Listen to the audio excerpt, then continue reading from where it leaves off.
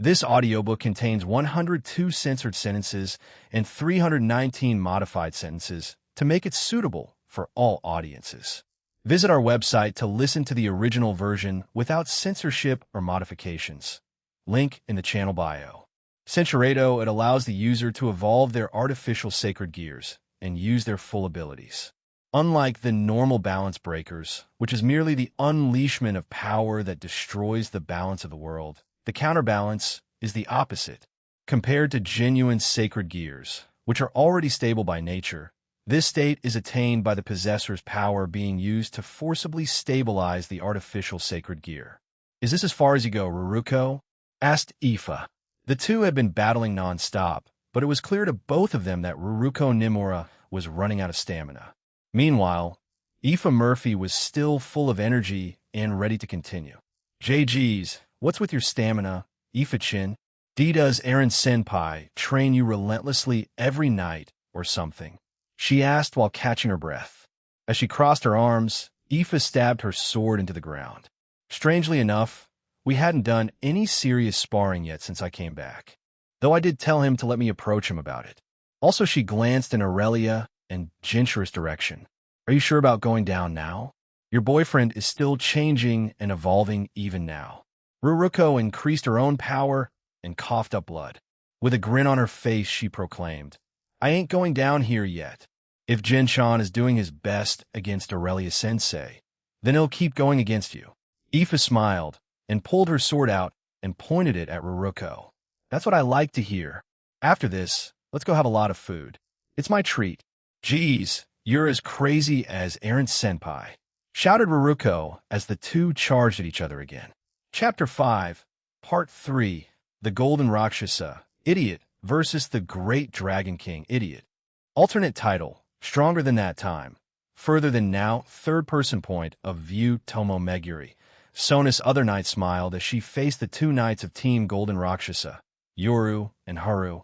They had been at a standstill since Tomo was using her sacred gear, Blazer Shining or Darkness Samurai Sword, and her counterbalance, Blazing Samurai of Darkness, much like Yumi's Glory Drag Troop. It created 4 samurais made of darkness and attacked anything or anyone she ordered.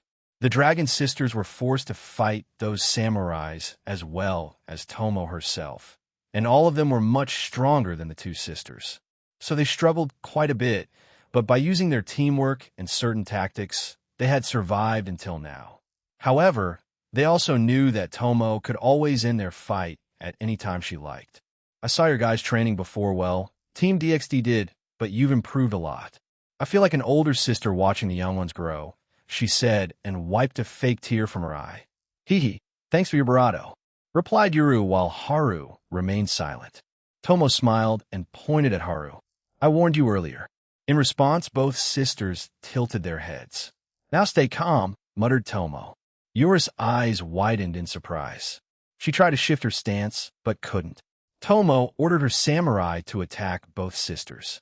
However, as Haru jumped away, she saw that her younger sister couldn't move, so she jumped back to help her. "Can you get rid of it?" Haru inquired as she began fighting all 4 samurais by herself. She was having a hard time and was receiving more injuries as time went on. Yoru wasn't sure, but said he'll try. Inside, she was panicking as she saw her sister being outclassed by the samurai. However, to her relief, Tomo hadn't jumped in to attack her or join the assault on her sister, so she did her best at destroying the technique used on her. This artificial sacred gear was made by Azazel-sensei a long time ago, but thanks to Eren Senpai, a few things changed about it. One of them was giving me Aeon Baylor's time-stopping ability. Although it has its own limitations, it's still quite useful, explained Tomo. "Sacred gear, no. One of the new Longinus? How am I meant to dispel that kind of ability? Especially one that can stop time?" Yoru thought and continued to panic. However, when she glanced at her sister, Haru smiled at her as she continued to defend herself against the relentless assault from the samurai. She closed her eyes and calmed herself with her usual stoic expression. She looked at the situation in a calm manner. They trained hard, much like Uryu Nakiri and Bovatanen. They had their weaknesses shown to them, and they had to face them. She, Like the future Fist and Fong of the Dual Dragon Emperor wanted to become stronger since she didn't want her past to repeat, much like her sister. Yuru had always relied on Haru for many things, including decision-making. She would just follow everything her sister did. In the back of her mind, she knew that this would inhibit her growth. However, since it had become so natural for her, it made it difficult for her to break it. So the time away from each other was beneficial for both of them. Yuru calmly activated her newly named Dust Drive. If the Valkyries were named Walkure Drive, then she'd name her one after one of her monikers. Her body was covered in a deep blue and her eyes glowed. Aaron's ability also allows others to create miracles for themselves, even if it isn't as potent and powerful as his own powers. It should still be enough for critical moments. She remembered the words of Azathoth. She had explained that to them while they were in Aaron's dimensional gap's home. The former ruler of the Omniverse was usually silent, always observing them, but she would also answer them honestly when asked a question. Even Aaron was surprised by it, but after they stepped away for a few minutes to chat, they came back with a sort of understanding of each other. Yura decided to trust in those miracle-like phenomena and focused her power as she tried to destroy the time-stopping ability. As Yuru did this, Haru also activated her own drive, her Radiant Drive. Just like her personality, her naming senses reflected it. Her body was covered in a crimson-orange aura, and she blew away all four samurai with a single punch, surprising Tomo. Wow, so you're using that drive of yours, huh? Now that's more like it. Let's fight by ourselves then. It seems like your sister is making progress, said Tomo as she rushed toward Haru. Haru smiled in return and ran towards her too. With draconic energy covering her body, Haru sent a punch towards Tomo. In return, Tomo slashed her sword covered in demonic energy at Haru. The two attacks collided, creating even larger auras behind them, as their attacks continued to slam against each other. Do you have a new form like Koreana-san? Asked Haru. Tomo smiled and replied, I wonder. The two jumped away from each other before they dashed back towards each other and began fighting again. However, even with her Radiant Drive activated, it was clear that Haru was outmatched.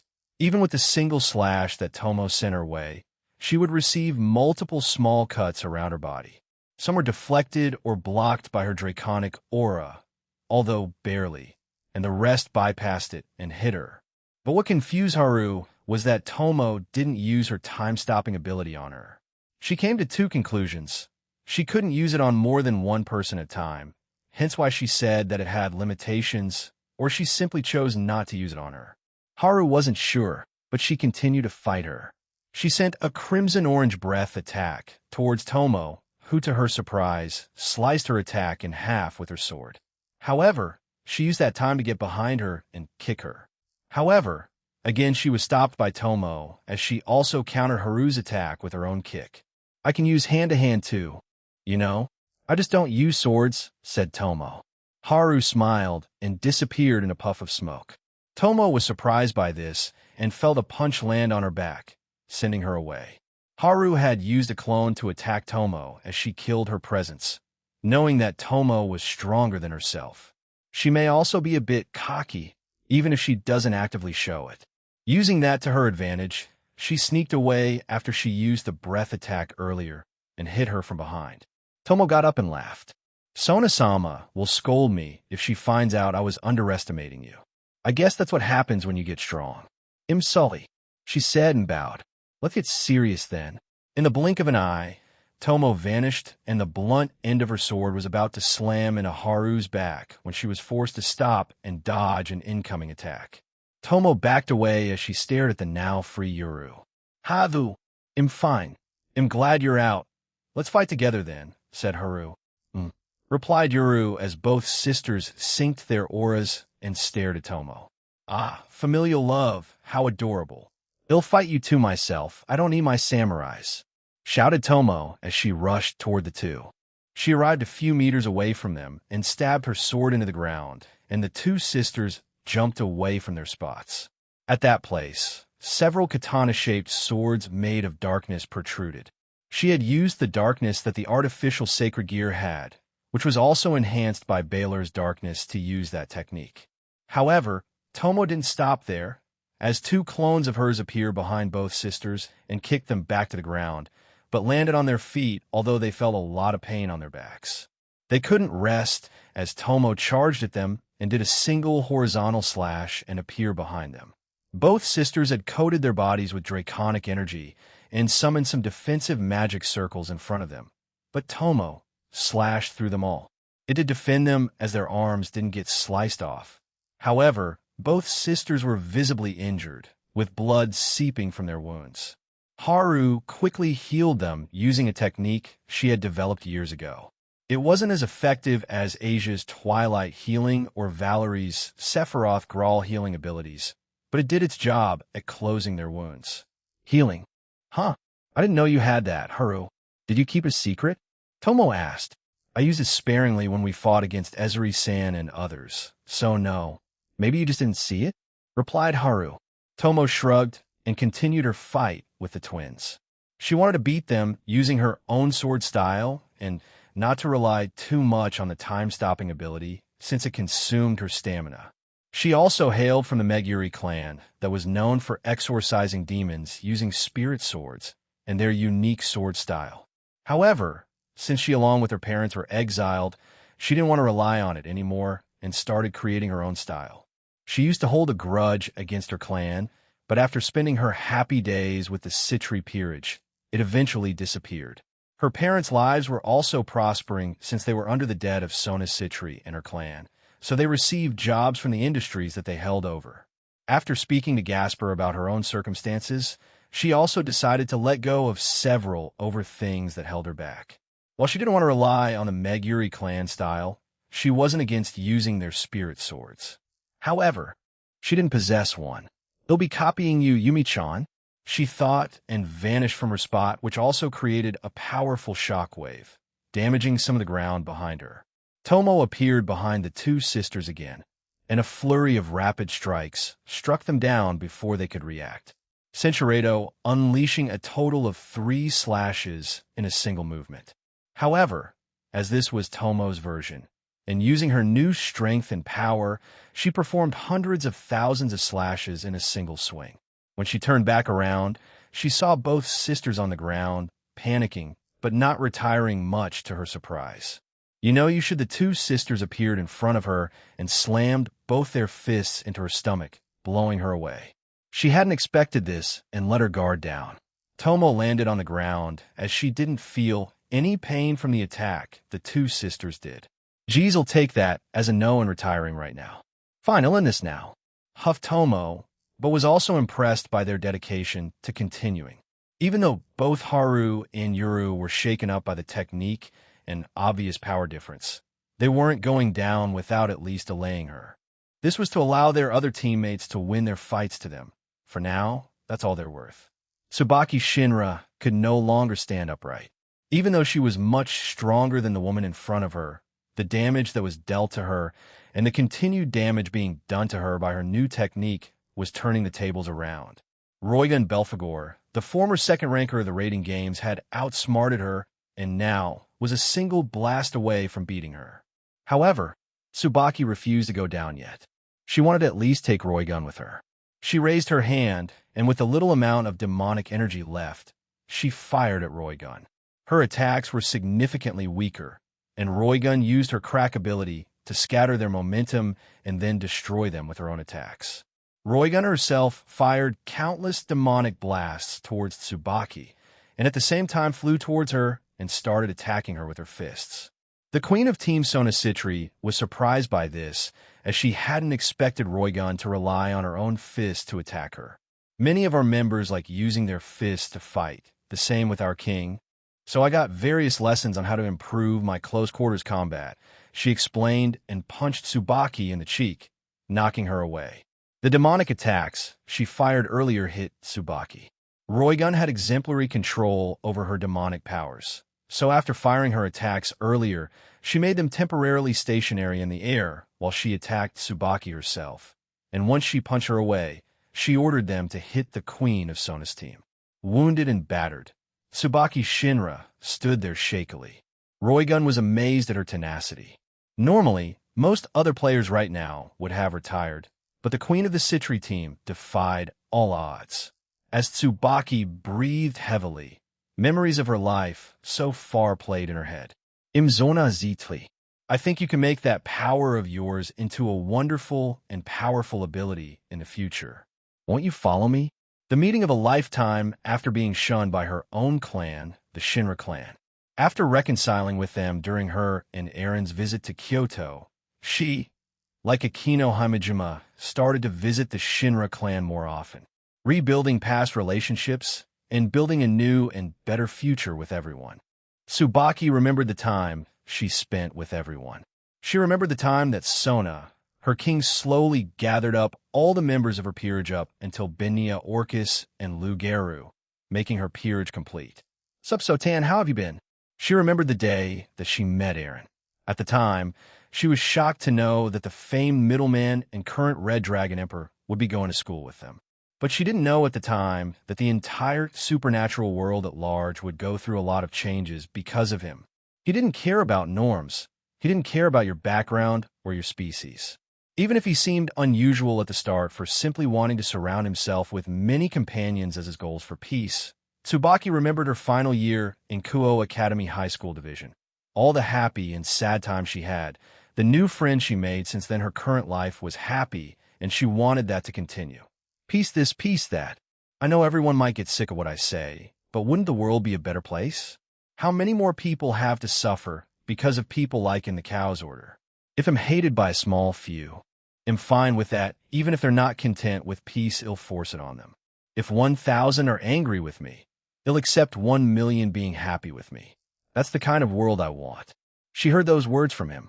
She was only asked by Graphia to fetch him since they were having dinner. They'd been inside his pocket dimension for around 57 years at that point. Peace, peace, she thought. This might be what you call peace, but there are people who have suffered as a result. She heard him repeat those words. That's what Vala told me. There's truth to it. I mean, if it was really possible, don't you think the good people out there might have already achieved it, right? After a grueling few days without Aaron, he had finally appeared after millions of people had died due to Lapis attack. I don't care what I am. My entire existence is beyond that, and I'll use it to protect the ones closest to me. When Tsubaki heard that, she couldn't help but question him about it. So during those 20 days after the war, she asked him a question in private. If you dedicate your existence for just other people, can you really be happy? Don't you think it's unhealthy? She asked. Aaron smiled like usual and laughed. I was just a bit emotional back then. While in a way, ITLL become my job in the future, I want to just be constantly helping people. I'll live my life how I want while keeping some things in check. A small helpful push here, destroying annoying bad guys there, you know, the usual. He put a hand on her head and stroked it. So don't worry too much, Tsubaki. It'll be fine. I have you guys with me, right? Tsubaki Shinra wanted to scream out her feelings, but she thought that it would be out of character for her, so she kept it in. However, her next move would be her last, and she knew that. With her vision slowly closing, she aimed her hand at Roygun one last time and fired her last ball of demonic energy and fell to the ground. Please win, everyone. Those were the last thoughts of Tsubaki Shinra before she retired from the game.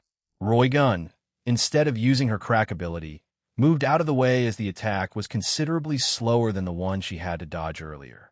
It hit the ground behind her and exploded. Even the explosion was much weaker. And then the queen of Sona's team, one queen of Team Sona Citri, retire. Nice fight, Tsubaki Shinra. If I didn't use that help from Aurelia-sama, then I definitely would have lost, said Roygun as she flew back towards Scathack as she had been fighting Benia and Momo by herself. You two have improved quite a lot, but you still have a long way to go. Improve your technique and mastery over your powers more. It seems 100 years in the pocket dimension wasn't enough, said Scathack.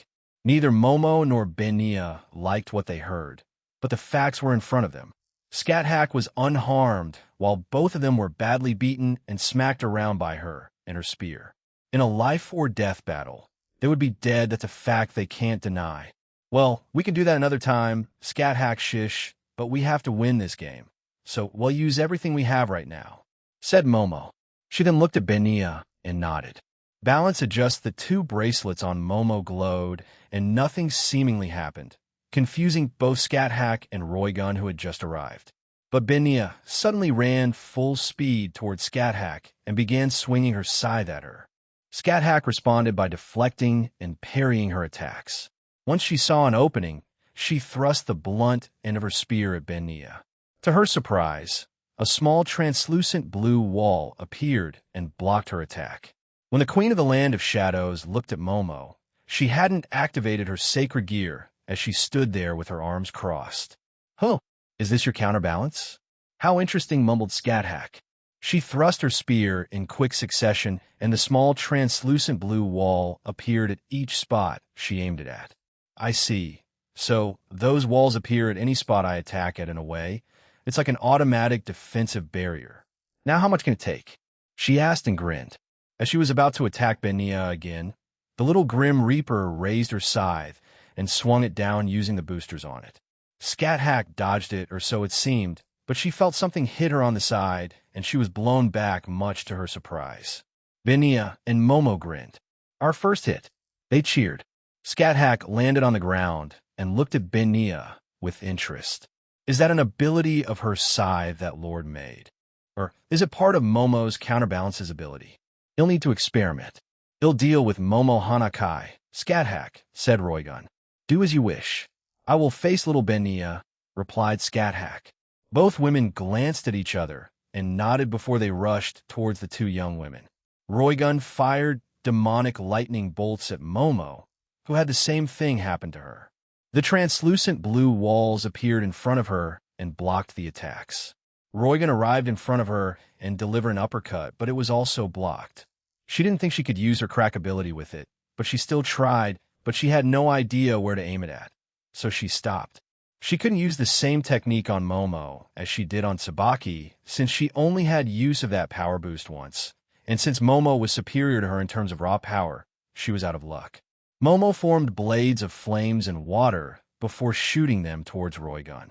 The former second ranker fired her own elemental attacks, but knew they wouldn't be able to match against hers, so she flew up to avoid Momo's attacks and flew towards her in Roygun's mind, after her victory against Tsubaki.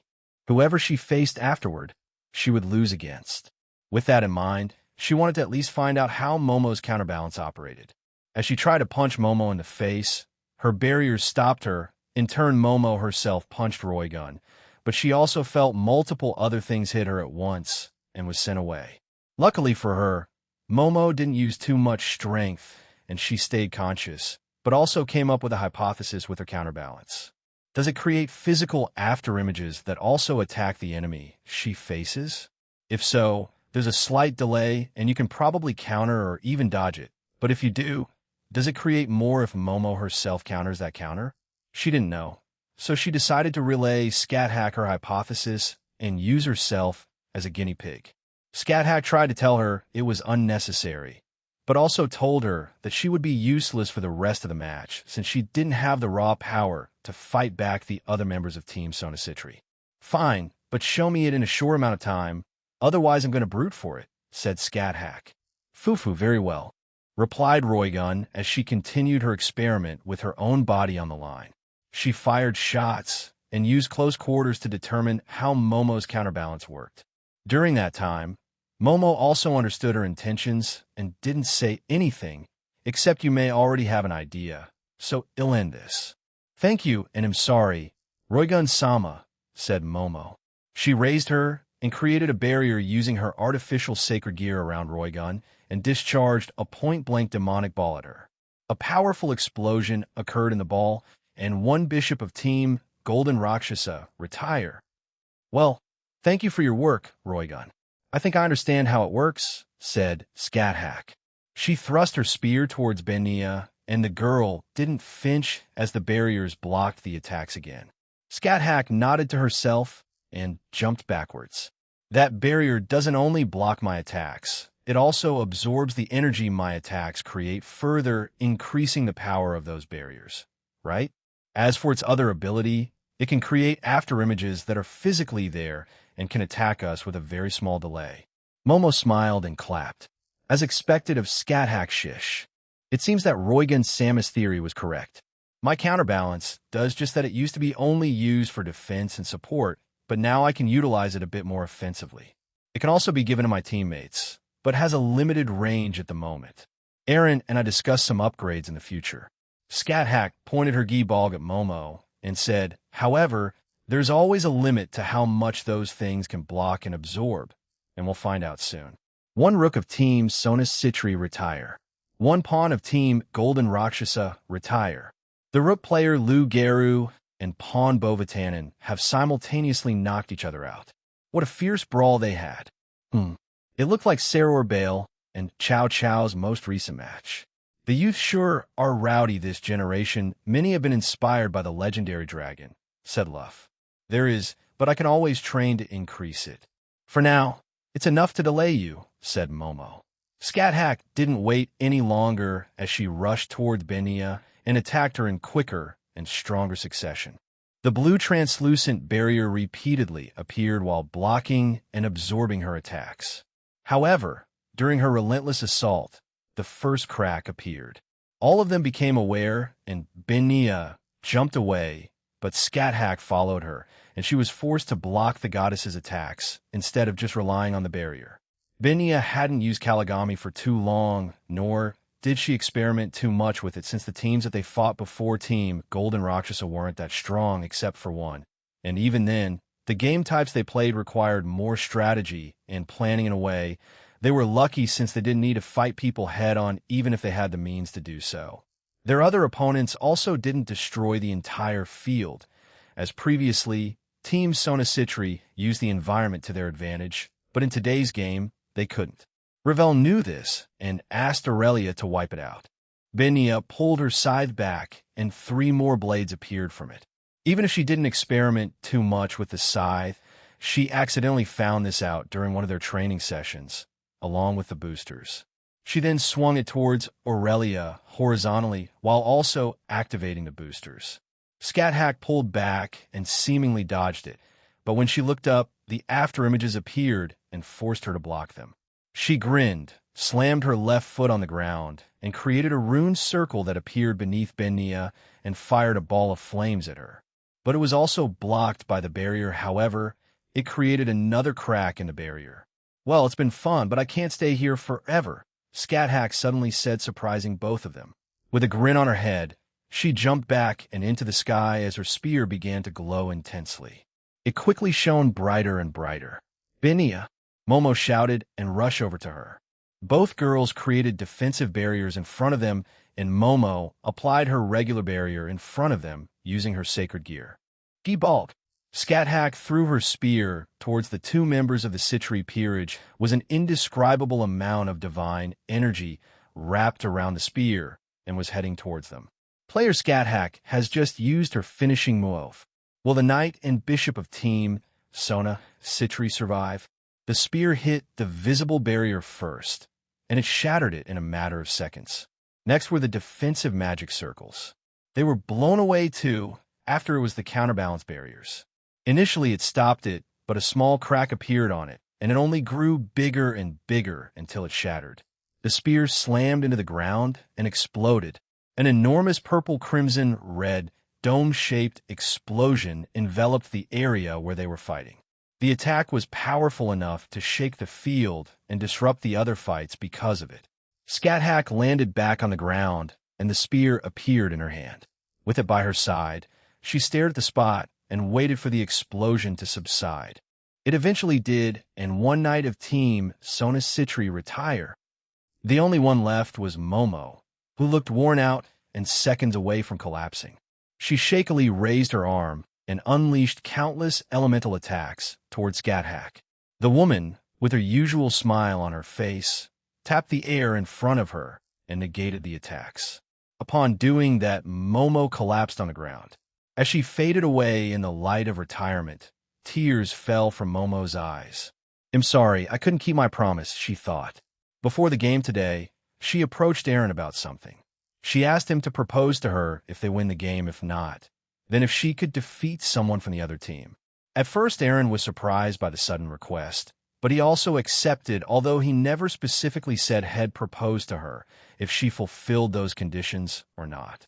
Momo herself also wanted to defeat someone from Team Golden Rakshasa, as they were all well known to a certain extent, while she wasn't. Like many others, she wanted to make a name for herself, because the one she was dating was insanely popular. She kept it a secret since she knew Aaron would just tell her not to worry about it. Nice fight, Momo Hanakai. Your counterbalance was certainly interesting. However, we, trainers, will need to increase all your previous training regimes. A smile appeared on Momo's face as she left the game field. Yes, Shish, one bishop of Team Sonasitri retire. The various masks that Rhea Kusaka used were burned by Ravel's flames, but that didn't destroy them, as Rhea had asked Aaron to upgrade them with as much resistance to elements as possible. Currently, both bishops were at a standstill. Rhea couldn't defeat Ravel because of the Phoenix immortality, and Ravel couldn't defeat Rhea because of her artificial sacred gear's versatility. Ravel floated at a distance from Rhea and sighed to herself. If I do that, I would essentially take myself out. The power ID need to use is on par with Rhea-sama. Ravel touched her transceiver and said, "Everyone, I'll take out Rhea-sama with me. So please win." Ravel then flew towards Rhea while increasing the flames around her. She kept increasing them until the ground beneath them began to scorch and crack. Rhea ordered her masks to attack Ravel, and she added her own attacks towards the flaming woman. But they simply passed through her and didn't affect her, some even melted due to the heat that Ravel exuded. Rhea's armor began to smolder, and she shielded herself with her arms. Ravel's form was enveloped in flames, and she was on a mission right now and did not care about her own state. Era I might be in. Rhea's eyes widened as she suddenly found it hard to breathe and understood what Ravel's plans were. Barato my breathing while also fighting me. How long can you last with that, Ravel-chan? Or do you plan on taking us both out? Using one of her other masks, she created a shield around her head that protected her a bit from the heating that Ravel was exuding from her entire body. Although it was still quite hard to breathe, this made it easier, but it also meant she'd have one less mask to use. Ravel hurtled large flames that were enchanted by her wind manipulation. Rhea tried to block the attacks with her shield again, but since Ravel was using her flames to their maximum output, they were nearly instantly melted down. Rhea used her own demonic attacks instead, but the results were the same. Rhea flew away, but Ravel, as in hot pursuit, and quickly caught up to her. Ravel arrived in front of Rhea, who shielded herself using her defensive barrier and masks. However, as soon as Ravel put her hand towards Rhea, her mask began to melt, which forced Rhea to back away even more. At the same time, Ravel shot another powerful blast of hellfire at Rhea, destroying her defensive circles and surrounding her in flames. The bishop of Team Sonasitri crashed to the ground in a ball of flames. The way that Ravel was using her flames quickly depleted her stamina, so she wanted to at least finish it now by taking them both out, or taking Rhea out and leaving herself vulnerable. Gathering more hellfire above her, she created a ball the size of the sun. The output that Ravel was using turned her flames from the regular red-orange to blue-white flames, much like Kinemis Ashen Burst. As Rhea stood up with burns on her body, she tried to move away, but noticed that she couldn't move. When she looked down, she saw demonic magic circles around her ankles. Gravity magic? When did Ravel-chan learn that? Did she mix it with her flames from earlier and force the delayed activation? Rhea panicked as she tried to move her body. However, she had been injured quite a bit by the attack, and the constant use of her artificial sacred gear had taken its toll on her. Checkmate. Ravel threw her attack downwards, and the area beneath her was turned into a sea of flames. The ground melted, and the white barrier was the only thing left there once her attack subsided. One bishop of Team Sonasitri retire. Ravel fell to the ground and breathed heavily. She had used quite a lot of her stamina up in demonic power, but she could still move. So she slowly but surely began walking towards where Aoife and Ruruko were.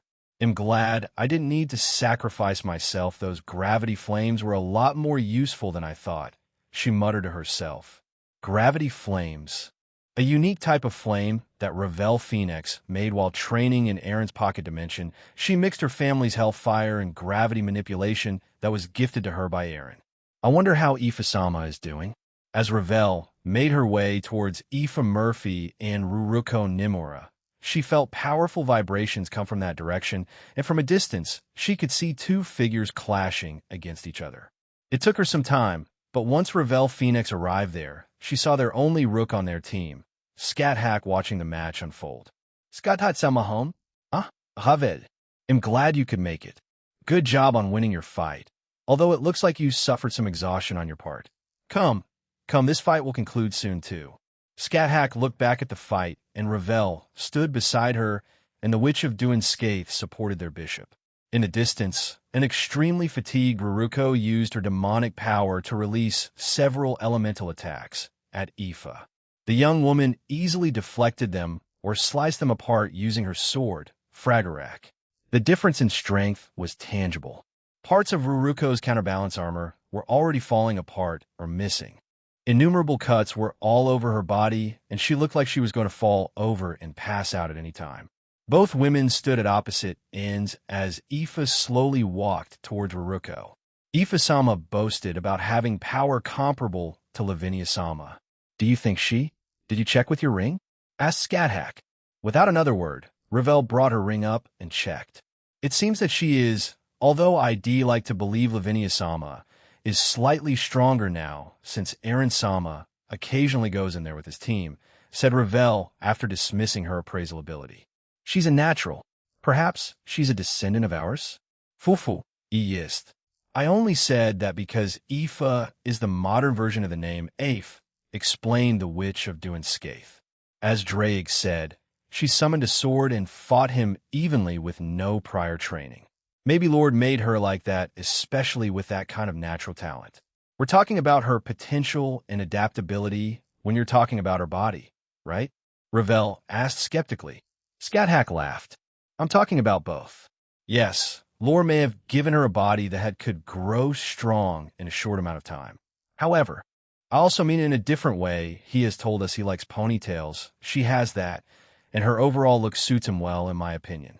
Ravel was stunned by the strange conversation, but could also see a hint of jealousy in the older woman's eyes. I liked our fight, Ruruko, Cinchuredo Jinchan. Ruruko calmed her breathing and pulled out the last remaining drops of her stamina and power. Not yet. I still have one last trick up my sleeve, she shouted before sprinting towards Aoife. To all their surprise, it seemed like Ruruko began to glitch out as she created afterimages, even though she wasn't going as fast as she was like earlier. Small amounts of light blue electricity began to flow around Ruruko's body. In her vision, everyone had slowed down significantly. She was using her newly developed time-based abilities in her artificial sacred gear. She had approached Aaron about giving herself new abilities after she saw the match between Sarorg and Chow Chow. In the end, she was inspired by the sacred gear that Babatar had used during the exhibition match between Team Dragon Legacy and Team Transcendent Time. She wanted to increase her speed even more when she used her artificial sacred gear. The afterimages disappeared as Ruruko had reached an unprecedented level of speed and circled around Aoife. Even Scat Hack was surprised by this and laughed. Fufu, it seems like Ruruko is slightly faster than me now with whatever she's using right now. But it's putting a huge strain on her body, said Scat Hack. Does that mean she'll have a chance at beating Aoife-sama? Asked Ravel. Scat Hack shook her head and simply pointed at the white-haired female. Ruruko was shocked as she circled Aoife, but the young woman was clearly following her with her eyes. Why, you're kidding me, right? She can follow me. In one swift motion, Aoife appeared in front of Ruruko and kneed her in the chin. Once she was flying through the air, she pulled her arm back with her sword, gathered some energy around it, and thrust it towards the flying Ruruko. A powerful and invisible blast hit Ruruko in the middle of her chest, destroying her armor and retiring her. One pawn of Team Sona Citri retire. At the same time, another fight concluded. Two knights of Team Golden Rakshasa retire. Scat Hack suddenly blocked an incoming attack from hitting Ravel with her spear. Both of them turned around and saw Tsubasa Yura there. She had used her shield to try to retire Ravel. She rubbed the back of her head and said, "I thought I could get a sneak attack in. I guess I was wrong." Scat Shish is as sharp as ever. In the back, Tomo Meguri also arrived, and she and her samurais were fighting Aoife already. Ravel Phoenix was the outlier here, as she was useless right now, as she had near-zero stamina and demonic power. "Wow, you beat Ruruko. You're amazing," Aoife-san said Tomo as she started to wildly swing her sword at Aoife along with her samurais. With a calm demeanor and an elegant smile on her face, Aoife parried and blocked all the attacks thrown at her. "I'm just lucky that Aaron spoiled me, so I could have this level of strength. I feel guilty since all of you had to work a little harder than me," she said. With a single flick of her free hand, she dismissed Tomo's samurais, much to her surprise. "Cinchuredo, we still need you, strategist Sama." Ravel smiled and nodded. "I'll do my best." Tomo came back, and the two began a dance after Aoife kicked her away again. Anytime Tomo tried to attack Ravel with her samurai, Aoife simply destroyed them again and forced Tomo to fight her instead. The more Tomo tried to create the samurais, the more her stamina was used up, so she stopped and focused on her fight with Aoife instead. Tomo swung her sword down vertically and created a wave of darkness that shot towards Aoife. Aoife swung hers horizontally and created a blade of silver energy, and the two attacks collided and destroyed everything at the point of collision. An enormous crater was left behind after their attacks ended. Aoife raised her sword, and several ethereal swords appeared behind her. She then pointed her swords towards Tomo, and they quickly flew towards her. Tomo tried to defend herself against it, and saw that the darkness around her sword had drained away. Purification? No, it's different. It's just sucking it away, she thought, and instead of using the darkness to coat her sword, she applied her demonic energy, but the same thing happened. Does it just drain anything it touches? What kind of technique is that? Ugh. Tomo glanced at her left calf and found that one of the ethereal swords had stabbed her. "I thought I had deflected them even after being drained. Darn it, does she control them? I should have kept an eye on them. But they vanished after I deflected them, and after they drained the darkness." Tomo jumped back and saw the ethereal swords flash from being visible to invisible. "Darn it, Aoife-san." Aoife laughed and dashed towards Tomo and appeared above her. "I invited Ruruko out for food after this. Let's bring both teams out. How's that relevant?" Tomo shouted back at her, confused about the situation. Aoife didn't respond, but instead drop-kicked Tomo into the ground and stabbed her shoulder and jumped away. "I hate this. I already messed around for too long with those two dragon sisters," mumbled Tomo. "Maybe I became too cocky. Ugh. How does Coriana and Gasper do it?" As she was about to continue fighting, one rook of Team Sona Citri retire. Upon hearing that announcement, Tomo glanced back at Scat and saw that Tsubasa was consumed the retirement light.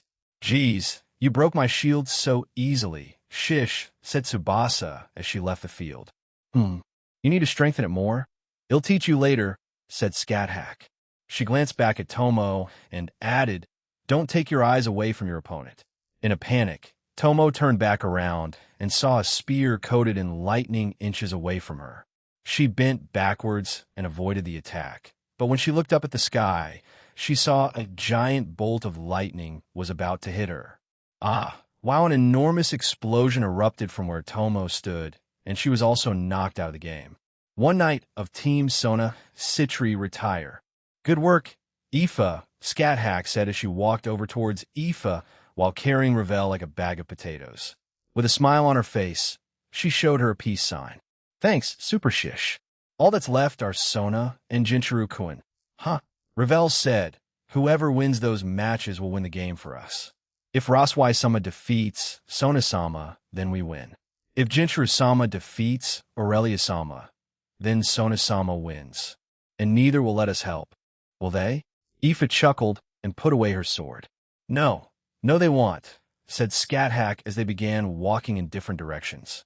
Can we please go towards Sona-sama's fight?"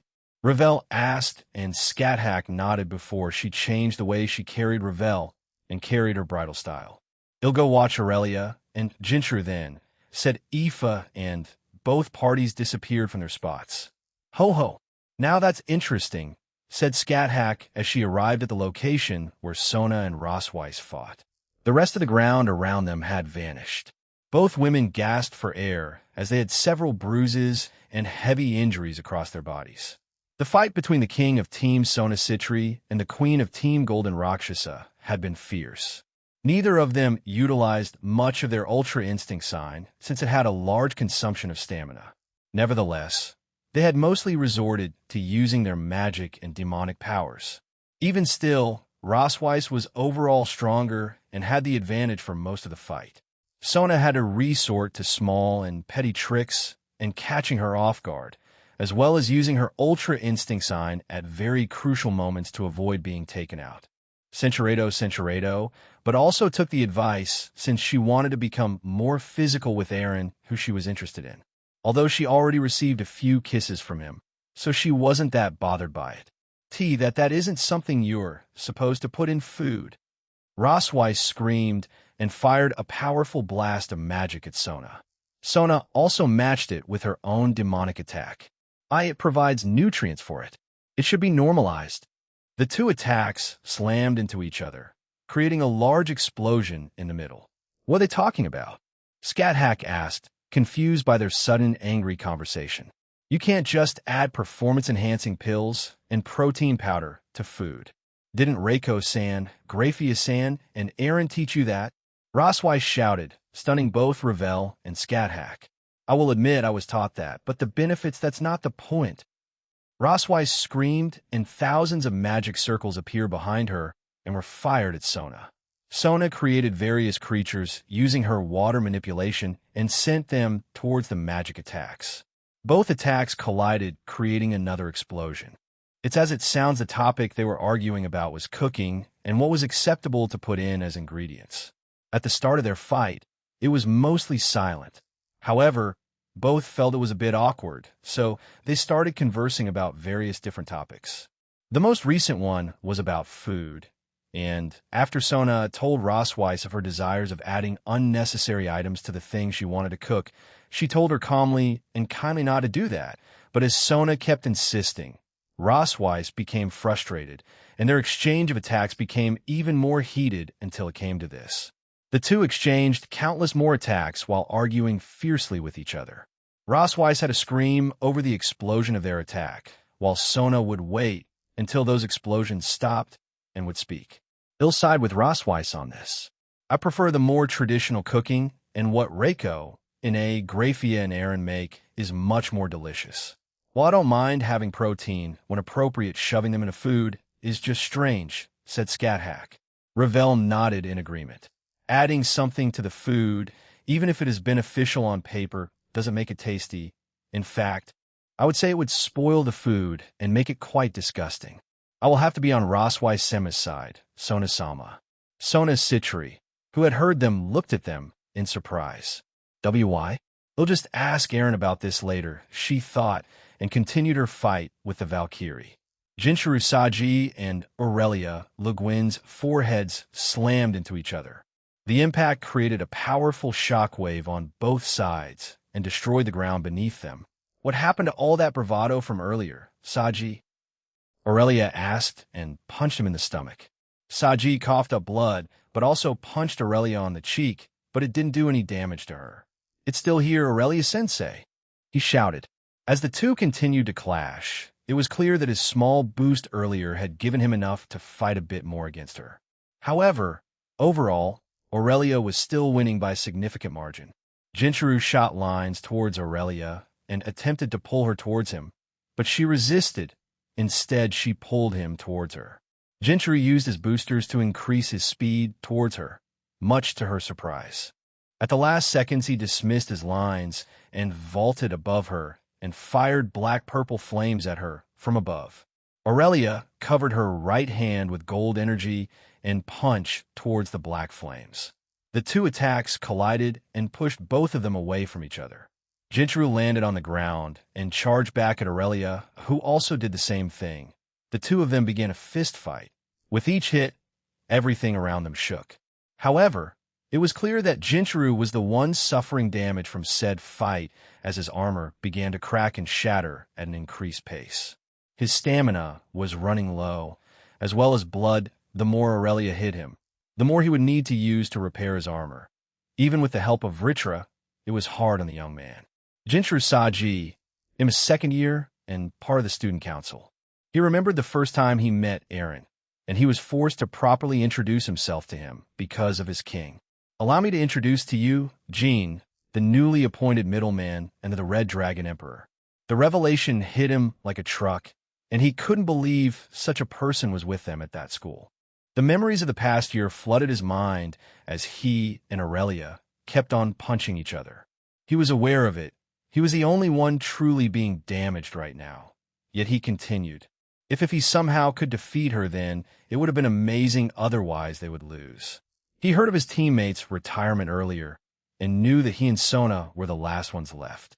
If he could take down Aurelia Le Guin, the king of Team Golden Rakshasa, they could make this one of the biggest upsets of the tournament so far, even if it was only the preliminaries. Oh, Aurelia-sensei! Jinchuru screamed as he slammed his fist in her stomach and blew her away at the same time.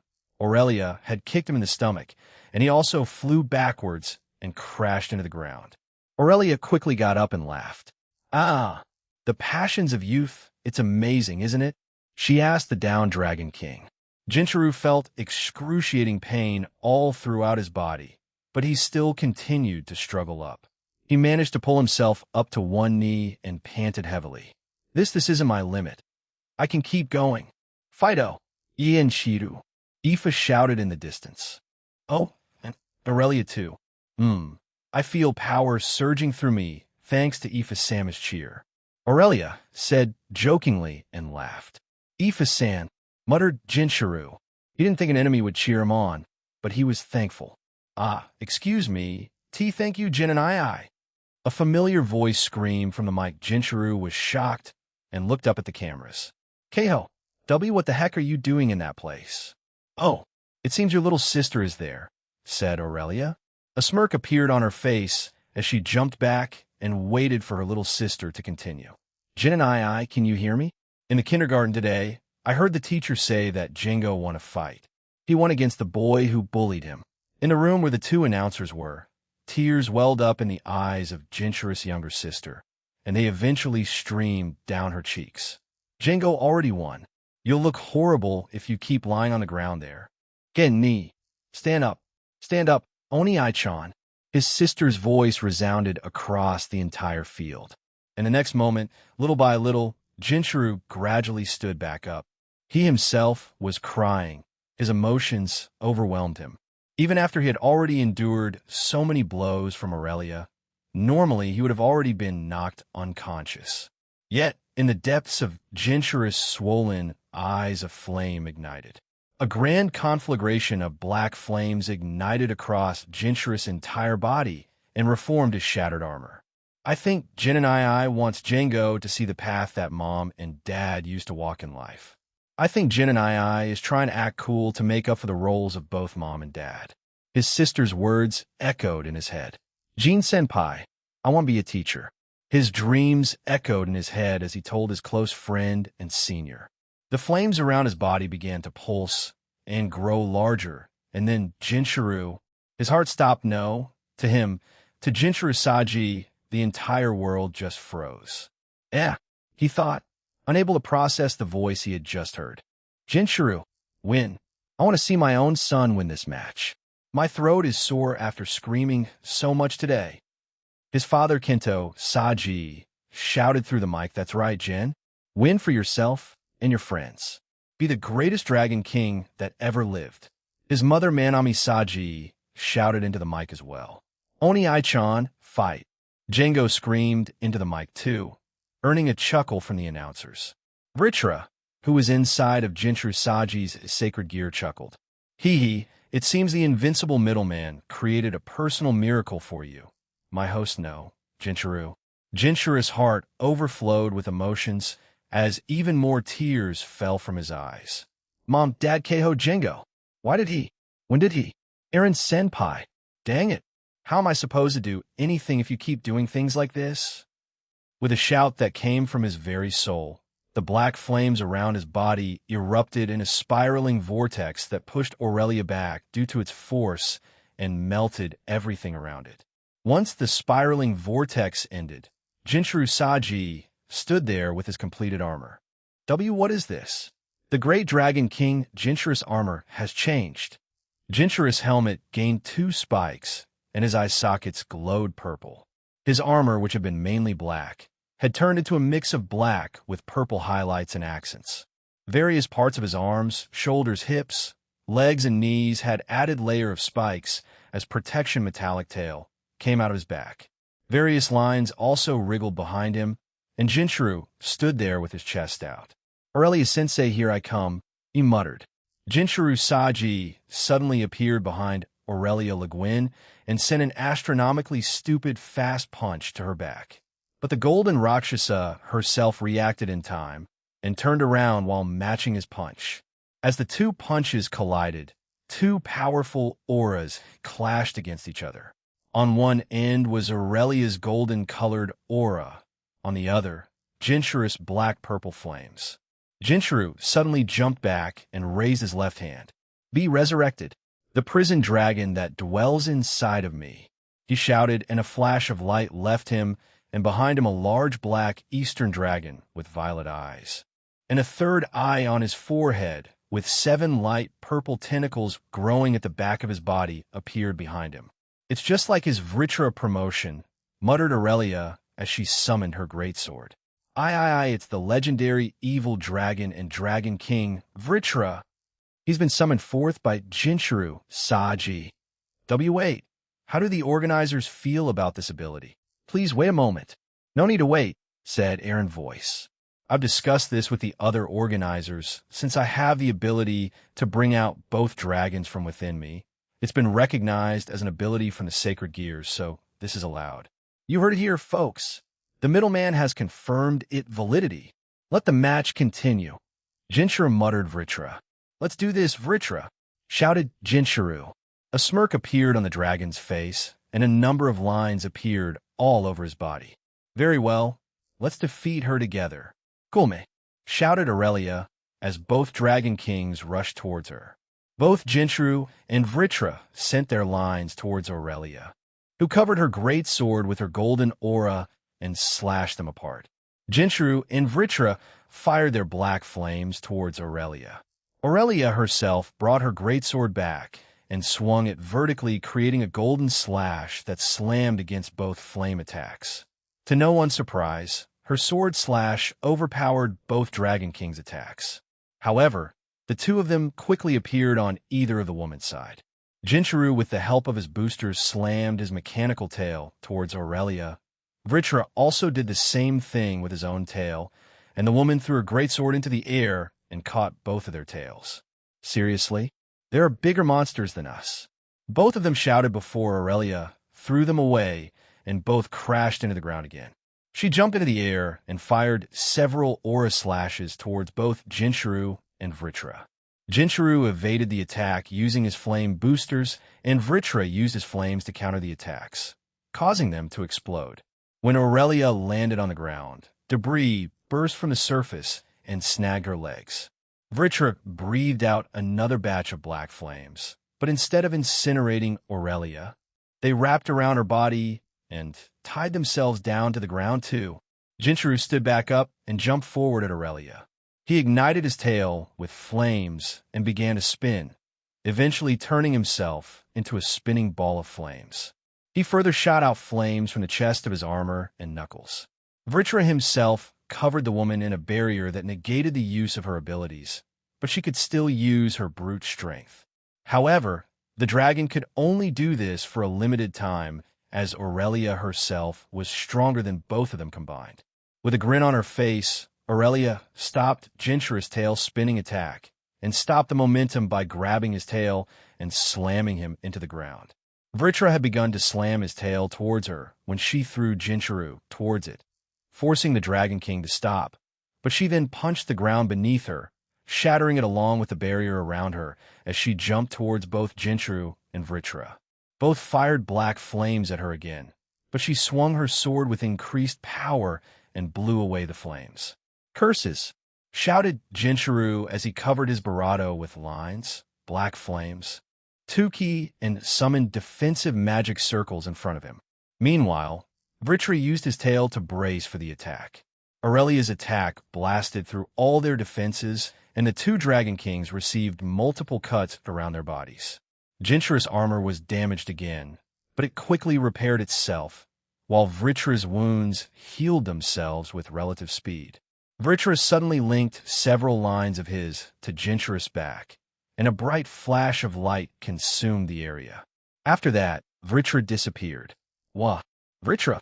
Jinchuru shouted in panic. However, Sakan's later his power surged even higher than before. "I gave you my remaining power in that form. It will be better for you to have it. I don't see a reason for me to stay for too long, as Aurelia would be much nimbler than me," explained Vritra. "Geez, and I just summoned you." "Well, thanks, partner," said Jinchuru as she flew towards Aurelia at an even faster speed and slammed his fist that was ignited by black flames into her greatsword. "Fufu, it seems like I can use a bit more power now." "Shall we?" asked Aurelia. "It'll keep going until I run out of energy, sensei," replied Jinchuru. The two of them disappeared and clashed at various points every time they did. Large pillars of golden and black auras engulfed the entire area they were in. "They're certainly having fun," said Scathach as she joined Aoife. Where's Ravel, Sona, and Rosweiss?" the young woman asked in confusion. Ravel is watching their match, although it's overshadowed by the king and pawn's all-out brawl. Fufu, who would have thought Jinchuru Saji would make it to that level? Even though Aurelia is still holding back, she gets to use more of her power and is enjoying herself.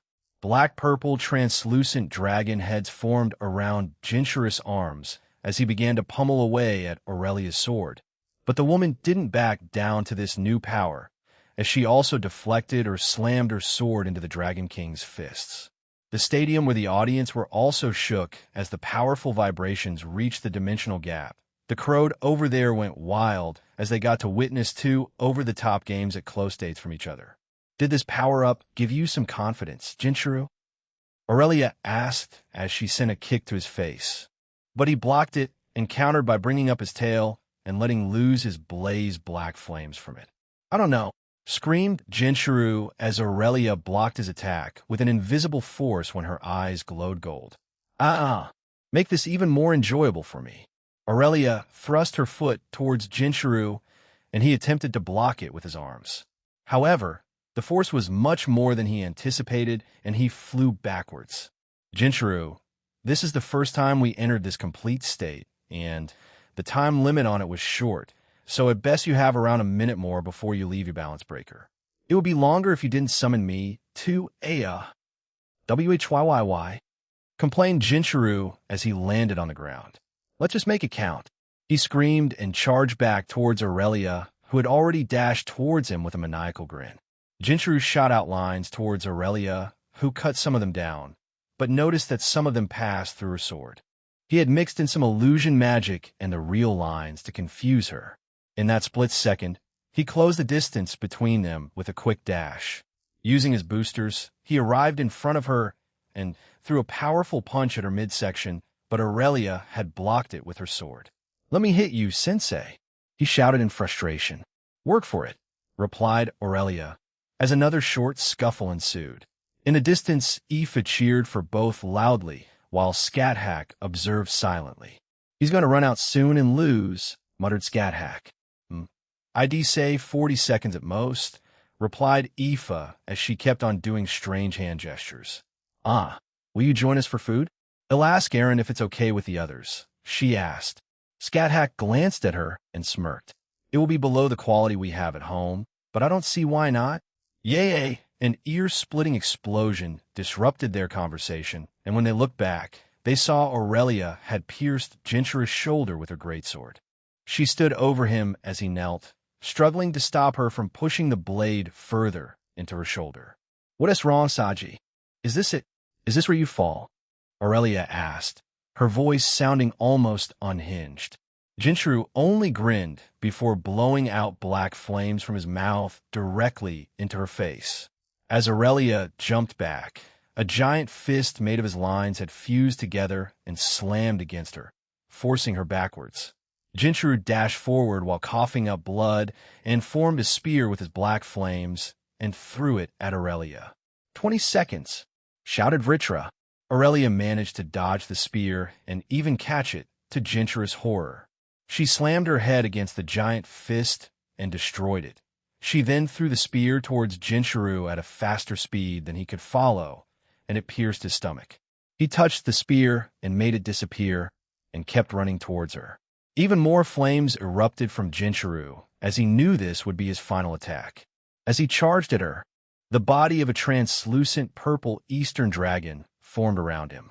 Aurelia stood her ground and smiled at Jinchuru. Jinchuru leapt forward and did a jump kick towards Aurelia. A large golden aura erupted from Aurelia, and she brought back her greatsword back. She waited until the last second and swung her sword towards Jinchuru as both their attacks smashed against each other.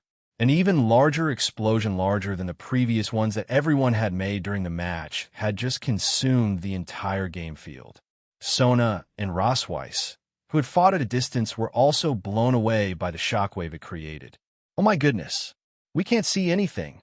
It's so bright. However, I can feel that a winner was just chosen, muttered Luff. Once everything had concluded and the dust had settled, they saw Jinchuru Saji lying on the ground, breathing heavily and his right leg missing. That was the one he used to kick Aurelia with. His armor had also vanished as he was forced out of his balance breaker. Aurelia herself wasn't damaged at all, although her cap had become undone during it. That was the extent of damage that Jinchuru Saji did. Dang it, cried Jinchuru from the ground. Even after another evolution, another change, I couldn't win against you, Aurelia-sensei. You managed to blow my cape away. Be proud of that, Jinchuru Saji. He let out a defeated chuckle. Are you trying to console me, or something, sensei? I was serious, replied Aurelia, which made Jinchuru burst into a fit of laughter. We'll take that as a win, I guess, he said before being retired. One pawn of Team Sona Citri retire. Nice job, King Kong-sama, said Aoife as she arrived beside Aurelia. Aurelia grabbed her cheek with her hand and squished it. Don't call me that, she told her, and got a giggle from the young woman. All that's left is Rosweiss and Sona, and they'll reach their own conclusions soon, said Scathack. Right? Everyone looked towards the two and began walking over there. Ilgi gift you appropriate cookbooks, Sona-san, said Rosweiss, catching her breath. I'm fine. I didn't like being lectured by at least 3 people about my cooking, responded Sona tiredly. Rosweiss held her hand up, and Sona got ready for some kind of attack, but to her surprise, Rosweiss fell unconscious and began falling to the ground. Did I win? She suddenly felt pain on her back, and then she crashed to the ground. When Sona looked back up, she saw Rosweiss at the spot where she was previously at. She faked it. As she tried to stand back up, she found it difficult as her legs gave out. Frustrated, she punched her thighs and somehow forced herself back up. Sona wasn't one for doing such things. However, she knew she wasn't winning, but still wanted to take down the Valkyrie in front of her. She created 2 enormous dragons made of water, and they began to spit out countless needles, breath attacks, and stakes towards Rosweiss, who dodged them, but was still hit by a few of them. It was clear to both of them that their fight was going to conclude soon. As to who would win, they weren't sure. It's all or nothing. Let's end it. If I lose here, then the rest can take care of Sona-san, thought Rosweiss. Her body was engulfed in a silvery aura, and her pupils turned silver. Sona knew what was coming, but as she started to prepare herself, the creature she made out of her clan's water manipulation suddenly exploded beside her, and she felt a powerful blow to her stomach. Sona responded with her own activation of Ultra Instinct, but it didn't work as she was too exhausted, and she felt another attack hit her, and she was blown away. Rosweiss followed her and kicked her to the ground. Standing over her and catching her breath, she aimed her wand at the heiress and asked, "Is this checkmate, Sona-san?" Sona, who couldn't move her body anymore, smiled. "It may be." Sona closed her eyes as she was hit by Ross Weiss's attack and was retired from the game. One king of Team Sona Citri retire. The match has concluded. The winners are Team Golden Rakshasa. As the announcement was made, Ross Weiss began to fall, but was caught by Aoife. With a smile on her face, she hugged Ross Weiss from behind. Good work, Rose. Thank you. Aoife Santa going to sleep for a bit, mumbled Ross Weiss, as she also fell unconscious. Geez, you look like a baby right now. Aoife patted her head as the rest of their team was teleported back to their waiting room. Aaron Toole's soliloquy when turning around to look at the group in my VIP room. Gasper was already gone. He had left earlier when Tomo was retired from the game and Coriana had joined him. Fuahaha. It seems Jinchuru Saji grew in this match too. He'll go speak with him, Sarorg announced, and was accompanied by the rest of his team. Chow Chow remained silent, but seemed to come to his own conclusion before excusing himself and his team. I also got up and stretched my body. Aoife said we'd go have lunch at a nearby restaurant she saw earlier. They'll pay for everyone, so let's go. I told everyone, and we left the room. As we did, one of my shadows contacted me. My king, Team/Dogs, and Team Shinto-S match has just concluded. It was a fierce battle, and the game type was object break. However, the winners were Team/Dogs, but it was quite close. As we walked away, I summoned a hologram in front of me, showing the aftermath of the rating game between Team/Dogs and Team Shinto. Much like the Team Lightning and Team Golden Rakshasa match, there were only a few points difference, and the only one that was retired in Kanema's team was their other pawn, Koga Hayasuk, but it seemed he lasted for quite a long time, fighting the members of Team Shinto. Kanami-chan and Natsum-chan won their match too. Huh? Lavinia said beside me. They haven't lost a single match yet, like many other teams like Team Vajra and Team Azura, said Barato.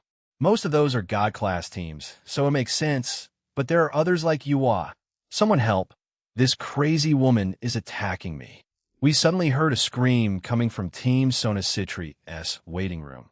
Cinchuredo, I convinced Azazel to bring me here since I wanted to see the match in person. Azazel probably felt pity for her and decided to let her have this once chance at an outing since she would be stuck in Grigori for a long time. I shook my head, sighed, and explained to the confused Citri team who this woman was. As someone that was previously part of the fallen angel faction of the Cow's Order, Saji repeated. He looked at her with some contempt, but she began to rapidly explain her situation to him, making him even more confused.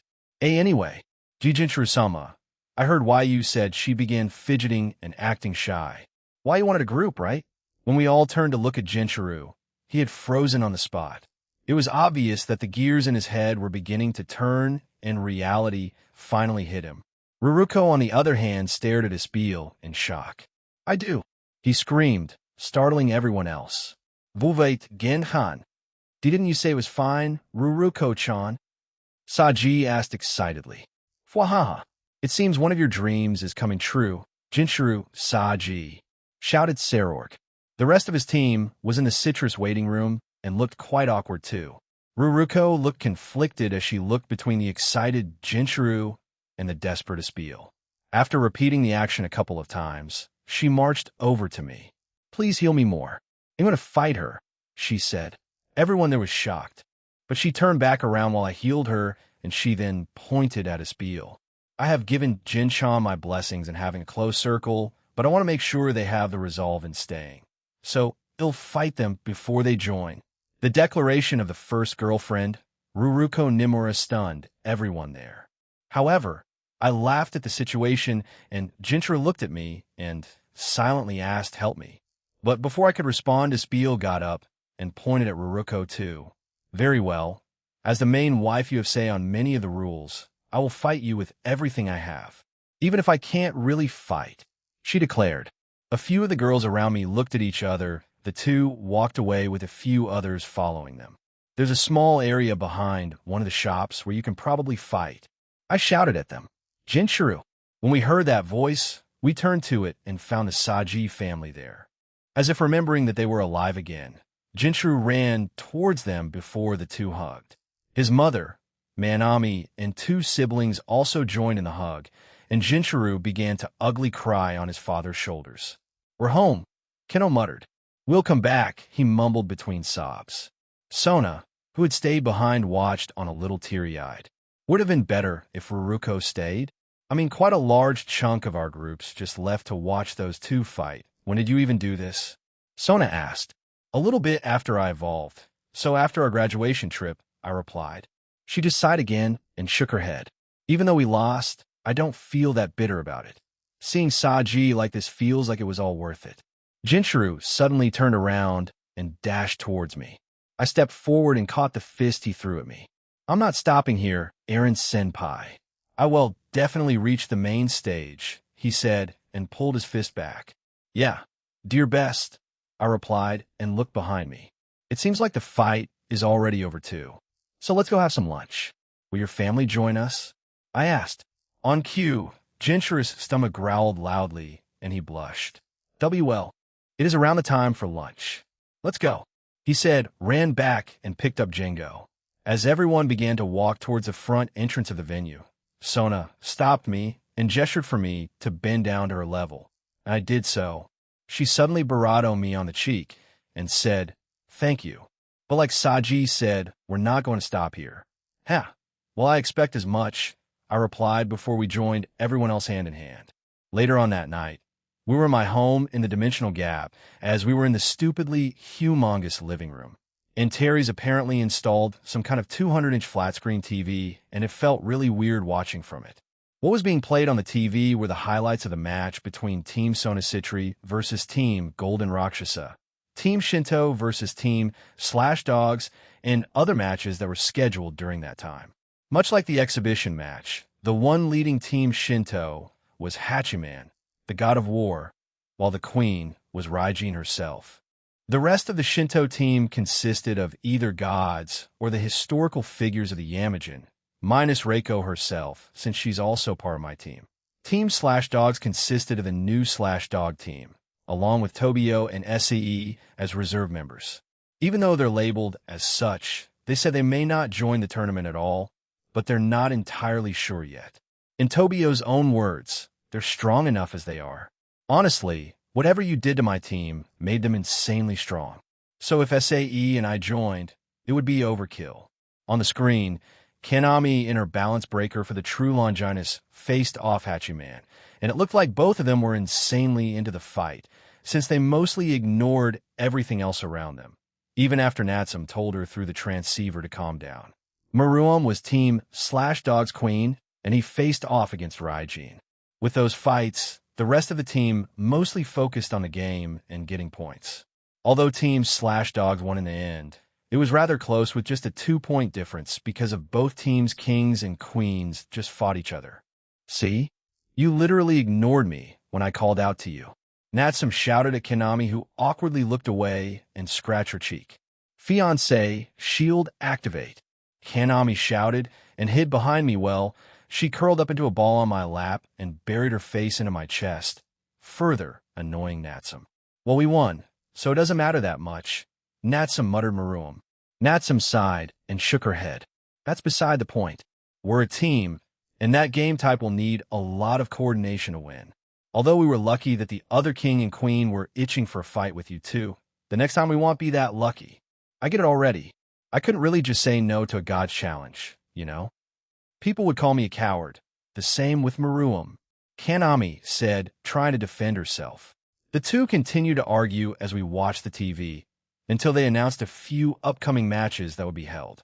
Summer was also nearing us. So many more matches would be played during it, and most people wouldn't need to worry about school and college, so they could thoroughly prepare for it. But the fights that caught everyone's eyes were 3 in particular. Team White Dragon Emperor of the Morning Star versus Team Rias Grimory Team Leisure of the Kings versus Team Golden Rakshasa Team Trump Card of Heaven versus Team Black Satan of Darkness Dragon King, not including the match where I would substitute as the lone pawn for Aurelia's team. Valley and Rias would face off first before ours. And after ours, Dulio's team will be fighting against the team with the artificial Super Devils, Balberith, Varine, Gressel, and Sonolin, as well as the other Grim Reapers on the team. I heard that Zeno is the king of the Black Satan team. He's a high-class Grim Reaper as far as I could remember, said Benia. Ah, he also serves under Old Man Hades. The rest of their team consists of Grim Reapers, but they do have a lot of reserve members that haven't played yet, said Rias. They're the artificial devils of the Cow's Order, I told them. Originally, there were only 4 notable devils that had unique traits, but it seems like all the members apart from Zeno are going to be all super devils. Even after the blood was removed, many of them have been modified while they were in the Phantasma, or Eevee, so they're quite stronger than their canon counterparts. Shouldn't we stop them then? Asked Sona. As far as I can tell, they haven't broken any rules, nor are they acting as part of the Cow's Order. The reason for their participation is to train the artificial super devils and let them mature, I explained. Also, don't worry. If they do anything, they'll be apprehended immediately. Anyway, just focus on your matches, and it'll deal with any unforeseen circumstances behind the scenes. Rias sighed. If you say that, then there's definitely something happening during one of the matches. Like how the Fallen Angel faction attacked during Hirokazu-san's and Dulio-san's match. I couldn't really deny it, and I just smiled at her, making Rias sigh even more. Don't worry, Rias-chan. We'll stop anyone from interrupting yours and Vakun's game, Lavinia said while clenching her fist. She wouldn't want anyone interrupting her little brother's raiding game. After all, thank you, Lavinia, for the rest of the evening, along with several other people in my home, including the Saji family. We enjoyed ourselves in my new home and our new home. Although I had already started a few things to prepare for Rias and Valis match. The girls, along with Mom, were knocked out on my bed in the humongous new bedroom. I couldn't sleep, so I went to my new office to file through some other paperwork since I had spoken to Amaterasu about expanding my business to Takamagara and Uwabami's Inn. Since I already had the plans for the upgrade, we just sent a text to each other confirming the date on when ITLL start and various other things. As I did this, the door to my office's door opened. Looking up, I saw Tsubaki there in her nightgown. An unexpected guest indeed. Oh, evening. How can I help you? I asked. Tsubaki smiled and came over to my desk, and I summoned a chair for her. She sat down on it and looked at my desk before she began to help me. With her help, I finished sifting through them relatively quickly. Once we were done, she went back to staring at my desk for 2 minutes straight. During that time, I summoned some milk for us, and I drank mine while I put hers on the desk. I've been contacted by publishers in the underworld, and will soon debut as an author down there, she suddenly said and looked at me. Why, you're not making that romance series, right? You weren't inspired by that weird fan comic, She Covered My Barato, as I began to speak about the strange romance manga that was made between Yumi and I, or should I say Kiba and I when he was still a guy. Yura, Lisa, Ruruko, and I stopped the circulation of that before we left the school, but I have no idea on its status now. Well, I used to, but since I brought it up, I became curious, and it's circulating online, and I hate myself for reminding myself, and no, it's regular writing, she shouted, losing her composure. I laughed, and said I was joking, which made her glare at me. As I was saying, I will debut soon, so I'll support you, Tsubaki. I promised your parents, Kayatora, and Rako Shinra when we traveled back to your clan, remember? I said. She blushed and nodded along. During that visit, I spoke to a number of clan members, including Tsubaki's parents that she hadn't spoken to for a long time. I also spoke to Rako about several things. At the time, I hadn't brought back Chio yet, so Rako spoke to me about that mostly, but we should probably visit them again after I so what's it about? I asked. She told me in detail about the novel she managed to write while the whole world fell apart during all of last year. I'm more impressed than anything since she found the time to write. What she described to me was just Guardians of the Galaxy, and I was again surprised that she managed to think of that herself. Although someone did draw that Luffy versus Kaido thing, and I had no influence on it. There's going to be a signing event in a few weeks, so I was wondering if you could join me? She asked. Sure thing. Sounds like fun. Should I invite some other Shinras too? I asked, and she turned even redder. And no, they don't know anything about my status as a writer. She immediately shot the idea down and kept shaking her head while mumbling about something. I laughed and agreed not to tell them yet. After that, we fell back into silence. While I looked back at her, she was glaring at me again. Is something wrong? I asked. You already know why I'm here, right? She asked, her face turning even redder. I might, but it will be better to hear it out of your own mouth, Tsubaki Shinra, I replied while taking a glass of milk from the desk and handing it to her. As if it acted like a magical drug for her or something, she immediately jugged it and stared at me. Reaching out to her face, I wiped the stain left over by the milk and let her speak. She took another deep breath and said, I love you. Tears welled up in her eyes as she heard herself screw up. That was cute, I thought, and stopped her from running out of the room. Pulling her back, I hugged her and chuckled. It's not funny, she mumbled. I'm sorry. I didn't mean to, but I understand what you were trying to convey. You already know my circumstances, but if you're fine with me, then I love you too. Tsubaki, I told her. She turned back around, and we shared a short kiss. Looking back up, I put my hand up and said, Yo, Sona. Are you coming in, or are you staying out there? Startled by this, Tsubaki looked back up and saw the door to the room open up and Sona stepping in. Since everyone decided to stay the night like many others who came here for the game, the hotels here are relatively cheap, so a lot of people could afford to stay the night or a few days. There's something I'd like to talk to you about, she said and approached us. It's something about my sister, Sarah Fall. Sarah Fall? Sure thing, I don't mind. Tsubaki, you can stay. You already know about the topic, said Sona, and her queen agreed. She already knows? Interesting. I wonder what it is. Chapter 6, Part 1. Bursting into Summer. There's always someone who feels pain because of the peace that DXD protects. Third-person point of view, everything should be in order. How do you all feel? Asked Promestine. She, along with various other researchers of the Cow's Order, had finished the tests on the Z-Team and were unwilling to let them go. The leader of the Z-Team, Leon, grinned as he felt a surge of power emanating from his body. This is amazing. I'll admit I was skeptical at the start, but seeing the new power I have, I gotta say it was all worth it. Though it did take a few weeks, he said as he put his clothes back on. Well, since we've been cut off from the EV and Phantasma, we have to make do with our current resources. It took us some time to find that, though, the Outer God did a good job in distracting us, said Promestine in frustration. A few weeks had passed since the match between Team Sona Citri and Team Golden Rakshasa. And this meant in the human world, the summer holidays for everyone had just started. During that time, the members of the Z-Team had gone under various experiments to increase their overall power. Many of them had become Satan class, and their leaders, Leon and Xiaobi's, became God class in power. We've also increased the powers of your sacred gears. How do they feel? Sadinal asked as he just walked into the room. Leon glanced at the man before summoning darkness, shadows, and black wind around his right arm. A grin spread across his face as he could tell that they had been strengthened too. Perfect, just perfect, replied Leon. He then looked around and inquired, when will we go meet up with Hades? Sadinal smirked and said, he's waiting for you and your team along with our leader. He'll bring you guys there, so hurry up. Doing as they were told. The rest of the team got dressed quickly and followed after Sadinal, who had left the room before them. Leon and Xiaobi's joined him, and they started a conversation. Do you have any idea on when the mission will start? Xiaobi's asked. I have no idea about the details. They'll also hear about it when we meet up with him today, replied Sadinal. You're joining? Asked another member behind them. No, but some of our hybrids will.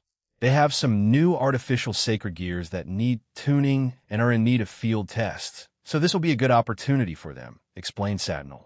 As they walked through the halls of the Cow's Order's base, they climbed up a few flights of steps and ended up in front of a very unique-looking door. It had various weapons embedded in it, as well as the names of certain leaders that had been slain. One of them included the name Lapis, but many had disdain for the name. Yet no one could argue against Daniel, as he had put it there per the orders of Aaron to mock them. Sadinal injected some of his energy into it, and it opened. All of them stepped inside after Sadinal, and once they were there, they felt several powerful auras hit them. Leon himself was even surprised by this as he grinned at the people near the top of the room. In the middle, on a throne-like chair, was a man that wasn't too far from his own age, but the power he exuded was beyond his own. This was Daniel, the current leader of the Cow's Order. Beside him was Hades with a few other Grim Reapers. One of them was Zeno, the leader of Team Black Satan of Darkness Dragon King. The other was Thanatos and another female Grim Reaper. On the other side of them were 2 females and a male. Oh, you two were already here? Good. I didn't need to call you then, said Satinel as she joined the 2 ladies and the man. Promestine notified us. So we came, explained one of the females, and the other 2 nodded. Hades turned to the Z team and squinted his eyes.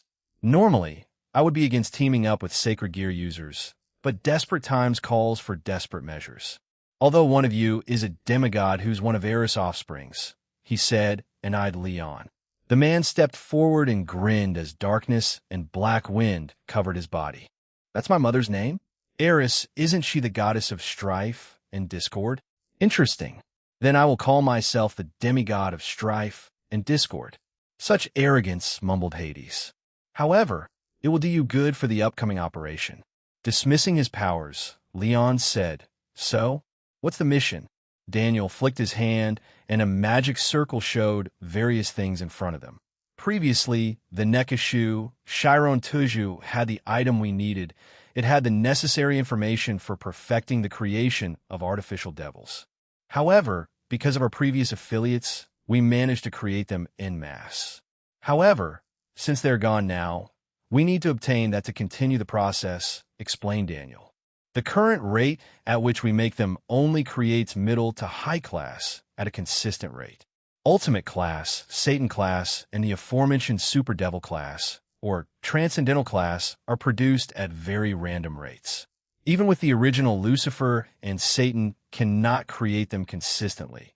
So we will need that document and that hair clip that Chiron had. So, where is it now? Asked one of the other members of the Z team. It's currently in the possession of the middleman. He apparently keeps it by his side, said Daniel. He then zoomed in on Aaron's belt, and a small accessory was on it. It's in that. If we can swipe it off him during the mission, then we win. How cute. It looks like a cat, said Leon as he laughed. Thanatos will lead the operation. The human, the demigod. Leon will also lead it with him. You two will work together along with those 3 hybrids to steal that cat-like accessory from him. Once Thanatos has it, he will flee. For the rest, whether you stay or flee is up to you, said Hades. So we take that thing and bounce, huh? Sounds simple enough, it shouldn't be that difficult, right? Asked the same member of Leon's team. If you go into the operation with that kind of mindset, even with your newly acquired powers, you will die and fail, said one of the female hybrids. His powers and achievements are real, and he will stop you without hesitation. We'll see about that, replied the man with a smirk. The female hybrid silently shook her head and thought he was a fool. Daniel dismissed the hologram and said, If you wish to test your newly acquired power, then there are countless facilities here. The operation will start when the rating game between Vala Lucifer and Rias Gremory begins. Until then, we will gather up the necessary equipment and force. You're dismissed. Grinning, Leon asked Daniel, Hey, why don't we fight? With a single glance from Daniel, everyone on the Z team fell to their knees and were unable to stand up. The gravity around them had been increased several folds. Leon, not wanting it to end like this, increased his power to its newest limit. However, he was still unable to get up, much to his shock. So this is the power of the current leader. Interesting. Joining these guys was worth it, he thought, and began to laugh. I like you. I'll definitely fight you seriously at another time. Upon hearing that, Daniel canceled the ability and disappeared from his throne. The rest of the member of the Cow's Order held their breath, as they rarely saw their leader react to anything. The fact that he reacted to Leon must have meant something in their minds. Bring them to one of the facilities and let them test out their new powers. We can still gather some data this way. Satinel ordered his hybrids. They nodded and jumped toward the entrance and gestured for the Z team to follow them. Satinel glanced at Hades and Thanatos. Is he under mind control? He asked. He is. He was starting to have differing opinions to me, and I sensed a betrayal, so I decided to put him under my full control. Although I believe that the dragon may dispel it once he sees it, we have taken other precautions once the item has been secure, explained Hades. Care to elaborate? Asked Satinel. The god smirked. Fafa. When and if he has the item, instant teleportation is possible. Otherwise, if the control is dispelled before the retrieval of the item, Thanatos will simply be killed. A god of death being killed, quite ironic, isn't it? He can still bring him back to life, said Sadnal. Even so, we already have techniques to erase those memories, so it will not be of any use to him, said Hades before walking away. He still hasn't overcome that after all. Daniel, who didn't teleport away from the place, simply killed his presence and became invisible. A smirk appeared on his face as the false memory that his master created worked wonders. Aaron Toole's Soliloquy Summer Vacation. It's that time again, so all divisions of Kuo Academy were on a break currently. And fortunately this year, the Grimory Peerage and Citri Peerage didn't need to train too hard for an upcoming youth rating game. However, they still needed to train for the Rating Game World Cup. This also meant a few weeks had passed, and during that time, I had formed an alliance with the Roman Pantheon and the Philippines Pantheon. They certainly had interesting realms and even more strange people, but were overall very friendly now. Whether that was because of my status, fear, or respect remains to be seen, but I was willing to bet that it was a split down the middle. Presently, we were in the swimming pool in the high school division. Just like last year, we came here to clean it per Asia's and Zenovia's orders. This also meant that the Citri Peerage was also with us this year. My own household had increased since then too, so it felt even more crowded. So I had increased the size to accommodate for all of us. I guess the school got a free upgrade on the pool then. But a similar scene during our graduating trip was happening right now. With a bottle of lotion in my hand, Cinchuredo Gentru, as he was being coddled by both Ruruko and Espiel, who had been granted permission since I was looking after her for the day. Although she wasn't the most dangerous person in the former organization, a few higher-ups wanted me to keep an eye on her regardless of that fact. All right. Cinchuredo,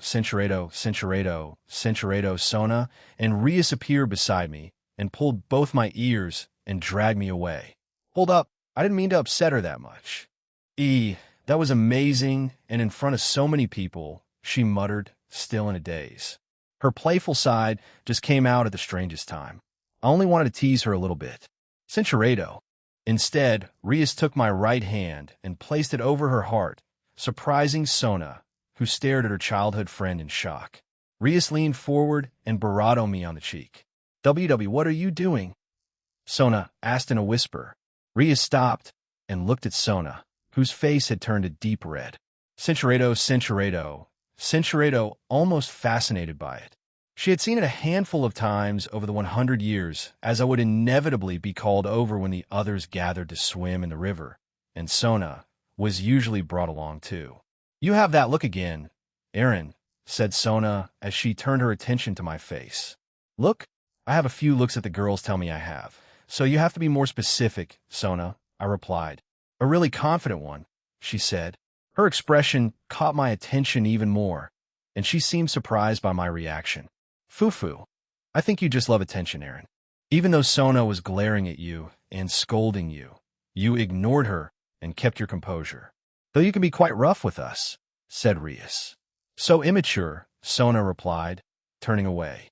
Rias laughed softly and leaned forward with determination. Rias began to adjust her posture while Sona stood still. Cinchuredo Rias seemed elated with what I did, and she leaned further forward with a cheerful expression. I made a surprised sound, and Sona stared at her in amazement. Rias smiled warmly and continued her affectionate gesture with great enthusiasm, while I reacted with mixed surprise and delight at her unexpected behavior. Cinchuredo Rias stepped back and gestured towards Sona. Both heiresses leaned in close and whispered a secret greeting to me. Rias glanced back with a knowing smile, then gently guided Sona's attention forward as they shared a quiet, playful moment together. Cinchuredo, right? That usually means he's about to lose control, explained Rias. Her eyes widened as a look of panic and unease washed over her face.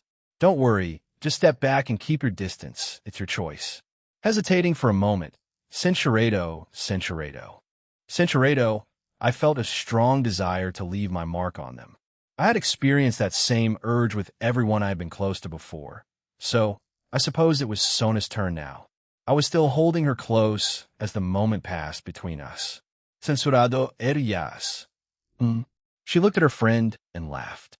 Rias then explained what I did, and a look of curiosity appeared on Sona's face.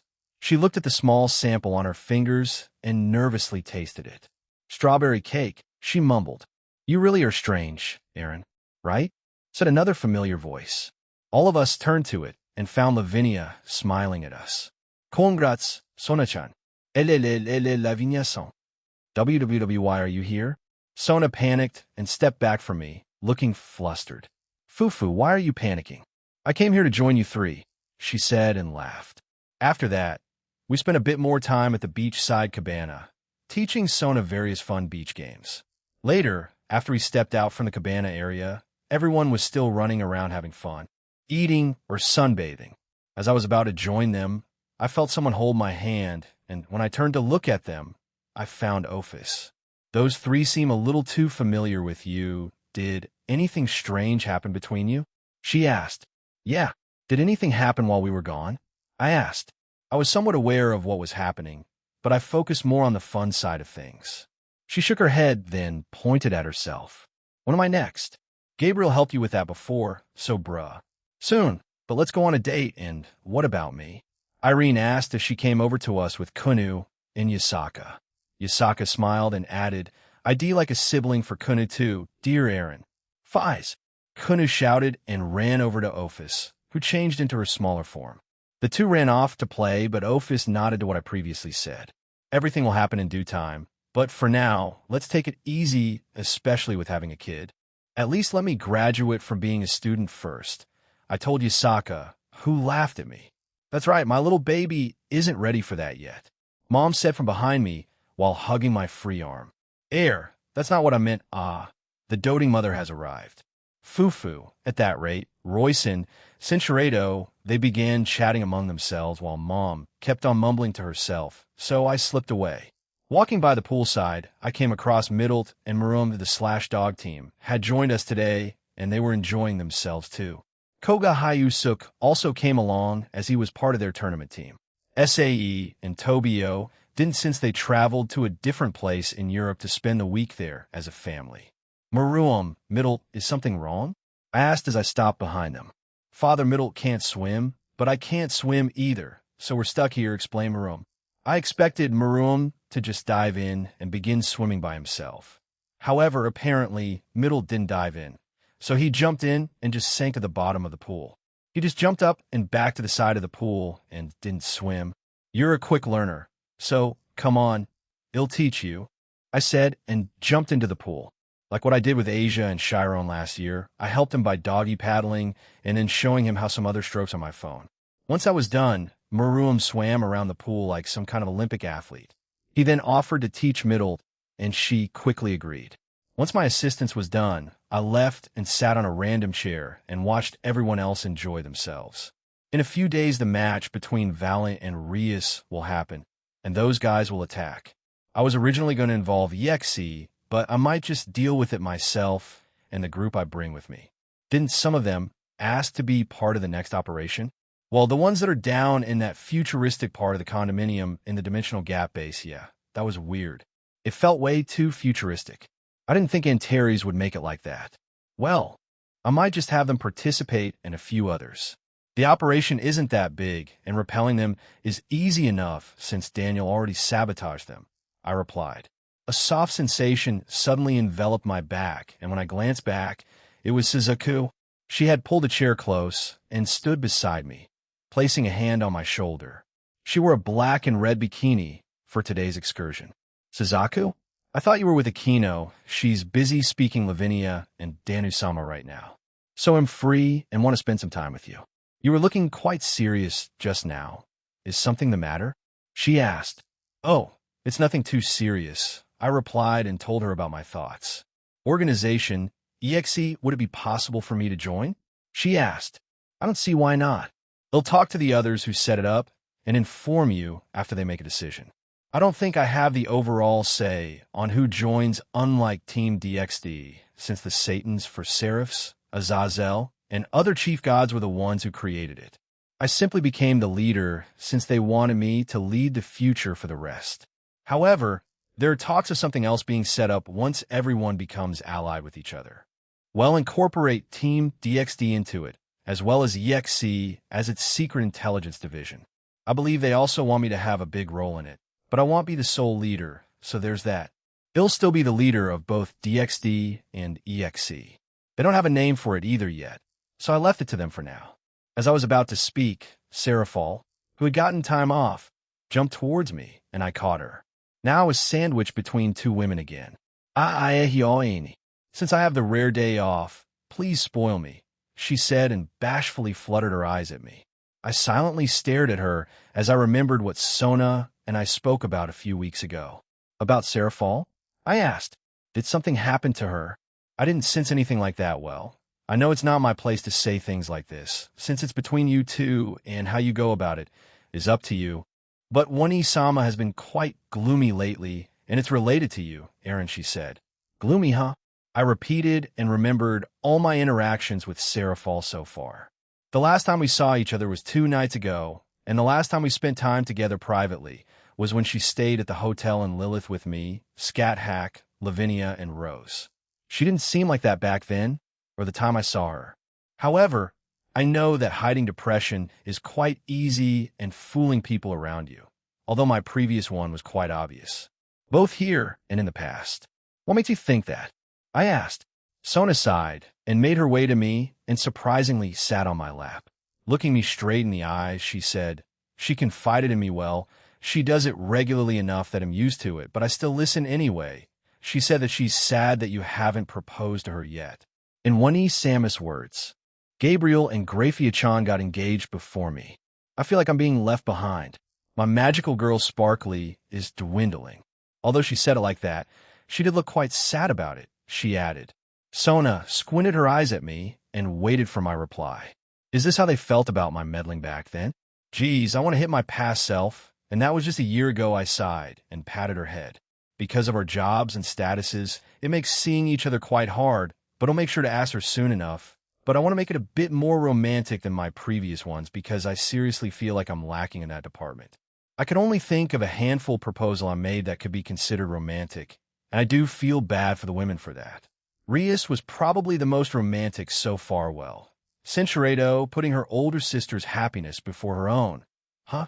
How thoughtful of you, Sotan. He'll do that then. Thanks for informing me. Wouldn't you normally know about this? I mean, you did evolve, she muttered. I'm going to sound like a broken record with this, but I told her about my stance on that. If it's just everyday life things, I won't look too far into it. However, if it concerns the world, universe, or multiverse, then I will, but apart from that, then no. It's like being spoiled for the rest of your life, but I have the choice of turning it off and on, so, I see that's all for now, Aaron. Cinchuredo, I began brainstorming ideas on where to take the eccentric Leviathan. Sarah, a day before Rias and Valis match. How about we go on a date? I asked her. She stared at me for a few seconds before agreeing by showering me with kisses. All right, that outfit is going to be worn during that. I expected till I pinched her barato closed. I get it, you're excited. We don't need to hear the rest of that sentence. But, she repeated and tilted her head. The final destination for the night, I have a specific place in mind, but apart from that, you can either choose where we go, or we can go with what I have in mind. So what say you, Leviathan-sama? I asked. Tokyo. There's a convention there, and we can go and cosplay together. There's a supernatural section, actually, and they're having one on that day. Funnily enough, she said excitedly. Cinchuredo, and I'd like to apologize for yours since it was so lackluster. Geez. I already told you it's fine, SZA hugged me tighter from behind, but our little moment was interrupted by a loud explosion. When we looked over at the spot, we found Ruruko and Espiel had started a fight, but Jinchur himself looked quite content with himself. Espiel had 2 light spears in her hand, while Ruruko had demonic energy around hers. Both women looked like they were going to tear each other apart. They're already at that stage, huh? Jinchur does things at his own pace, I mumbled. What do you mean? Sazako asked. They're fighting over who gets to stay by his side overnight, since apparently for now Ruruko wanted a 1-person per night rule for keeping him company while he rests, due to various circumstances. Asbeel got to spend time with him for 2 days in a row. I didn't think I would be describing my junior's love life in detail, but here I am. I sighed, and Suzuka giggled beside me. You don't have that kind of problem, right? Although that list does help. If not, I do wonder if it would be that chaotic, said Suzuku. I do like to believe that you girls are a lot more amicable with each other. But when I think about our current life, the chaotic things that happen on a daily basis keep on flashing in my head, and it makes me think it might be like that, I replied. For the rest of that morning and afternoon, we enjoyed it as much as we could, although something else happened further on the day. Mom, Shuri, Venelana, Misla for support. Kasumi and Gondal had come over later on that night. In front of me, in my office, and on my desk was a single document. On it were various locations, dates, and other detailed information about my potential weddings in the future. I had been in my office just doing my usual work, but these guys just suddenly barged in with their daughters and gave me this. We've spoken about this, haven't we? The latest was when we traveled to my other home in the Dimensional Gap, I told them. Shuri stepped forward and nodded. We the Mothers Association Network, have gathered tonight to give you ideas. Of course, many of these came from our own daughters. These are essentially their dream weddings, she explained. Mom had taken Aoife as her daughter. Shuri had Akino, Asia, and Lavinia. Venelana had Rias, although she had written me too. In their wedding plans, Misla was here because she part of their group. Kasumi had Suzuku, and finally Gondal with Rossweiss. There were more girls that wrote down their dream wedding, but since they couldn't call up their mothers on short notice, this was all that showed up. The fathers weren't invited because, well, I had no idea, but they just said they were busy. But Barakiel had been texting me nonstop while apologizing, and even Sarug warned me of his mother's departure. I took another glance at the document, and it detailed a lot of things. Akino wanted a traditional Japanese marriage, the same with Rias, Asia, and Suzuka. Rossweiss wrote that she wanted to get married in her homeland of Asgard. Aoife was looking forward to having her wedding back in Ireland, and Lavinia, I don't care, as long as I'm together with Aaron. That's all she wrote. There were other notes that were written by Shuri asking her to be more specific or at least do it back in Italy or her previous home. Mom also added some things to it, but in the end, it seemed like Venelana and Gondal's comments on it made them leave her to make her own decision. The other girls I was also engaged with added their own sections, although most of them wrote, "We have no idea yet," on them. Funds won't be a problem, I can tell you that, I said and put it down. But we won't need to worry about this for a long time. I know that look, Aaron, but did you think of this yet? My mom said, and I tilted my head at her. A father. Who do you want to take the role of your father there? I know not everyone here has one, and I know Barakiel wants to walk Akino and Asia down, and Dario wants to walk me down the aisle, muttered Lavinia. Right? Her family's friend, Dario, and his wife, Georgia. The rest I can guess, like Kaido for Sifu, Zeoticus for Rias, so on and so forth. I mean, does the groom's dad even do anything at the ceremony?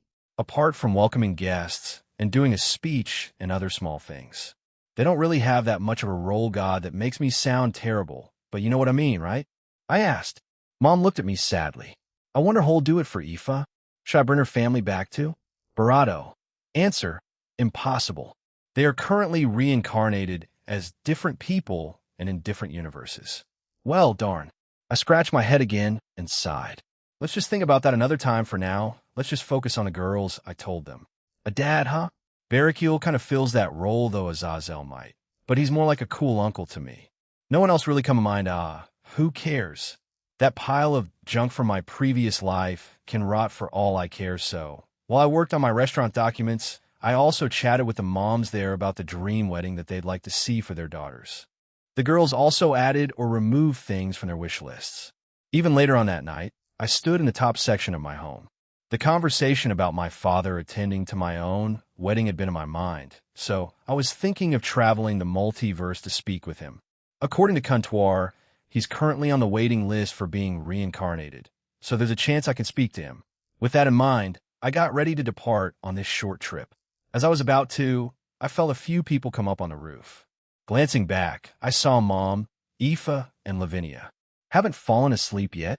I asked while turning back around and looking at the sky. Are you planning on going to him? Mom asked. Was I that obvious? Yes. I laughed and waved them off. It won't take long. I already know where he is, and I just want to have a quick chat. And no, I won't let any of you come. I won't let that horrible person anywhere near you, I told my mother. My mother came over and hugged me from behind. Just be quick, okay? I will, but I know you're trying to dote on me because of our past, but I don't blame you, okay? Everything was just against us from the start, including Cindy, Ryan, Jennifer, Aoife, and her family. So please forgive yourself, all right, M.O. Royson? I turned around and hugged her back. When I pulled away, I also hugged Lavinia and Aoife before I finally made a portal and stepped through it. So where is it? Asked Drake. I don't know how to even describe it, so just trust me on this, I replied. Traveling the multiverse felt like traveling through the dimensional gap back in the Draconic Dais. However, turn up the light show by 1,000,000 and have your sense of direction skewed from the very beginning, and also some weird monster flew towards me, and I killed it immediately. For some strange reason, there are these things here. They defy common logic, but I can't get rid of them. They have to exist to keep everything from collapsing. Comptoir, what are these? Comptoir. Answer, Edenasru. These things days after Azathoth came to be. Sure, we don't know what they are, but you may be able to replace them, but not destroy them. Edenasru? What a weird name, but replace them. So I can make them less annoying? They're kind of endless. I wonder if Velgrind had to deal with these things. Comptoir. Answer, she did, but they're not that strong, so she didn't have much trouble. But it's recommended to face them when you're at least Satan class, and up go right, and keep going until I say stop. Turning right, I changed my velocity to speed up this journey. I wasn't even sure what speed I was accelerating at, but it was definitely beyond the speed of light. I also made sure to change time dilations, so I should only be gone for a few minutes at best. Comptoir. Answer, stop. Over there. Go to that, and you'll meet him. Are you sure you're ready? Hearing her scream stop, I halted my movements. When I turned to where she was directing me, I saw an amalgamation of lights that were in a swirl or vortex. That's not a universe, but another realm that keeps the souls of the dead once their universe implodes on itself. I wonder how long that old fool was wandering around until I finally got here. ID imagine Mom, Cindy, and Aoife's souls are quite old now like mine. Am ready, I replied and entered the strange vortex. Once in there, I was in some kind of strange path, and beside me were countless souls in the shape of humans. ID assumed that those were their previous lives' appearances. Following them, Cinceredo in front of us was a large gate. It seemed like some kind of strange creature was assigning them a new life using a lottery system. It was just good or bad life, nothing more, nothing less. Is this the system I enforced? While having reincarnators running around, creating disturbances across the multiverse would be annoying. Whatever, that's not why I'm here. Turning my attention to my west, I followed the soul aura of my previous father. It took around 2 minutes of walking, but he was by himself, sitting at a corner and looking at the ground. It almost looked pitiful. He looked up and stared at me. What should I say? I had a lot of things to say to this man. Lavinia, Rennie's soliloquy, Miss Royson? Aoife asked, looking worriedly at Aaron's mother. Cinceredo, I know you said it jokingly, but right now, how do you feel? I asked. Aoife understood what I meant, and she looked conflicted. She looked horrified and excited. She's such a strange girl, almost like Aaron. I can tell she wants to help Royson, but at the same time, helping her with such a thing was taboo. After hearing me vocalize it, Royson Toole's face paled. Do I have a say in any of this? Earlier today, Ruchan, Ruruko, and Esbil-san were arguing over who was supposed to stay with Jinkoin, but back at the stadium in Aaron's dimensional gap home, Esbil-san said that Ruchan was the main wife. That got many of us thinking who was the main wife among us. The legal wife that Aaron will marry someday. Unless they reveal the supernatural by then and their rules, then he would need to marry a single person to make it legal, right? Many say it's Akino-chan, Kuroka, or me. We've spoken about it between the three of us since we were the first close companions in his life. However, Barato doesn't really care. She's not the leader type in her words, and Akino is content with staying by Aaron's side, just like me. But he also told me that I would be the legal wife in the future, but he also said that it could always change, so nothing is really set in stone. Royce and Sam looked at me and smiled. She put her hand on her chest and announced, Aaron is my beloved son. That's how I'll always see him. That won't ever change. If that's your answer for now, then I won't force you, I replied. Accepting such feelings is scary after all. If you lived most of your life believing that, then it would surely be strange to develop such feelings. How would Aaron feel? Those topics, he never really went into detail about them. But at the same time, he doesn't like hurting those close to him. Such a thing would definitely weigh on his mind. WL, let's just leave that aside for now and wait for Aaron. Aoife said, trying to change the subject and lighten the mood. Yes, that's true. I'm sorry for bringing it up. I apologized and bowed. And no, it's fine, she said and bowed too. We sat on one of the benches and chatted about mundane things as we waited for his return, almost as if nothing had happened. It wasn't awkward at all. Aaron Toole's soliloquy Aiden Toole. Once I called his name, the soul looked up at me with some alarm and unease. He must have not anticipated for me, a living human, to speak to him. Do you know who I am? I asked. He didn't answer and simply kept staring at me. Aaron Toole. Does that name ring any bells? I clicked my fingers and transformed into my previous life appearance. Or would this be more appropriate? His eyes slowly widened at the realization, and then he started to laugh. He covered his face with his hand and laughed. As he did, he slowly got up to face me. So my son has come to see me? Reincarnation, I've lived many lives, but we only remember those memories once we're here. It's pretty jarring, you know. So, are you some kind of powerful thing now? Come to take revenge on your pops? He asked condescendingly. Even after all that time, he's still a jerk, huh? Asked Drake. Some people never change. That's just a fact of life, replied Albion. Suddenly, a silvery white puppy with gold and blue eyes appeared on my shoulder. He licked my cheek and jumped into my arms. Aiden looked at us in amusement and didn't say anything. No, I shook my head. I just wanted to ask some questions, and I guess I can explain a bit of my situation to you. I proceeded to tell him what happened after my death, how long it's been, and my journey until now, and where both Mom and Cindy were. The new ruler of this dump? At least you became something notable, unlike in your original life, where you were pathetically useless. You didn't live up to my expectations. Don't worry, though. You had a half-brother who stepped up to the plate, and he did all of it. He became another me. I'm sure he made descendants down the line, too, he said proudly. Grandmother and grandfather were like that. They forced those things onto you. They'll assume you try to change it, but they were too overbearing, and you caved. But once you were an adult, couldn't you try again? There's always, he interrupted me. Break the cycle this, break the cycle that. Yeah, I've heard that sappy nonsense being said by my therapist, Aaron Toole. As you said, it tried. But those two were too unforgiving and harsh, and I caved. But the more I caved, I realized that it felt good. A crazy smile was on his face. Being able to do those things to people, to have so much power that I can move the world, it felt great. It felt euphoric. His face looked ecstatic while saying that, but he looked back at me and said, Yet, you're not doing that when you're the ruler of everything? Why? Why do you act so passively? Is it because of that terrible mother of yours? He stomped his foot like a child having a tantrum. Cinchuredo, and now you revive them, and that wretched maid? Are you insane? Why not me? I will bring this multiverse salvation and order under my rule. If we work together, we would be unstoppable. After his rant, he began to bravado, as if he had just lost his breath. I stood there with a mixed bag of emotions. A small part of me wanted to just erase him from existence, but I also knew that he was a victim. However, he just accepted it in the end, and even enjoyed doing all those things. It's almost impossible to sympathize with him when he said it like that. So you feel no remorse at all? For what you put me, Mom, Cindy, and everyone else through? Do the means justify the ends? I asked. An even larger smile appeared on his face. Yes, as long as I win in the end, it doesn't matter who or what I need to throw aside.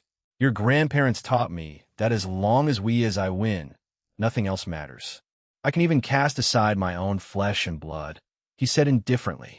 I sighed. I see. So, nothing has changed since then, huh? No, it got worse. This man kept on falling deeper and deeper into depravity and relished in it. There's no saving him. There's no redemption. He's a lost cause. So, Are you planning to revive? I silenced him with a firm hand over his face. He began to struggle and even try to claw at my hand, but it didn't do anything. In a way, I wanted to see change, or at least some kind of regret or remorse, but maybe it was a bit too optimistic. There are just some people in this world that won't change. No matter how many opportunities are given to them, well, they'll go check on my grandparents on your side after this to see if they had any change. But I really doubt it. If they made you into this monster, you won't hurt anyone anymore. Goodbye, Aiden. Centurado. Aaron. Lavinia shouted and ran up and hugged me. I'm back. I wasn't gone for too long, right? I asked and hugged her back. I'm pretty sure it was just you were away for 10 minutes. How was it? Mom asked and I sighed. It was fine. A lot more exhausting than I thought, but I got through with it, I replied. Those two weren't any better. Honestly, they were even more awful than that, man. How such people come to be is beyond me. But I guess people are just born like that, born broken from the very start. Well, time to sleep, Aoife said and began dragging me away with Lavinia clinging to me. Thanks, I told her, and she held my hand a bit tighter. I appreciate them not asking about it. Repeating it would be even more exhausting, and I didn't want Cindy, Mom, or Aoife to hear the awful things they said about them. The day before the match, I was in my usual clothes. However, I was also ready to change into cosplay since I'm traveling to that Tokyo Con for the Supernatural one that Sarah Fall wanted to attend for our date today.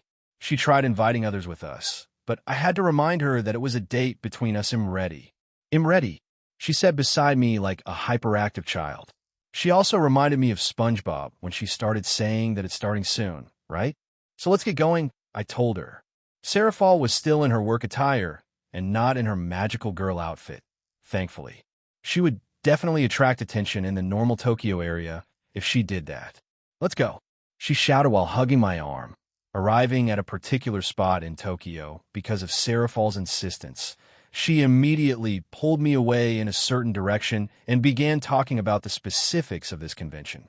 From the quick history lesson I got, it was like this. 1. Only people that were associated with the supernatural may enter. 2. It was a neutral zone since it was apparently made before the Alliance, and it was super secretive since only the chosen few were allowed into it. But rules have relaxed since the Alliance was made. 3. It's just like a normal anime or comic convention. You could show up in regular clothing or cosplay, set up booths, or sell items. There were also other events that happen there. By the way, since we're popular, we might be swarmed by fans, or even asked to do mock battles as the hero from the show and magical girl Levi Tan. So be ready. Yeah, I expected as much, I replied. We eventually arrived at a secluded spot in Tokyo. Normally, you'd imagine this place would be filled with the homeless or drug addicts. Though I haven't seen many in Tokyo or Japan, there was a door that led into a wall. Sarah Fall opened it and walked through. I did the same thing and noticed that it was made with the same techniques as the raiding game fields. This meant that the 4 great Satans, angels, and devils were aware of this event now. Checking for myself, the creation of the previous conventions was based on an abandoned building in Tokyo, and the organizers would use magic and other techniques to keep humans away from that spot whenever a convention was happening. But now they had the help of other people. It made it easier and safer for those going to them. After going into the new realm, the entire place was humongous. It was the size of the Tokyo Dome, and there were a lot of people here. They ranged from devils, fallen angels, magicians, normal humans, yokai, monsters, and other races. In the distance were a few booths by the entrance, and further in were other various shops. Let's go get changed, she said with an eager smile. Maybe cosplay fun? I poked her on the forehead and sighed. Let's leave that kind of talk for later, all right? A grin spread across her face. He. So it's not out of the question? You know it's not, I replied and poked her nose. We began walking away from the entrance with Sarah Fall in the lead, and we took us to the changing rooms, and we went our separate ways, or so she thought. But I didn't need to change since all I needed to do was enter my boosted gears balance breaker. As I waited there, many people that passed by me looked at me strangely or did a double take, and they looked like they wanted to speak to me, but were unsure. However, Sarah Fall came back out and twirled around in her outfit. Magical girl Levi Tan is ready, she announced and brought out her wand. The people around us were stunned, but then cheered. Oh, one of the Satans is here. Sarafal sama. Libitan. Yo. Suddenly, they started crowding around Sarafal and practically kicked me away. She seemed bothered by it, but I reassured her it was fine, and her fans were just excited to see her. Although I sometimes forget that she has her own show, because most people I see or meet just scream her nickname, her own show is pretty popular in the underworld. Most of those who crowded around her were devils, low, middle, high class, both pure and reincarnated devils.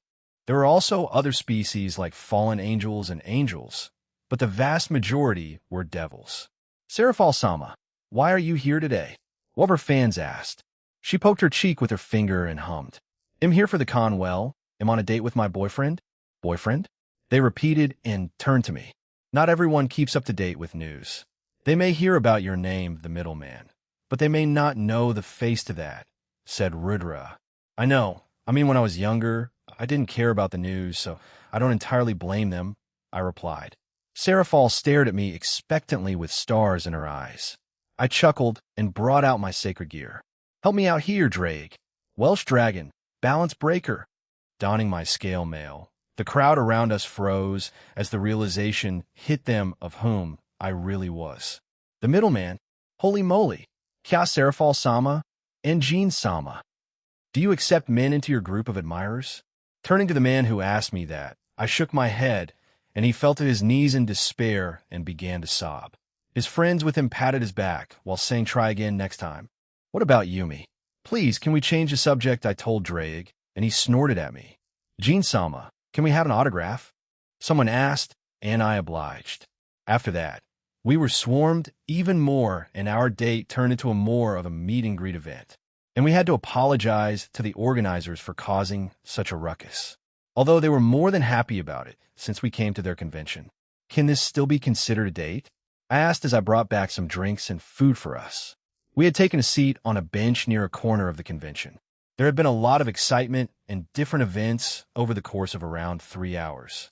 We still enjoyed our time here, though, even with all the attention we got. We gave out more autographs and products for our shows than I would have imagined. But it made sense when Sarafal told me to bring some items from our shows, since we may have needed to give away some stuff. Honestly, I had an overabundance of it, but it worked out in the end. I do you?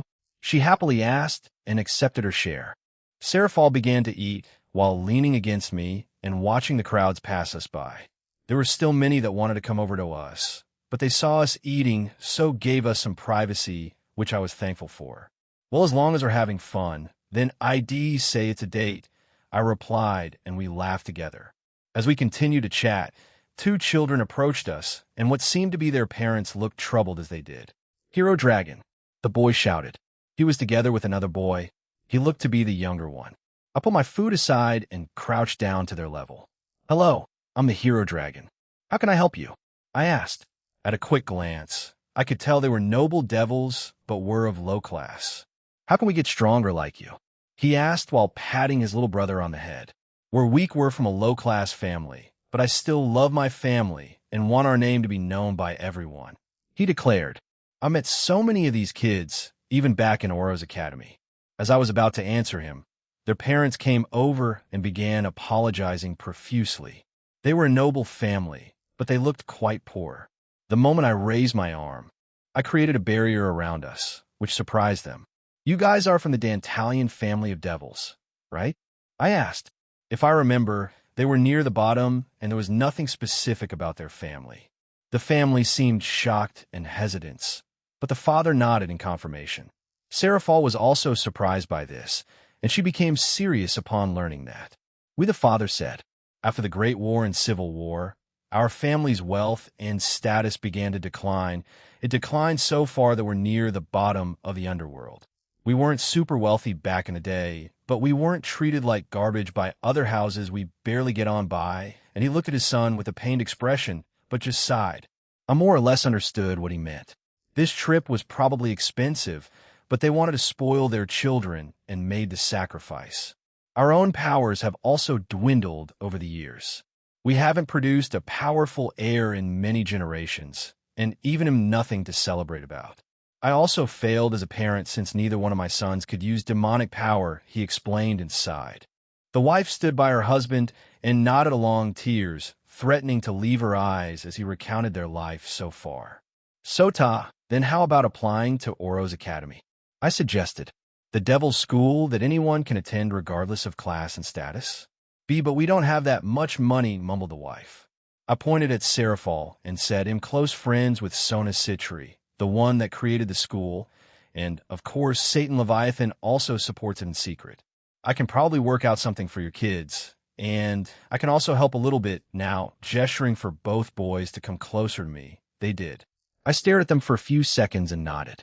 I then poked their heads and made it easier for them to learn magic and use 10k. If they can't rely on it, then it'll just make them future Serorgs. I pointed at the left boy, the oldest. You have a high affinity for lightning, magic, and water. I pointed at the right. Your little brother has high affinity with flames and duplication magic. If you train in magic that humans use, then you'll be able to become stronger. You also know about Serorg Bale, right? Lion King San. He uses him T2k, right? He made his body big too, replied the older brother.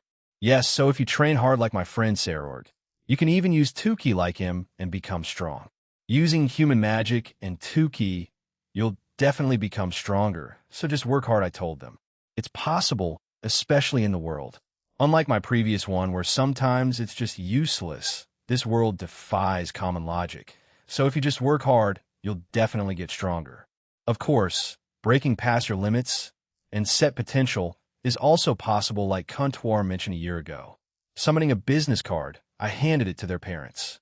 Contact me through this once they're both eligible to join Oro's academy. They'll set everything up with Sona. Serafal Leviathan's soliloquy, watching him interact with people and children, has always been fascinating. Aaron has always said that he was worried about being a father and husband because of his troubled past. However, his mother and others have told him time and time again that he would be fine. But we respect his wishes for having children further down the line. After he gave the business card to the parents, they hugged him and spoke with him for a little longer. After that, he crouched back down and began teaching the two brothers magic. After around 5 minutes, and with his help, the oldest brother created a magic circle and a spark of electricity came out of it. I did it. Mom, Dad. He turned and showed them it. Seconds later, the younger one also managed to create his own magic circle and flames came out of it. It was obvious that he had made it easier for them. Normally, it would take them longer to achieve such results. But if the reason was to give them a bit of hope, Aaron would do just that. As far as I know, I don't know what the future holds for the remnants of the Dantalian clan will be.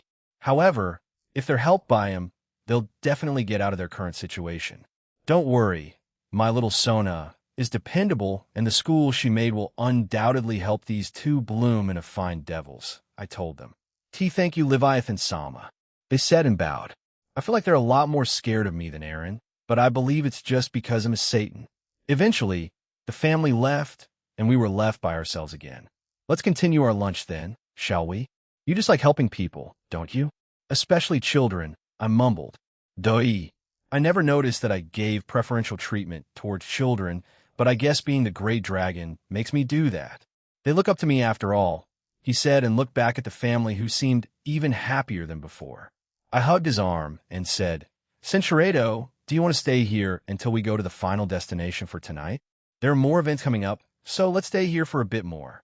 I suggested, and he agreed. Stay down, magical girl Leviathan. You're outnumbered, said a man in a board costume. Behind him were various other people in costumes that looked evil. Presently, we were performing a small performance with other cosplayers on the stage for many people at the convention. Evildoer, I won't let you get away with this. Ill summon my friend, the mighty dragon, I shouted, while twirling and releasing some sparkles. On cue, and because of my magic power, Aaron jumped out from behind some boxes, and the children in the venue, as well as a few adults, mainly females, screamed. Wow, the magic dragon. They're teaming up. These bad guys don't stand a chance now. Aaron pointed his finger towards the bad guys and proclaimed, I won't let you do as you please, Leviathan, and I will defeat you today. He patted my shoulder and shouted, Power transfer. Pouvoir transfer. He had used his power phone and made my whole Barado glow. Cinchureto, darn it. He's in his overdrive form. We need to get away. No, you don't. I aimed my wand at them and made illusionary ice magic appear, and they faked a struggle. Take this, he shouted, and the crowd shouted power beam cannon. Along with him, a pink beam left his cannons and hit the bad guys like mine. They were made of illusionary magic, and the bad guys jumped backwards, as if being hurt. Dang it. We can't fall here, said the boar man. Suddenly a new pair arrived and stopped us from getting to them. This is as far as you go. We will be taking them away, said the masked woman. Before we could react, all the villains vanished in a puff of smoke. No, they got away. But who were those? The children asked in exhilaration. Curtains fell around us, and we stepped away to the backstage. The others in costumes removed their headpiece and sighed. Thank you for joining us, Leviathan Sama, Jean Sama. It was kind of last minute to change the script, but it worked out, the boar man said. No problem. Everyone enjoyed it. So it's not bad we also got to promote the upcoming villains for my show. Hee hee. I replied. The two that showed up were new villains for the new season for my show in the underworld. At the last minute, we decided to have a small crossover event and had Aaron participate. Everyone's lines were just slightly altered, so it wasn't that big of a deal. Aaron helped everyone remember their new lines through his powers too. Yeah, it was fun, replied Aaron as he summoned some drinks for everyone. We started to unwind, and he began to mingle with everyone there, and a few females began flirting with him. I wasn't jealous, definitely not. Even though it was our date, he's talking to other women. Wait, am I being insane right now? Sarah Fall is shocked. Why the sudden third-person talk? Calm down, I need to calm down. Sarah, are you all right? He asked while looking concerned at me. Yesh, I shouted and showed him a thumbs up. I can't be the crazy girlfriend. I refuse. There are already other candidates to that, I think. Checking the time, the day was coming to a close and night was coming. After that show, most people should be going home or to the nearby hotels in Kyoto because this convention runs for a couple of days. But Aaron and I wouldn't be staying here. I am curious about one thing. Will he propose to me tonight? That's the feeling I got from this date, and it makes me quite nervous if I'm being honest. Even after being alive for so long and already being immortal, because of him, I'm not the type to become easily nervous about things. Looking back at him, he was chatting with countless people already. My jealousy from earlier had already vanished, as even though there were other women flirting with him, he didn't reciprocate and he turned them down easily. Was he being considerate of me? Was it because we were on a date? Or did he use his powers on purpose to see into the future and pursue certain women? Because of that, Aaron usually doesn't keep too many secrets from us anymore, but he does keep his silence when, are you there, Sarah? When I came back to reality, his face was in front of me. Looking around us, everyone had left. How long had I been just staring into space? I swear I just looked at him just now, and he was speaking to other people. And how long was I out? I asked. An hour? I was done talking to everyone nearly 45 minutes ago, but you wouldn't come out of your own little world, so I just waited, he explained. I clutched my head and screamed. We wasted our time.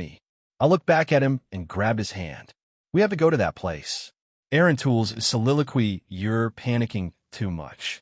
Let's go have dinner first, and then go to our final destination. It's not going anywhere, so don't worry too much, I told her. She seemed unsure, so I reassured her again, and she went to change. I also left my balance breaker armor and sighed. I will have to do that more from now on, though balancing my life when my company expands will be more work. I already had a plan for it, although the middleman would be known as Gene Skyward, the one that changed their perception of reality. The owner of Dragon's Heart Legacy will be Aaron Tool, and he'll change my appearances for whenever I play as one or the other. One will be hated and the other loved. ITL will surely be an interesting time, won't it? And if I reveal the truth, wouldn't that make an even bigger deal? Well, looking into the future, there are countless paths it could go, but there is one that works out for me. Sarah Fall suddenly embraced me with a warm smile, and when I looked down, she was standing very close. I'm ready. Let's go, she said, and held my hand again before dragging me out. As we left the place, we met a few of the staff members, as they also were only leaving now. I was thankful they stayed behind while Sarah Fall was still in her own little world. We'll tip them some money later. We had dinner at Gastronomy Joel Robuchon, and it was pretty good. I had made reservations a few days in advance, but with the long waiting list, I had to use a bit of my powers. The waiting list was 2 long months, too. At least it was sort of worth it. Well, Serafal liked it. I also tasted some high-end and unique-tasting food, so, in a way, I benefited from it, too. However, as I mentioned, it was expensive, like 22,000. The cheapest dish was 5,800, I believe, and the most expensive was 22,000, although it was for an entire buffet, I believe. But we mostly stuck with the standalone dishes instead. But they cost around 13,800 to 5,800. Still, they were around 98.42. That was good but expensive, said Serafal, looking a bit guilty. Your food tastes better and isn't as expensive. No wonder you get a lot of customers. Though I get to eat it pretty much for free, hee. Giving me praise won't give you extra benefits, you know? I said and glanced at her. Serafal squinted her eyes at me and squeezed my arm tighter. So where are we going? It's already night here, she asked. Well, we're heading to the North Pole. I asked St. Nicholas for this favor, so I summoned a coat and put it over her head. Put this on, you're going to need it. Ashi, don't just do that so casually around us. She hurriedly said and looked around us. Huh, why aren't they reacting?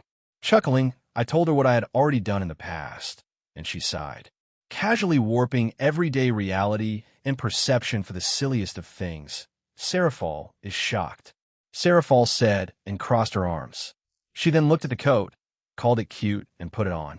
It was a plain white-pink coat with bear heads as designs and had Serafal near her left breast. She shook her hands, and brown mitten gloves appeared over them, as well as a white scarf and earmuffs. Serafal is ready, she said and held my hand. How about you? I touched my chest and changed clothing too. I matched her, but had Aaron on my chest. She giggled, and we finally left for St. Nicholas Realm again. Arriving back in St. Nicholas Realm, we were greeted by him and his wife near the entrance to the city. Gene, it's been some time. Thank you for the help back during Christmas Eve, he said, and shook my free hand. It seems you came with Satan Leviathan? Welcome, welcome. I hope you enjoy your stay, he said and grinned. Please enjoy yourselves, said Carol Claus and waved at us. Thanks for letting me do this. Well, stop by before we leave, I told him. He laughed and patted my back before thanking me again and leaving with his wife. Looking at the sky, there was still some time before it. So let's go for a walk for a bit. There are some food vendors here, so fill my stomach again. There's always room for dessert, she exclaimed and pulled me away. We walked around the city again, and the enormous Christmas tree was still there along with the elves going about their lives. It was less chaotic this time around since Christmas had passed, and everyone seemed relaxed and happy. We went to a few food stalls, and Serafal ordered one item each and stuffed her cheeks with the food. If we didn't calm down, she'd have an upset stomach, I sighed. You're like Gabriel, geez. I then wiped the same milk stain on her lips, and she stuck her tongue out at me. But she then offered me a bite, and I accepted. It was the same cookie that Danu had offered me when we were here. It still tastes the same as ever, but I did change it on my menu. What do you think? I asked. Yours, she answered and pointed toward me. What? I replied, and gently lowered her hand. She giggled at me again before we checked the town more, and just like last time, it was mostly the same. Many of their items were Christmas-themed, but there were a few exceptions. Serafal found some costume apparel, which surprised me, since they sold it there, and bought one for herself and Sona, Centuredo. It was a snow-covered mountain just around half the height of MT Everest. That's our final destination for the night. I was planning to teleport us near the tip, but if we go now and climb it, we'll most likely reach the top by the time I planned, I explained. Oh, a bit of adventure. Let's go. She shouted and began running ahead of me. A few elves around us chuckled at the Leviathan's enthusiasm. I ran after her, and we began our climb up the steep mountain. What the heck is this? Why are obstacle courses in this mountain? Sheer drops into nothingness, random cliffs, and a fake prop of a Cerberus. Who made this? She asked as she stomped her foot in frustration. We had made it to the halfway point, and there was a small cottage area that was meant to be a pit stop here. Obviously for what she described, This place felt more like a carnival of training courses rather than a regular mountain. I mean, we had to fight a mechanical Yeti and Dragon King Fafnir near the start, so I can understand her confusion. After the alliance with the North Pole and St. Nicholas, Azazel came here and modified this mountain with Surzex. Let's just say they went a bit overboard. St. Nick said he wanted more visitors here. So mum. Serafal wasn't happy, but for other reasons. They didn't invite me. Unforgivable. Yeah, I guessed as much. I laughed at her comment, but she softly hit me repeatedly, saying that if she was part of it, she would have made it much more fun and not just some kind of training course. Well, let's head up further and see what's in store for us, shall we? I promise the second half is a lot less chaotic, I told her while offering my hand. She squinted her eyes at me, but still accepted the gesture. And so we set out for the rest of our journey. La la la la, Serafal skipped and jumped around as a soft and cute lullaby played all around us. Other smaller creatures also appeared every now and again to give her something. Even though it was freezing, she had a crown made of ice and a necklace that resembled flowers. The second half of this journey was calm, and it gave you a sense of peace. I had managed to convince Azazel and Surzex to do this with the help of Avetsa and Astery. Anger wives have great powers. I want mention that Gabriel came with me that day and recommended most of this to us, since I know she sees her as a rival. Well, Astery and Avetsa also helped pick a lot of it out, and those three bonded during it. Even Azazel and Surzex commented that such a thing would have been impossible a year ago. A devil, Astery, a fallen angel, Avetsa, and an angel, Gabriel, just walking around, talking, giggling, and having fun would have been a strange sight. We were coming up to the summit, and Serafal ran ahead of us while being followed by the small creatures. I eventually reached it too, and she stood up there looking over the realm. "The view's nice. Is this what you wanted to show me?" she asked. I came up beside her and patted her head. "Yes, part of it. The main event should start now," I said, and looked back up. Serafal did the same thing, and her eyes shone in wonder as she saw at the northern lights, the aurora borealis. Normally this realm would follow the human realm's time, so it should still be daytime over there. However, I asked a selfish request from Santa, and he let me do it. The northern lights were also made by me, or at least I influenced them to happen at a specific time during our date. I felt Serafal squeeze my hand and point at it. "I haven't seen this before. It's pretty," she mumbled. I also had to agree it was quite a spectacle. Although I saw it with Gabriel and the others when we were making this, but that would piss her off if I said it to her. Let's keep the peace and mood by keeping my mouth shut. Looking back at Serafal, her cheeks had become flushed as she stood quietly, waiting to see what I would say next. I gently turned her towards me while gently holding both of her hands. Unlike her earlier confidence, she was acting quite shy and reserved now. Was Serafal weak in these kinds of situations? Looking back at my memories, she rarely acted like this. "Yes," she screamed instantly as a reply. Holding my laughter, I took a deep breath and said, "We first met in heaven, right? The day I announced myself as the middleman. Who would have thought we'd end up here?" She smiled and nodded. "Of course. I remember that day clearly. Even before you evolved, to me you didn't look bad. They'll take that as a compliment," I replied, and we laughed together. She let go of my hands and hugged me while placing her head on my chest. "You remember what I said back then, right? How I fell for you?" she asked. "Because of what you did for Kuroka." I couldn't help but think, what if I was in her place? What would I do? And I came to the same conclusion. I'd do the same thing as her. I'd protect Sotan. Back then, it was a coincidence that they called me to capture Kuroka, but I wanted to clear her name. I didn't have any plans on having her fall in love with me. The one that I was interested in prior to reincarnating was Aquino.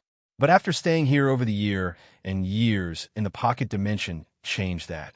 She looked up at me and said, "Well, aren't you going to ask? I thought you had more to say." "But yes, I remember all of it, Sarah." I took a deep breath and asked, "Serafal Leviathan, will you marry me?" Her usual haughty smile appeared on her face again. "Oomph. I have a lot of competition waiting for me, but I'm ready for it. Magical Girl Leviathan accepts your proposal." "Great, now, let's get going." She bellowed, and echo followed after it. I laughed. Way to ruin the mood, but sure, let's go. I already have a room booked at Antares Base. That same time, in Japan, we returned home. We spent a few hours together under a barrier, so we got our rest. During it, I received a notification to return as soon as possible. Sarah Fall didn't mind, as she had already spent enough time with me for the day, and she ran to Sona to officially tell her of our engagement. Entering my office, I found Chow Chow and Tobio there with Shala, Zeno, and Silva. Going to my chair, I sat on it and clicked my fingers. I gave them some snacks and refreshments. They took a seat and began having some of them. So, is everything ready for tomorrow? I asked. Tobio nodded and said, "It's been a while since I went on my undercover missions, but it came from you as a favor, so I couldn't refuse." SAE also understood, and yeah, what I found syncs up with what you told me beforehand. The Z team is coming with some hybrids and Grim Reapers during Valley and Rhea-san's game. After drinking his drink, Chow Chow said, "We also went to the Netherworld with Benia Orcus' help and spoke with Orcus, the leader of the conservative faction in there. To say that the place is in chaos is describing it lightly." He put down his drink and sighed.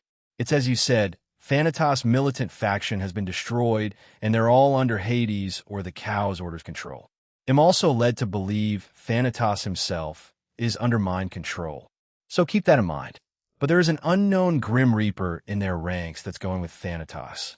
The leader of the Z team is also a demigod with a powerful sacred gear," added Tobio.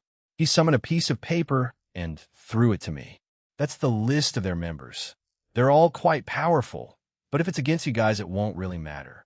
Z team, leader Lon, demigod sacred gear. Right hand Xiaobis, dragon monster human hybrid sacred gear. Falnal Aegwin, human elf hybrid sacred gear. Kismalis Aegwin, human elf hybrid sacred gear. Socus, devil. Ovelia, devil. Palola, bird Yukai. Urain, wolf Yukai. Blyron, monster. Autos, monster. Xrel, fallen angel. Malil, fallen angel. The two half-elves are siblings. Falnal is the older brother, and Kismalis is the younger sister. The rest are from different species, but I'm sure some of them have some artificial sacred gears because of the Cow's Order. As to who even the ones I interrogated and followed didn't know," explained Tobio. Shala got up and handed me another piece of paper. And there were 3 other names. Those are the hybrids that are participating in the mission. They were apparently Sataniel's newest hybrids with artificial sacred gear fused into them. 2 females and a male. One of them is a devil hybrid. One is a Yukai hybrid, and the last is a monster hybrid, she explained. The artificial dimension is ready as well. I worked with George to make it less advantageous for them, since a few of EXE wants to fight them, right? Zeno and Silva also made some traps with this magic in case of further reinforcements, said Shala before looking at me expectantly. "Thank you for the help. Guys," I told them and patted Shala on the head. "It's fine. And are you sure you don't need my help? I know the /dog team is helping you." Asked Tobio. "It's fine. Prioritize your family. You're going to be watching the match from Grigori, right? Just leave this to us," I told him. Tobio sighed and got up. "All right, but I'm a call away if you do. But I'm definitely participating in the next mission assigned to DXD or EXC and feeling a bit restless. I'm sure SAE will understand." "Fine by me," I said and fist bumped with him before he left. "George and Jean will participate too, but the rest of my team will be busy," said Chow Chow. "That's also fine," I replied, and he left after that. "We will go and get ready for it." "Aaron Sama," said Silva as he got up with Zeno. Centurato EXE and a few others gathered in a certain room in Fafnir Stadium in the Fallen Angels territory in the underworld. Apparently, Azazel still had the contract with Fafnir and still had his downfall dragon spear. He and Avetsa have been slowly making it more powerful, and he plans on passing it down to someone soon. That's the reason for this stadium being built. It was part of the updated contract signed with Fafnir. It seemed the Dragon King wanted something in his name, and this was what they came up with. There was a golden statue of Fafnir and Azazel at the entrance of the stadium. That's everything. Some of the members of EXE will be helping back in the Dimensional Gap too, and will transmit information through those transceivers. So, any questions? I asked the room. They all shook their heads. Good. I raised my arm and gave them the dragon tattoo. The most prominent ones are the leader Leon, his right hand Zialbes, Thanatos, the female Grim Reaper, and the hybrids made by Sadinal. Capture them, the rest can be killed or captured. He'll leave that to your decision. There were more coming like divine beasts, but no cryptids. It seems like their disposable members were slowly dwindling down. They'll need to start relying on new mob characters if they can't keep making them. Lapis and the rest really provided them with a lot of resources. Cutting them off from other universes and worlds was also crucial. All right, dismissed. They won't attack until the start of the game, since they want that to distract everyone. Once I dismissed everyone, most members began to file out of the room, and I was left with Lavinia, Sissoko, Enumum, Cindy, Aoife, and Velgrind. They came up to me, and Lavinia grabbed my arm. Let's go talk to Vakoin before the game starts. A bit of encouragement won't be bad for him. He's facing a tough team after all, I replied. The other 7 were okay with that. Although I was surprised that Rose didn't join us third-person point of view at the nearest vending machine from the players' waiting room in Fafnir Stadium. Valley inserted his coins so that he could buy something to drink. After putting in the correct amount of change, Valley was just about to press the button for the sports drink he wanted to have. However, he was beaten to it by a slender finger that reached over from the side. After taking the plastic bottle out of the pickup tray, that person offered it to Valley. Valkon, you choose that drink every time you have an important battle. The person who held out the drink was a witch who wore a white cloak, Lavinia Rennie. She was a woman who couldn't be more familiar with Valley. You also came, huh? He asked and glanced behind her. There were others there too, including his older brother. Lavinia replied to Valley with a gentle smile. We came, and we plan on cheering for you. After Valley received the plastic bottle from her, Lavinia said, in comparison to Vakoin, there might be more members of DXD who are cheering for Rias-John. After all, not too long ago, Vakoin was still doing bad things. Vala thought to himself that Lavinia still talked to him in the same old way that she always had the same way since 5 years ago. I don't care. As long as I have my team and a few others, then that's fine. I don't need millions of supporters. The few that matter count, he told her. Lavinia's hands suddenly reached over towards his face. Lavinia held Vala's face and smiled as she said, I will always be on your side. Okay, Vakoin? That's why I'll be cheering for you. That's right, unlike back then. You're not alone, so rely on us more, said Aaron as he came over and put a hand on his shoulder. Vala glanced at both of them and then looked away. She hasn't changed since then, even after starting a relationship with him. She's still as gentle, no. Maybe she became even more gentle, he thought. To Valley, ever since his mother aside from his mother, this was the gentlest womanly smile that he had seen. Vala broke free and turned around. You can do whatever you like. It's not like I can stop either of you, he impatiently told them. I will, but I need to do a bit of work while I cheer for you. Work? He asked and looked at Aaron. Don't worry about it. All right? Leave it to us and give it your all in the rating game, Aaron told him reassuringly. Vakoin only needs to worry about that. We'll deal with this small problem ourselves, added Lavinia. Valley realized that trying to pursue the matter any further would not result in a satisfactory answer for him. I see. Then I'm going. Thanks for the drink. Valley walked back towards the waiting room. Do your best, Vakoin, shouted Lavinia, the others also giving him words of support. Valley continued to move forward without concern. When he had almost arrived back to the waiting room, Albion laughed lightly from within him. Fufufu, how does it feel to have your new family cheering for you? Vala's cheeks became red as he didn't answer immediately. However, he stopped and looked back at his life so far. It had been full of ups and downs, but right now at this very place and time, he was content. A smile appeared on his face. It's not an unpleasant feeling. This answer took Albion by surprise, but he was happy for his wielder. Lavinia was the first woman who responded to him with a smile aside from his mother. Then there was his rival, who showed the same kindness to him even after he acted quite brazenly and unruly towards him. To him, he felt so privileged to experience such dazzling, warm, and generous support from those two people. To Vale Lucifer, these two were two irreplaceable existences to him. Team Rias Gremory, King Rias Gremory, Queen Aquino Himajima, Bishop Gasper Vladi, Bishop Asia Argento, Rook Chiron, Tuj Rook Vasco Strata, Knight Yumi Kira, Knight Zenobia, Court of Pawn. 8. Crom Crutch, Team White Dragon, Emperor of the Morning Star. King Vala, Lucifer, Queen Fenrir, Bishop Calantha, Vordenberg, Bishop Lu Fei, Pendragon, Rook Gogmagog, Rook Zhu Beiji. Current generation. Knight Arthur, Pendragon, Knight Sha Wujing. Current generation. Pawn 5, Biko, Pawn 3. Salamander Tomita, Chapter 6. Part 2. Team White Dragon, Emperor of the Morning Star versus Team Rias Gremory, third-person point of view. The day before the rating game between Team White Dragon, Emperor of the Morning Star and Team Rias Gremory. Vala's team was training in one of Aaron's dimensions. They had been doing this for a few hours already. However, an unexpected guest had entered it. Vala noticed this first, and he flew over to her along with Calantha Vordenberg, the pure-blooded vampire. "Kuroka, why are you here?" he asked. The one that had entered the dimension was a former member of his team. Cinchuredo, as you can see, it's a hoverboard like those in movies. "Want to try?" she asked. "We have magic, though?" asked Valley. "Normal humans don't use magic," Valaniami. Me. I want to try," shouted Biko while jumping around. Kuroka laughed and handed it to him.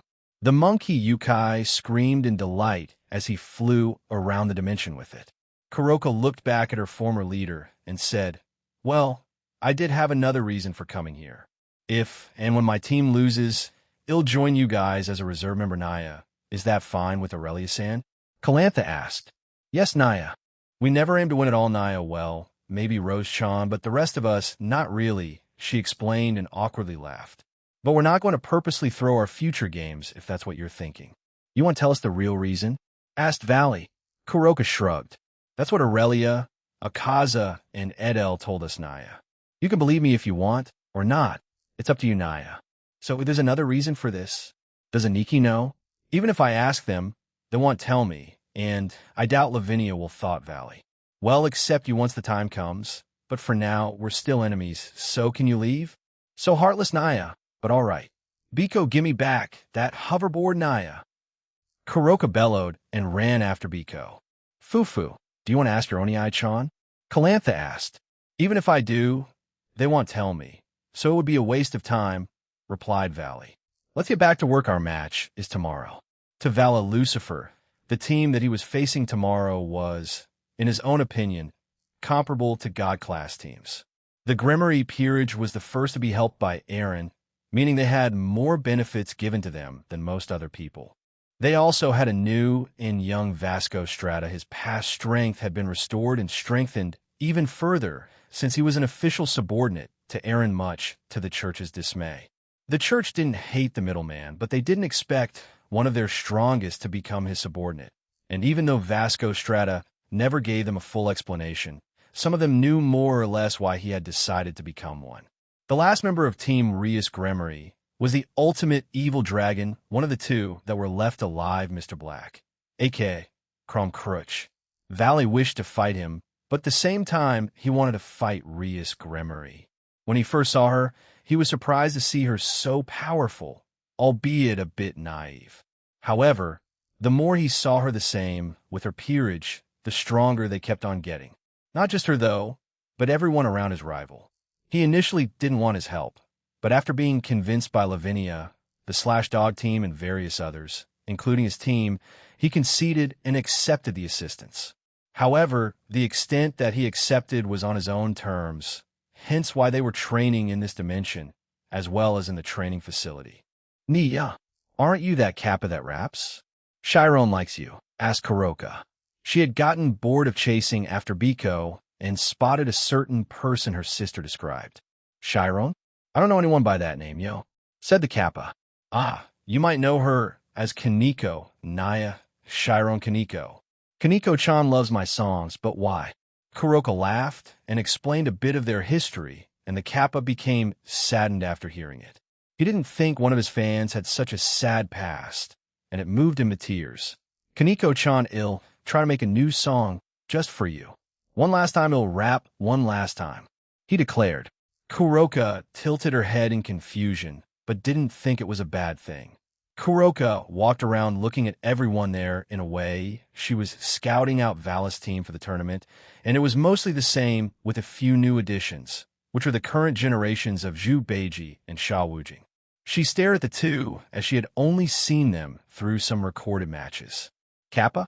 She asked and pointed at Sha Wujing. The little girl visibly became distraught and red in the face. I'm the descendant of Sha Wujing, and he was not a Kappa. That's just the image that the Japanese people conjured up without permission. The original Sha Wujing was a river-based Yusin, a Yukai sage. Not a Yukai with an amphibian head. Nia. Kuroka was shocked by the sudden tantrum by the little girl and took a step back. Lu Fei came over and calmed down the current generation Sha Wujing. After that, she floated over to Kuroka on her broom. Kuroka-sama, Sha Wujing-sama is sensitive to that, so please don't call her that, said Lu Fei. Nyokai? Kuroka titled her head as they watched Sha Wujing cutely stomp away while huffing. Her tantrum was cute, though. Maybe I should do that more, Naya. I wouldn't recommend it. She may get violent and attack you, muttered Lu Fei nervously. Barato grinned and stepped closer to the young female magician. By the way, Shinshiro, also Aaron-sama has invited me to spend time with him a few times, along with others, of course. She told the Nekishu. No, I know, I'm just teasing you. But seriously, you were too nervous, Naya, relax a bit more, said Barato. Lu Fei froze and stared at Barato before she understood. The Nekishu started laughing even more. Naya, yes, I was there, Naya. A frying pan suddenly struck Kuroka on the back of her head, and her anger was directed at who had done it. But when she looked at the culprit, she realized Valley had done it. We're in the middle of a training session. Kuroka, if you want to speak to Lu Fei about those things, save it for later. We're nearly done for the night, said Valley. TCH, he'll go tell Nia that you hit me like that, Naya. Barato shouted and made a playful face at the young Lucifer. Valley looked horrified, but before he could say anything else, Barato left the dimension. Calantha sighed and patted Valley's shoulder. As the first wife, I told you not to do that. Irritated, Valley looked at her and said, I never said I was taking anyone as my wife.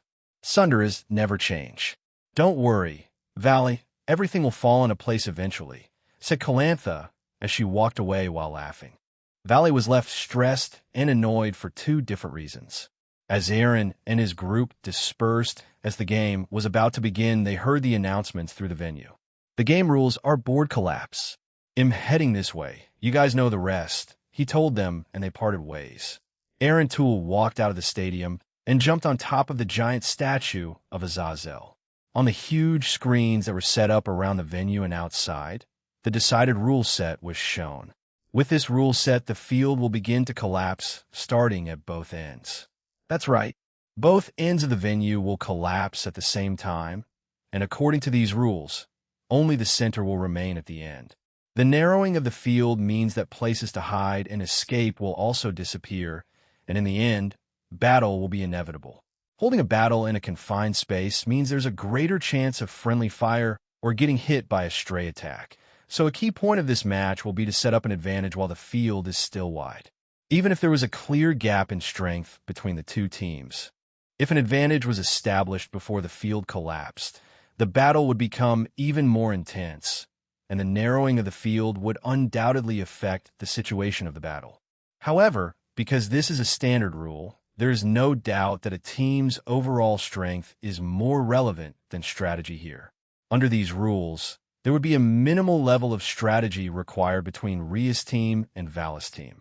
It was more of a direct confrontation. And for the both of them, as well as for the audience, everyone hoped to see a direct battle.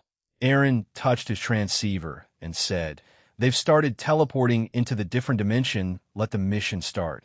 He jumped down from his vantage point. Shin came out of his shadow and jumped onto his right shoulder. "Are we going to fight them with us?" A voice asked. With a smile on his lips, Aaron replied, "It's been a while, so why not? They're not expecting this kind of change from you, Lycan." Huh. Aaron felt the rest of the groups that came with him slowly teleport into the realm that Shala and George had prepared. Eventually, he was the last one to go there. Taking one look at the sky, he sighed. Time to go. He was transported to a replica of the underworld, a replica of the Fafnir Stadium. When he arrived, countless battles were already taking place. On his left wrist was a watch that showed him the match between Valis and Rhea's teams. However, as he was about to move, his queen appeared beside him and did not look happy. Lavinia Rennie was frowning beside him, and as he tried to move away, she grabbed his ear. "Aaron?" she asked while squinting her eyes at him. "Yes?" he replied and looked at her. Why she was interrupted when giant ice attacks suddenly appeared around the dimension. "Is she here?" Lavinia asked and pointed at a certain woman. In the distance, she stood on top of a building while laughing to herself, a former enemy who were going through rehabilitation. Yashina Lydia Vitalievna, the wielder of the new Longinus demon god manifestation, Demon's Extract. She had begged Aaron to let her participate as a member of EXE. Even though there were some who were against it at first, they relented to Aaron's wishes, and she was allowed to participate in the mission. Although she is under heavy and strict surveillance the entire mission. What's wrong? Is this too much for you?" Yashina asked loudly. Lavinia sighed again and stared at Aaron Toole. "She's undergoing rehabilitation and will only do it if I asked. Anyway, Cinchureto, let's just finish this and talk to her after." "Troubles of a reckless scoundrel, right?" said Drake. "Why are you acting like some kind of high school girl?" "Stop, it's gross." Feeling slightly annoyed, Aaron sighed again. He held out his right arm, and a silvery white scythe appeared beside him, and he grabbed it. Scanning the entire realm, he located all the divine beasts that were teleported here, and he only targeted them. He brought the scythe back behind him, and with a single diagonal swing, he sliced all the divine beasts in two. It was quick and silent, but before the rest of them could react, they died. "Focus on the others. They'll deal with the 4 coming for me," he ordered them. As he did, 4 individuals approached him at blinding speed. One of them was a figure covered in a black cloak, mask, and had a scythe with them. The other was a young man with shaggy silver hair with pink and purple highlights throughout, matching his eyes. He wore a patterned black suit with a silk lapel, pinstripe vest, and a deep purple tie. He also wore jewelry, including rings and multiple ear piercings. The other 2 were both females. One had short pink hair, white eyes, horns, and a tail. She wore a feathery pink and white dress with pink gloves and white pink shoes. The other had long blue hair, lime green eyes, horns, and a tail. She wore an elegant blue and pink dress with 2 bracelets on her wrists and a necklace around her neck. She also wore black boots with small white spikes on them. "Wimmus, don't get in my way, he's mine." The man with silver hair and purple eyes charged Aaron while firing black wind at him. Aaron slapped the attack, destroying it. The 2 women summoned scythes too and slashed at him. The Grim Reaper also followed the 2 women, swung his scythe. "It's a scythe bonanza." Aaron spun his scythe in his right hand and deflected the attacks that were aimed at him with it. They were surprised by this, but quickly backed away. "Middleman, fight me." "I'm the demigod of strife and discord." "Leon," the man shouted, and various elements shrouded his bravado. "Oh, he's the leader of the Z-Team. Leon, huh? A demigod like Rose," Aaron thought. "Let's make this quick. I want to watch my fiancé and little brothers fight." Aaron dismissed his scythe and swiped his right hand sideways, knocking back his attackers. Cinchureto and covered everything in the surrounding realm. Bessingus, the slaying of tens of thousands of goblins, and evil omens, the realm became pure silver, and white snow, a blizzard started in the far distance, and quickly encompassed the entire realm. As their limbs shrank into the silvery world, something with an abnormal but elegant shape emerged. "My name, which reacheth unto the farthest abyss. 'Tis the imitation god beguiling the polar night, and the midnight sun, the slivery white dog shin transformed into its mature form and sank into the ground at his feet. Thou shalt be exterminated by our own pure, white divine blade." Aaron Toole's entire body was enveloped in a silvery white aura. Although his figure retained some human resemblance, it had become something that differed from a human. The head and face had morphed into something resembling a dog.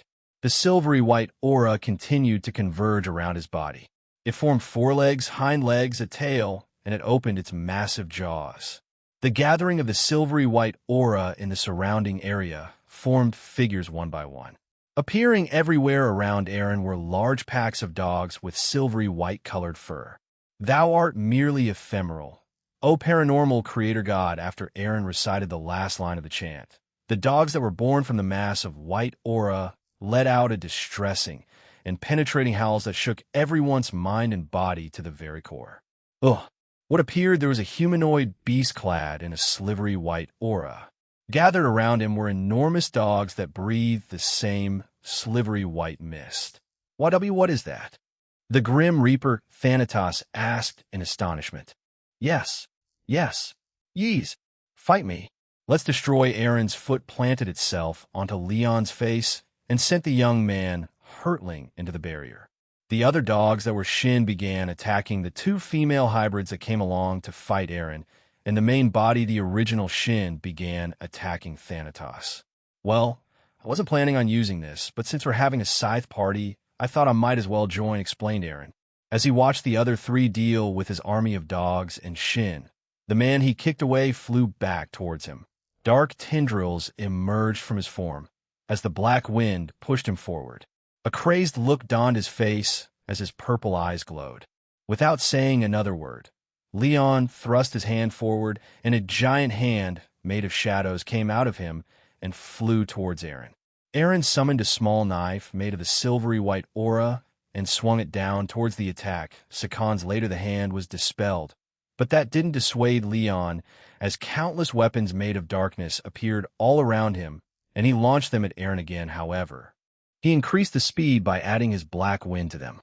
He expected Aaron to destroy them or even deflect them, so he would activate the explosion magic he had set in them.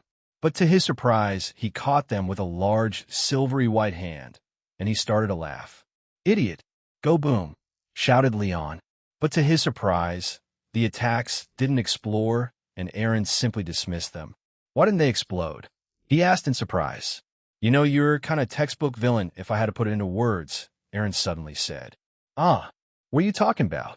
asked Leon, as he grew even more frustrated by the insult. "A tragic backstory, a powerful sacred gear, and great genetics. You could have taken all of that and focused it into something else. Now, I'm not saying you should have become some kind of hero or something, but this route, isn't it a bit cliché? Leon was born from Eris, the goddess of strife and discord, and a physically fit man, but was what you would call a sociopath and psychopath. As an evil god, Eris did things at her own pace and didn't care too much about others. His father was scum.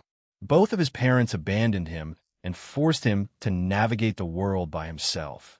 However, he was given several opportunities to put his life on the right track. However, each and every time he was offered the opportunity, he chose the opposite choice. In a way, he was compelled to do so, and when he found out about his powers and heritage, to him, it just made sense. A grin appeared on Leon's face. I was born this way. It only makes sense that I become a villain. The ultimate villain where I rule the world, and you, who is known as the middleman and dual dragon emperor, you are the hero that I will vanquish. Most of the time, the hero beats the villain, corrected Aaron. Leon pointed at him as the darkness around him changed into large spider legs. Not every single story with that kind of storyline has the villains lose. New age stories have the villains win. And he'll make that into reality here, Gene skyward. Stupid, Aaron mumbled Lavinia as she arrived beside Yushina. Lavinia had produced a blizzard after she left, and at the same time as Aaron activated his balance breaker for Canis Lycaon. If it isn't Lavinia Rennie. It's been a long time, said Yushina as she arrived beside her. Lavinia didn't reply as she looked at the woman in contempt. Now don't look at me like that. Yushina smirked and added, if you look at our situation realistically, wouldn't Seraphal Leviathan and Graphia Lucifuge have the same chance of inheriting that title from you? Although Graphia Lucifuge doesn't use ice magic that much, but she uses it enough to be considered for it. In Aaron's, it won't always be that case. What will happen 5 years down the line? 10, 20, or even 50 or 100? Will he always love you the same as he does now? Or perhaps he'll replace you? You'll no longer be his number one, said Yashina. Yashina. Erin's voice echoed on her transceiver. Oops, I said too much, said the Russian lady before flying away and laughing to herself. However, their brief encounter left Lavinia uneasy. That won't happen, right? She asked herself. 100 years is a long time, and people change. Her worries the worries of the Ice Queen. Lavinia, Rennie started to cloud her mind and heart. A few minutes had passed since the start of the match between Team Rias Gremory and Team White Dragon Emperor of the Morning Star. The ends of the field had already collapsed, forcing the players of each team to make their way towards the middle. However, it was quite obvious that one team was much stronger than the other. Your Eminence, I believe this is an appropriate place for a rematch, don't you think? One of the knights of Valley Arthur Pendragon asked the large muscular man in front of him. He looked at the female knight with blonde hair and added, Kiba no. Yumi Kirakuin, as much as I would like to fight you two, I'd like to face his Eminence first. Yumi nodded at Arthur's reasoning and leapt away. Vasco Strata brought out his weapon Durandal X. Likewise, Arthur Pendragon brought out Caliban, and the two swordsmen stared at each other down. The Rook Vasco Strata and Knight Arthur Pendragon are about to duel. Two of the strongest swordsmen in the tournament are about to clash swords. His Eminence Strata is a veteran warrior of the church with countless achievements under his belt, while Arthur Pendragon is a descendant of the famous King Arthur. He's also a generational talent and is quite skilled. Suddenly, they disappeared and clashed in the middle of the sky. Since their first duel, Arthur had become significantly more powerful, while Vasco Strata regained his former powers and grew stronger too. However, Vasco had something Arthur still lacked, and that was experience.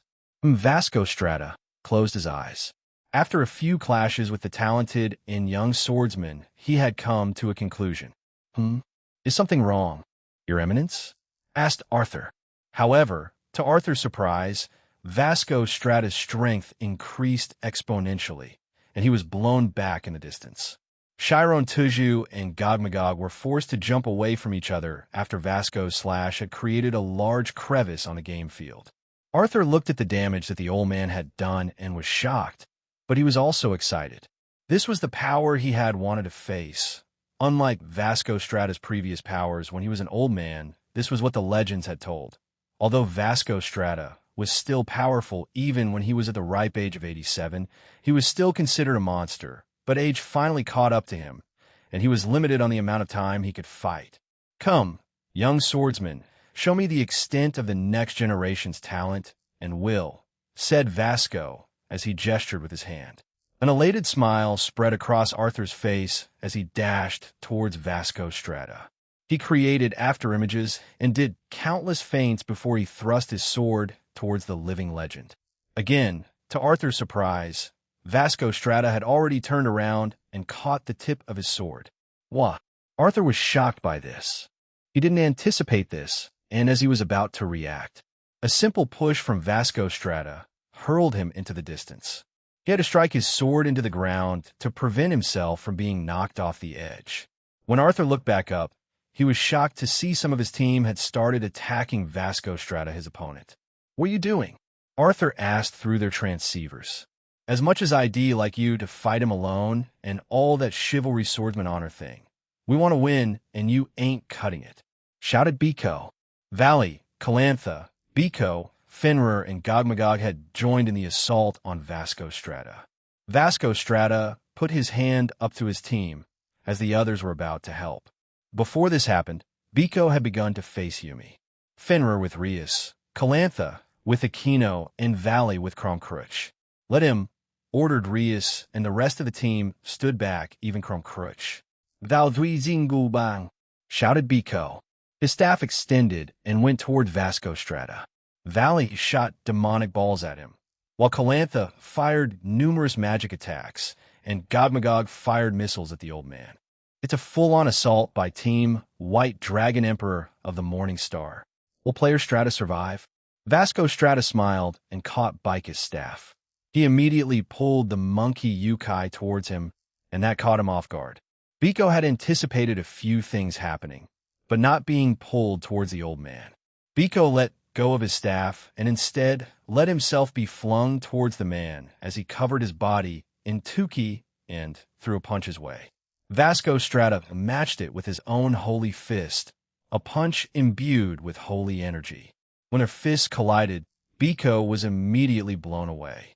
However, Vala flew up and caught him, preventing his teammate from being knocked out. "Seriously?" asked Valley. "Oh, shut up, Leader Sama. I wanted to see if he really got his original power back," retorted Biko. Vasco Strata threw another holy fist towards the magic attacks and missiles, destroying them and making them useless. He stared at the current members that attacked him, and he disappeared from his spot and appeared in front of Gogmagog. He immediately kicked the golem in the face, sending him away towards the edge of the disappearing platforms. "Stop him," ordered Valley as he threw Biko towards the golem. "Huh, wait, what?" Biko flew through the air while screaming his lungs out. "Screw you, Valley." However, just as Vala planned, Biko arrived behind Gogmagog, enveloped his body with 10k again, and desperately tried to stop the golem from falling down the abyss. Both of them began to slide closer and closer to the end until he managed to stop them. But Biko also noticed that the tiles they were on was about to collapse, so he kicked Gogmagog forward and jumped away from it. Vasco appeared in front of Calantha as the woman tried to use her vampire-style magic circle. Yet Vasco Strata simply negated it using his own fingers, and the magic circle shattered. He quickly pulled his arm back and punched her, but Valley Lucifer suddenly appeared between them, taking the hit for her with his arms. "Ho! Valley Lucifer. Interesting," said Strata as he continued with his punch and blew away both of them instead. The old man was amused by the actions of the young man. Previously, Valley wouldn't have done that. He certainly would have protected his teammates, but most likely wouldn't have used his body. He would have used another demonic attack to draw attention to himself and stopped it that way. With a smile, Strata asked, "I wonder if that young woman means anything to him?" Fufu he glanced to his side and swung Durandal X down, and it was met with Arthur Pendragon's Caliban S-blade. A tear in space appeared beside Vasco, and out came Fenrir. The wolf lunged towards him, but to his surprise, Vasco Strata still dodged his attack. The old man maneuvered midair and sent a shockwave punch towards Arthur, forcing him to block it. Vasco then swung his sword towards the god-slaying wolf and sliced his back while blowing him away with the force he generated with the swing. Amazing! Vasco Strata has essentially taken on the entire team of Vala Lucifer and defeated them. What fighting prowess! This is the violence of heaven. This is the limits of humanity. One of the strongest humans in history. Indeed, in this tournament, we get to see both old and new generations show their fighting ability. However, it's safe to say that the old generation isn't being outdone by the new and current generation. Vasco Strata is a testament to that. Although he did attain his younger body and original power, it was still quite an achievement fighting most of Vala Lucifer's team.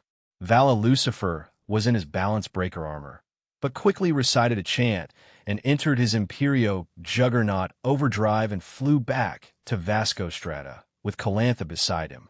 The pure-blooded vampire seemed stronger than earlier as she fired countless large fireballs towards the human. In the same manner as earlier, he negated the attacks. However, when they were dismissed, both Vala and Calantha had appeared in front of him with Arthur and Biko at his sides and Gogmagog and Fenrir behind him. In the distance, the current generation, Sha Wujing and Zhu Beiji, fired elemental attacks at Vasco Strata 2, with Salamander Tomita singing a rap while also provided some enchantment magic to them with it. In another section, Lu Fei created magic circles beneath Vasco Strata and restrained him to the ground. The old man stood there amused by their attempts. The rest of Vala Lucifer's team has joined. It seems they want to take out player Vasco Strata now. Vasco Strata crossed his arms and gathered holy energy around his blade and fist. In one fluid motion, he swung his body around and created a giant and powerful tornado made of holy energy. Ejaya, Vala, stop that thing! Biko screamed as he was sucked into it. Valley aimed his right arm towards it and shouted, "Compress! Compression divider!" shouted Albion. The enormous holy tornado in front of them slowly compressed, but didn't fully disappear, much to both their shock. However, it was enough for Biko to summon John Yun, his golden cloud, and rode it out of the tornado.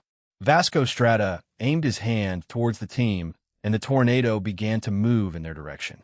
Valley held his arm up again and used another compression divider, and finally the tornado was compressed fully and disappeared. It needed two. That's pretty terrifying, mumbled the young Lucifer. Impressive teamwork, team of the White Dragon Emperor. However, you still have a ways to go. With that said, I'd like to get back to my duel with the young Pendragon there, said Vasco as he pointed his sword at Arthur. Arthur dusted himself off and fixed his glasses. I concur. I'd like to have my own battle here.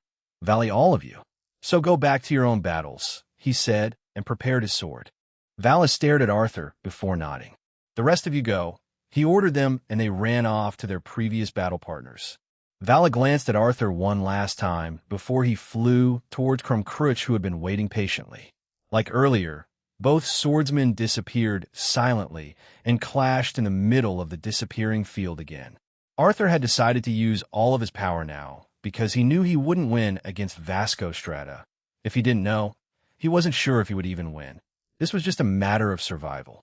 He needed to stall for time and hope that Valley would defeat Krumkruch and then Rius Gremory.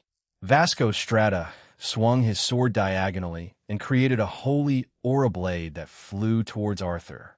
The young man did the same thing, and their attacks slammed into each other and exploded. They landed on the ground and began a small dance of blades. Each strike of their blade created powerful and large electricity sparks. Caliban was known as the strongest holy sword.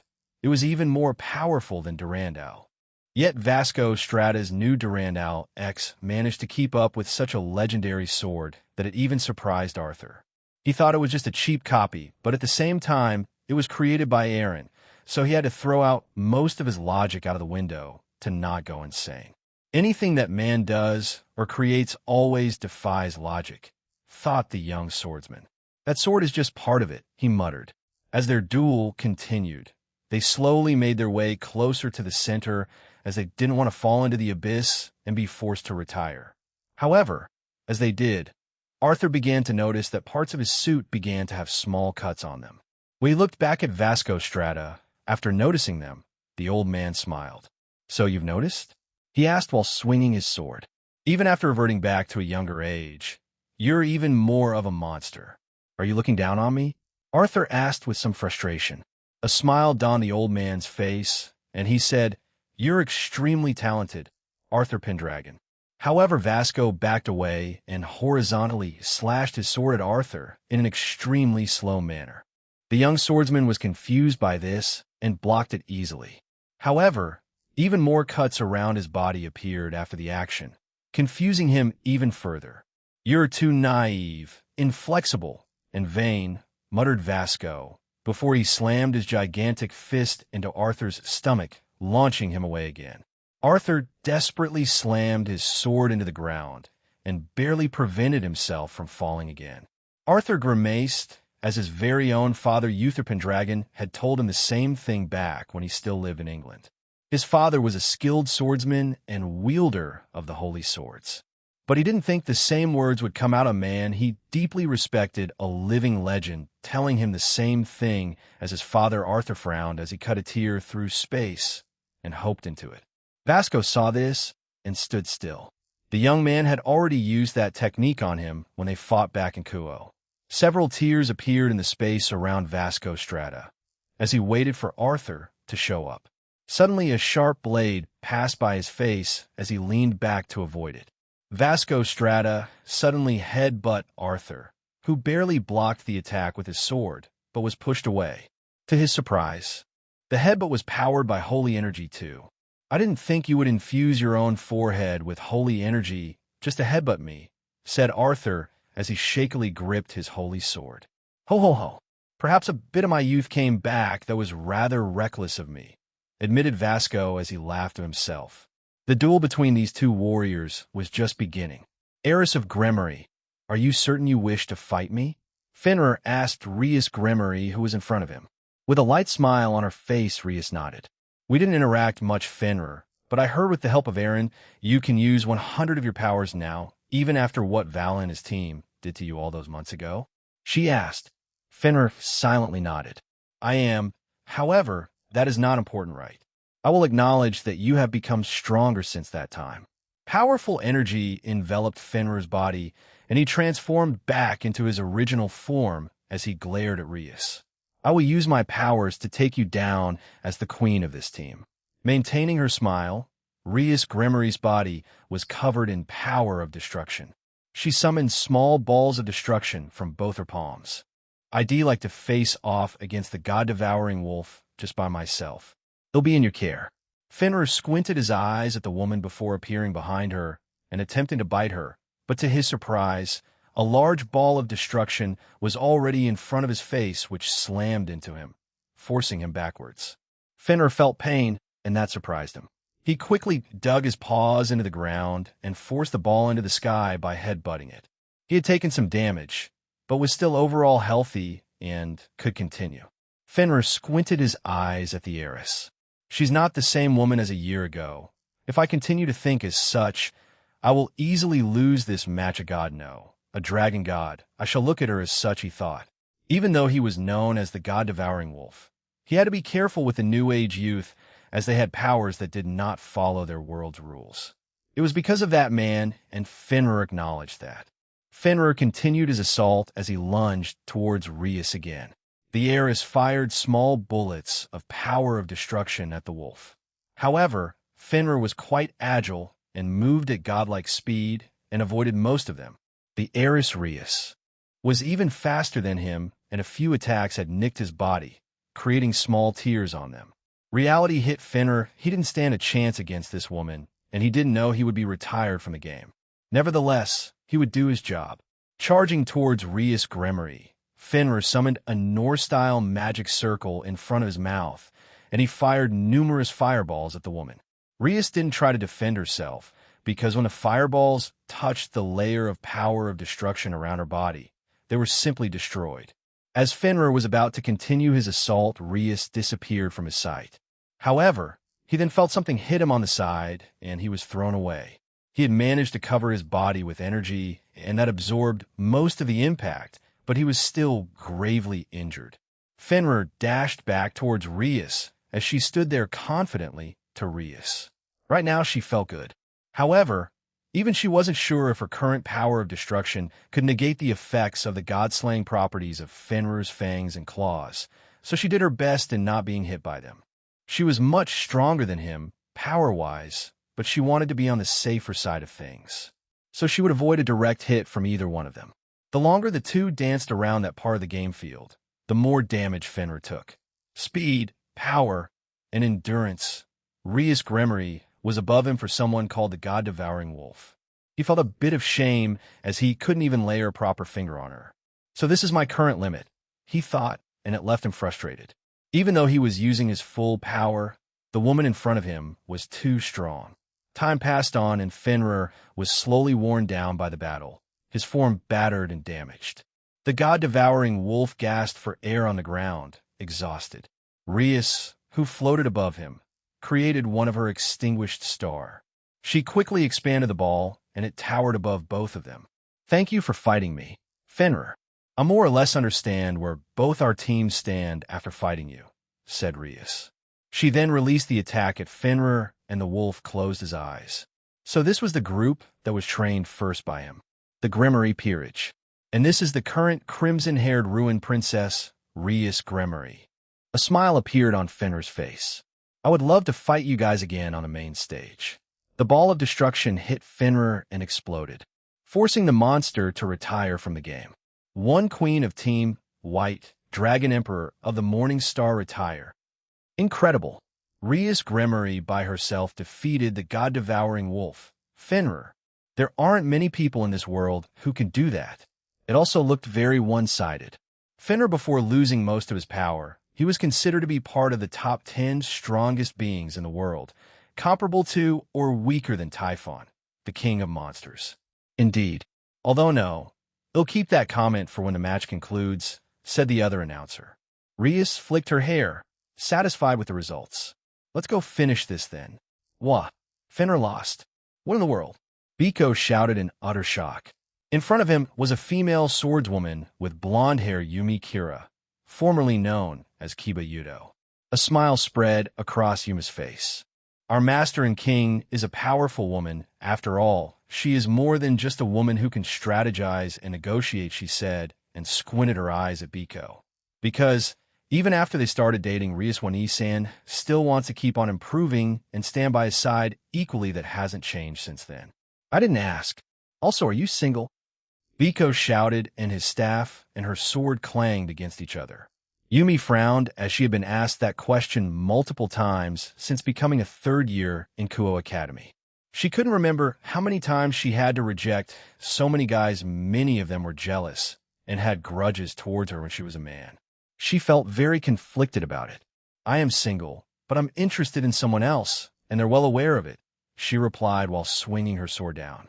Biko avoided the attack and jumped back, but quickly jumped into the sky, avoiding a blade that had appeared beneath him. Dang it, it's him again, right? Shoot. Darn it. Then, if I beat you, go on a date with me. A smile appeared on Yumi's face. If you beat me, she said, and dashed towards Biko before slashing her blade towards him. Biko tried to block it with his staff, but to his surprise, Yumi's sword went through it and slashed him across his chest. He reacted quick enough and covered his body with 2k and minimized the damage, but he was still hurt in the end. What the heck? How did that? Well, Raswai-san wasn't the only one to get something from Aaron, replied Yumi. A small necklace with a green gem dangled around her neck. Boosted gears piercing strike. Are you kidding me? Wait, doesn't that mean Yumi followed up her attack with a knee to Biko's chin, blowing the young Yukai away? Biko retaliated by firing lightning bolts towards Yumi using his jujitsu. However, the young woman deflected the attacks with her sword and dashed towards him. Biko slammed his staff into the ground and used it to vault his way towards Yumi. He then recalled it to himself. Grow! Shouted Biko as his staff extended at an even greater speed than before. Yumi made a slight adjustment to her body and it grazed her cheek. She arrived in front of the Yukai and swung her sword upwards from the ground. Biko jumped back, seemingly on time, but numerous cuts appeared on his armor and body, surprising him. The monkey Yukai fired bullets of 2k at Yumi, who deflected them again and swung her sword at him. Biko shielded his body with 2k while countering with his staff. Again, more cuts appeared, but they were far less than the previous ones because of his 2k. He suddenly felt a fist hit his gut, and he was knocked away. He crashed into the ground, but quickly got up. He saw Yumi standing at a distance. He had expected her to follow him, but this action caused him confusion. Yumi unsummoned her current sword that was created from Blade Birth and pulled out Graham from a different space. She breathed slowly and smiled at Biko. This caused the young man to shiver as the look on the woman seemed different from earlier. Biko-san, please let me experiment a bit with Graham. No. What do you plan on doing? Biko shouted back in horror. A sudden burst of demonic energy shrouded Graham's blade. The entire game field shook, and everyone on it noticed its presence. It only kept growing and growing until the aura had created a small barrier around Yumi and Biko. Senchuredo Yumi had gone to Aaron for more help with Graham, slightly changing the sword to fit Yumi better.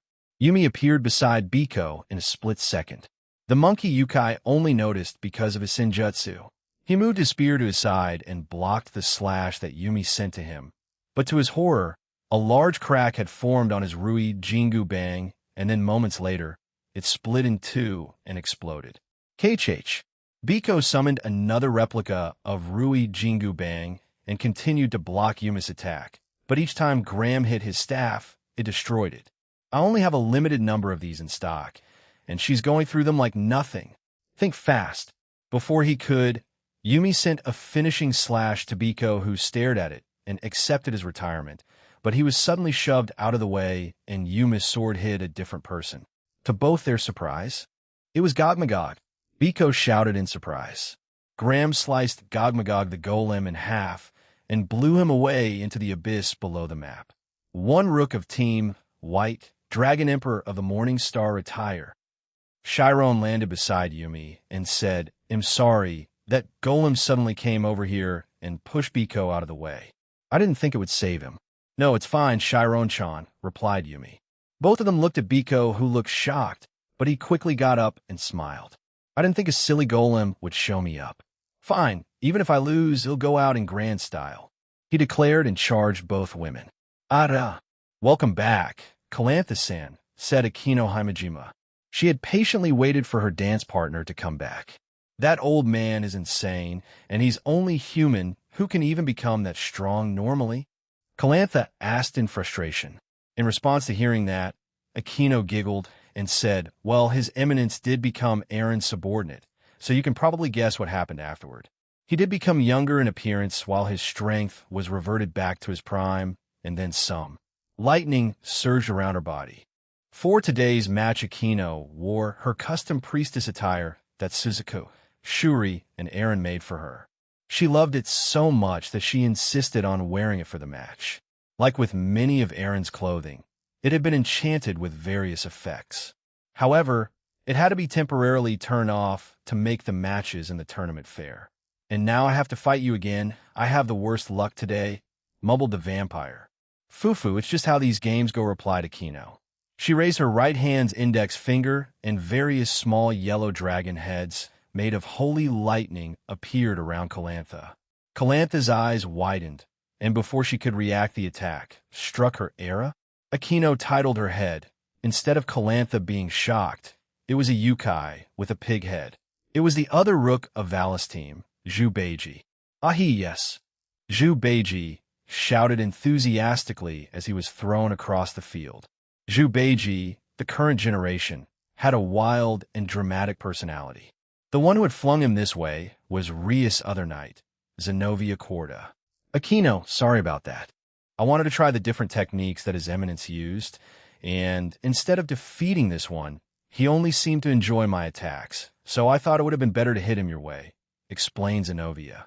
Era, I guess I can test my skills against him for a little bit. How about we switch then? Calantha-san is over there, Akino said and pointed at the vampire. Zenobia nodded and dashed towards her with Durandal. Quinn-sama, grant me your strength, Zhu Beiji shouted while bringing out his weapon of choice, the iron-toothed rake. A sharp nine-toothed rake that looked like bear claws. He flew towards Akino while spewing fireballs from his mouth.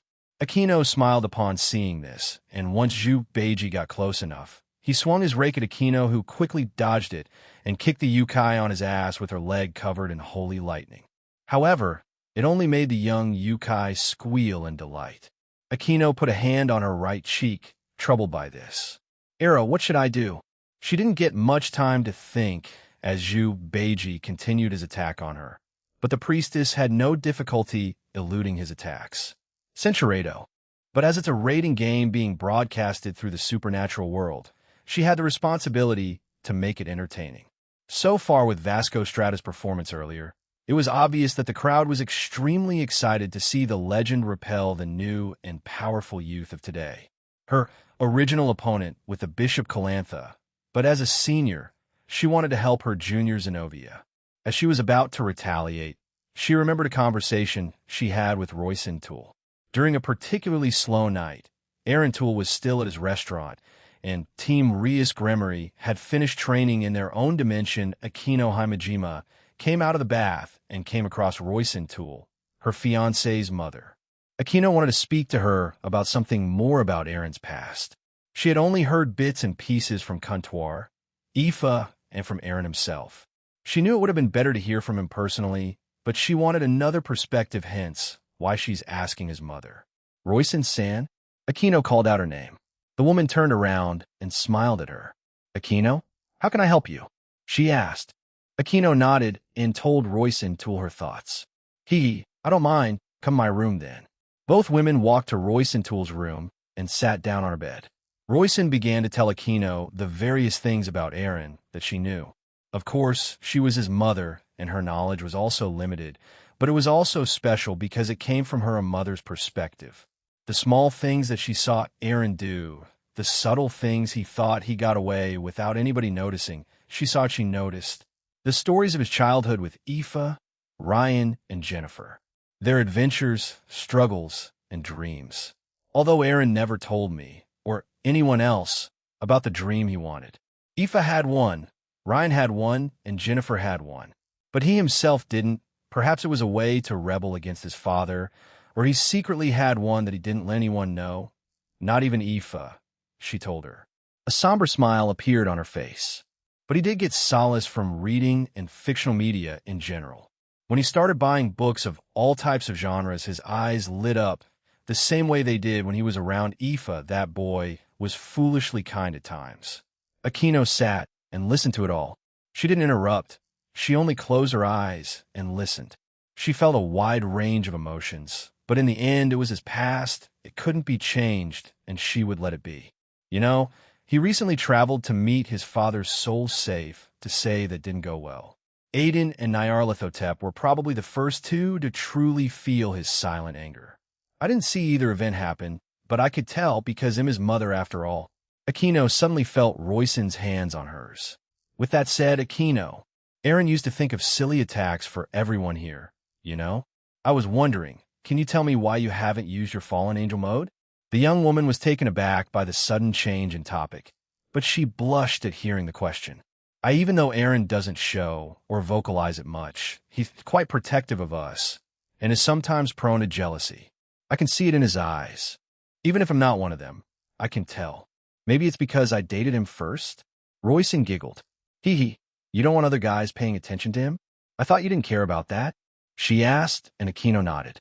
In the past, such a thing wouldn't have been a problem since Aquino knew that none of them would approach her, nor would she let a male close to her, not including Kiba Udo, Gasper Vladi, and other select few like Surzex Lucifer and Ajuka Beelzebub. Before I met Aaron, I didn't. But over time, the deeper I fell for him, Cinchuredo, but I still need to have my big sister personality on show for them. But with Aaron, I don't need it. Instead, he's the one spoiling me. Royson Toole giggled and patted Aquino's head. Your mode, why don't you ask Aaron to modify it? If you prefer a different look while wearing it, he can surely do it, right? As if an arrow had just pierced her head, Aquino stared blankly at Royson and shouted, ah. Well, get going then, oh, and thank you for being with my son. I know he's really happy with you, she told her. I love him too, replied Aquino as she left the room. Suddenly, holy lightning surged all around Aquino Himejima, expanding and covering her. Seconds later, the ball dispersed and she transformed into her new fallen angel mode. Instead of her previous outfit, Aquino donned a black suit with black golden shoulder plates and arm guards, leg guards, and a dragon head for a barato plate, although her armor still had a vulnerable gap and gold-black metallic boots. Behind her were 16 jet-black golden feathered wings. Fufufu will punish you now, then Piggy-chan. Aquino opened her palm, and 30 small yellow orbs of lightning appeared. They quickly left her palm and headed straight for Zhubeiji. The Yukai tried to avoid them, but were quickly caught. One of the yellow balls hit him and trapped him in a translucent ball of lightning. He tried to touch it, but was immediately shocked, making him squeal in delight. So, Zhubeiji kept charging himself against the lightning ball and kept making loud grunts. W, what are we meant to say about this? One of the announcers asked. I don't know, replied the other.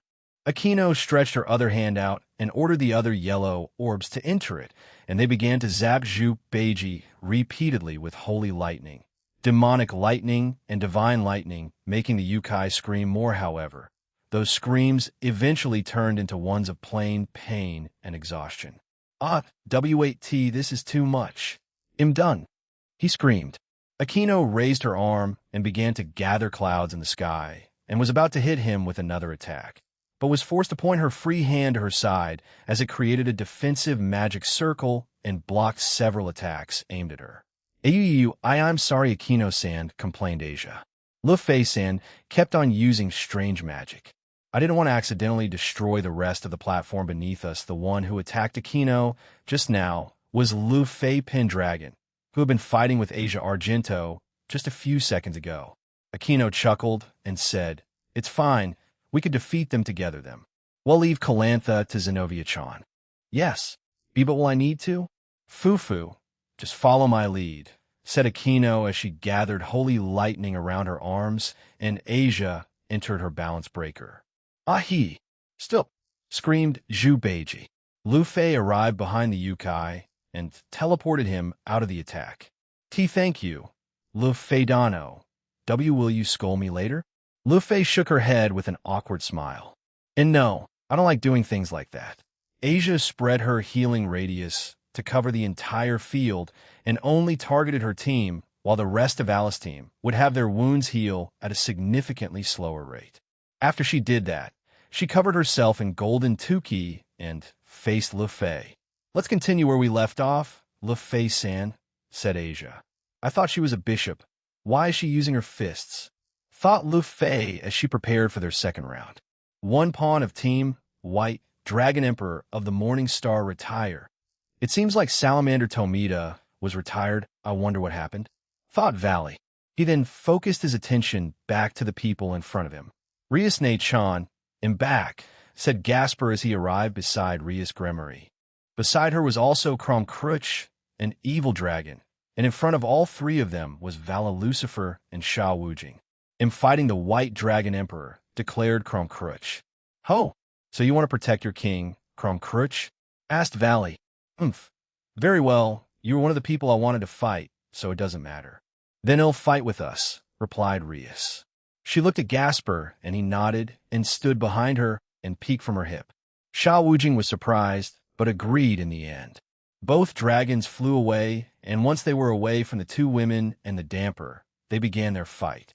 Further words are unnecessary. Allow me to witness your true power, Heavenly Dragon, Vala Lucifer. Crom shouted before he made the first move. Crom charged straight towards Valley while transforming his right arm into a dragon's claw whilst coating it with a dense amount of energy. He thrust it towards Valley, who in turn waited until the last second to dodge it with the most minimalist movement possible. The attack that Crom used created a powerful shockwave behind Valley, but the young man wasn't affected by it. Valley retaliated by covering his own body with a dense amount of demonic aura and sending a punch towards Crom's face. The dragon blocked it with his other free arm. However, Vala followed that up with a kick, and it connected with Crom's stomach, sending the man further into the air. Crom quickly recovered and flew back down a valley. The young man in question had already fired a ball of demonic aura at the man, who in turn slapped it away and began a fist fight with the young Lucifer Midair. With each strike, with each blow, they simply deflected, parried, and blocked each other's attack. The sky above the raiding game field shook with each action the two dragons did. To the ordinary crowd, anyone below a certain power threshold could barely keep up with the fight as it was going at a speed beyond them. Thankfully, the cameras could pick it up, and the crowd in the arena was silent as they watched the spectacle. However, partway through, Vala began to only dodge the attacks that Crom Crutch sent his way. Amused by this, Crom kept attacking, but none of his attacks hit the young Lucifer. Is it fun to dodge all of my attacks? Crom asked. With a smile on his face, Valley replied, These are the attacks of the so-called strongest evil dragon. I want to see them firsthand. Crom Crutch temporarily pulled back and laughed. His body shuddered out of excitement. To think living and surviving this long could grant me such an extraordinary opportunity. To be able to fight in such a tournament against so many strong and interesting people. Crom rushed back to Valley and began his onslaught again. This time it was much faster and much more fierce. Valley was forced to fight back as he dodged, deflected, and fired a bombardment of demonic attacks at Crom, who either dodged or just took the attack head-on. The dragon's chest suddenly swelled, and he fired a gigantic fire attack at Valley. It was so large that if Vala didn't stop it, it would most likely hit the rest of his team behind it, as it covered the entire field from top to bottom. Vala Lucifer extended his hand out and shouted, Compress! Compression divider! The fire attack gradually decreased in size, but to his horror, a snap was heard, and it reverted back to its original size and hit Valley along with everyone else in its path. Crom, can you not? Shouted Yumi. My clothes nearly got fried, said Chiron. Ha ha, this is youth. Vasco strada laft, epidi. The Gremory team had mixed reactions, but they were all unhurt. During the attack, they had decided to protect their fighting partners with a barrier around them, so they wouldn't be affected by Krumkrutch's attack. Vali, goodness, I thought I was going to die, screamed Biko. Darling, I'd appreciate it if you took this seriously, shouted Calantha. I concur. If you can defeat that dragon and go to the king, it would be appreciated, Arthur replied out of breath.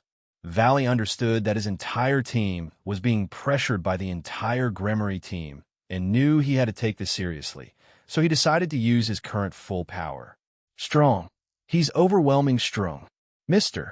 Black No, player Krumkrutch, the strongest evil dragon.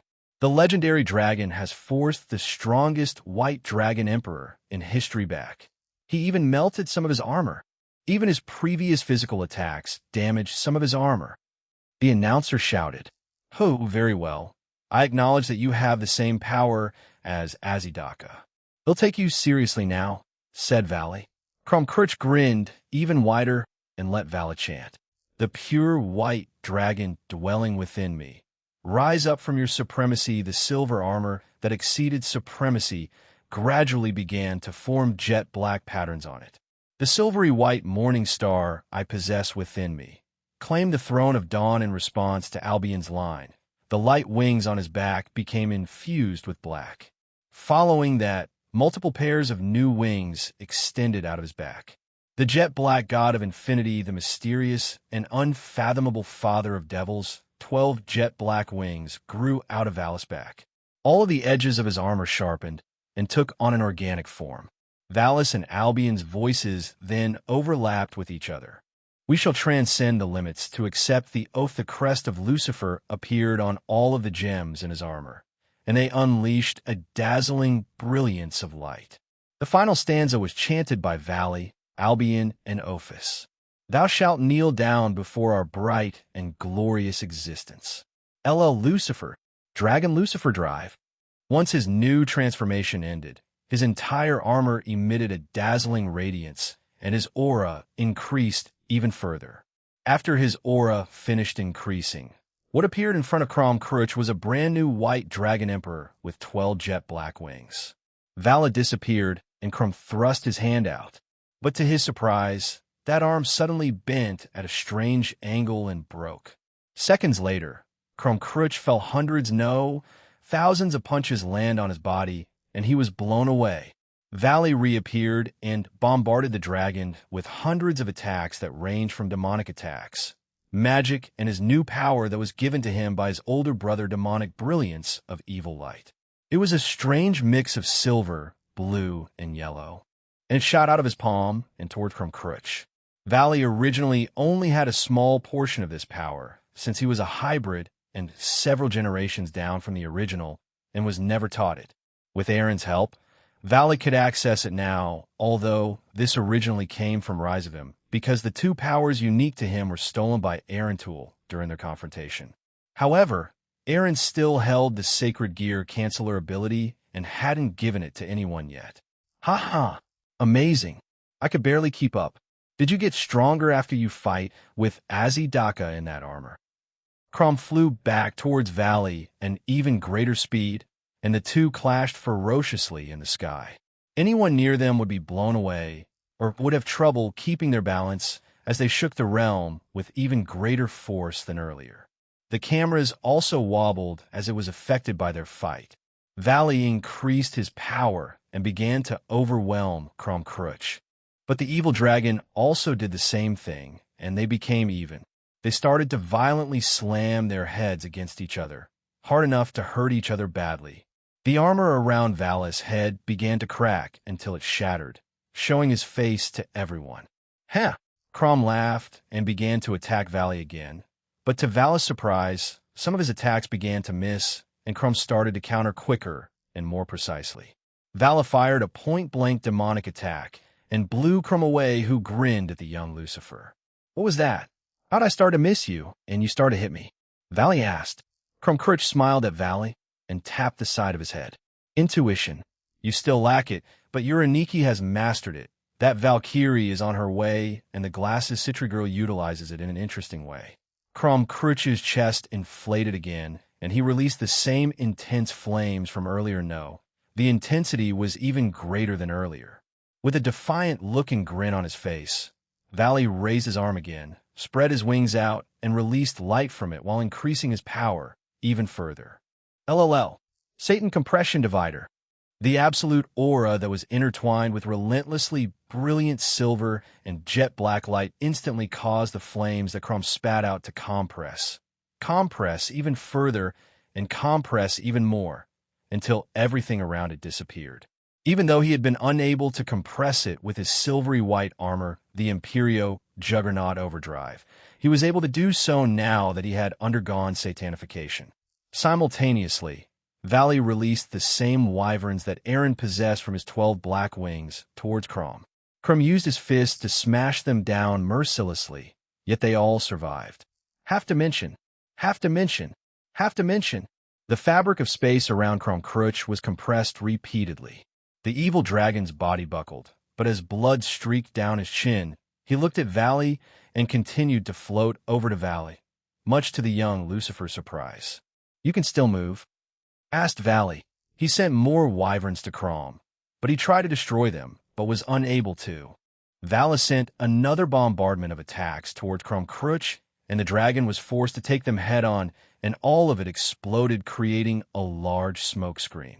Once the smoke screen was cleared, Crom Cruch was badly wounded, missing his left arm, yet the dragon smiled.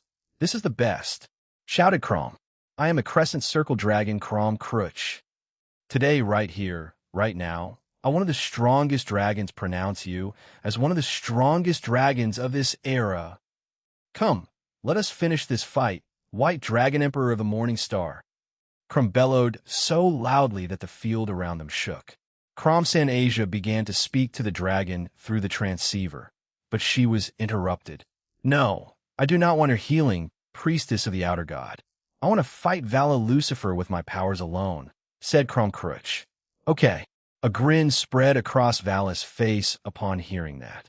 "Very big words, Crom Cruch, but I, Vala Lucifer, the current White Dragon Emperor, accept your challenge. Show me everything you got." Both of their auras exploded, and they charged towards each other. The fight between the two dragons was nearing its peak moment, and the winner was quite clear. Sha Wujing formed thousands of water bullets and small creatures out of her water manipulation and attacked both Rias and Gasper. The small girl was still quite annoyed that someone had previously shouted Kappa during the match. She thought it was directed at her, but in reality, it was directed at her other teammate Salamander Tomita, an ultimate class Kappa. Nevertheless, because of that misunderstanding, she was furious and resorted to using all her power to try to take out the two enemies in front of her in an unrelenting manner. "I'm not a Kappa," bellowed Sha Wujing, confusing both Rias and Gasper. Rias formed a defensive magic circle in front of her and sighed. "What in the world is this little girl talking about?" I heard from Aaron and I that she might be sensitive to being called a Kappa because she's a descendant of the original Sha Wujing," explained Gasper. Rias nodded understandingly. "I know what she feels." Gasper was shocked by his king's reaction. He didn't think she could compare, but remembered her slight inferiority complex regarding one of the current Satan Surzex. She always had high expectations because of it. "Gasper, let's do that," said Rias. The aura around Gasper Vladi changed, and he nodded, and both began to chant together.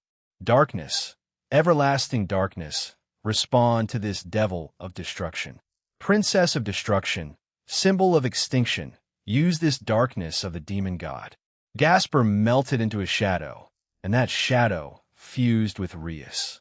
The darkness writhed, and starting from Rias' feet, it gradually engulfed her completely in shadow. "My evil eye, brother of the evil eyes, gather onto this destruction of mine. My master, sister of destruction, drape this forbidden night and true darkness around you." Rias' body was covered in darkness, culminating in a new form. What appeared, there was a dark beast in the shape of a human, and then Rias and Gasper, the older sister of destruction and the younger brother of darkness, chanted the last verse at the same time. "Give the enemy before you absolute destruction." Everything was swallowed up by darkness. The landscape was dyed jet black. Floating in the center of this darkness was a human-shaped devil of darkness who was enveloped in the deep red aura of destruction. She spread her 16 wings behind her and began floating up. Having transformed into a dark beast, Rias said, the inspiration came from Serorg, just like how the lion of his peerage, the Longinus, was worn as armor. This idea was supplemented by Aaron's combination technique, in which he turned his wyverns into armor for me. Combining these two elements, I've finally completed this form. Having turned into a dark beast, a third eye with a deep red pupil opened on Ria's forehead. It's called Forbidden Invade, Baylor the Princess. Sha Wujing-san, please prepare yourself. Ria's Grimoire had another form similar to her brother, but wished to keep that a secret for now. However, she wanted to show this off to the world and to the rest of the competitors in the tournament. Originally, she had wanted to try to merge this with her armor form with her power of destruction, but had some complications, so they decided on this instead. Sha Wujing took a step back. The aura that the form Rias and Gasper exuded made her feel uneasy. Is she still a devil in that? She took down Fenrir earlier by herself, but she's using this on me? Is she looking down on me? Just because I'm small doesn't mean I'm weak. And I'm not a kappa. The little girl shouted while forming larger beasts and attacks with her water manipulation.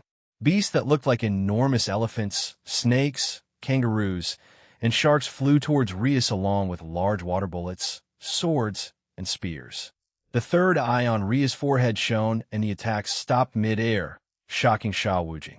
She landed back on the ground and began walking towards the little Yukai, who tried to jump away, but noticed she couldn't move her body. I can't move. And no, don't tell me. She can stop time. That little boy, he had a sacred gear that could stop time. She now has access to it. Thought Sha Wujing. She desperately tried to move her body, but couldn't. As Rias arrived in front of her, her face paled. Rias simply smiled and eliminated her with one power blast of power of destruction, amplified by Baylor's power and darkness. One night of Team White, Dragon Emperor of the Morning Star retire. Incredible. Rias-sama has a new form and eliminated the current generation Sha Wujing in one shot. She is incredibly strong. I wonder how Surzek's Lucifer-sama feels about this. Yelled announcer. Indeed, it seems like Rias Grimoire and her team have come a long way since last year, under the middleman's watchful eye. Although many groups and individuals of Team DXD have become a lot stronger under his care, added the other. That is indeed the reality of this game. I would also like to remind everyone that player Vala Lucifer's team has lost 4 of their members, while all of Rias-sama's team is still on the field. That was the undeniable fact of the game. Vala lost 4 of his team members, and Rias still had her full team. It wasn't looking very promising for the descendant of Lucifer. You're Malil, aren't you? Asked Penemu.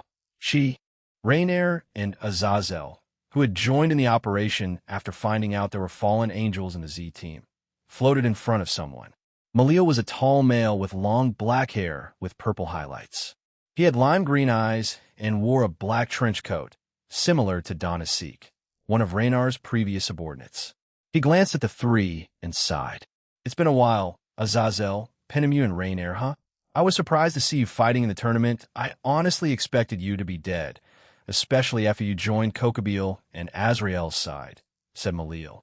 I just did everything to survive, although I admit that I wanted power too, but that doesn't excuse my actions, and am still repenting, replied Barado. Malil smirked. You may as well spend the rest of your life repenting for the terrible things you did. With that said, once I beat you, how about you become my companion again? He asked with a faint smile. We haven't changed one bit, have you? Asked Azazel. The rare instance when 2 fallen angels made a child, and you came to be. Where did you even go after you left a couple of 100 years ago? Oh, here and there. I think I made a few hybrids over the years, but as far as I can remember, they were hunted down without ever knowing why, he explained and snickered. That's just cruel. You just abandoned them? Asked Penemu. She didn't like the sound of that. Perhaps it was because she was in a relationship now and expecting children in the future that she felt angry when hearing such topics. although she would have still been angry for the loss of innocent life. But now it impacted her just a bit more. Malil shrugged. With a supernatural, it doesn't matter what we do, we stand above the humans in every way possible. So I can toy with them if I want. Who's going to stop me? The human police? He asked and laughed. Azazel shook his head. Your folks would be so disappointed in you if they could see you. They're weak and they're dead. Does it really matter? I mean, Xrel is the same. Although he's just a hybrid that was born not too long ago, he's around 32. He's still a hatchling, no natural sacred gear, but he was given one like me, he said, and summoned a light blue staff with red and gold wings on both sides of the tip. Sadnal modeled it after Indra's weapon. What was that called again? The Vajra, or whatever. Well, mine can control the four main elements as well as lightning and thunder, so watch out. He shouted playfully and aimed the staff at them. Countless thunderbolts and lightning appeared from behind Malil. The earth beneath them formed large hands that tried to grab the three fallen angels. Flaming tornadoes were conjured and began going towards them. Large blades of wind danced around them and began to slowly close into them, and spears made of water flew towards them. Hee. We've been strengthened by the researchers of the Cow's Order. Emmett Satan class. Can you even match that? Malil seemed like a deranged psychopath to them now. He already lost it. I know that a few leaders and I said to capture them, but this is unbelievable, mumbled Azazel. It should be easy enough. Azazel Sama, replied Rainier. She held her hand up and hundreds of thousands of light spears materialized around her. Well, we have our own monsters though. All right, you two, take it away, said Azazel as he hid behind Penemu. Penemu sighed and said, at least pretend to be manly right now. Penemu also created thousands of light spears shrouded in various elements too. Azazel waved her off.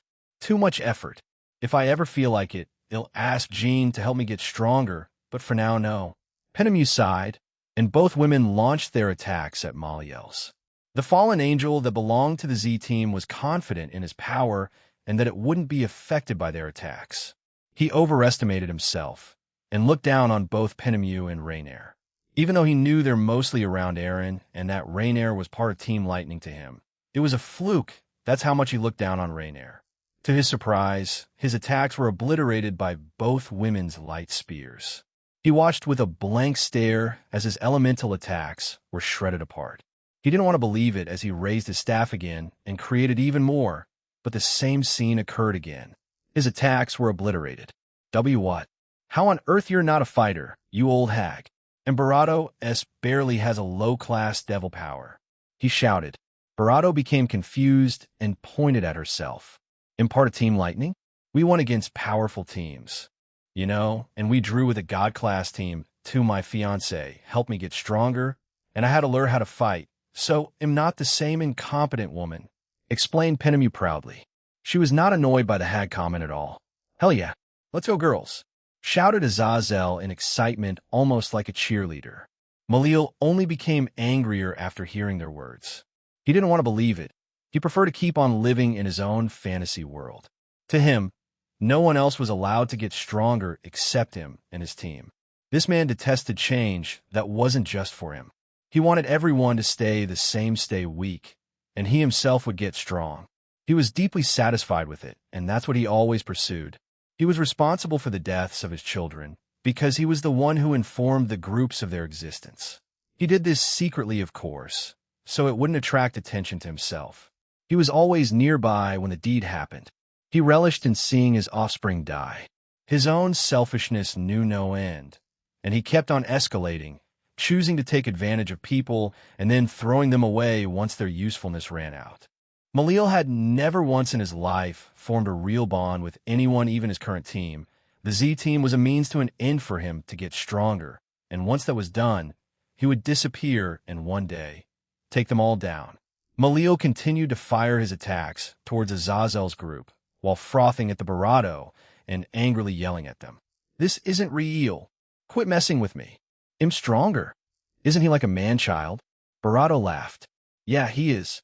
Even when I was still part of Azrael's faction of the Cow's Brigade, he acted like this. It's like this guy never grew up. He had so many things given to him while not working that hard for it that he got used to it. Penemu looked back at Azazel, and he asked, "What? Don't compare me to him." "I didn't say anything, Azazel. You're just assuming things anyway. Rainier, let's finish this." "Ah, we need him alive, so don't hurt him," said Barato. Wait. I have something. Jean worked with me, and Avetsa, with this one of his avatars," said Azazel as he pulled out a pokeball. "Isn't that yes?" replied Azazel while grinning. "It's from that show in this world." "Ha ha. I didn't think he'd use it to capture anyone, but it works like the show too, so you gotta beat that guy up to the point he can't fight back anymore. Now, go, my powerful steeds." Penemu smacked Azazel, and he apologized and handed the pokeball to Rainier. "Jay, just throw it at him once he's unconscious, and ow, that was way too hard, Penemu." Azazel rubbed his head while complaining to the woman who huffed and ignored him. "Quit acting like I'm not here," he shouted again. He raised his staff and created clouds of different elements, and they began to train down elemental strikes on the three fallen angels. Penemu formed a large barrier around them and said, "Rainier, you have a most recent personal history with that man, right? Go ahead and beat him." Rainier stared at her for a few seconds before nodding. She left the barrier and flew directly towards him. "Going straight for me.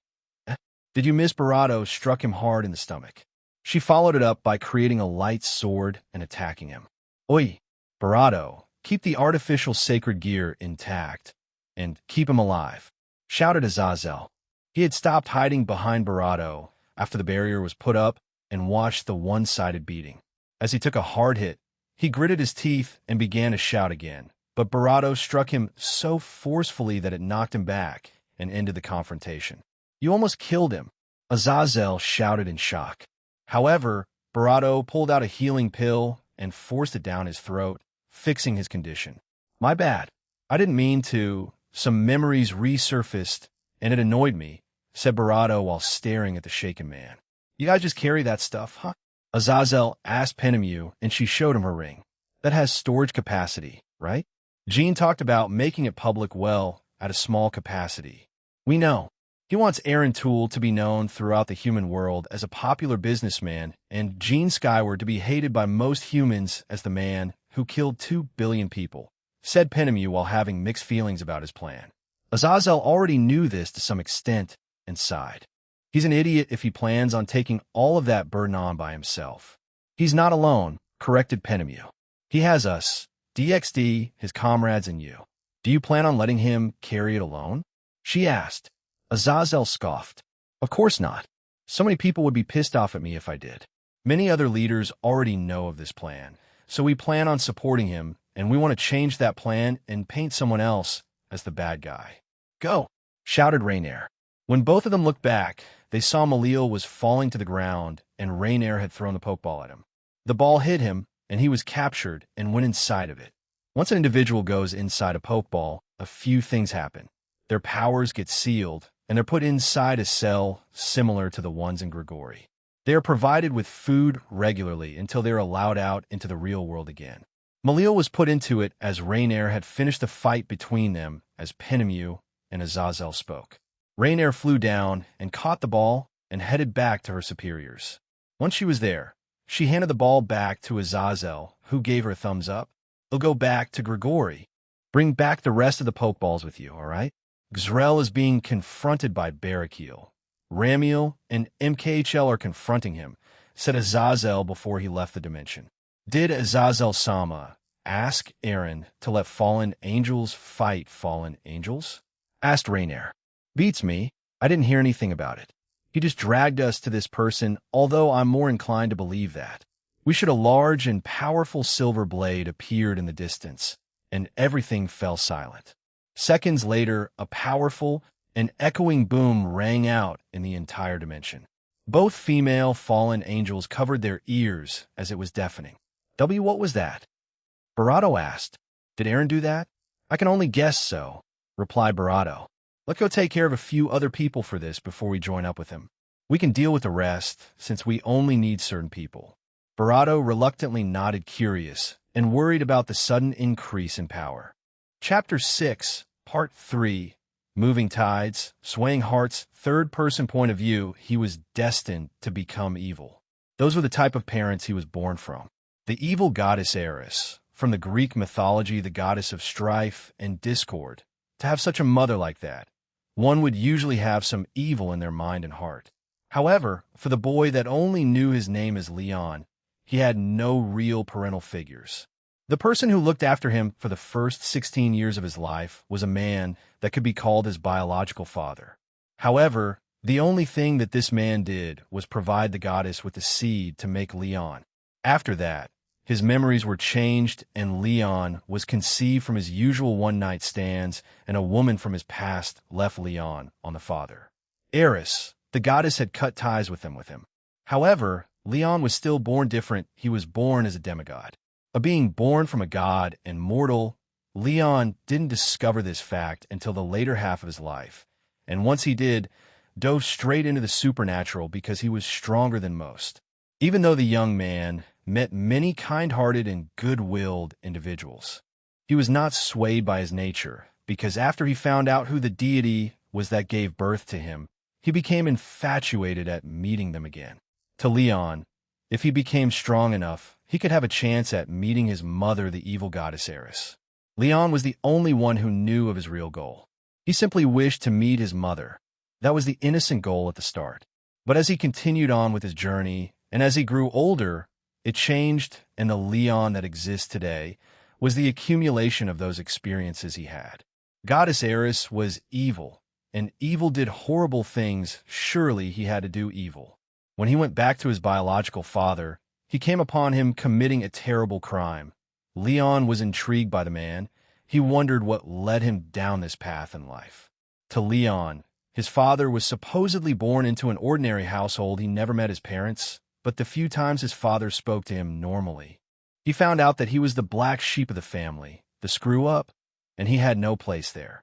That was the one and only normal conversation he ever had with him, and nothing like that happened again. In order to stand up against the man who caused the woman so much pain, Leon used his powers as sacred gear to confront and bring down his father. And once his father lay there dying, his memories returned. The last words of this man stuck in Leon's head. Ha ha ha. So it was all real. I always wondered why I had that missing memory for so long.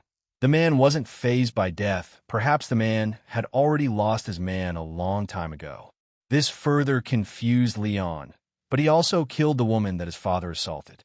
These set of actions permanently cut his ties to the normal human world altogether.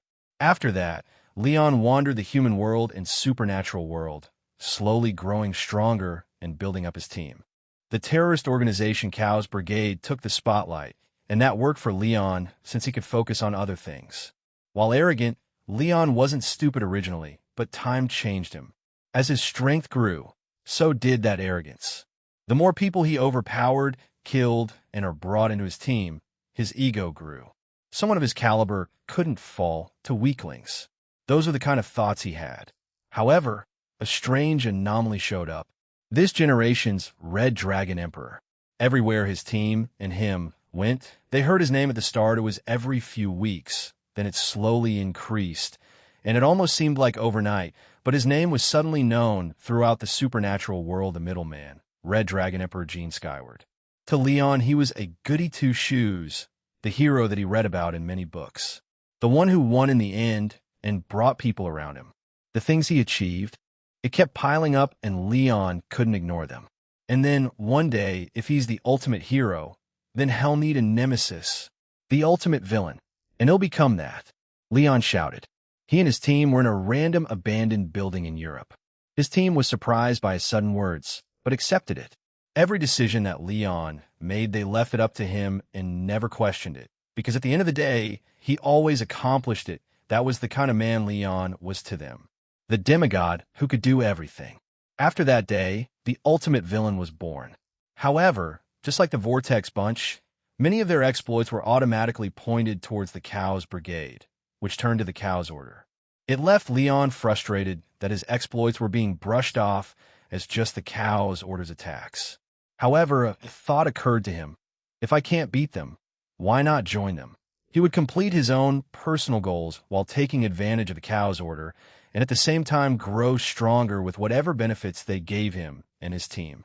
In the end, they became even stronger because of this decision, and they were allowed to face off against the middleman and his group. However, the day came for them to fight them, and it didn't go as planned. No, Leon knew in the back of his head that this would have been the result of their confrontation. The hero always wins. Jean told him that earlier, but he didn't want to listen. There had been films, TV shows, books, and other media that showed where the villain won.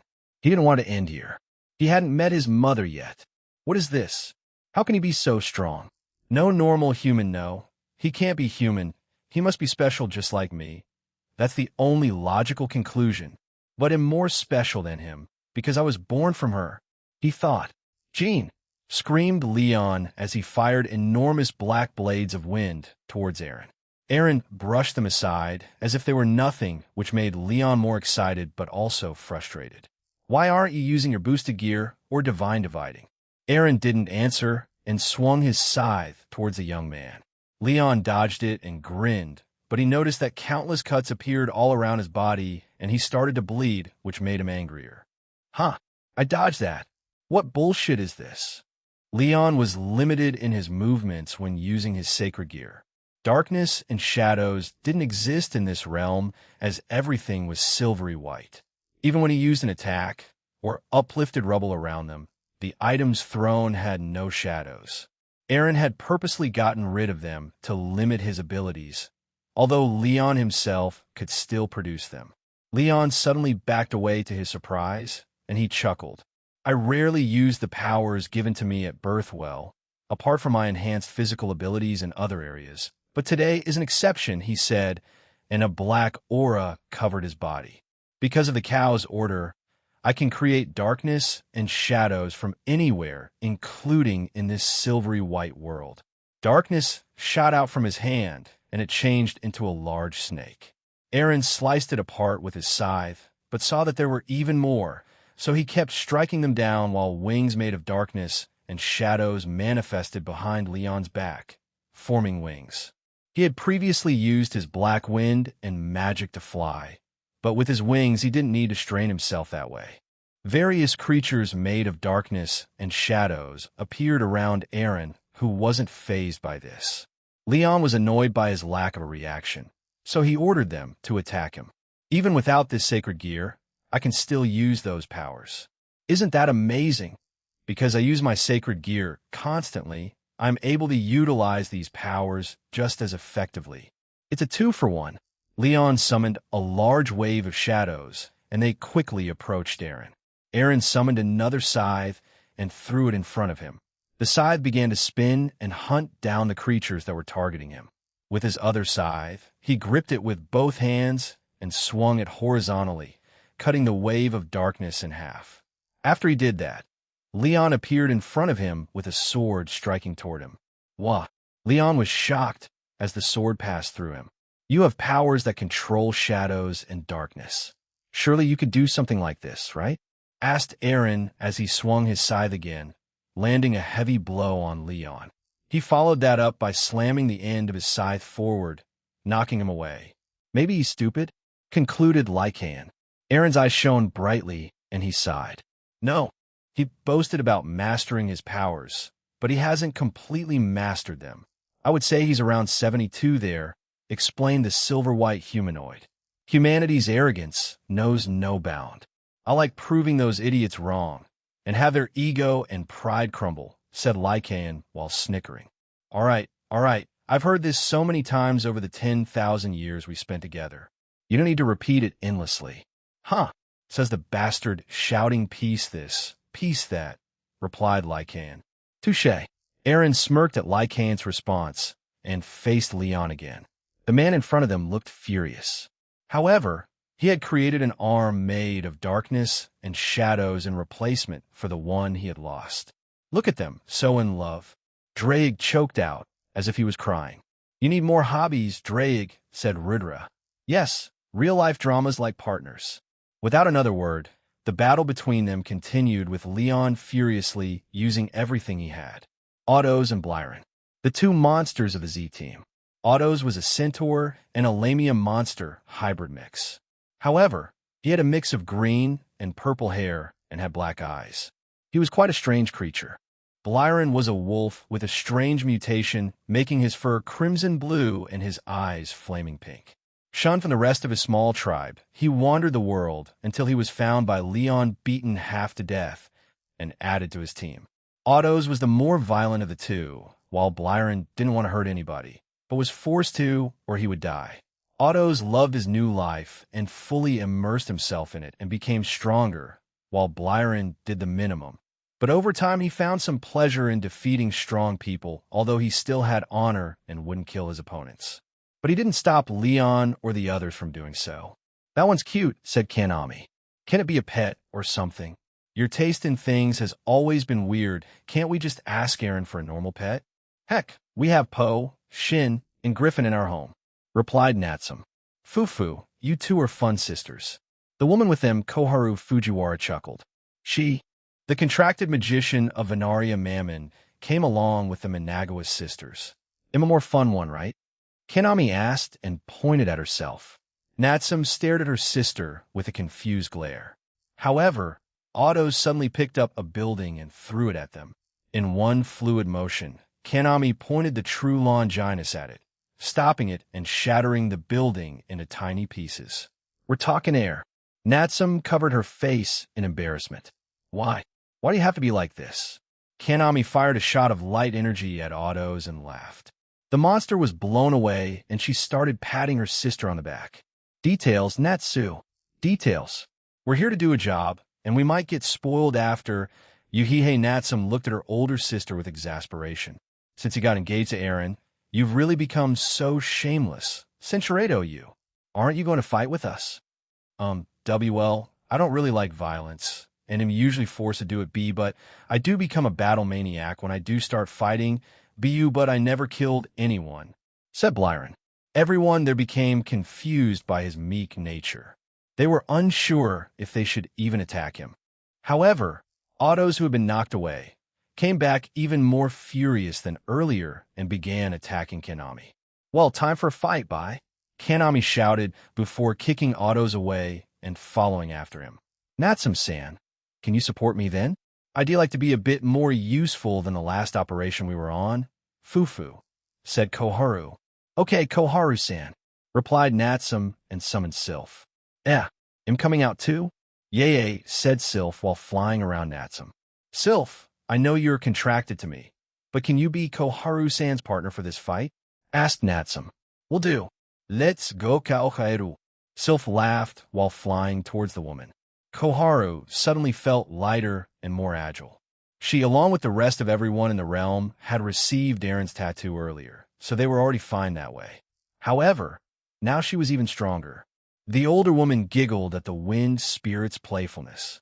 She then brought out her wand and waved it around and created numerous magic circles around them. Blyron frowned, and his body was shrouded in crimson blue energy. His body and size also increased 4 times its original size. He got on all fours and howled. "I thought DXD were reasonable people, but I guess I was wrong. They'll take both of you down." He bellowed before charging towards both women. Before he arrived in front of them, dark tendrils burst from the ground beneath his pawns and shot toward Natsum and Koharu. Natsum flicked her hand towards the spike's direction and sliced them up into multiple pieces. Sylph helped with this, and Koharu launched her attacks at Blyron.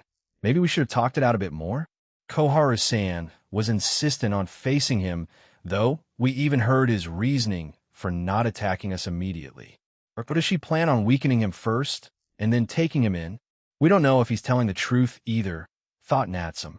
As Blyron swiped his claws at Koharu, the magician didn't dodge the attacks. However, they kept being deflected or redirected before they reached her. This confused the wolf monster, and they backed away while staring at Koharu. "Ada, what's wrong? Did my little ability scare you? It's not that rare, you know," Koharu said playfully. What Koharu told Blyron was true. There are various abilities like this all around the world. They may vary in how they function, but in the end, they generally do things the same. Koharu pointed her wand at Blyron, and a small flash of aqua blue appeared and began pulling the wolf monster towards her. Panic appeared on his face, and he began to resist the pull and jumped away. Koharu was only playing with Blyron. She knew she was around the same power level as him, but was confident that she was more competent and skilled at the use of her powers. She compared Blyron to a diamond in the rough while she was already a polished one. Koharu turned to look at Sylph, who was happily sitting on her shoulder. Sylph-san, I'd like to thank you.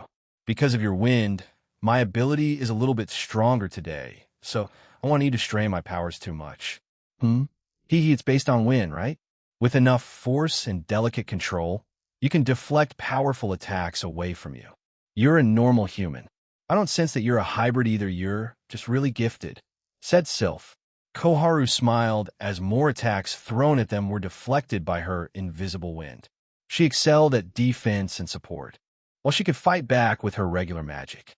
Koharu Fujiwara was a magician who excelled at defending her allies, especially the devil she is a pact with, Venaria Mammon. Natsum joined her side and added wind. I use wind with Griffin here, as well as Sylph, but I was also given some light powers by Aaron. Natsum then summoned wind and light, then combined them. Griffin, who was on Natsum's shoulder, leaned forward and consumed the mixed elements. Hey, I didn't say you could eat that yet.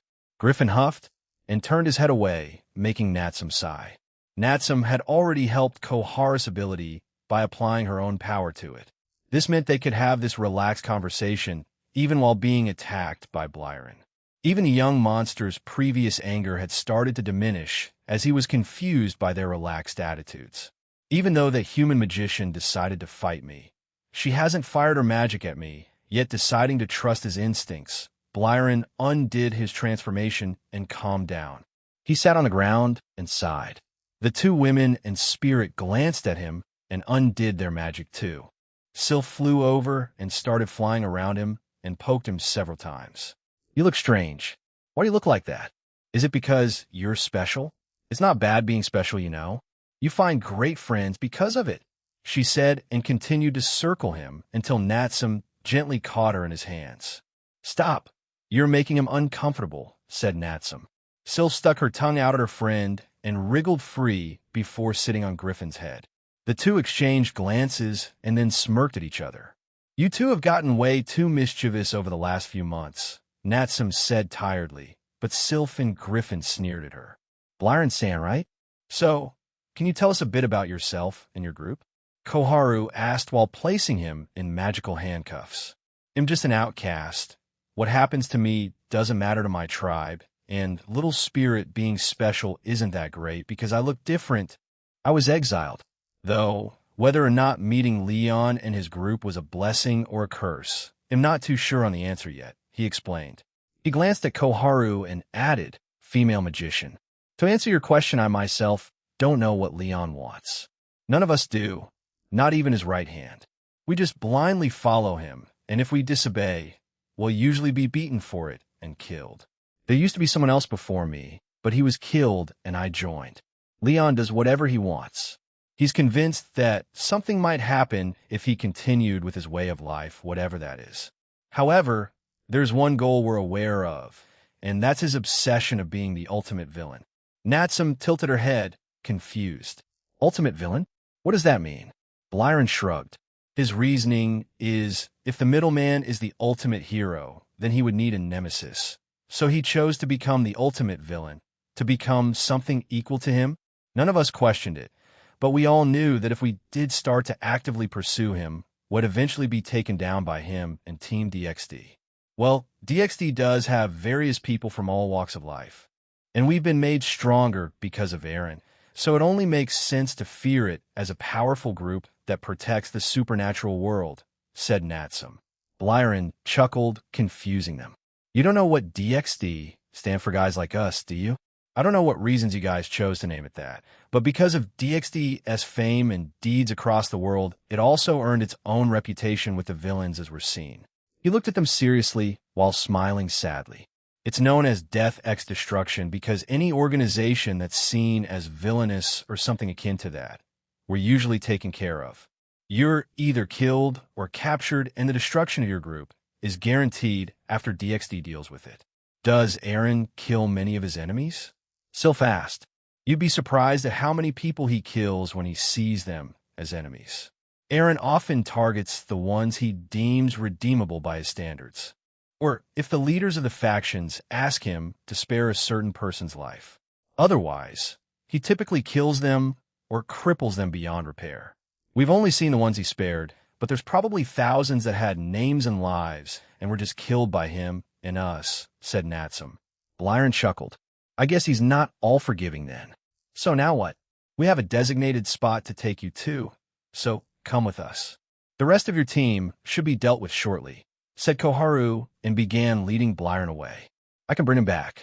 You can join your sister if you want, Natsum-san. It's fine. She can handle herself. Natsum joined Koharu, and they began speaking more to Blyron, trying to get as much information as they could. Ugh, why am I stuck with you? Asked Sokus. Same with you, jerk, replied Polola. Sokus, a devil, and Polola, a bird yokai, were forced to team up with each other, they two of the three females of the Z team. However, these two despised each other and couldn't get along no matter how hard they tried. Sokus had short brown hair, sharp black eyes, and she wore old black and red noble clothing. While Polola was a bird yokai with long pink hair, pink eyes, and feathers, she had arms that resembled a harpy, talons, and wore a long shirt that had killed the worms in the center of it. They were currently fighting Venaria Mammon and Zhang Mei of the 8 Divas. The rest of the 8 Divas were on this mission and fighting others while she had teamed up with the Mammon Devil. They don't get along, do they? We have to capture them, though, said Zhang Mei. Fufu. Well, Jin-san was asked to bring back only the most important figures, although there are a lot more than we thought. Thanatos, that female Grim Reaper, 2 hybrids, and all of the Z team, replied Venaria. Doinyovius. Both shouted and attacked the 2 ladies. Venaria countered with her own beam and the ball of demonic energy that Sokus turned to diamond and fell to the ground. Zhang Mei unsheathed her sword and created a blade of wind from it, slicing apart the Tuki ball aimed at her. Devil versus devil and human versus yokai? Zhang Mei asked. Yes, let's move forward with that, replied Venaria. Both Venaria and Zhang Mei disappeared from their spots and slammed their knees into Sokus and Polola's stomachs, sending them away and crashing into a few buildings. Zhang Mei looked at Venaria in wonder. I didn't think you would use hand-to-hand combat. I heard that Jin-san was an all-rounder, so I've been practicing. I'm still stronger using my demonic powers, though, Venaria replied while shrugging her shoulders.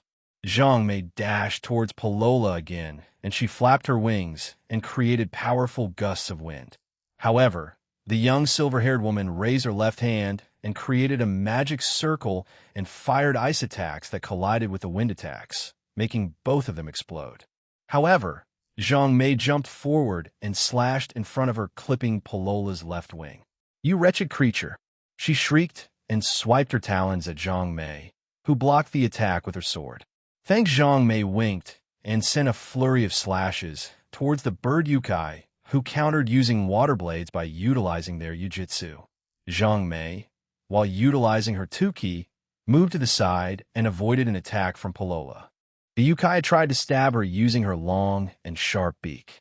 She hadn't expected that to happen and stared at the yokai. Using her beak? Sheesh, I thought she'd just rely on her natural abilities along with yujitsu, she thought, and dodged another attempt from Polola. Zhang Mei began to relax when she saw multiple more of Polola and proceeded to dodge the rest of the clone's attack. However, she was grazed by her thigh. She squinted her eyes at them and said, Replication magic, huh? The fact that you mostly fly makes it even more troublesome. Geez, lady. So, mind telling me why you went super evil? Most people don't talk that much during a fight, replied Polola, and appeared behind Zhang Mei and fired a point-blank ball of Tuki at her. Well, in the opposite, shouted Zhang Mei while slicing apart the attack and thrusting her sword towards Polola.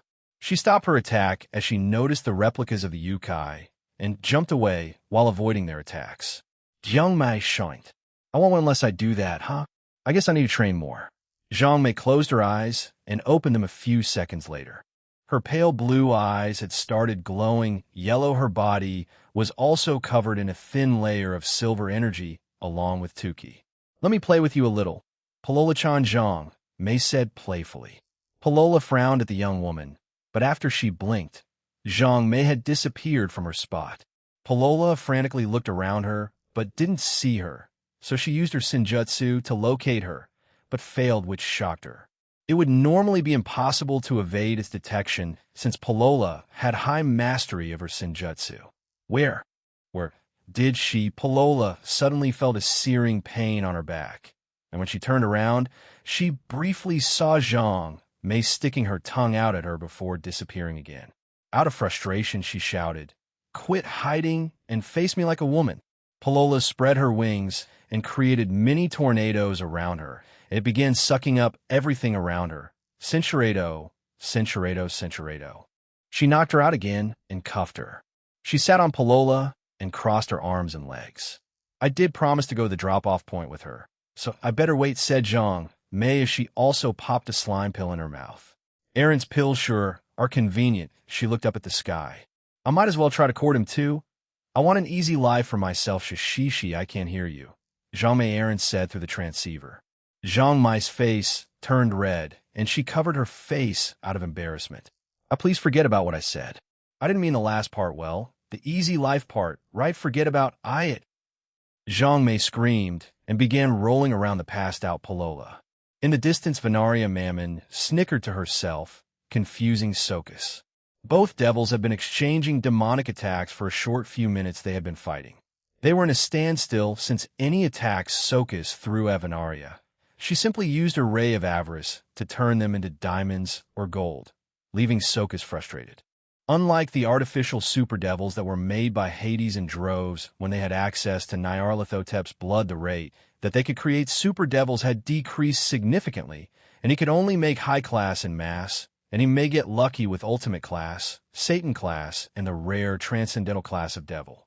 Sokus was none of those. Well, she was Satan class because of the experiments the Z-team underwent, but before that, and before she joined Leon's team, she was an ordinary low-class noble devil. Her family had no merits, and she decided to discard her surname because of it. She is only known as Sokus and nothing more. Because of her new powers, she knew she could make waves back in the underworld if she showed up again. However, she was now labeled as a terrorist, and that wouldn't be possible, especially for her. Vala Lucifer had that chance because of various things that happened to him, as well as him being the true descendant of Lucifer. She didn't because she was a nobody. When Dihauser Belial exposed the king piece and the underworld fell into disarray, it made her happy, and she was giddy for quite a bit of time because of it. In her eyes, he was the only respectable devil since he exposed the corruption of the games. "Why don't you rebel against them?" Sokus suddenly asked Venaria. The woman in question stared at her and laughed. "Why would I? I have no need for it. I don't get involved with the politics, and we make enough money through our ability. I'm considered to be a freak or on par with Surzex and the like because of my weird mutation and strength. However, I never felt the need to rebel since I was content with life," replied Venaria. She fired a few more demonic attacks at Sokus, who avoided them and countered with her own.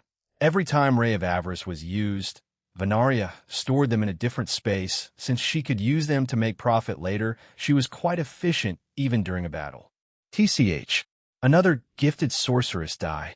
Soka's power exploded, and she discharged several large demonic lightning to Venaria, who again turned them into useful minerals for herself. You don't need to worry about a thing. I can turn anything into minerals like diamond and gold. It's not just limited to objects or demonic attacks. Venaria pointed at Sokus with a smirk. Even you. A thin beam shot out of her finger, and Sokus felt her arm become even heavier. She was surprised by this and looked at it, and was surprised to find it had turned into copper. Cold sweat suddenly spread throughout her body as she looked at Venaria, who kept smiling at her. If you cut that off and sell it, you could make a decent profit. Well, maybe if it was gold or diamond, then maybe. I don't know about copper, mumbled Venaria. Moving with this will be difficult. I should remove it like what she said, thought Sokus, and she did just that. But to her surprise, the object was gone before it hit the ground. What did she do? Who cares about that? Let's take her down first. Sokus, with her only arm left, began a continuous assault of demonic attacks. All types of elements in all shapes and sizes were created, and Venaria was constantly attacked. Venaria didn't want to waste her energy, so she only chose the largest attacks to turn into diamond and gold while avoiding the rest. Sokus was being reckless, and her own stamina and demonic power quickly drained. She stopped knowing that she would tire herself out. She stared at Venaria, who stood still and stared at her back. However, she suddenly felt the lower half of her body become numb, and she quickly looked at it, and to her horror, it had become diamond. Because of the weight, she fell to the ground, unable to move. She tried to fly with her wings, but that was also quite a struggle for her. Killing your own presence is pretty useful, you know? Sneak attacks like this are very useful in assassination missions or reconnaissance missions, said Venaria from above Sokus. She squatted down and patted Sokus' head. Don't worry, it'll undo this when the time is right. She held Sokus' head and turned the rest of her body into diamond. Censuredo, you can act pretty evil, you know? Zhang Mei formed a peace sign with her left hand and said, That's what I'm aiming for. Jin Kuan will like it, right? This only confused Venaria even more as both of them walked towards the drop-off point for the captured prisoners. To Venaria, the woman called Zhang Mei was quite eccentric, but she didn't seem like a bad person, so she thought she could establish a friendship with her. Xrel, why did you disappear? Barakil asked. The four fallen angels stood on top of buildings Barakil's group were on one, and Xrel was on top of taller one looking down on them. Xrel had medium-length hair and gray eyes. He wore a black and white sports jersey as he hated wearing formal clothing. My opinions differed from Azazel and the rest of Grigori. There's nothing more to it. Just like Azrael and Kokabil, I wish for war to continue. Most of Grigori didn't agree, so I left, explained Xrel. While still young, many were confused by Xrel's actions, but some pointed to Kokabil since he started speaking to the young man more when he was a teenager. Just like how Acacius spoke to Tobio Accuse and tried to change his mind. But unlike Acacius, Kokabil succeeded and convinced Xrel to leave. However, at one point, after MKHL stepped down as leader, Xrel left the organization and no one could find him, so they presumed him dead. Unlike Kokabil and Azrael, Xrel was only a battle maniac and generally didn't take lives when fighting his opponents. However, if he's forced to, he'll do it because to him, it was part of his job. But this is a great opportunity. The lightning of God, the thunder of God, and MKHL, our former leader. I get to fight many strong people here, he said, and his body was covered in light. Is there no way to avoid a fight? Asked Ramiel. Xrel shook his head. None. I already know we're going to lose, but I still want to fight you guys. You always refused me back then, Barakil. Even when you sparred with the Slash Dog team in their early days. That was for guidance, replied Barakil. Regardless, Xrel appeared in front of Barakil and thrust his hand towards his face. A sword appeared and blocked the attack. It was MKHL's sword. I guess I'm a bit stronger than you two. I was just caught off guard, thought Barakil. Very well. If you're that insistent on fighting us, we'll do just that. At a speed he didn't think Barakil had. He was punched by him on the stomach and knocked away. It was followed up by a thunder strike by Ramiel, and Xrel felt pain all over his body, but he smiled through it all. However, a silent attack struck his right arm with brutal force. It took him a couple of seconds to react, but when he did, he saw that MKHL had done it. MKHL, we can't hurt him further, said Ramiel, while worriedly looking at Xrel, cauterizing the wound with fire magic. I am aware. We were also given the pills from Aaron Sama, if we happen to take a serious hit from them. Xrel won't come quietly, so defeating him first is priority, MKHL told them. Since Barakil is closer, he should face him along with Ramiel. I will provide Barato from distance. Go! Ramiel and Barakil looked at each other before flying towards Xrel, who had finished cauterizing his wound. However, he knew that he was living on borrowed time, since he couldn't fight to the full extent of his ability with a missing arm. Unlike most fallen angels, Xrel liked fighting with his fists. He would use enhancement magic along with his light powers to strengthen his body and use his fists to beat his opponents. Even in his current state, he did the same thing flying towards the two fallen angels. He cocked his left arm back and threw at Ramiel, who was the closest in front of him. Ramiel easily parried his attack and elbowed Grell in the chest, knocking him away. Barakiel followed up with a holy lightning strike that momentarily stunned Grell. This made it easier for both fallen angels to punch him with light imbued in their fists, knocking him to the ground. Barakiel and Ramiel raised their right and left arms and brought down a powerful lightning and thunderstrike combo on Grell, who was still on ground. To both their surprise, Grell stood back up after their combined attack. However, it was obvious to all of them that he couldn't fight anymore, and he was just standing up to defy them. "Why did you fight us knowing you would lose?" Ramiel asked as Barakiel and MKHL landed on the ground. With a shaky smile on his face, Grell laughed. "Fighting strong people is always fun. Whether I lose or win, all I want is the experience. I also knew you guys would kill me, So much for getting experimented on, it didn't do anything for me." Grell fell on his back and stared at the sky. "We traveled to a lot of places. We kept our group's name on the down low. We didn't want to attract unnecessary attention to us until we were strong enough, of course. There are exceptions. Did you kill anyone?" Barakiel asked. Of course, he did. When he was briefly part of the Fallen Angel faction of the Chaos Brigade and Chaos Order. He was sent on some scouting and assassination missions. "Although I'm not sure if he was the one to end the target's life," said MKHL. Grell closed his eyes and sighed. "I obviously killed people. It would be impossible not to. At the start I didn't enjoy it, but over time you just get used to it, and I became numb to it. Man, woman, child, or elderly, it didn't matter if it had to be done, I'd do it." He opened his eyes back up and looked at the three fallen angels. "I don't know Leon's goals. He's always been weird. He only recruited me after I left the Chaos Order. He nearly killed me, but decided to let me join his team." Ramiel bent down and pulled Grell up while putting a single handcuff on him. Even if only one hand was cuffed, their powers would still be sealed. Grell had already given up. He knew, like a few others, that if they went on with this operation, they would be defeated and captured. However, their fear of Leon won over their rationality. As Ramiel and Barakiel walked away with him after reattaching his arm, MKHL flew away to continue fighting. Grell looked back up at the sky and sighed. "Hey, how long do you think I'll be imprisoned for?" he asked. "That is up to the leaders to decide," replied Barakiel. "Well, when I'm free, fight me again."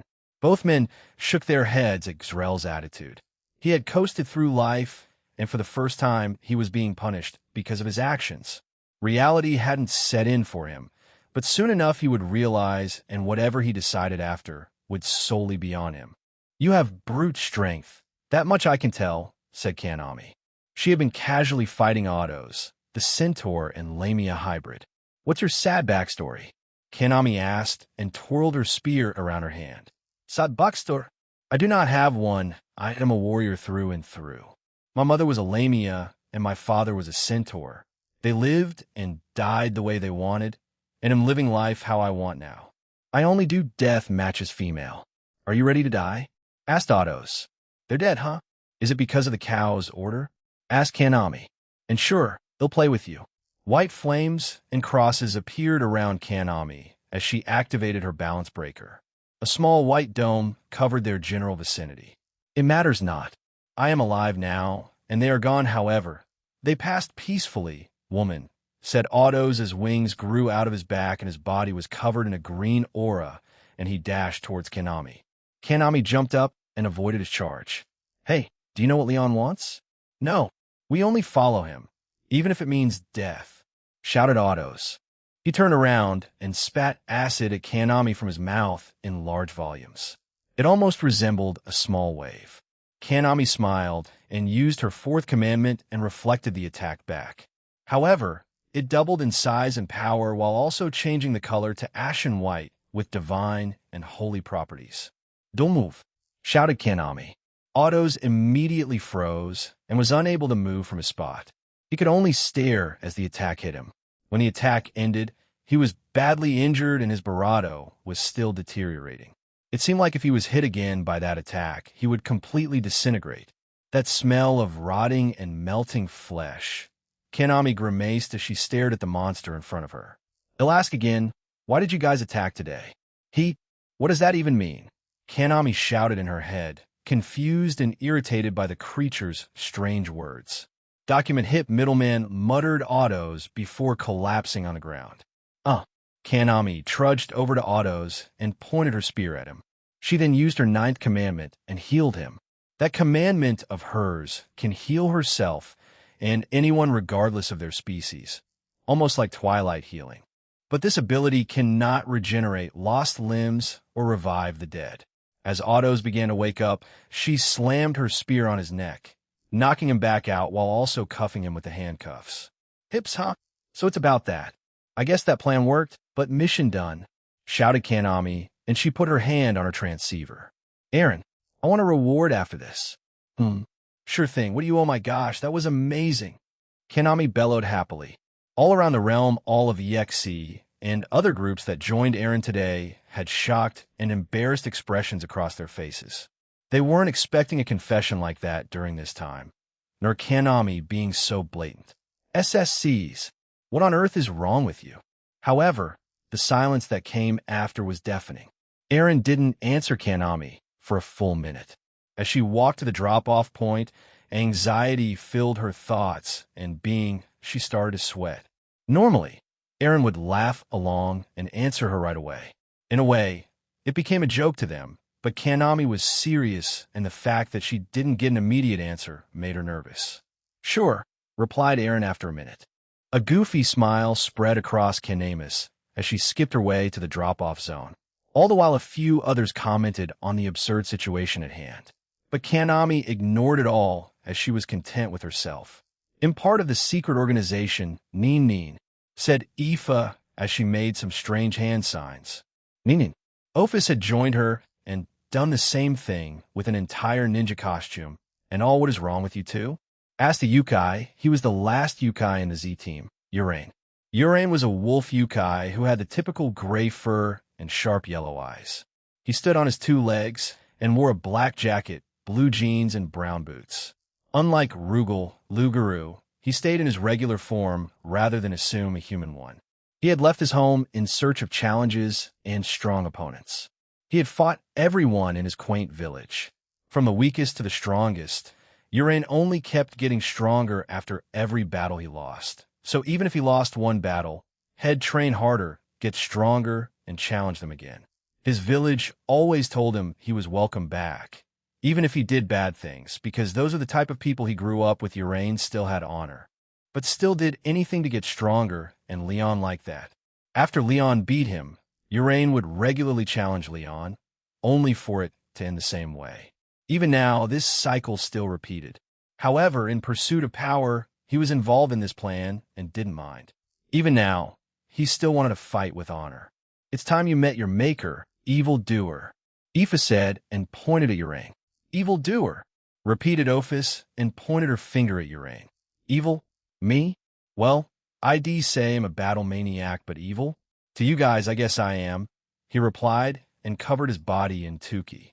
All right, since I'm evil, I might as well have an epic battle to end it all, right? Ophis looked at Aoife and they nodded. Yeah. They'll fight, well, fight you. Time to combine, shouted Aoife, and Ophis jumped before she clung to Aoife's back. Come binaron come pelete. Aoife and Ophis said in unison. Urain stood there utterly confused by what he was seeing, but seconds later Aoife, with a sword made of draconic aura in her right hand, dashed towards him. Urain matched her speed as Aoife held back and his Tuki-covered fist and her draconic sword collided. The area around them shook and they grinned at each other. Not bad, woman. You're quite strong. Why don't you become mine? He asked as they jumped away from each other. I'm sorry, but I'm taken, replied Aoife and pointed her sword at him while making ethereal swords above and behind her. Unfortunate. Urain created replicas of himself using replication magic and Jujitsu to create illusions to confuse his opponents. Multiple clones of Urain ran around while taunting Aoife and Ophis. Hey, you're strong, let's fight. Catch me if you can. Cinchuredo, he's quite a weirdo, said Aoife while putting a hand on her cheek. Eren is one too, corrected Ophis. This guy and Eren are different, trust me, Ophis, said Aoife, and the dragon god behind her nodded. Eren? Who's that? Well, whatever thought Urain as he ordered his replicas and illusions to attack the young silver-haired lady. To his surprise, with a single swing of her blade, all of them were dispelled. "Come on, kitty cat, let's dance," Aoife said playfully and dashed back at Urain. Urain didn't like being called that and blinked forward before throwing all his weight into his next punch. Aoife was surprised by the sudden shift in attitude, but still parried the attack. However, she saw that he had already begun to uppercut with his other arm. Aoife also blocked it with her other hand. Much to his surprise, and Ophis, on her shoulder, hurled a direct breath attack at him. The blast struck the man and knocked him to the ground. However, to their surprise, his wounds began to rapidly heal, and he got up before jumping back while staring at them. "Ophis Dano, could that be some kind of regeneration ability?" Aoife asked while squinting her eyes at Urain. "It seems like it, Aoife Neen," replied Ophis. Aoife giggled at her and told her that's not how you use that phrase. "They're looking down on me. How can they be so calm about this situation?" thought Urain. He looked at his Barado and found that all his injuries had already healed, so he brought out all of his power. "I won't win if I don't give it everything I have. I shouldn't underestimate women," he mumbled to himself. At an even greater speed than earlier, he dashed towards Aoife and Ophis. However, a portal opened in front of him and he disappeared into it, surprising Aoife. "Spatial magic. He is jumping around." "Be careful," said Ophis. "Okay," replied Aoife and focused around her surroundings and felt Urain moving around in a different space. He has spatial magic and a pretty powerful regeneration ability. "What a good boy. Who are you calling good boy? I'm not a cat or a dog. I'm a wolf, Yukai, darn it," he thought. Urain finally left the space he was in and attacked Aoife at an angle he thought was her blind spot. To his surprise, she made minimal movement and avoided his attack. The girl on her back. Ophis stared at him and slapped him on the cheek, throwing him away. He crashed through several buildings and was badly injured by the debris. Moments later, Aoife and Ophis landed in front of him. He pulled himself out of the rubble, struggling to stay on his feet despite his wounds. He made it smaller by slicing parts of it off and stared at the two women with a sharp breath. "Who are you two?" he asked. "Aoife," replied Aoife while tilting her head. "Ophis," repeated the dragon god and tilted her head too. "I have no idea who Aoife is, but Ophis I see. So she's the dragon god of infinity. No wonder her attacks are lethal, he thought, and became even warier." Aoife suddenly turned to stare in a certain direction and frowned. They all felt a surge in power, and an enormous silvery white slash appeared in the horizon. Urain looked at it with unease, but when he looked back at the two women, Aoife had arrived in front of him. "I'm sorry. Something came up," she muttered and knocked Urain in one attack. The Yukai fell to the ground without much struggle. "Ophis, do you have that thing Azazel gave you?" Ophis nodded and summoned the pokeball and handed it to Aoife. She couldn't help but smile while looking at it. Did Aaron suggest this thing to them? "Geez, he sure is extra at times." She threw the ball at the knocked-out Urain, and it captured him. Aaron muttered Ophis, and Aoife nodded. "Let's go." Aoife stored the pokeball in her ring, and they made their way towards the middleman. "Fufufu. This is an odd team, but it works. Let's do this magical girl team," announced Seraphal. The two with her were Latia, Astaroth, and Keisha Abaddon. Seraphal had already changed into her magical girl outfit, while Keisha and Latia were in their normal attire. However, they slightly felt embarrassed while posing. The Satan Leviathan was quite insistent on it. In front of them was Leon's right hand, Zialbes. He was a monster that looked like a dragon, human hybrid who also possessed a sacred gear. He had white hair with blue highlights on the left side of his hair. He had glowing light blue eyes, and he wore multiple layers of baggy coats of different colors, baggy black pants, and black sports shoes. Zialbes put his hands on his sword on his hip and prepared himself for their inevitable battle, facing off against three devils, and one of them is the Satan Leviathan herself. This won't be easy. As Seraphal kept talking, Zialbes didn't waste any time as he silently appeared in front of the three women and unsheathed his blade. He swung it horizontally towards the three. To him, it looked like a clean cut, but he suddenly felt a reverberating pang and his right hand and body went numb. He was shocked to see the fake magical girl's wand had stopped his attack. Seraphol herself kept on talking like nothing had happened. Even the two other devils didn't react to his attack, adding insult to injury. Like this, Pio, said Seraphol as she swung her magic stick and knocked back Zialbi's, much to his surprise. He didn't think the Seraphol would suddenly retaliate, but he was even more shocked that she just twirled around with the magic stick she hadn't intended to attack him. Oh, have we started already? Sorry, she said, and playfully hit herself on the head. Keisha and Latia stared at her, dumbfounded by the situation. She didn't notice him attacking and her accidentally countering him. Both Latia and Keisha thought. Zialbi squinted his eyes at the three women in front of him and sighed. A powerful burst of energy shrouded his body as he glared at the three in front of him. He was going to use his full power, the new power he got that was comparable to God-class beings. Horns grew out of his forehead, and he rocketed forward at a much faster speed than before. Ada, did I make him angry? Seraphol asked as she dodged a powerful slash from Zialbi's. The shockwave the slash created destroyed everything in front of them, as well as his allies. He immediately covered his body with more energy and swung at the Leviathan again. She jumped over the sword and poked it with her finger. That action caused the sword to instantly freeze, but Zialbi's let go of it immediately and avoided being frozen too. He backed away and sighed. Even with his full power, he didn't stand a chance against one of the Satans of the underworld. Those two haven't made their moves yet either. Are they waiting for their chance to catch me off guard? He thought. Unfortunately for Zialbi's, all three women had been conversing telepathically, and Seraphol had asked them to just sit back and watch her fight like a magical girl. In other words, she hadn't planned on taking this fight seriously from the start. Cheerleader squad, go, Seraphol said and pointed her fingers at Zialbi's, confusing him more. Do your best, magical girl, El Levi Titan, mumbled Keisha as she did strange movement with her arms and legs.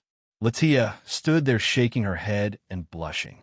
I will respectfully decline in doing such behaviors. Seraphol Soma, you're no fun.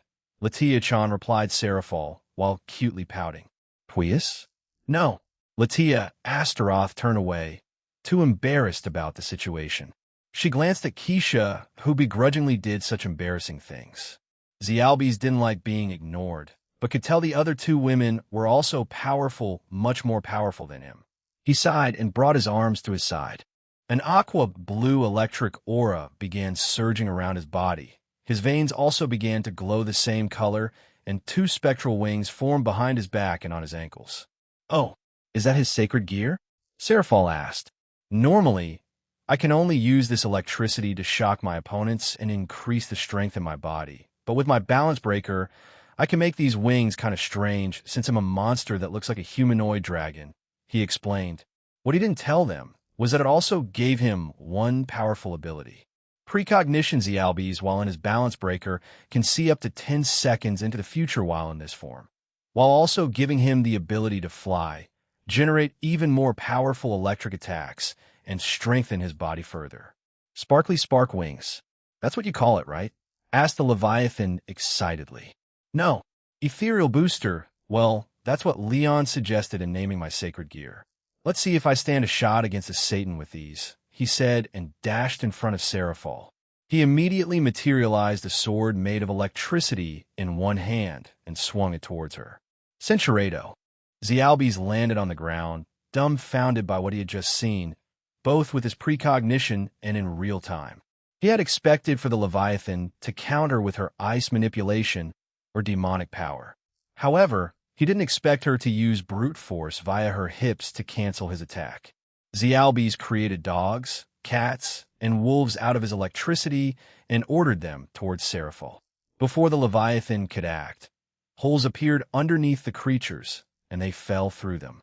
Another hole appeared in the sky, and Latia had pulled out her weapon, one that could change from a grimoire to a sword and vice versa.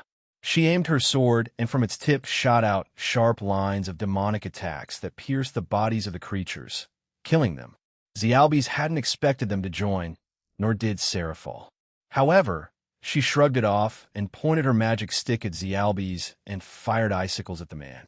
Using his precognition, he dodged the attacks with more difficulty than he thought. The attack speed was much faster than he anticipated, so he had to dodge them as soon as he saw them. Otherwise, he would be injured. Even with his balance breaker, I'm struggling. It used to be just 5 seconds, but thanks to Promestine, they made it 10. But even still, I can't win this. Should I escape? I doubt that's possible, though. What about Leon? Is he all right? Many thoughts circulated in Zialbes' head as he didn't see a way out of this, or of him winning. In the short interaction he had with the 3 female devils, he was outmatched. Even with his precognition, one of the few weaknesses it had was if he wasn't fast enough, even with his precognition, he could still be injured. That's how he lost to Leon. Even back then, Leon was powerful. The Leon of now is even more powerful, but with the people they were facing, Zialbes, like the rest of the Z team, knew that they were outmatched, but they still followed their leader, or they risked dying. Although Zialbes didn't mind, he knew some of their members didn't want that. For one selfish reason or another, they all wanted to live. Even after they killed so many people to him, it was a common feeling, whether he was human, devil, or whatever species, most wanted to live, to keep on fighting for another day. They'll keep fighting until they kill me or otherwise. That's all I can do now. Whatever they do to me, afterwards Zialbes' powers increased even more as electricity poured of his body. His monster dragon wings expanded from behind him. He already had his electric wings, so now he had 4 wings in total. He also summoned various animals beside him. Some were based on real animals, some on supernatural ones, and 2 were from books he read. He created 2 short swords in both his arms that were made of electricity and glared at the women in front of him. I am nothing. I'm a nobody. My name is Zialbes. Leon's reluctant right hand of a Z team. Even if it doesn't matter, he's trying to steal the document on the middleman's hip for the cow's order. He declared. Is he feeling remorseful now? Why did he suddenly blurt that out? Latia was confused by his sudden change of actions, but she was still thankful for it. He'll take my leave. Can I leave this to both of you? Leave it to us, Latia-chan. No one shall pass this magical girl, replied Seraphal. Keisha also agreed with Seraphal, and Latia nodded before leaving. Zialbes didn't try to stop Latia, as he knew he couldn't, so he focused everything he had in for the remaining 2 in front of him. Go, he muttered, and the creatures he made ran towards both Seraphal and Keisha. His own personal battle was going to start and end here. As a hybrid, as someone who didn't belong anywhere, he desperately looked for a direction in life. All his actions prior to now had led him here. Even though his parents were monster and human, surprisingly enough, he had a happy childhood. But nothing in this world stays the same. Things changed over time, and tragedy wasn't far from him. Both his parents were killed, first his mother, the human. Once people found out she was in a relationship with a monster and had given birth to him, they hunted her down. Unknown to his mother, her father was part of a mercenary group in the human world. They specialized in hunting down the supernatural. It was a small group that not many knew about. A few of the governments knew and hired them from time to clear out certain locations of the supernatural. Once Zialbes' father found out about her marriage and the grandson he had, he became furious and personally hunted her down and killed her in cold blood. Zialbes watched this all from a closet she hid him in. That man waited in their home until his father came home and was also killed. Even as a monster, his father wasn't fond of fighting, but he could still put up a struggle, and that's what his father did. He managed to injure the man that killed his wife, and as he lay wounded, Zialbes came out of the closet, took one of the kitchen knives in his home, and struck the finishing blow, ending the old man's life. In a single day, his family was destroyed because of one selfish man's contempt. For many years, Zialbes wandered the earth by himself. He slowly learned more about himself. He found out he had a sacred gear. His latent powers awakened, and he met them, the Z team. He originally wanted to disband them. He made a bet with Leon. If Zialbes won, Leon would turn himself into the authorities or the growing Team DXD, the anti-terrorist group. If Leon won, Zialbes would either die or join his group. In the end, he lost, and was nearly killed, but Leon took an interest in him and his strange power therefore. He made him his right hand. After that day, and with reluctance, he followed them and helped them. However, he knew he was weaker than Leon. He saw his leader rapidly grow in strength, and while he tried to keep up, it was nearly futile, so he resigned to his fate, both from Leon and from the two female devils in front of him. I am the supreme devil Ovelia. Ha ha ha. Apart from the devil called Ovelia, the area around them was silent. The two ladies that faced this psychotic devil were Azathoth and Velgrind. Both were known to be usually quiet and observed everything with their eyes.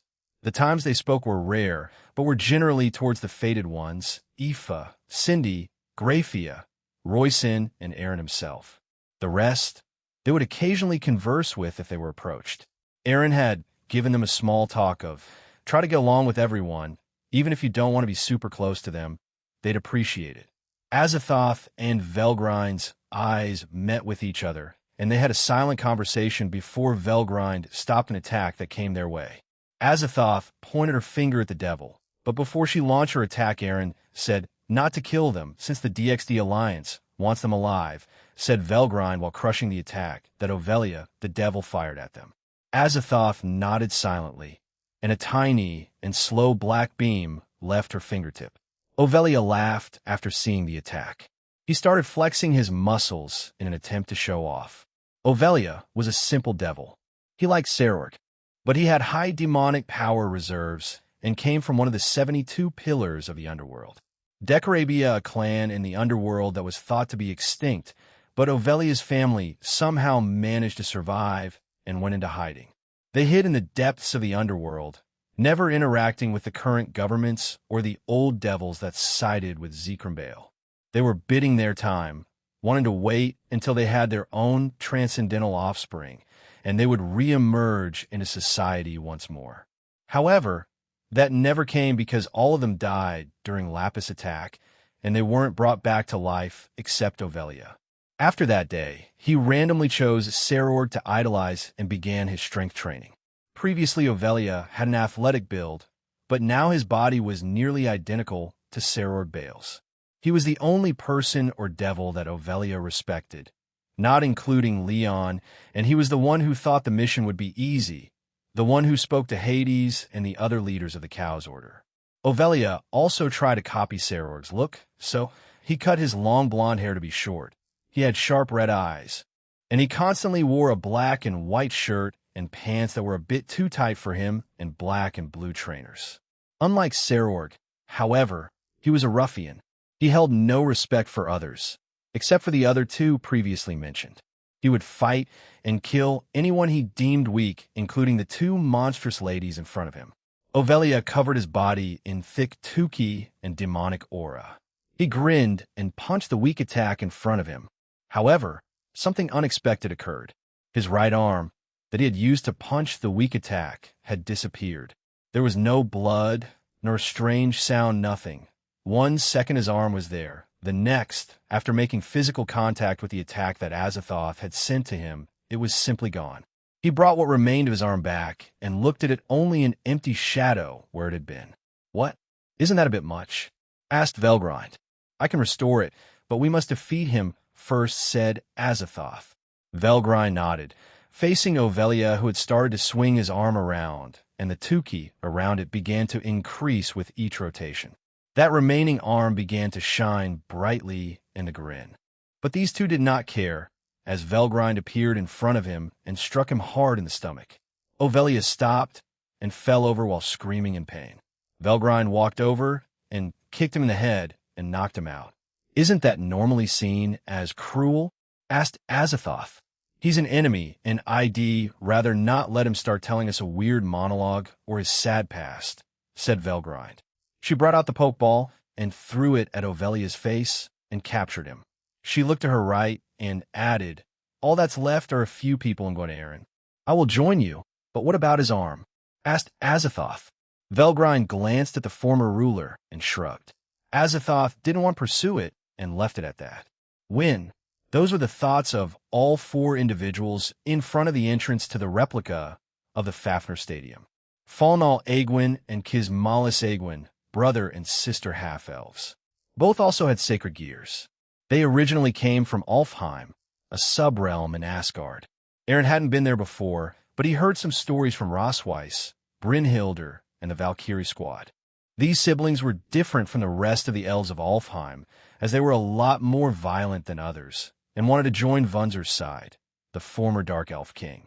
However, his life was cut short because of Aaron's visit there. With Vunzr dead, the siblings left their realm and wandered the world. They wanted to join the Cow's Order, but had no luck in finding them. But they were instead recruited by Leon. "How are lizards stronger than us after we got a power-up?" Falnal asked angrily. Like a typical elf, he had long blonde hair, emerald green eyes, and wore a professional green suit. In his mind, it made him look like a professional elf, whatever that meant. His primary weapon was a bow, but instead of using a normal bow, he used his sacred gear, Staring Green. Staring Green was a common sacred gear that took a form of a green bow that fired green light arrows. As such, it wasn't special. However, because of the experiments they underwent, Falnal unlocked a balance breaker for it.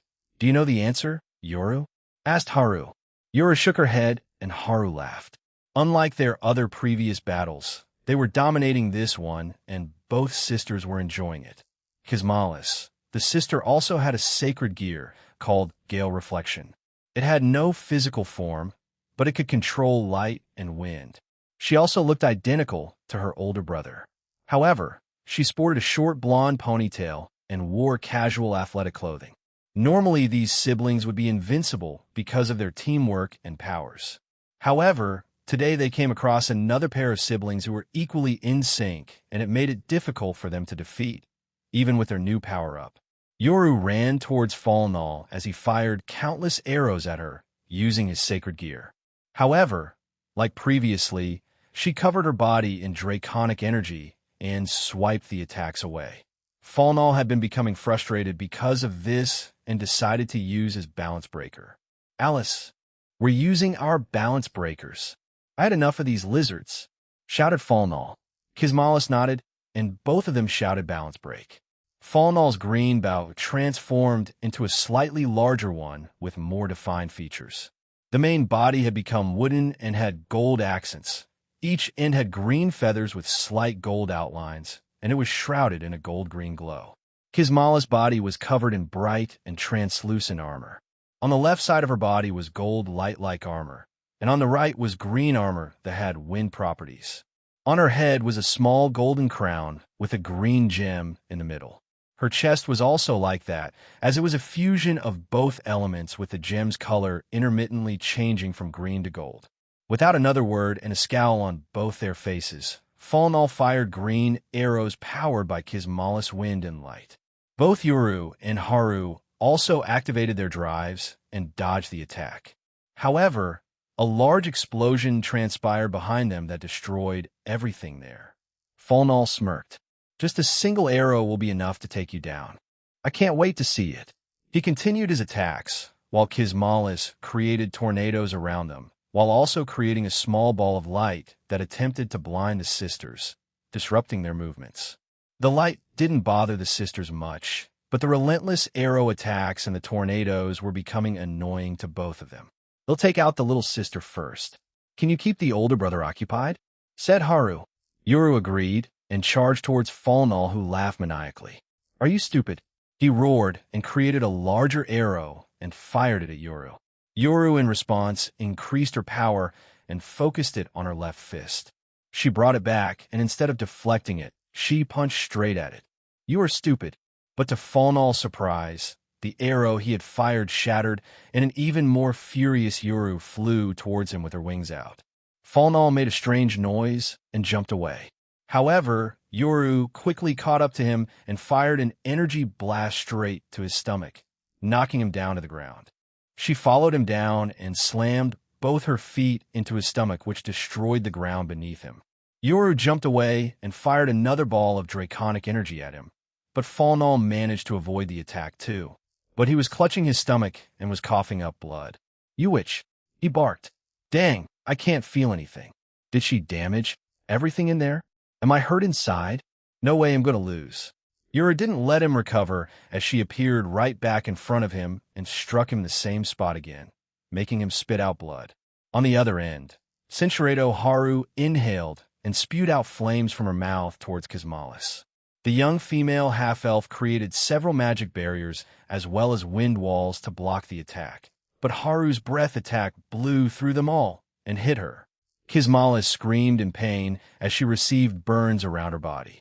However, because of her sacred gear, her light could provide minor healing. She quickly began to heal herself. Yet Haru didn't stop there. She kept throwing bursts of draconic energy at Kismalis, and the half-elf was forced to avoid the attacks and heal herself at the same time. She had only been forced to do this twice in her life, and it only made her angrier and frustrated at Haru. But everything slowed down for Kismalis as her brother's body flew past her. She, in slow motion, saw his beaten-up face and body, and something in her snapped. She quickly turned around and launched dozens of wind and light attacks at Haru, who wasn't expecting this and received some cuts from the attacks. She quickly flew away as Kismalis kept attacking everything around her for the next few seconds. She eventually stopped and ran over to her brother, who had been defeated by Yoru relatively quickly. Falnal had underestimated and looked down on Yoru. Even though he knew and saw her from the tournament, he still underestimated her, and it cost him. Although Yoru didn't kill him, he was close to dying. Cinchuredo, you didn't kill them, did you? Dumbfounded by this, Yoru said, I think you killed her when you landed on her. Latia blinked a few times and nodded. I didn't think they would, nor did I plan for this. How vexing. She brought out 2 pokeballs and said, Nevertheless, the battle with these 2 ended. Let's capture them now. Latia then threw both spheres at Falnal and Kismalis. She picked them both up and stored them in her ring. Geez, Latia-san, I was planning on having my first one in a while, and you stole my thunder. Haru complained and started poking Latia on her hip. Even Yoru won her fight. Latia sighed and patted Haru's head. We defeated them in the end. The only ones left are the 2 Grim Reapers, the 2 hybrids, and their leader, Leon. Eren will deal with them, so let's go and join him. I will tell him that you 2 defeated these 2, so he'll praise you, okay? That's what I'm talking about. Ain't that great, Yoru? Haru asked happily. Yoru silently nodded in agreement, and Haru added, You're like a mom, you know? Acting more maturely than you should at your age, being serious with Eren. Latia blushed, but didn't deny it. She simply pinched Haru's cheek and started walking away, while the dragon half-heartedly complained while her younger sister followed. The Grim Reaper Thanatos was trapped in his mind. He was being mind-controlled by Hades to do his bidding, and he couldn't gain control back of his body. He tried time and time again to regain control, but couldn't. Middleman, can you hear me? Thanatos cried in his mind. He didn't know if he could, but to his surprise, Eren Tool responded. This is Thanatos, right? What do you want? Asked Eren. I am being controlled by Hades. Although I will admit I had my own plans, I cannot follow through with them now. Defeat me and stop his plans. I doubt he'll stop here with trying to attain those documents on your hip, said Thanatos. Oh, those? Those are just pictures and letters that fans of the series sent to me. I didn't want to keep them in my personal storage in another dimension, so I made this instead. I had the girls help with the design, and in the end a cat designed one, explained Eren, leaving Thanatos speechless. What? Then, what about their intel in it being the documents for creating artificial super devils? Asked Thanatos. They're already in a place that's unreachable for the Cow's Order. So today, your attack on us was basically useless? Whoever gave you that intel was stupid, said Eren. He held back a snicker since he had Daniel, one of his avatars, do it. Thanatos had nothing else to say. It was as Eren Tool said their assault. Their attack today was pointless. He was angry and relieved at the same time. If Thanatos were to believe what he said, then those documents would never fall into the Cow's Order's hands, and he didn't need to worry anymore.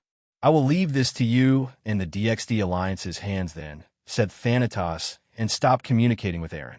In the meantime, his companions, the female Grim Reaper and the 2 female hybrids, minus the male, continued to attack Eren. Eren had recalled Shin and the dogs and had them wait on the building's roofs.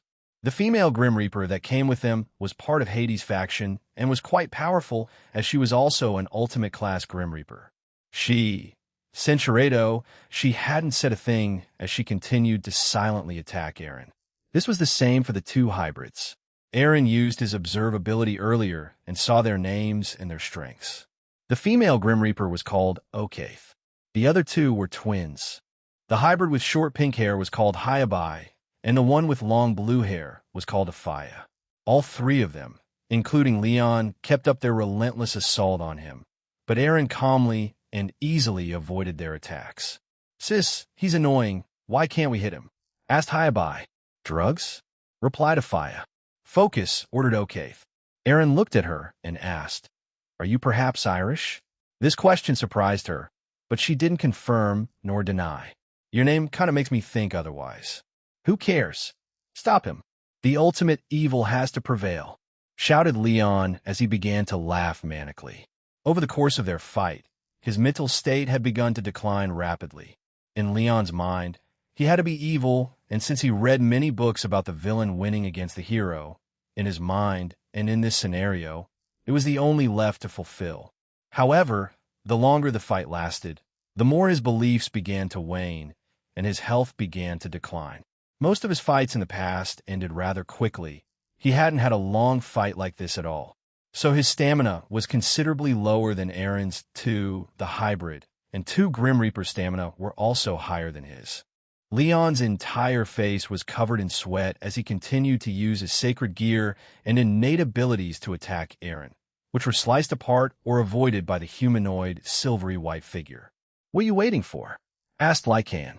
Before Eren could respond, they both felt the energy signatures around the realm had decreased to a particular point, and Eren knew that his group was the last one left. "Oh, so you were waiting for the rest to finish?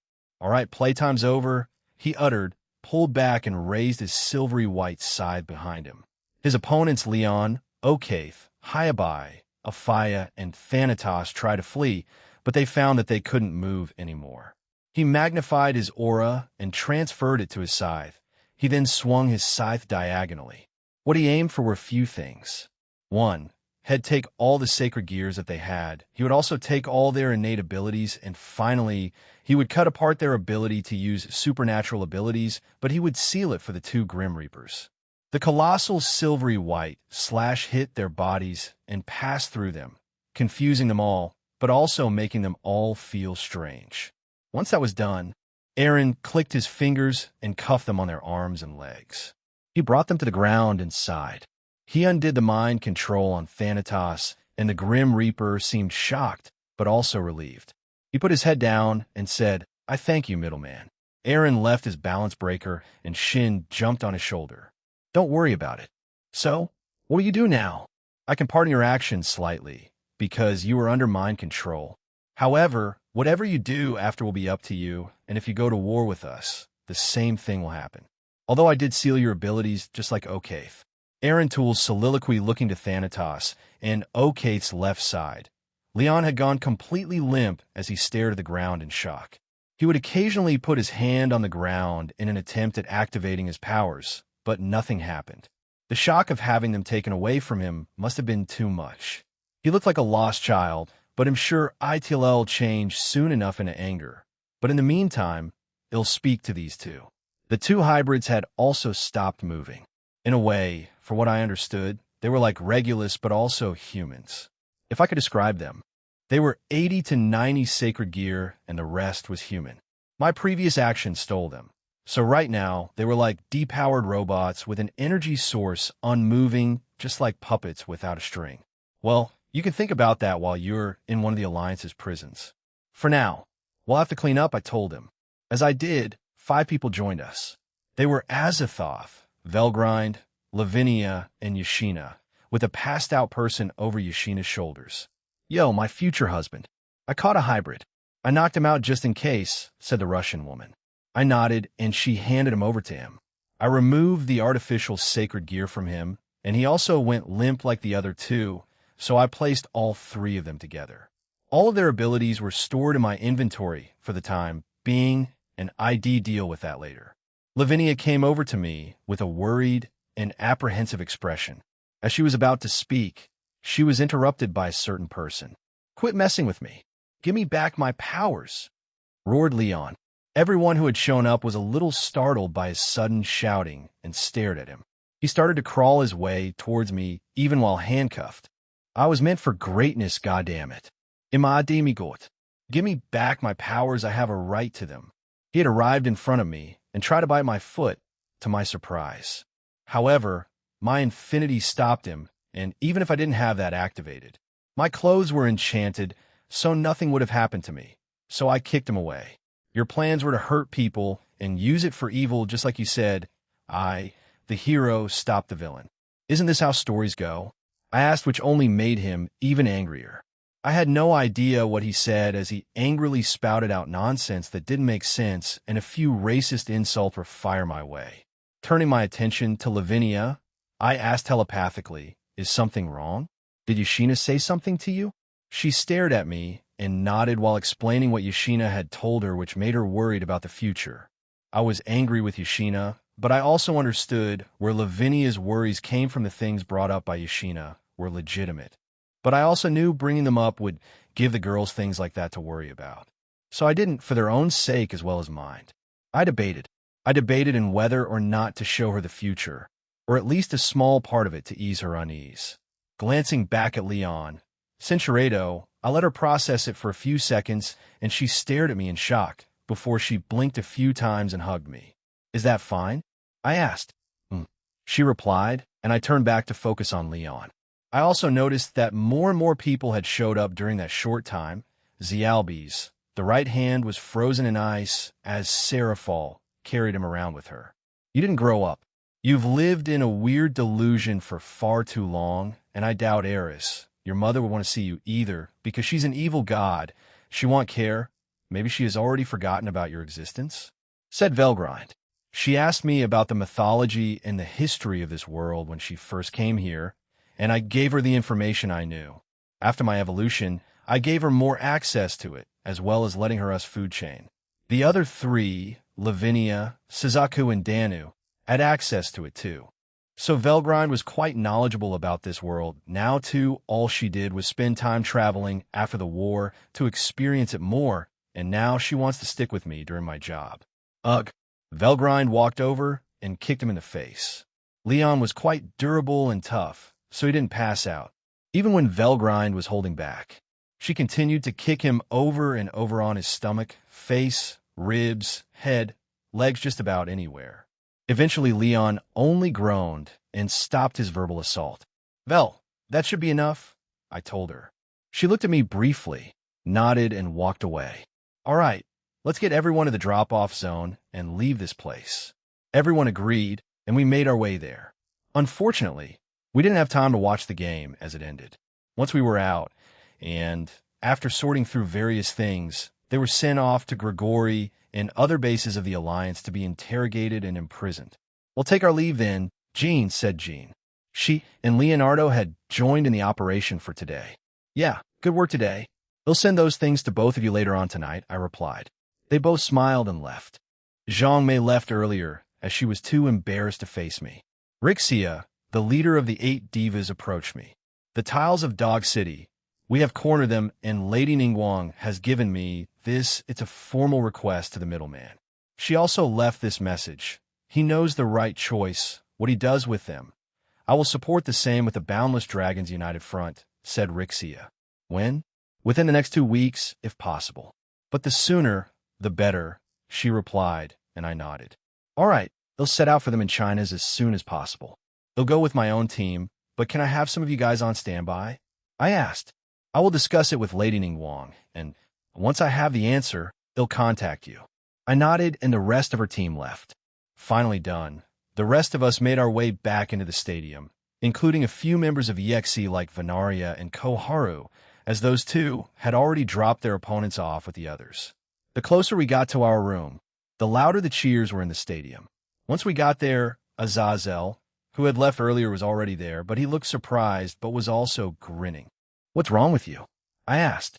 He looked at me and pointed directly at one of the screens.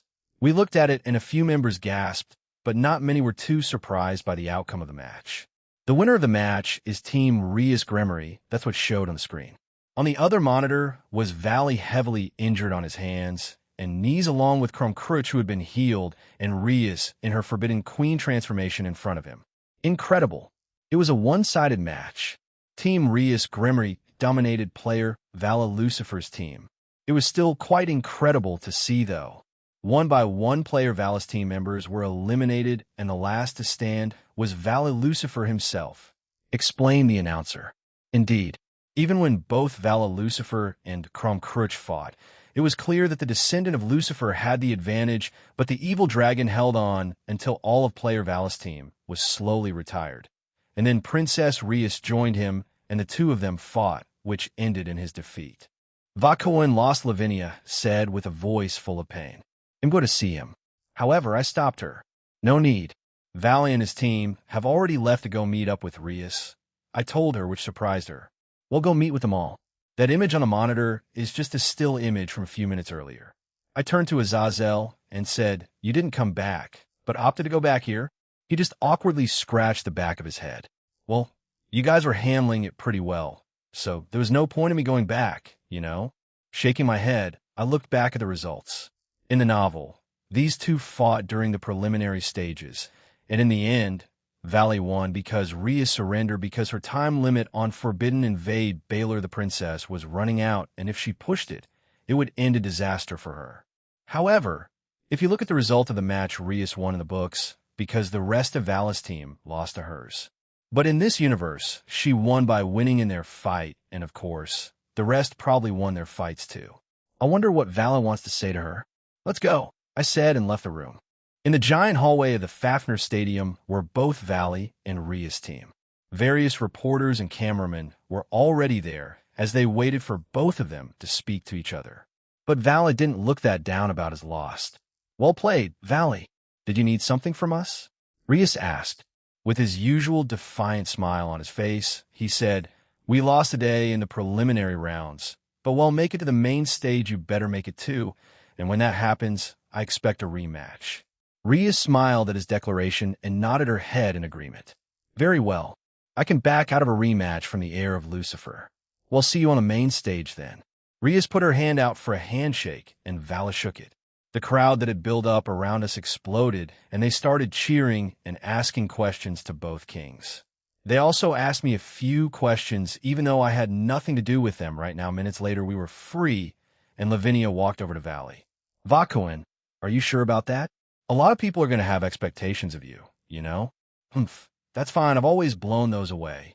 So we'll keep doing that even now.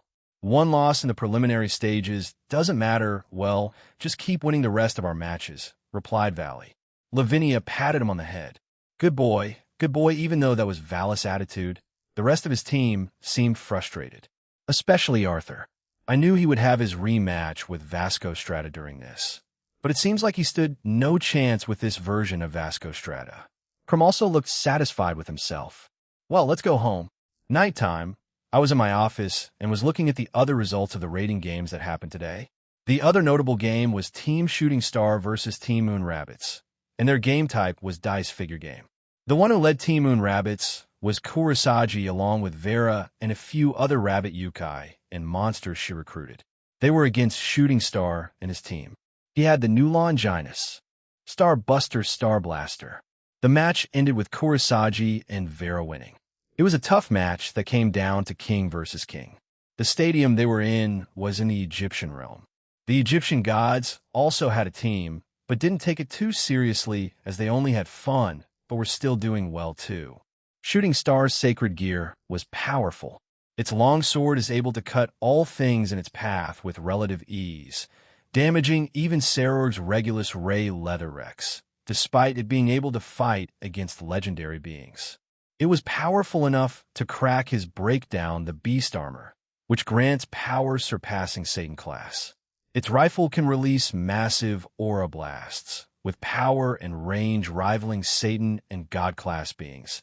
Even Issei Hyutis Infinity Blaster, eliminating several islands and non-combat gods, in addition to being able to change their course. Well, that was what happened in canon. How powerful he is in this universe remains to be seen. However, From what my shadow soldiers gathered, Kurosagi didn't struggle that much the same with Vera, but the rest of their team, which ranged from Ultimate Class to Satan Class fighters, were overwhelmed by Shooting Star's team. So that means they were around the same power, and they have even more potential in this universe. Maybe it was influenced by me, but it's interesting to see others being more powerful than they should be. It makes me wonder if I sat back and didn't do much, would they be like this? And if so, how would the invasion of the EV be like? Well, I can't think of what is constantly.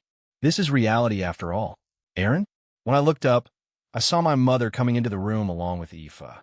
Cindy and Grafia were already with me, so she wasn't with them. Hey Mom, Aoife, how can I help you? I was just looking through the results of the games today. Mom looked at Aoife and nodded. I heard you were traveling to China to deal with something? She asked. I am. It's a request from the Chinese pantheon. Why do you ask? I replied, while dismissing the results of the game. Both of them came over, and Mom grabbed my hand, and with a cute and teary-filled expression on her face, she asked, Can I come with you? Aoife joined in and did the same thing while grabbing my other hand. The door to my room also slammed open again, and in came Lavinia and Suzuka. They saw the strange scene happening and giggled at my mom, who blushed. What a strange reaction. Did something happen between them? Well, I don't mind. You're both strong now, and he'll bring Cindy along. I plan on going there with my own group after all, and not just with DXD or EXC. I told her. Happy with my answer, both of them hugged me. A few days later, we made our way to China to confront the last strange group called Tiles of Dog City. Chapter 7, Part 1. The Tiles of Dog City, and surprise third-person point of view. The entire village is surrounded. Sylphia. What do we do? As far as I can tell, it's people from Ningguang's pantheon, but they haven't infiltrated us yet. They've only stayed around the perimeter of it. Do you think they're waiting for more backup? Asked one of her subordinates. The members of Tiles of Dog City were in a remote village in China, their last stronghold. They had built their base near a mountainside that also connected to a large underground stronghold. Sylphia had 4 trusted individuals with her. The aforementioned Zixia was one of them, as leaned against a wall near the entrance, as the other 3 crowded around a table with a 3D hologram of the village that also showed a live feed of their enemy. They know we're looking at them, said another. Countless people looked directly at their magical cameras and waved at them. Are they mocking us? Sylphia squinted at the members of Ningguang's side. While she felt a bit anxious about the situation, she didn't feel helpless. In fact, her gut told her that this was a good thing. All that she had to do was use her wits and smarts to pull out of it alive and intact.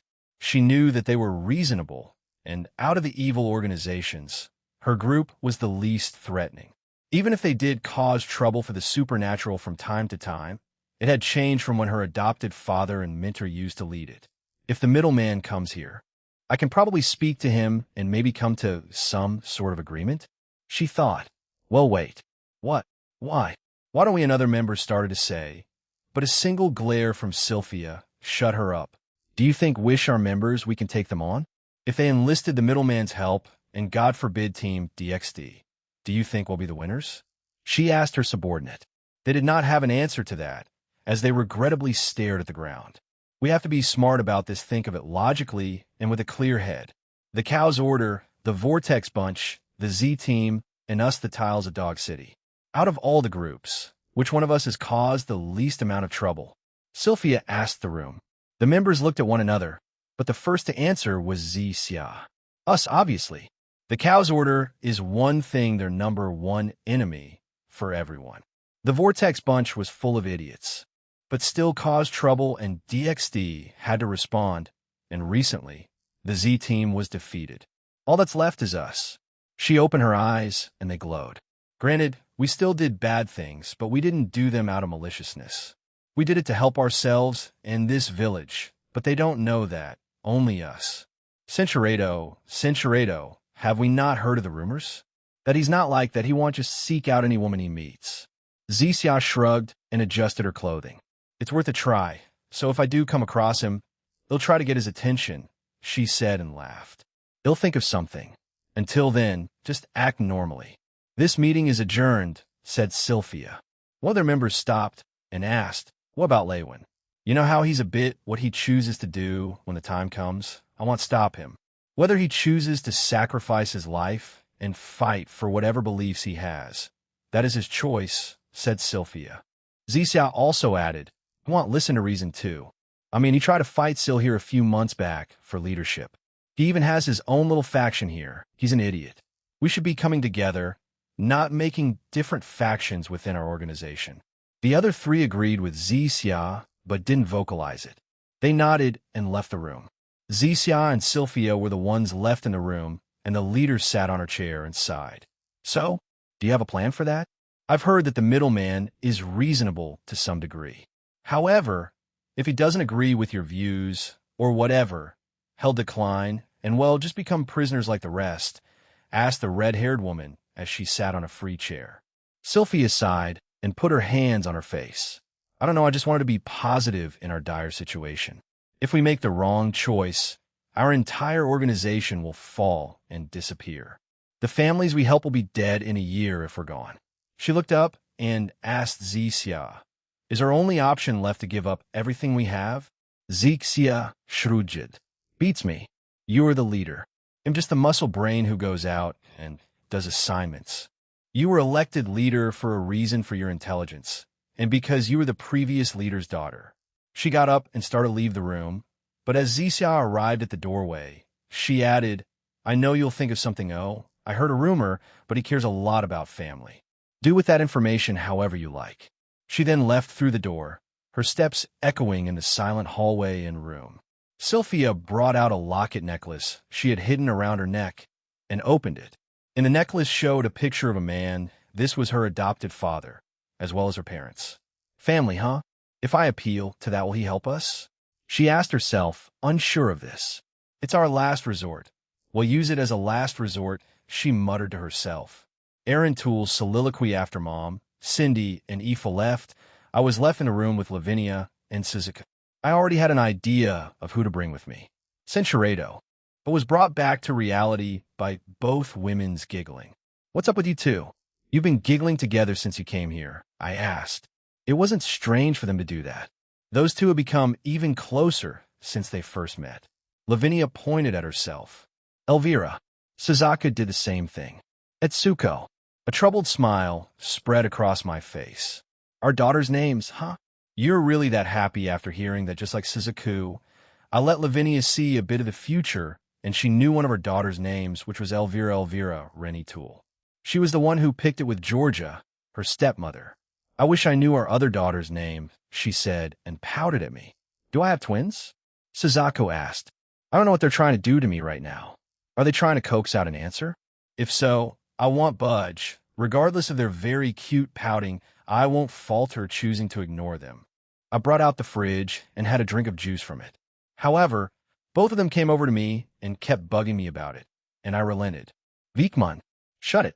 I sighed and said, Livia, that's the other twin's name, and for you, Sophie, you don't have twins, but at a certain point, you do become pregnant again, and it's another girl, Elvira, and Livia Lavinia said dreamily while looking at her hands. She hugged herself and began happily making strange noises to herself. What about me, partner? I know we didn't ask these types of questions, but now I'm curious. Asked Drake. Why is everyone so curious about this all of a sudden?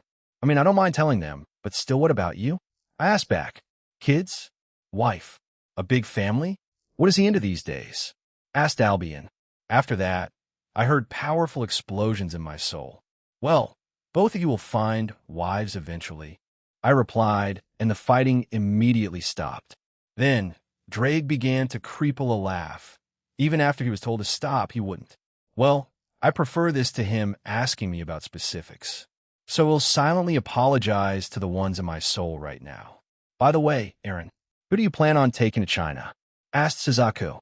Summoning some chairs, they both sat on them, and we began to talk about the request ID been given by Ningguang. I took out the document, and it simply said solve the issue with the tiles of Dog City. It didn't specifically say defeat or kill them, which got me thinking. What did she want me to do with them? I have an idea on who to bring, but I don't think Ningguang wants me to kill them. I've had my shadow soldiers report activity on them, and while they're mostly stuck in that small village in China, previously they mostly did mercenary work and the like. You know, steal food from the rich, give to the poor kind of situation, I told them. Lavinia clapped her hand. Oh, they're like modern-day Robin Hood. Hmm? If they are they really bad people? They still steal from people. We don't know the circumstances of the reach. So until then, they're at least innocent in this. I know many people don't like rich people for various reasons, but stealing from them is still a crime, both in the human world and the supernatural world, said Suzaku. They suddenly looked at me, waiting for my opinion on the matter. I mean, I'm rich too, you know, and by proxy, you two are rich too. As a matter of fact, everyone in this home is since I give everyone a pretty big allowance, as you can tell from Kuroka. When was the last time you two seen her room? I went there recently, actually. It's full of those vinyl records with old songs and new ones.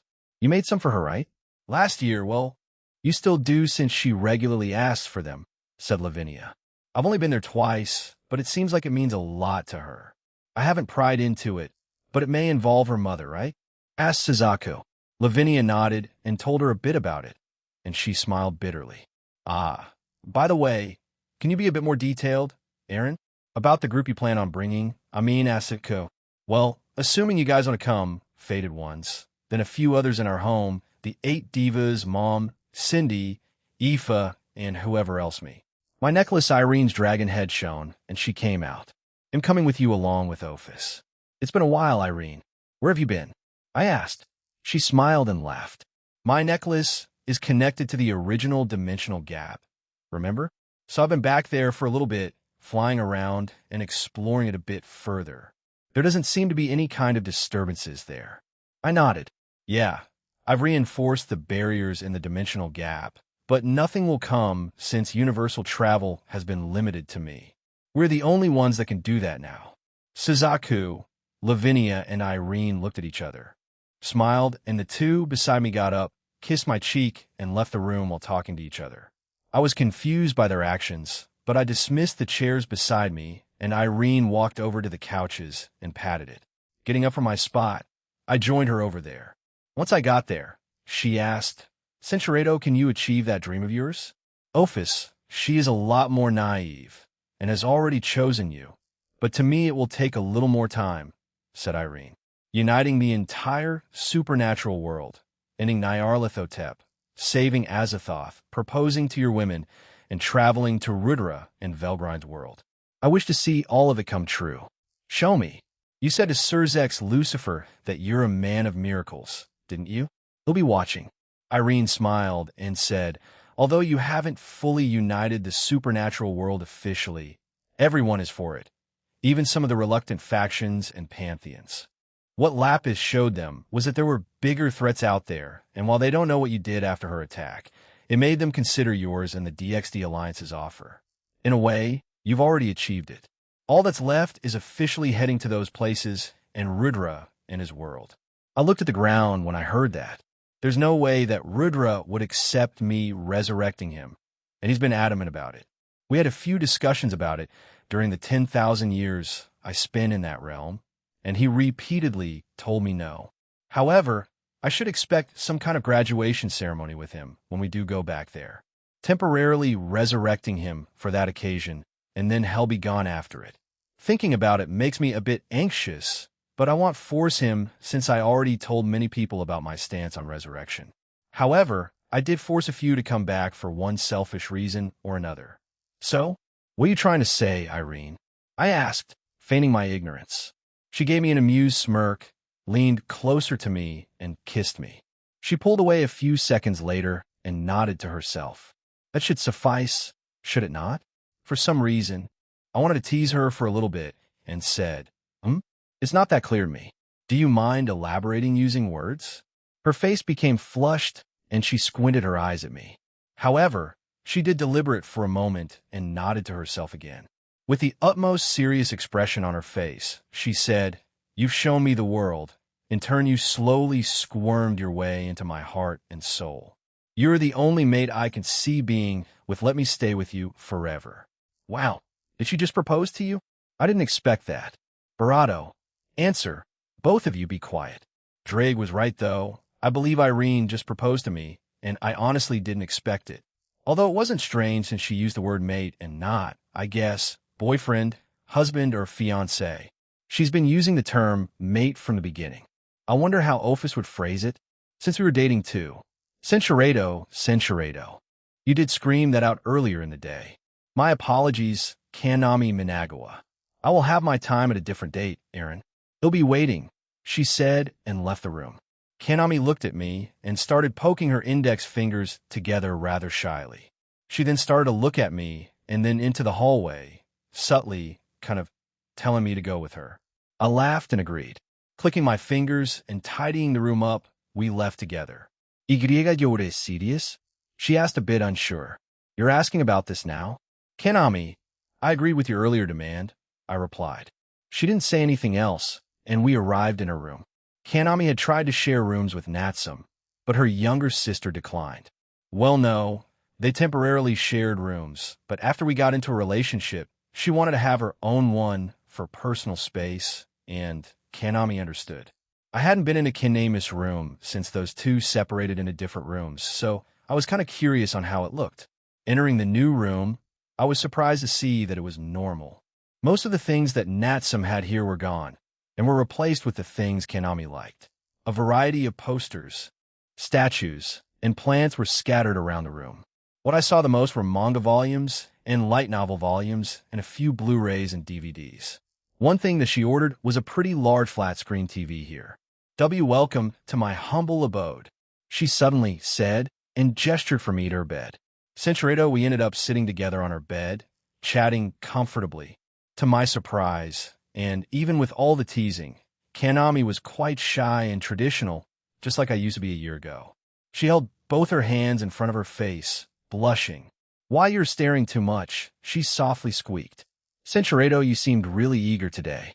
Were you thinking about this all day? Be honest with me, Kanami, I asked. With tears threatening to spill from her eyes and her face flushed out of embarrassment, she quietly and cutely nodded. Idiot, she mumbled. Sorry. It was special, she said. Because we were spending time together and getting ready for bed, and you were close to me, it felt comforting, so I started to feel emotional, she said, looking troubled. I'm not as confident as Natsu, but things have been changing for me lately. The thought did cross my mind, but I didn't think it bothered Kanami that much. Natsum did have a different appearance than her before they entered my pocket dimension, but most people do feel a bit insecure about that towards their partners. Leaning down, I gave her a quick embrace. Kanami was surprised by this, but hugged me back warmly. This seemed to calm her down a bit, as we continued to share a quiet moment together. We eventually parted, and Kanami seemed disappointed about that. However, I continued to gently hold her close, which brought a soft, content smile to her face. Hiya! When I tapped her shoulder, she jumped in surprise, but didn't stop me. Are you just going to stand there? She asked, looking toward me. I've already made up my mind. I spoke to everyone about this before, so... She was giving the go-ahead to proceed. Without another second of doubt, Censurado. FHHKNH halfway through the moment, I paused gently. Is something wrong? Why did you stop? She asked softly. I just want to make sure you're okay. I murmured. Kanami leaned up and gave me a barato on the cheek. I'm fine, she said reassuringly. Censurado, it was a deeply emotional moment, and one of the most intense reactions I have ever experienced. I almost instinctively tried to step back, but she stopped me and held on tightly.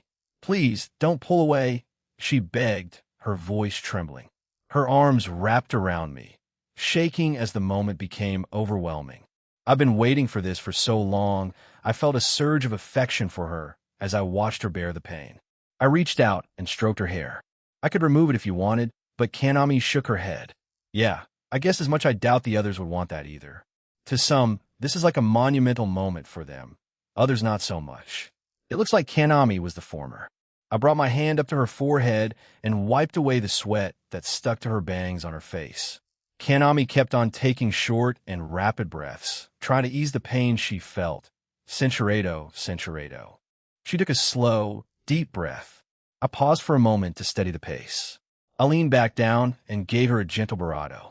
My motions grew a little quicker, and she seemed completely at ease with everything. Censurado. Senshirado, Kanami smiled softly as she relaxed against me. I held her close, feeling her warmth. This feels nice, she murmured quietly. Can we stay like this for a little bit? She asked, her voice tired but content. Yeah, I replied, smiling. Kanami snuggled up to me as we lay on her bed after spending the day together. I finally graduated and can brag to Natsu. Is that the reason why you wanted to celebrate together today? I asked. A look of panic flashed across her face, and she shook her head. Senshirado, with a mischievous smile on her face, she said, Well, I'd better keep you company for a few hours then.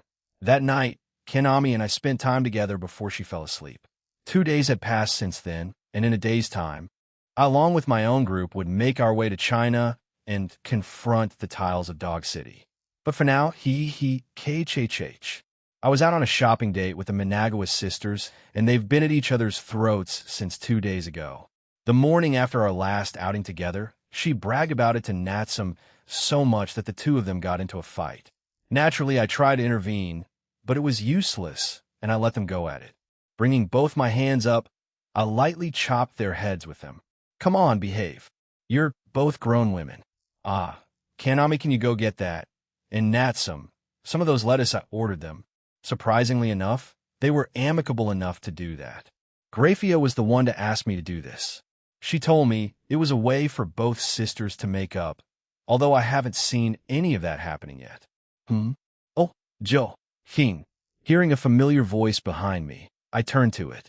I found my two friends Higuro and Kikiho with their girlfriends and Aika Kiryu, surprisingly enough. Hey, Jean-senpai, I came across these for while shopping, and then we found you alone? Explained Aika. However, seconds later Kanami and Natsum came back and put the ingredients in our shopping cart. Natsum-san and Kanami-san, huh? We met because of Rennie-san. Anyway, are you on a shopping date? I'm the only one single here, Aika Kiryu said and slumped her shoulders. She then came over to me and started to rub her shoulder against mine. Jean-senpai, is there still room in your group?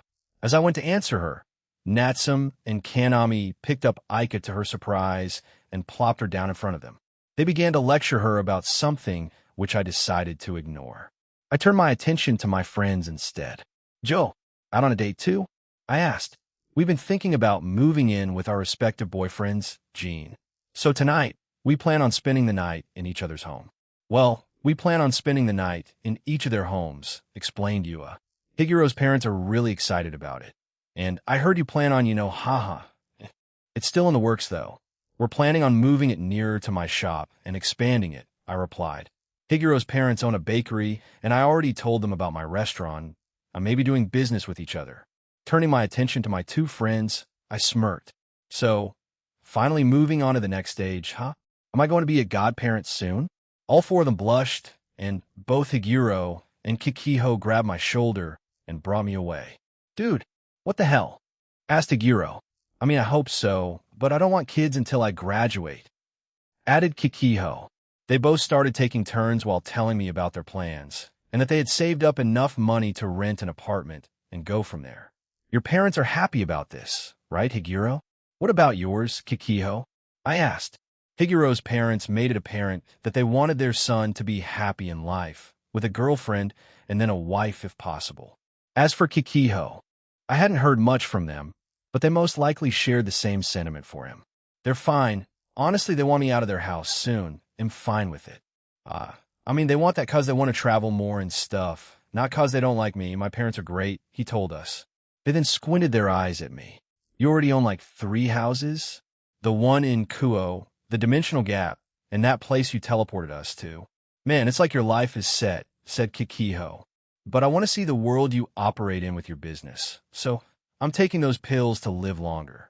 Sakura also agrees, so you'll be seeing us in the foreseeable future. Higuro nodded along. Yeah, Yu also agrees. I want to see a world with both humans and supernatural getting along. I wonder how it would be like. How would people and world governments change? The supernatural side will surely be in control, right? I shrugged. We're not too sure on the details yet, but hopefully it would be equal on both sides. But reality is that we'll have more firepower than humans, so it will always be unbalanced, I replied. Our powers, magic, and other inventions, the humans won't be able to match it. Even if they go out in space in our universe, there isn't much for them to use. Even when I look into the future, they only fuse technology with magic to make things more convenient, and some use magic for wars. But it's relatively peaceful too because of DXD and EXE working together to shut down those organizations. Higuro patted me on the back. Well, we'll leave it to you. Could you make virtual reality a thing, please? I want to experience that. Kikiho also patted my back. Right, great God King Sama. Please make it happen. I sighed and smacked them both on the head. I already had plans for that, you filthy gamers. Both of them cheered before going back to their dates, who had been curiously looking at us. At the same time, Natsum, Kanami, and Aika came back to us. Aika looked exhausted and bowed to me for some reason. "They'll serve you in her place," she said, and I gave Natsum and Kanami a confused look. "That's not what we meant." Both sisters screamed. We spent a bit more time in the shopping district with Aika following us behind. And thanks to Aika, the two sisters made up because they teamed up in shutting her down. What a troublesome girl the day to go to the remote village in China came. The ones going with me were Mom. "Please be careful, okay? Suzako-ni-sama. Please look after her," said Akino worriedly. "I'll make sure to do that," Akino replied Suzuka. "And Mother, please stay close to Aaron, okay?" said Rias. "You fufu, it'll be fine, Rias. Aaron-kun will take good care of me," replied Venelana. "As you can see, the Mothers Association are coming with me. Shuri, Venelana, Misla, Gondel, and Royson." Suzaku's mother decided not to come since she was busy, the same with Kaisis and Runius.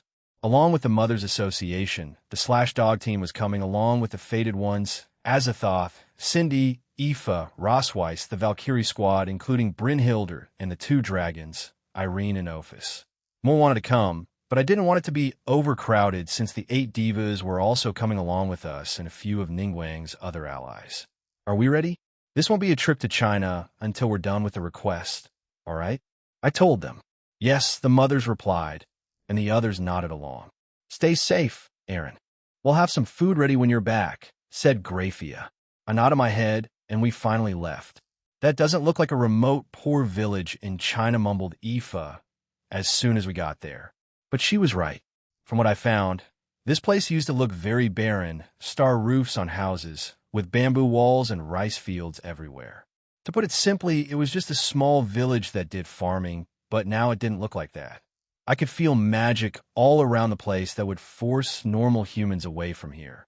The village in front of us resembled more of a fantasy town with swords and magic as a premise. Many of its houses were made of wood, but they looked like they were interwoven with each other, as most houses that had a second floor had wood bridges or vine bridges that connected to each other. A lot of the houses had moss on their roofs and vines on some of their walls. That wasn't all, as there were plenty of other buildings that were at least 5 to 6 stories tall. Paper lanterns hung from various homes as well. This showed us that we were still in China. Apart from older humans wearing traditional Chinese attire and the younger generation wearing modern clothes. Instead of dirt paths like those in villages like these, their paths were made of stone. The town also looked to be full of life. Having a battle here would put them in danger. Behind all of this were some large mountains, or should I call them hills? They had some trees on them, as well as some kind of hut at the top of one of them. "Jean-san," a voice called out. I turned to it with Suzaku, as the rest were busy observing the village we just saw. The one who called out to me was Rixia, the leader of the 8 divas. With her was Nuwa, a goddess of the Chinese pantheon. "Rixia, have you been updated on what I want to do?" I asked, and she nodded. "Great, tell me what we have right now." She nodded. "The entire perimeter of the base has been surrounded by the 8 divas and a few of your shadow soldiers as we came across them on our way here. Lady Cushing is here with Lady Ganyu, and feeling a presence behind me, I turned around and saw a woman. This feeling was the same when I went to the Chinese pantheon. Was she the one who was staring at me in those mountains? Her hair was parted off center with evenly cut locks that flowed just past chin length, framing her face. One side covering her right eye, the rest styled in a low, loose, thick braid fastened at the barato below her shoulders with a red cord tied in a bow. Her outfit consisted of a black bodysuit that faded into a dark turquoise at the legs and had intricate patterns all over it. It extends to her hands, covering her middle fingers with a gold stud on each of the knuckles. At the back of her bodysuit is an article bearing resemblance to coattails, consisting of white fabric patterned with gray. She wore a cropped, white and gray, sleeveless cheapao top over her bodysuit. Her accessories consisted of a detailed, white and black curved headpiece and a red clover leaf knot with a tassel as an earring on her right ear. And this is Quan Xinyue. She lives mostly in the mountains and forests of our pantheon. But she's also close to the sacred beasts and divine spirits of our realm, you could say. She was raised by them, explained Rixia. She looked like Shinha.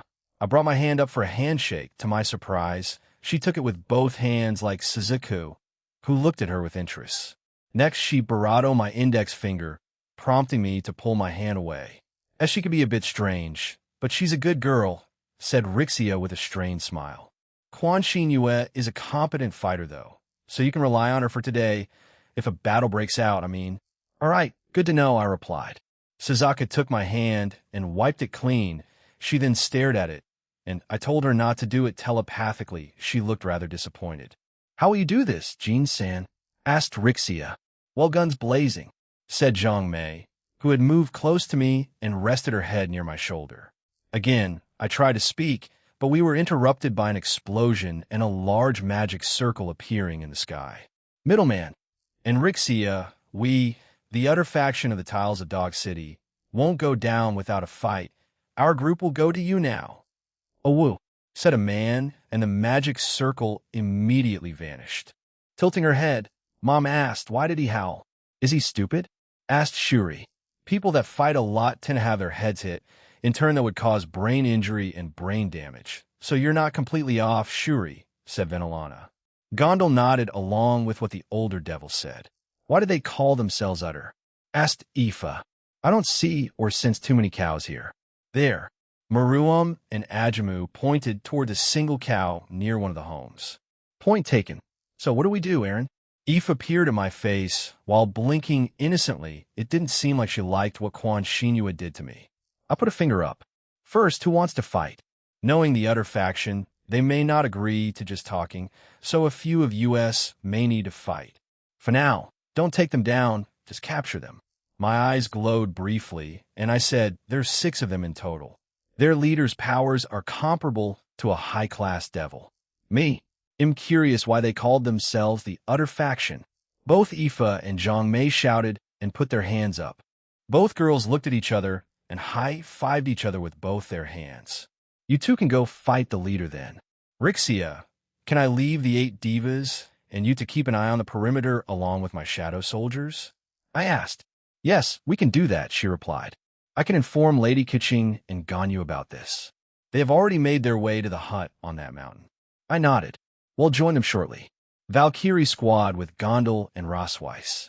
Can I leave the other 6 of the Utter faction to you? Very well. Well, take care of them. Gondal-sama, may I give you the position of leader for this mission? Asked Brynhilder. Fufu, that's quite a thing to bestow upon me, but I don't mind. I'll have you, Rose and the others accompany me, replied Gondal. /dog team, I'll leave the villagers' protection to you. Any stray attacks, please block or redirect them to a different area. The rest can come with me. Any questions? I asked. No one had any. Let's start this mission.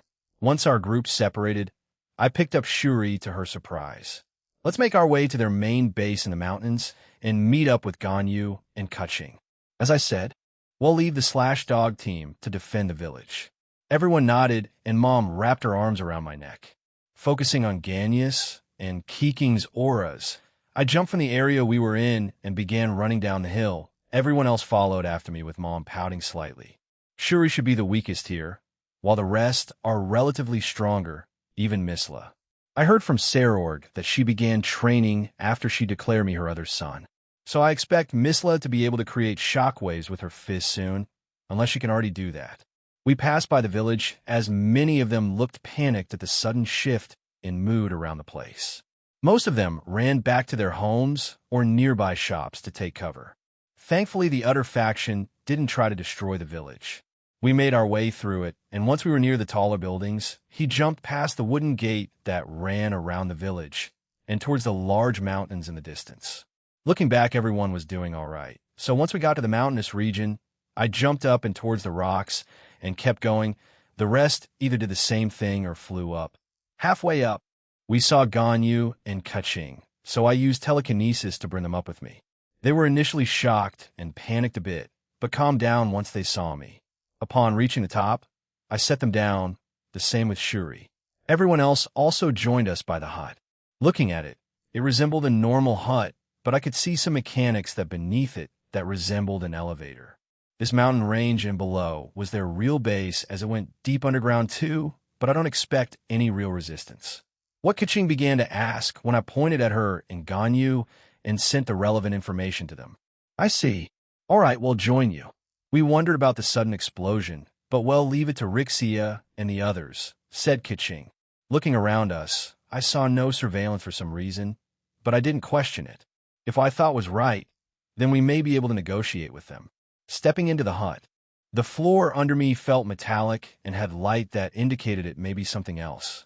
It'll go down first. Everyone else can follow after me is what I wanted to say, but Lavinia and Mom jumped towards me as it began to go down after I pulled a certain lever that wasn't that hidden. This is pretty fast, huh? Mom said while looking around us. The elevator was just the platform underneath us, no walls or anything else, so if you took a few steps forward, you would be free falling to the ground. It's quite spacious, though. It reminds me of the place where we rescued Shigyun and Koga, said Lavinia. Ah, that was when your mom was about to talk about the books when we reached the ground. For how big it was, no one was here. However, beyond the doors in the distance, I could feel a lot of auras and life energy coming from it. They were waiting for us over there. We stepped off the elevator, and it stayed there for a few seconds before going back up. I contacted everyone on the surface and told them it was going back up, and that would go ahead. The closer we got to the door, the more of our comrades arrived. A few ran up to join us, and when we arrived at the door, I touched it, and it slid open. In front of us was a woman with long white hair that was tied in a ponytail and purple eyes with red pupils. She wore a slick black business suit, black gloves, and a red tie. Welcome, middleman, to our base. I'm the leader, Sylphia. You may know our group as Dogs of Tile City or Tiles of Dog City. We don't mind which one you call us, she said. She gestured behind her and added, shall we talk? There were around 50 other members behind her, and 4 others that looked like they were close to her on a personal level. A red-haired woman with glowing yellow eyes kept staring at me with a smirk, almost silently asking me to fight her. Well, accept this, Sil, said Kaching. Fufu, it's been a while, Kaching, replied Sylphia. It seemed that they had some kind of history. With Kaching and Ganyu taking the lead, we followed them past the doors with many eyes staring at us as we did. The underground base was illuminated with magic with small balls of light everywhere, and there were many wooden boxes around, with other doorways that led to different rooms. Apart from that, it was mostly barren.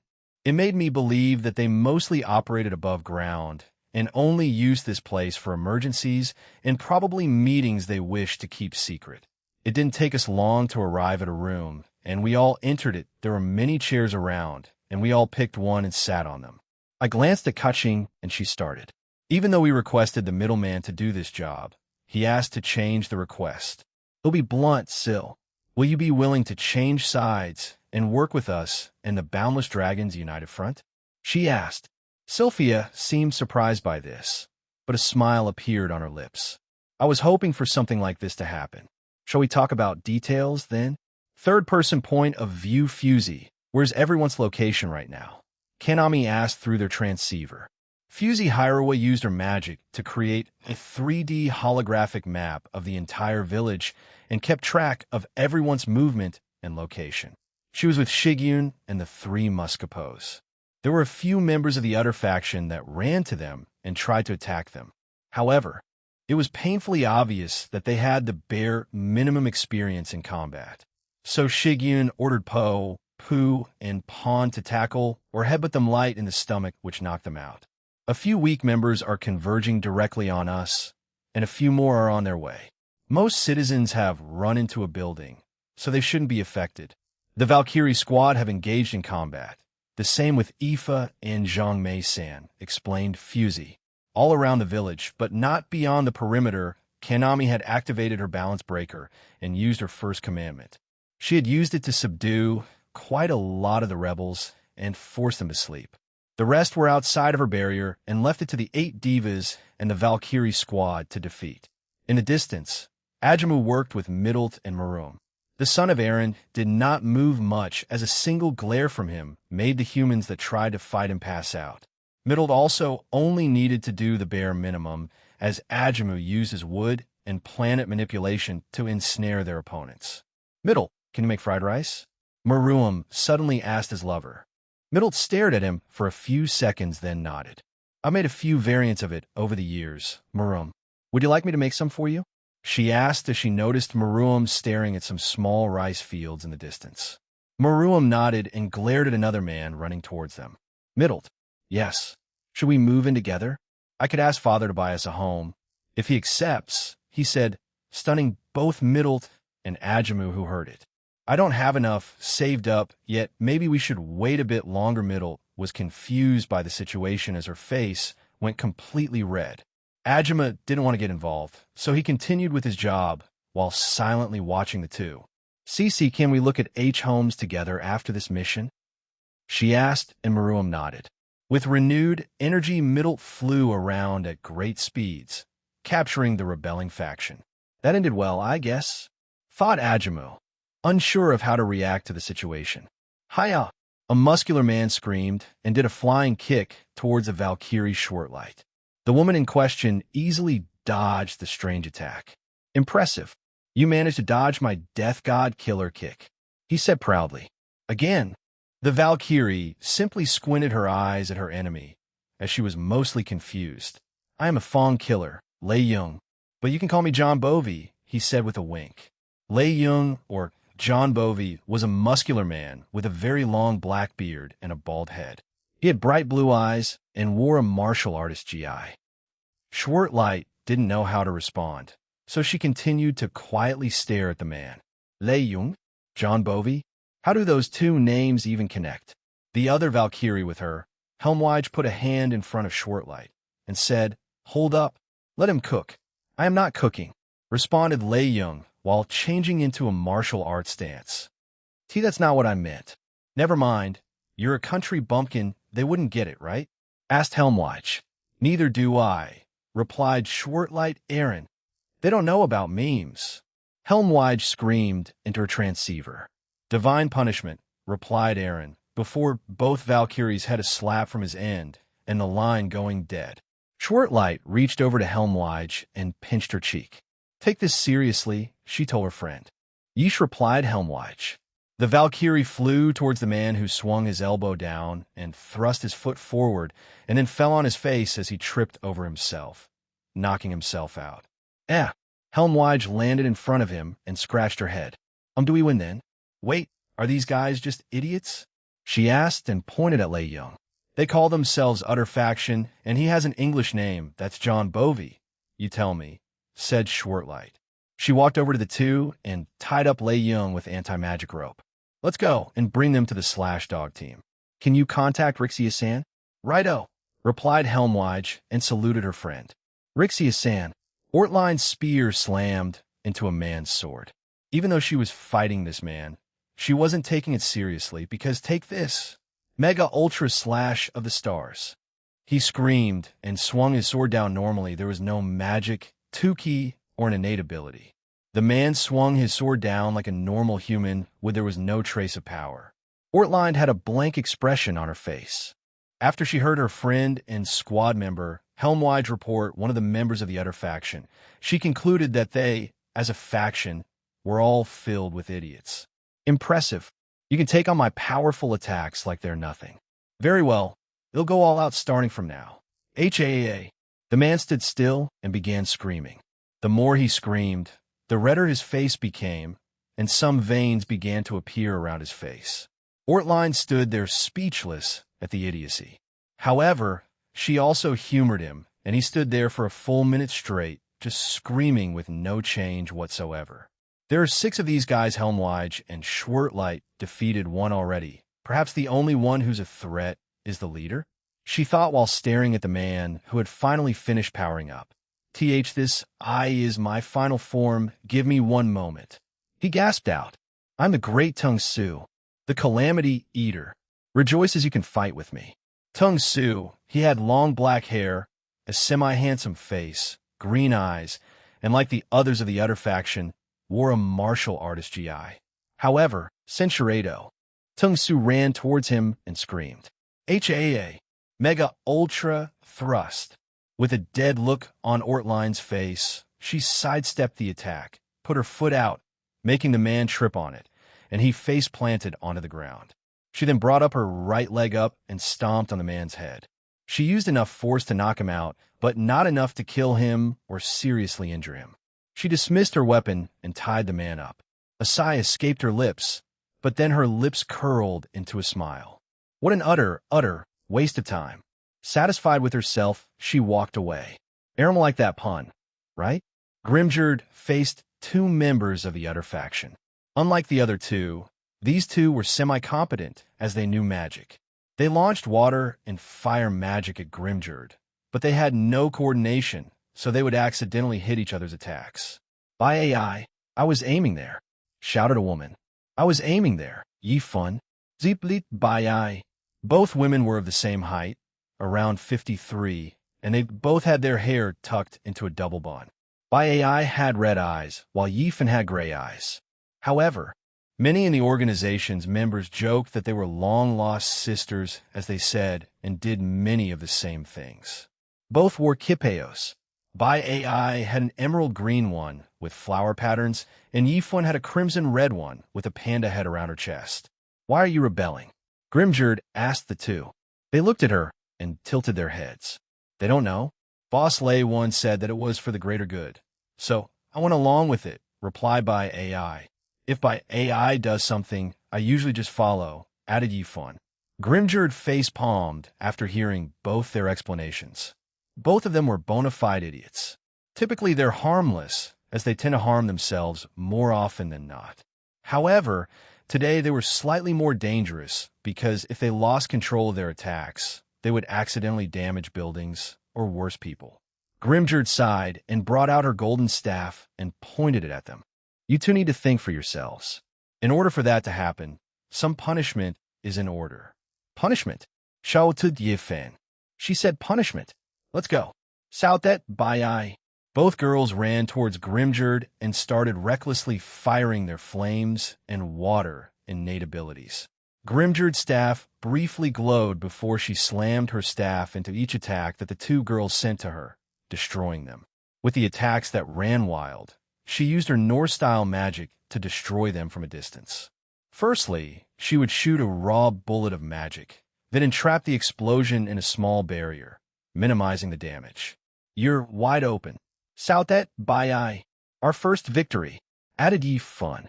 Grimjord sighed at their flippant attitudes, and in one strike, smacked both of them on their heads 10 times over. Ow! Both girls screamed and clutched their heads. Censurado Iya. Jaya. The winner of the quick skirmish was Grimjord. Both by AI and Yifan regretted their actions afterward and reflected on their behavior. Granny, why did you join this mission? Rosweiss asked her grandmother, who floated beside her. Gondel tilted her head and smiled. What do you mean, Rose? I just wanted to keep an eye on my granddaughter and get to know my future son-in-law better. Is there anything wrong with that? With a slightly flustered smile, Rosweiss said, I see. Then let's defeat this person quickly and rejoin Aaron. The 2 casually chatted as they avoided every attack that was thrown at them. The man they were facing had announced that he was their faction's deputy leader and was strong. However, reality dawned on him as none of his attacks were hitting the 2 women in front of him. This man's name was Xiao Zhan. He was a human born into a family that focused on martial arts and magic, mixing both together to grow themselves into strong humans that could fight against the supernatural races. For the most part, their family was successful at that, and Xiao Zhan was a prodigy in his own right, as he managed to use 10k at the age of 10 after training relentlessly for hours on end. He also studied magic extensively so that he wouldn't fall behind talented magicians of his age. Today, at the age of 24, he could be classified as a middle-class devil in terms of power. Now, normally, that wouldn't be anything to scoff at. However, in front of the people he faced today, he was nothing more than an ant in their eyes, although neither Gondel nor Rosweiss would call him that. With enhancement magic empowering him and 10k covering his body, Xiao Zhen dashed towards Rosweiss. He thrust his right arm towards the woman, acting like it was a spear. With minimal movement, the Valkyrie dodged the attack. She looked at him briefly before her palm struck him in the face, blowing him away. Gondel pointed her finger at Xiao Zhen, and he felt his body suddenly become heavier. He looked around himself, but didn't notice anything different. Gravity magic? He thought, and began to slowly move back towards the two Valkyries. He's very determined, Gondel said, while staring at the young man. Whatever the reason for their rebellion, he must believe in it, said Rosweiss. I don't care about the reasons for rebellion. Lei Wen is wrong, but since I owe him one, I had to participate, explained Xiao Zhen. Owe him one? What do you mean? Asked Rosweiss. Because he saved my life. Even if I know he's stupid and wrong in this, I can't ignore that, so we'll just have to keep fighting, replied Xiao Zhen. During his training, Xiao Zhen embarked on a journey through China. He met many people and experienced many things on that journey. Even though he was strong, he still met even stronger people on his journey. One of them was Lei Wen, although they met in an unconventional way. It was when Xiao Zhen was training on a mountainside. He wanted to push himself past his limit, but became a bit too careless and fell from a cliff. As his life flashed before his eyes, a hand grabbed his wrist, saving him. That's how they met after that day. Xiao Zhen owed a huge debt to Lei Wen. However, Lei Wen hadn't asked anything back from Xiao Zhen, but said he would eventually ask for his debt to be paid. He didn't expect to see Lei Wen ever again, but surprisingly enough, they met again after a few years when they joined the Tiles of Dog City and became friends and close comrades through that. Xiao Zhen brought his arm back and threw a straight punch at Rosweiss, who easily caught it. The female Valkyrie shook her head and sighed before punching Xiao Zhen, knocking him out. The man fell on the ground, completely out cold. Gondel made the young man float, and they began walking away with him in tow. Would you do the same thing if someone saved your life, Rose? Gondel asked. Rosweiss looked up at the sky and thought about her grandmother's question. Would I? Perhaps it may depend on the debt I owe, but if they save my life, I may also do the same thing to a certain degree. This rebellion wasn't that violent, and they made sure the citizens here weren't harmed, thought the young Valkyrie. Maybe, she mumbled and glanced at the unconscious young man. However, she heard her grandmother giggle, confusing her. Wouldn't you say Aaron saved you? For years you were single, and then he came, and now your Gondel stopped and stared at her granddaughter. You're engaged, right? Rosweiss's face turned red as she shook her head.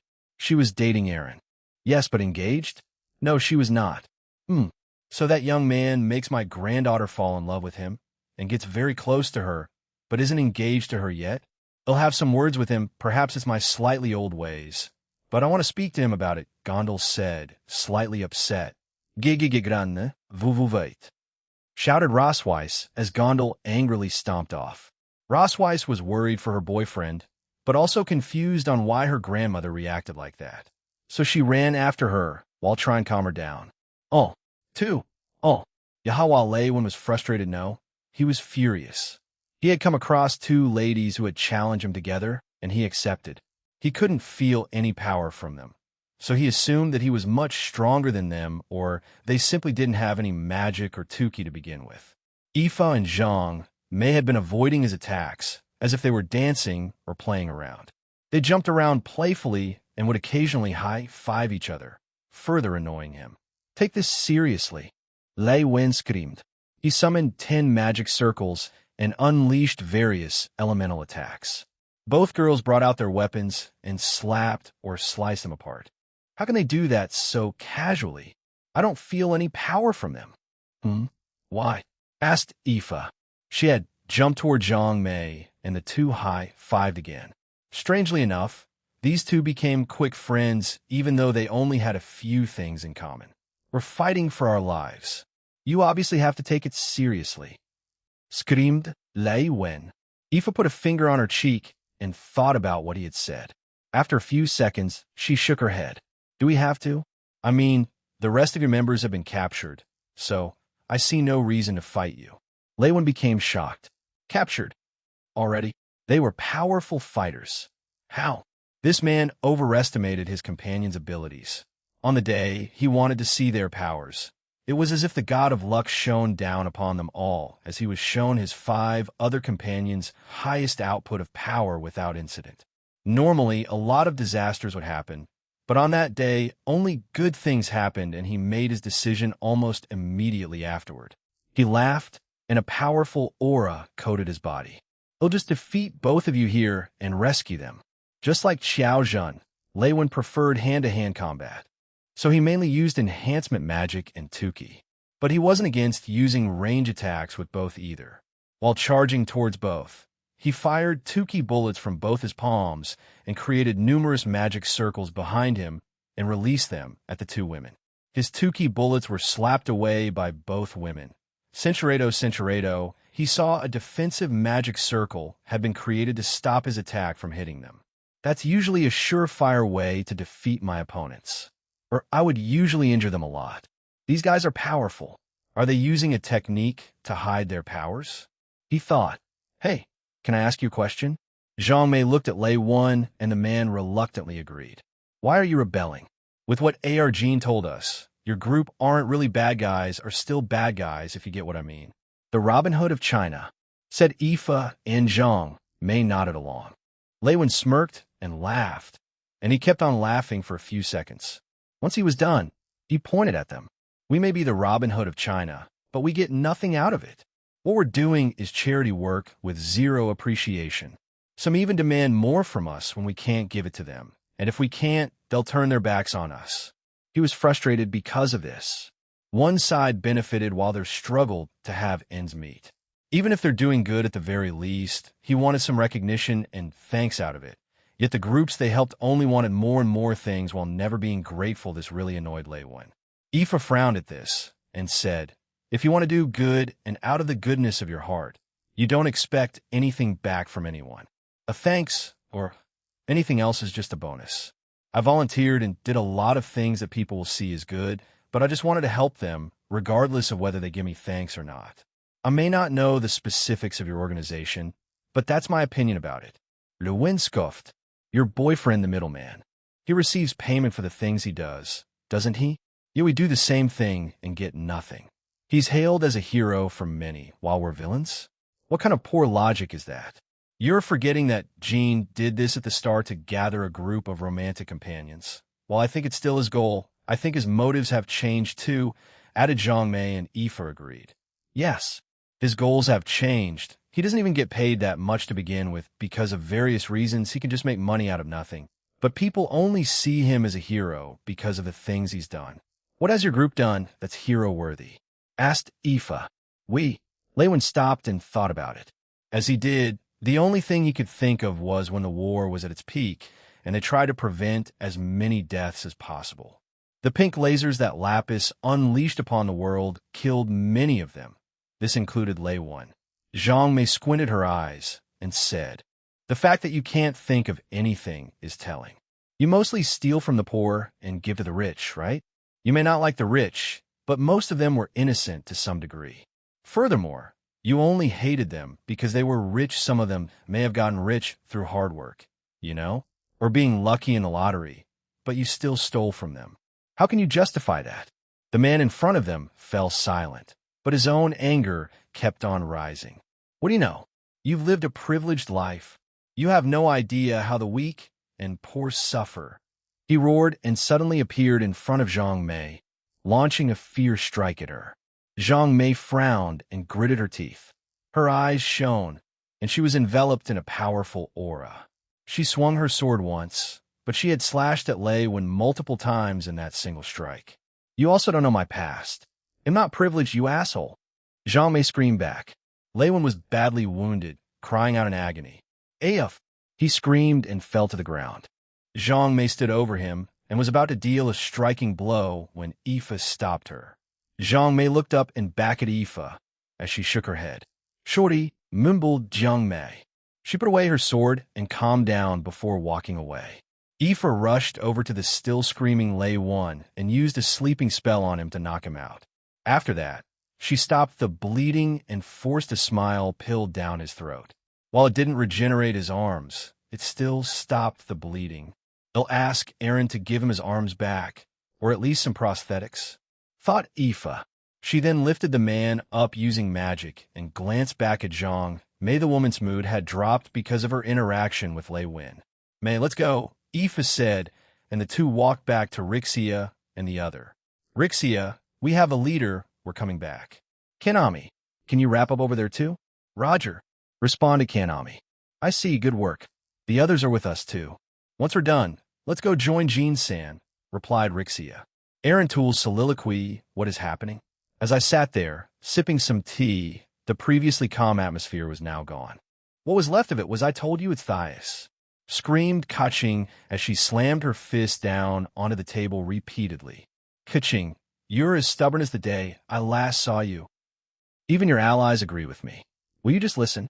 Sylphia screamed back while violently ruffling her hair. It had turned into a screaming match between Kaching and Sylphia. These two briefly met after Sylphia joined this organization, and when Kaching was traveling China to broaden her horizons. From the moment they met, they didn't get along that well. They could be amicable with each other when the time came, but with anything else, no. "So, is it like this every time they meet?" I asked a woman near me. She nodded and said yes. Although if it's very serious, they can stop themselves from going into well that. She pointed at the two, still screaming no.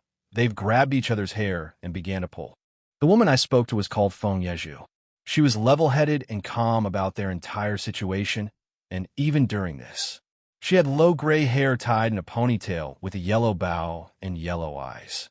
She wore a brown shirt with a golden necklace and blue gem around her neck. She also wore a short black pencil skirt, black tights, and a pair of black pump heels. She had a white jacket hanging from her shoulders and a wristwatch on her left wrist. "Want some?" she asked, and offered me some of her chocolate bar. Seeing how she was the one offering it, I leaned over and took a bite of it. As I did, I saw a few people stare at me for some reason. They're being way too weird. Feng Yaju offered, and I took a bit of it. Talk about making a big deal out of nothing. Lady Kiching is usually calm, but seems Lady Sylphia brings out the bad side of her, Ganyu suddenly said from behind me. Unlike some of us, she and a few others decided to keep standing. She gave me an encouraging pat on the shoulder, confusing me even more. Am I like some kind of VIP or something? I thought jokingly, amused by the situation. You're asking that now? Rudra, Draig, and Albion asked in unison. A smirk spread across my face as I didn't respond. Across from me were the last two members of the organization and of the small group that was close to Sylphia. The first two were Zixia and Feng Yaju. The ones across from me were Ishii Yuzuki and Shinsato Hana. We were surprised to see some Japanese names here. However, they explained that their parents were immigrants here, which was a surprise to me. Although it was the supernatural side, I expected some animosity between them. However, I guess it wasn't as serious here, or I wasn't exposed to it enough. But they were quite close to each other, even if they sat across from us. Ishii Yuzuki had long flowing brown hair with a crown of pink flowers around her head. She had yellow eyes and wore an elegant white dress with pink and purple highlights and accents. Shinsato Hana was a timid-looking lady. She had light blonde hair and a ponytail, blue eyes, and wore a light pink smock with a black ribbon with a red gem in the middle. She also had a black high-low skirt and had black kitten heels. Shouldn't you do something about this? Mom asked while looking at me. The others also shared the same sentiment, and I finally clapped my hands hard enough to create a small shockwave, which grabbed their attention. If I let them go on any longer, they would have definitely torn each other's hair off. How about this? I said and brought out a document and slid it over to them. What I gave them was a document that Ning Guang and I spoke about the night after my encounter with Kinami. She worded it like, in case something happens between you and Sylphia, give this to them. And this document ended up on my desk. via a magic circle. I swear, she should have done this by herself since it feels like I only came here to keep things amicable, to a degree, with my presence. Sylphia and Kutching read through the document together calmly. After a few minutes of silence, Sylphia chuckled and Kutching sighed. If Lady Ningguang thought of this at the start, then we wouldn't have needed to try to speak about the details ourselves. Kutching looked at me and glared. Why didn't you bring this out earlier? Tightening my head, I replied, well, she did say to only bring it out when things started to go downhill. And from how you two were acting, I'd say it was the appropriate time to bring it out. She stopped glaring at me, but didn't continue arguing about it, and just sighed defeatedly. The door to the room suddenly opened, and more people came in, ones that belonged to my group. I could sense that Gondal was upset, and Zhang Mei felt down, but apart from them, everyone seemed fine. Although Maruam kept staring at me, it seemed like he wanted to speak to me. We have brought the rebellion utter faction back, said Rixia.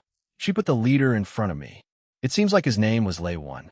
Looking at Aoife, she explained that Zhang Mei got a bit carried away and seriously injured his arms, and she couldn't fix them with the pills. I nodded and walked over to him. She had added that she wanted me to restore his arms, but when looking at him, he just seemed dead inside. I was going to check his memories, but whatever happened with Zhang Mei may relate to it, so I held back. For now, I gave him new arms and also sealed his powers. The other 5 were, in my friend's opinion, idiots, so I don't see them as big threats. Xiaozhen was probably the most level-headed there, but because of his debt to Lei Wan, he fought us today, which was sort of understandable. Rixia and the rest relayed that information to Sylphia and everyone else in the room. With a sigh escaping her lips, Sylphia said, "At least it wasn't for anything stupid. If it was, I would have been even angrier. I can understand his frustrations, but that was the direction I want to take our organization. Also, we make money in other ways that let us stay afloat, and they're legal." How? Shouted Lei Wan, suddenly coming back to life. A few near him were surprised by his sudden yelling. Sylphia stared at him as if he was stupid. "I told you before, Lei Wan. Weren't you listening?" she asked. The man on his knees had no answer. Various fast food industries in China, as well as smaller convenience stores and clothing shops and brands, are tied back to us. So we make money from that. It's 7 figures yearly. We are nowhere near poverty. Lei Wan looked dumbfounded as he stared at his leader. What about the cutbacks on defense and buildings not being improved? We were hoping to make an alliance with DXD before improving that. We spoke about that too. As for the buildings in our village, we let the citizens vote, and they liked the aesthetic of it and decided to keep it. All buildings are maintained on a regular basis, explained Sylphia. And my point still stands about not being appreciated by those people, he said desperately. Sylphia sighed again. Yes, it does, but what Miss Aoife said earlier is what I believe in. I don't need their thanks, but it is a bit bothersome that they keep asking for more when we give them resources to improve themselves. We want constantly provide them with those things. We help them a few times and also impart knowledge so they can survive on their own and improve their own livelihood. Lei Wan had nothing to say about that. So Sylphia said, "They'll have you spend some time in our jails. Although it seems most of us are going to be confined to this place for 2 months and can only move when we're under strict supervision. Miss Rixia, you've already been here before, so can I leave them to you?"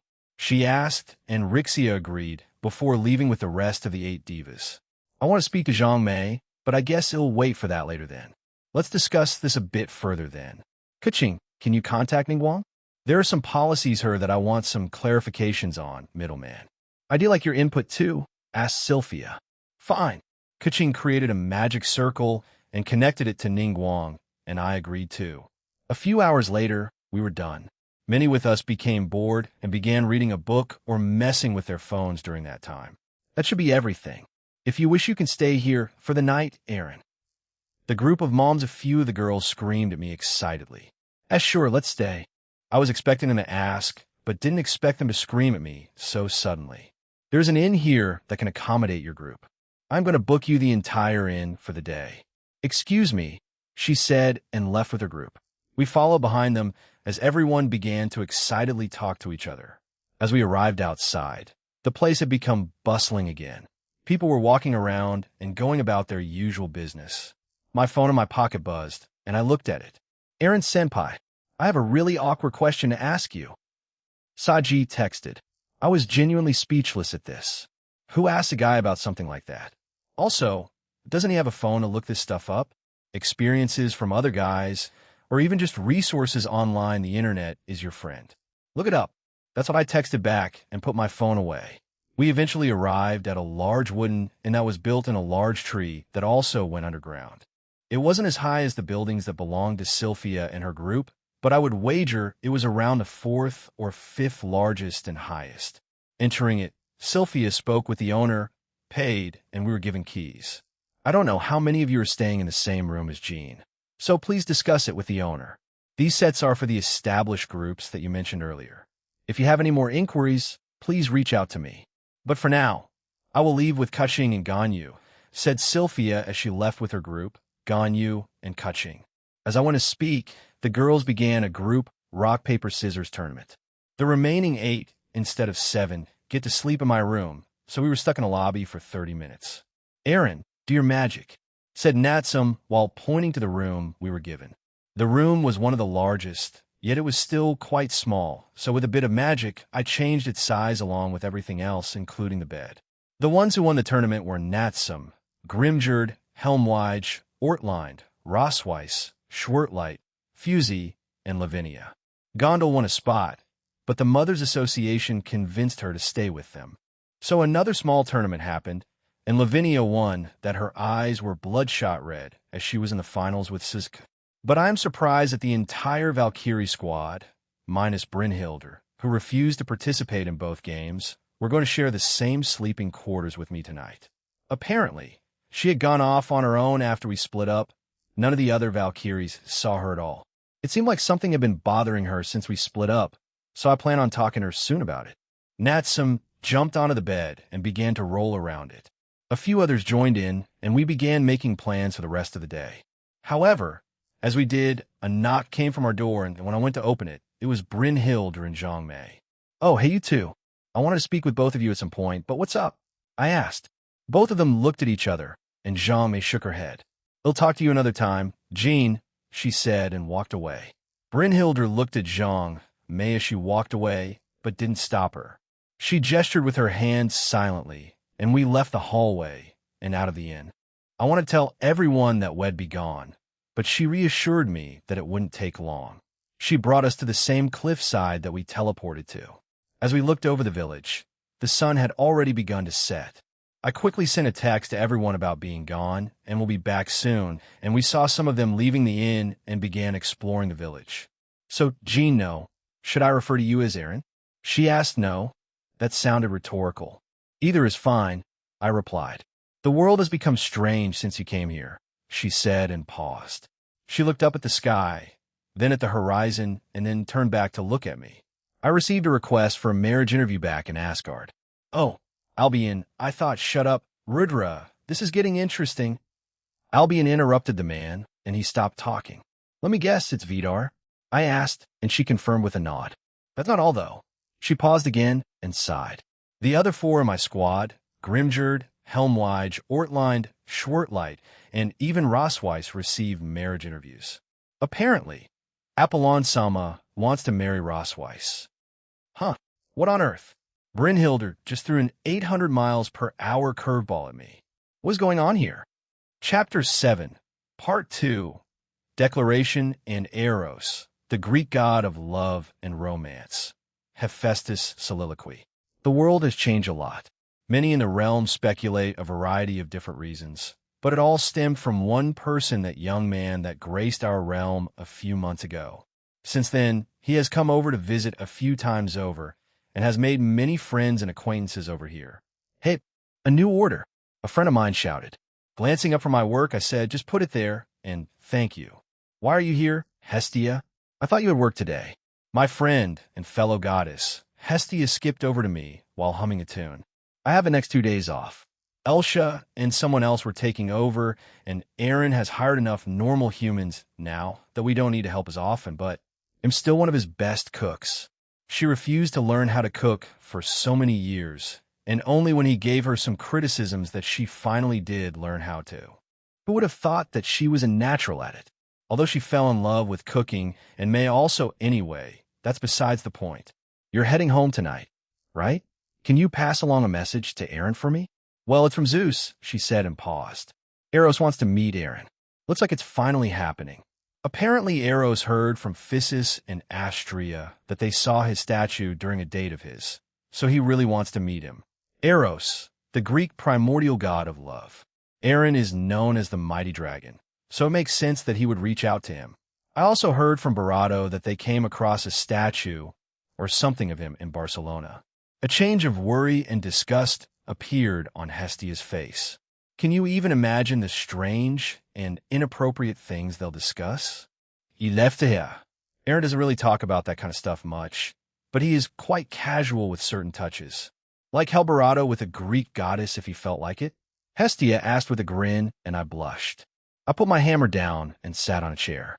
I haven't done anything past Barato him, although I am busy here, Cinceredo. But I didn't think she was that serious. Kurosagi and Vera occasionally come here too, but they have to go to the Egyptian realm and also balance their time with managing their team for the rating game tournament. I mumbled. Right? So many in you? I asked. I sure. What about me? Hestia asked, her face turning red. Perhaps she was not ready to admit those feelings, so I left it at that. We moved back upstairs and into my kitchen. Hestia had already prepared some food and proudly puffed put her chest. Even though she had grown by a substantial amount since we entered Aaron's pocket dimension several times since he came back after his 10,000 years of solitude, she still does that. Although it does look strange since she's taller. As we got comfortable in the dining room, we began to chat about this, that, and the other, so nothing in particular. Then, we felt someone enter my home. It was a familiar aura, and when they entered the kitchen, we weren't surprised. Well, that was until we saw her face. Demeter? Is something wrong? I thought you were getting ready for something, Hestia asked. Worried for our friend, as her expression showed that she was troubled about something. It's Apollon. Zeus and Vidar encouraged him, and Hera tried to stop them, but they're going ahead with the plan. It also seems Eros may get involved. They have been speaking to Odin and Vidar about such things lately. She said not really explaining anything. So both of us were confused. Hestia tilted her head and said, Huh? What are you talking about? It seems like Apollon plans on setting up a marriage interview with that Valkyrie called Rosweiss. While Vidar wants to do the same thing with Brynhild, or a few other higher-ups are going to do the same with Valkyries called Grimgerd, Helmweige, Ortlind, Schwertlight, and Rosweiss's grandmother, Gondel, explained Demeter. After we heard that, we were speechless. Where did this come from? Only one of them was in a relationship with Aaron. The rest, from what I understood, were interested in him. Although I have no idea what Gondel's thoughts were. But just because they were interested doesn't mean there is nothing's wrong with this, if you're looking at it objectively. Eros is getting involved, huh? I wonder what that entails. Hestia pondered out loud. He's the god of love and desire. So maybe he'll play hooky? I sighed and said, the rating game between Team Leisure of the Kings and Team Golden Rakshasa is coming soon. Jean is also playing as the sole substitute pawn for Aurelia's team. So with all that said, they're definitely planning something. Hestia nodded along. Well, if you put it like that, it makes it even more fishy, but why? Demeter, who looked grim, looked relieved, but before she could speak, another voice replied to Hestia instead. Why, it's quite simple, no? It's to help move forward those stale relationships those Valkyries have with Jean. Isn't it obvious? Said Freya's voice. When we looked to the doorway again, we found Freya and Lady Amalthea. Vibath wasn't with Freya, but we were still surprised to see them there. However, when they stepped in, Artemis and Athena were also with them. This had suddenly turned into an impromptu get-together. Artemis, do you know anything about this? Hestia asked. Artemis was the only bishop of Team Leisure of the Kings, and would be on the roster to fight Team Golden Rakshasa soon. So if anyone in this room knew for sure on why this was happening, it would be her. With an irritated expression on her face, she sighed and nodded. It's idiotic. Why would they even do it? But I can't say what it is. I'm sorry, she said and accepted a drink from Hestia. However, she looked at Freya and added, what Freya said isn't too far from what they have planned. With a smirk on her face, Freya flicked her hair back. Since we're part of Team DXD, I have visited Jean a few times over the months, and I have seen their lackluster relationship. Perhaps those Valkyries have told their masters of their frustrations. So as an excuse to rile up Jean, they came up with this. He may take the upcoming raiding games seriously and take back his Valkyries, foo-foo. It's idiotic, as she said, but at the same time, with how Apollon has acted with Vidar in the last few months because of the alliance, I can't put it past them. They're also quite mischievous at times. Even Apollon, even if he was the more mature brother out of Zeus' children. Now with that said, Hephaestus, since you live with him, Centurato, you also need this. Foo-foo, why not have some children with him? We may need new gods or demigods in the future, explained Freya, and I felt my face heat up. KK kids? I mean, that's in my plans for the future, right? But Freya is right. Recently, Kanami Managawa moved her relationship with Eren, so I should try to, right? Penemu and Rainier too. I also sense that Latia may do something soon, and also our recent discussion on the Valkyries and even Demeter. Clenching my hands, I said, he'll do it. But what specifics should I tell him? Surely those Valkyries know about this, right? So he may already know to some extent. We will leave it to you, Hephaestus. You can inform him of Freya's theory, or just the facts. It's up to you to decide, said Amalthea. Eren said he usually doesn't look into the future for things like this. This is so he can still enjoy life, so he may not know about it, or he does, and he may just play along. Or we won't know until I inform him after speaking to one another for the last 2 hours. Everyone eventually left my home in our realm. I had asked Graphia earlier about Eren's plans, and it seems like he's staying in China for the day. So I decided to stay here for the night too. I changed for my clothes from earlier, since I basically sat down and spoke to everyone in my work clothes. I must have stunk, but they didn't say anything. How embarrassing. Might as well go for a leisurely stroll. I wanted to speak to some people before the day ends, and it's still around 6 in the evening, and some of the people I want to speak to are in Little Olympia. Those two also already left for the day after working. Even when I spoke to the others, they're a bit too diligent at times. I should give them a day off or force it, since they usually refuse. Leaving my home, I teleported to Little Olympia before going to a local food vendor that many frequent. At this time of day, there wasn't much of a life to it, so I quickly got to order my food and wait. You're normally not out this late, Lady Hephaestus. Is there a special occasion? The owner of the vendor asked. Oh no, I just felt like going for a walk before I go back home, I replied. He accepted my answer and even gave me an extra free skewer for the food I ordered. I thanked him and made my way to the two people that I want to talk to. They're nearly always together. Since she came back and started living here, she mostly relied on her to get adjusted again to modern society. As I ate my barbecue skewers, I turned onto a street and walked down it.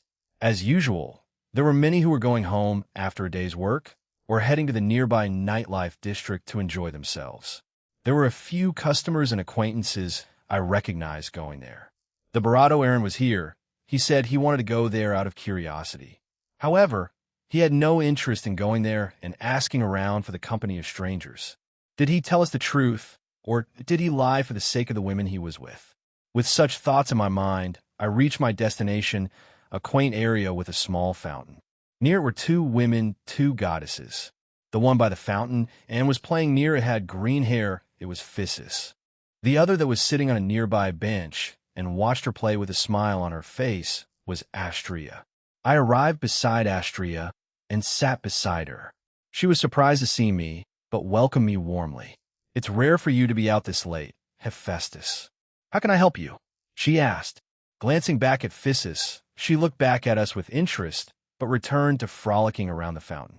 I told Astrea about my recent conversation with the other goddesses and how I should go about telling Eren the news if he hadn't already found out about it. I also sought advice on how we can smoothly move up in our relationship status. A smile adorned her face as she quietly giggled at herself. Hephaestus, you're overthinking this. To answer your first question, I think you should just be honest. Jean is usually perceptive of these things, right? Or people tend to tell him things, so he may already know about it. As for Freya's theory, why not? He may draw his own conclusions from it, or he may have his own already. She put a finger on her cheek and hummed for a few seconds. For your second point, don't these things happen naturally? Although I may not be the best at answering this question, since I have never been in a romantic relationship. But let's see, if he's that busy, why not take the initiative like that Kanami woman? Though it did sound like she was very direct about it. Take the initiative, huh? If it were that simple, I would have already done it, but she's right, I just need to do it. I can't let Aaron do everything. A few of the women around him have already discussed it, hence why Kanami was so straightforward about how she felt and what she wanted, even if it embarrassed her. What are you two talking about? Physis suddenly asked. We looked up and saw that she had joined us and was standing in front of us.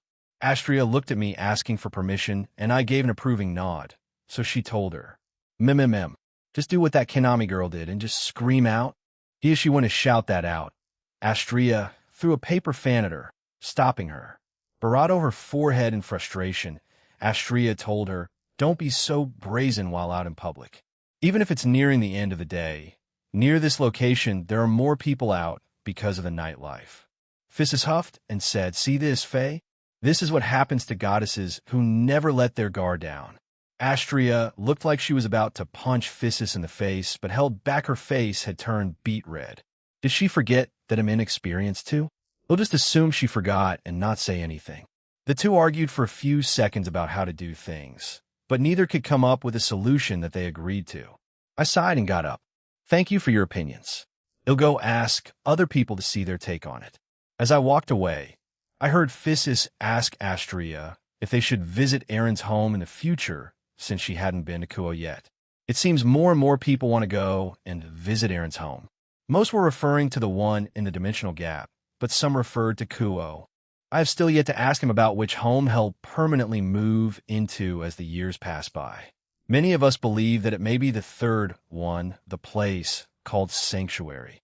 Arriving at the rabbit village, I saw many rabbit people there and walked to a certain home.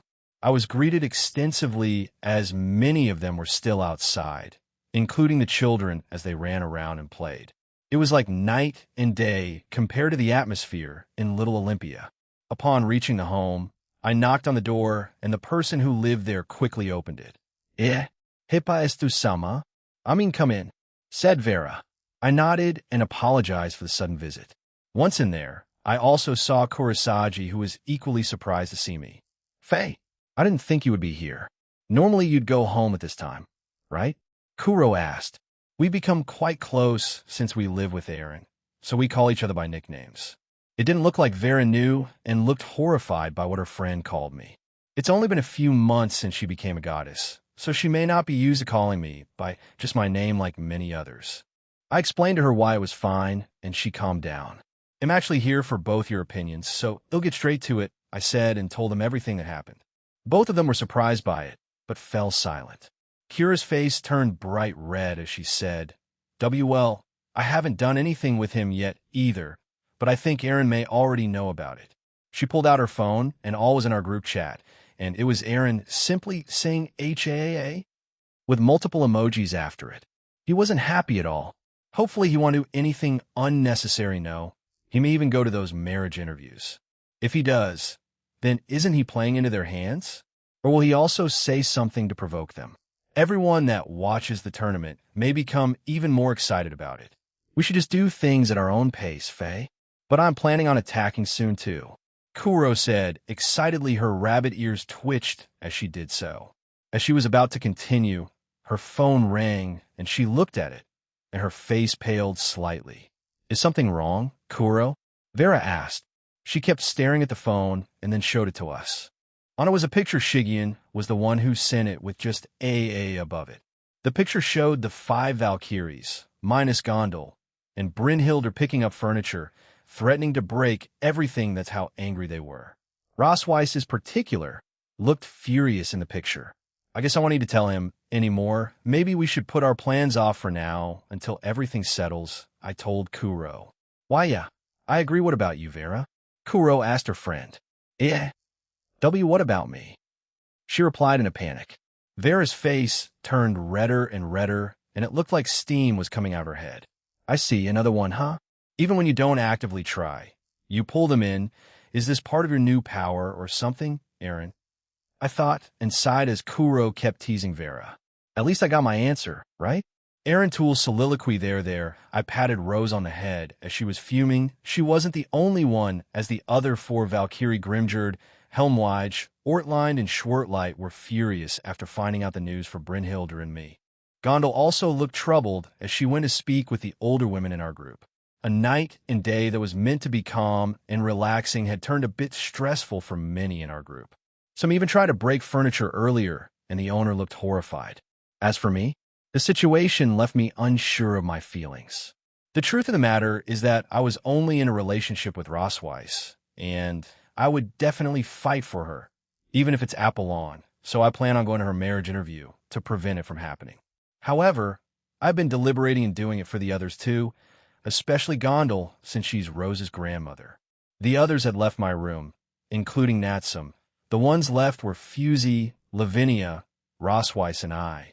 I was still obviously comforting the upset Valkyrie, since she kept changing from scowl and muttering that she'd beat up Apollon, Vidar, Zeus, and Odin, to crying to me and saying she'd marry me right now to prevent this interview from happening. Lavinia and Fusey tried to comfort their friend. However, Lavinia also persuaded Rosweiss not to rush and just marry me for the sake of marrying me, and that would find a way to stop this farce. Although in truth, she didn't want Rose to become the official and legal wife because of stupid pranks by gods. She didn't need to vocalize it. The over-friendly and dead look in Lavinia's eyes said it all. Even Fusey chose her words carefully not to accidentally trip on a Lavinia landmine, lest she want to provoke her even more. But Rose didn't see it, as she was too upset. I just need to go to that stupid interview and tell Apollon to not do that, go away, and she's with me. My phone suddenly buzzed, and I pulled it out. I received a text from Hephaestus, and it was quite detailed. A small selfie was attached that showed she was with Kurosagi and Vera. In this text, Faye outlined a few things that I knew. However, she focused on whom the other marriage candidates for the other Valkyries were. She also focused on where they would meet them and Freya's own opinion and theory about the whole thing. In the novel, it was Rosweiss and Vidar in my universe. It escalated times 10. If they're just doing this for the LOLs, then I'll definitely beat them badly during our match in a few days. Aaron, that hurts, Rose mumbled. When I looked down, I was squeezing her head a bit tight. I relaxed my hold and apologized. Sorry, I just received a text from Hephaestus explaining the situation a bit more. Handed my phone to Rose. The other two got closer to her and read it with her. Handed my granny to a random riffraff because they feel like it. Unforgivable. They'll go beat up Odin Sama now.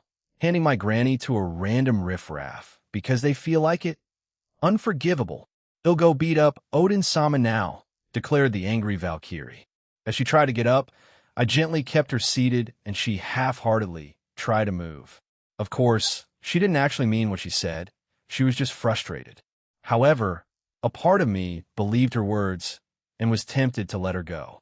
I always said that I wouldn't actively try to get involved with the politics and other things from other pantheons or factions unless they request me, but I may need to fight two pantheons in the upcoming days since they concern one of my lovers. My lover's grandmother and my friends who clearly don't want to get married to them. Even Brynhilder didn't want to, but in the end, she gave the excuse of, if it comes from one of my gods, I cannot refuse such a request, even if and she stopped there. But I knew what she wanted to say. I sighed and pulled Rose up with me. The other two followed. Then looking at her seriously, I declared, they'll prevent this for all of you. 1, you're someone I love deeply, so I can't just sit back and not do anything. 2, they'll do the same thing for Gondel since she's your grandmother. And 3, I've prevented an arranged marriage from happening before, albeit not directly. Ada. We turned our attention to the door after I made that declaration, and the rest of our group had showed up. The one who went Arad were Mom and Gondel. I felt a little embarrassed. Centuredo replied, the former emperor. Gondel walked over to us, winked, and poked my nose. They'll leave it to you then, Aaron Cohen. I'd rather not get married to someone I don't know, even if they're a god or higher up or executive of that faction or pantheon. Smiling back at her, I squeezed my hand and said, yeah, don't worry about it. They'll go to war with a pantheon and faction if I have to help you guys. Aaron, mumbled Rose.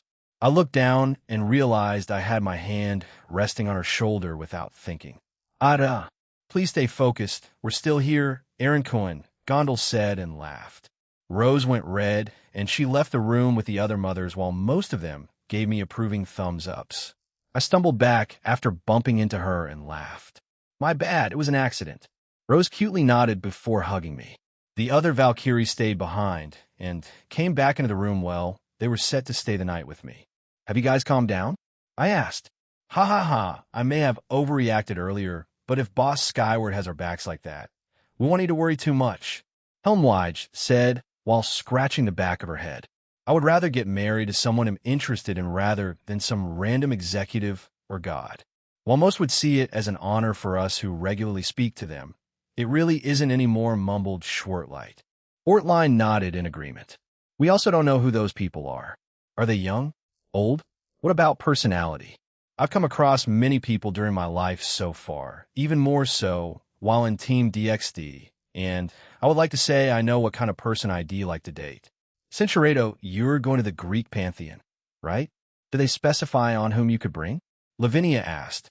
I shook my head and texted back to Hephaestus about that. It didn't take long for her to answer with "Ilgo ask." So, we were left there waiting until she got the answer for us. In the meantime, the Valkyries gathered up on the bed while mumbling about backup plans and what they do to get out of their own predicaments. Further showing none of them liked the idea. They haven't had an official engagement yet, though.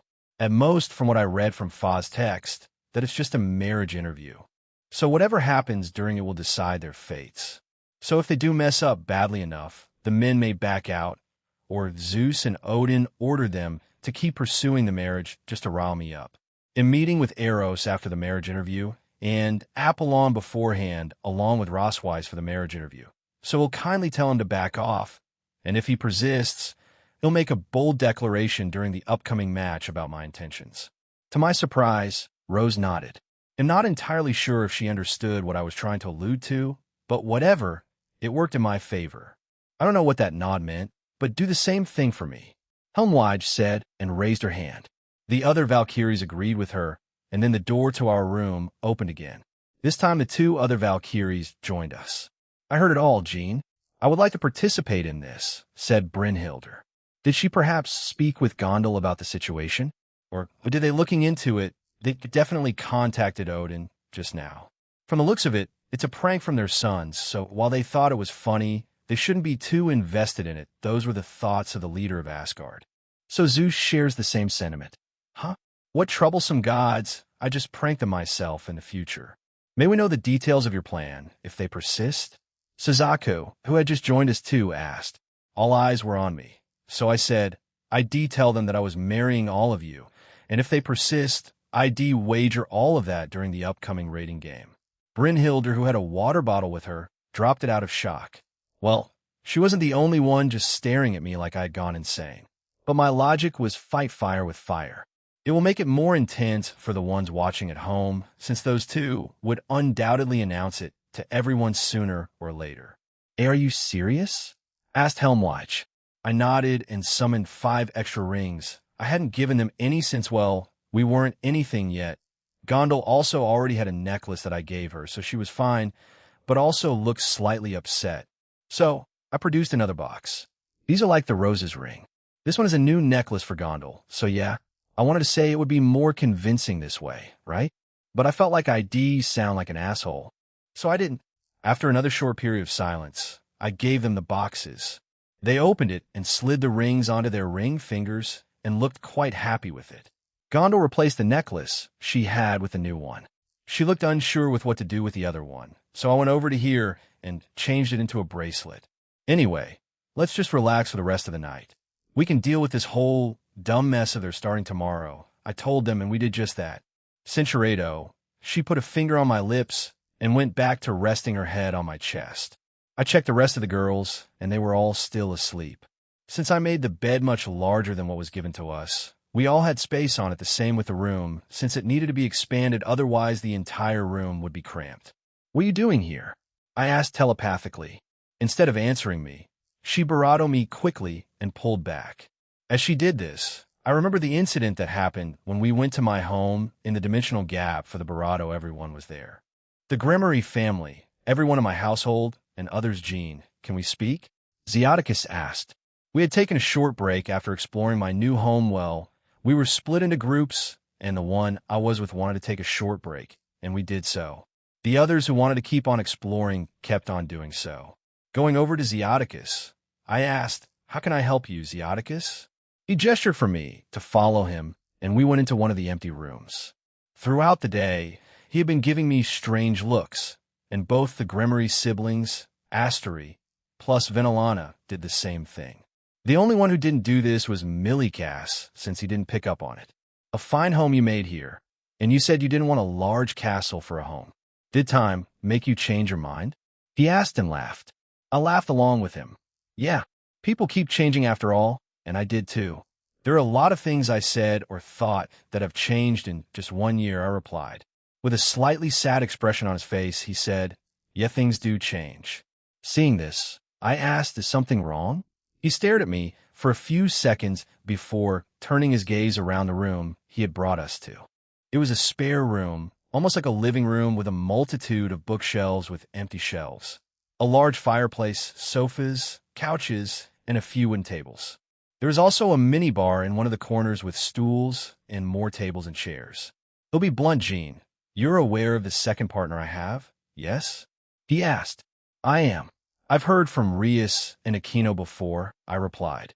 Instead of having multiple partners, Zeoticus Gremory had a close companion. As for the reasons, I wasn't aware of them, nor did I plan on doing anything about them. He awkwardly scratched his cheek and blushed. It never occurred to me that a thing like this would happen, yet it did know, not just me, but for the both of us. Both? He wasn't referring to me, so, to whom? Venilana? Or maybe even Kaisis. She's quite doting on him after all.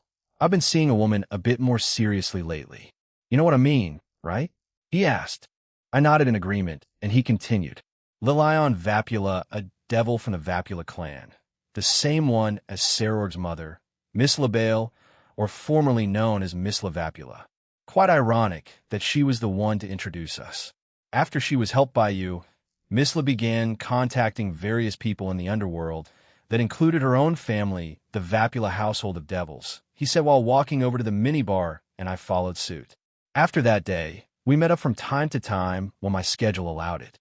We chatted about various topics, and we grew closer. I suggested that she join my household when I thought things were going well, and she agreed.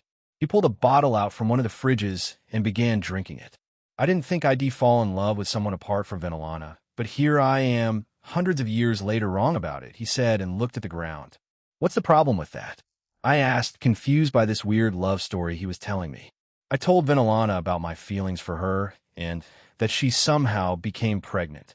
As you are aware, devils have a low birth rate. So the fact that she managed to get pregnant was a miracle in of itself. We don't plan on aborting the baby. It's another pure-blooded devil, you know? This time a mix of Gremory and Vapula. However, we don't plan on letting the underworld know, like many other private births, he explained. Stunned. That was probably the feeling I felt right now. Kid? Him? Again? So Rias and Surzex will have a half-sibling, right? The Vapula clan are known for their lion taming. Does Miss La know about this? Serorg? The clan itself? Can't you love both? I asked a bit abruptly. A bitter smile spread across his face. We tried. Since it started, we have tried. Venilana and Lilion did their best at sharing the leadership of the household, but they usually had differences of opinion. He sighed and drank a bit more. This led to arguments, and Venilana and I slept in separate rooms. He glanced at me and smirked, then drank more.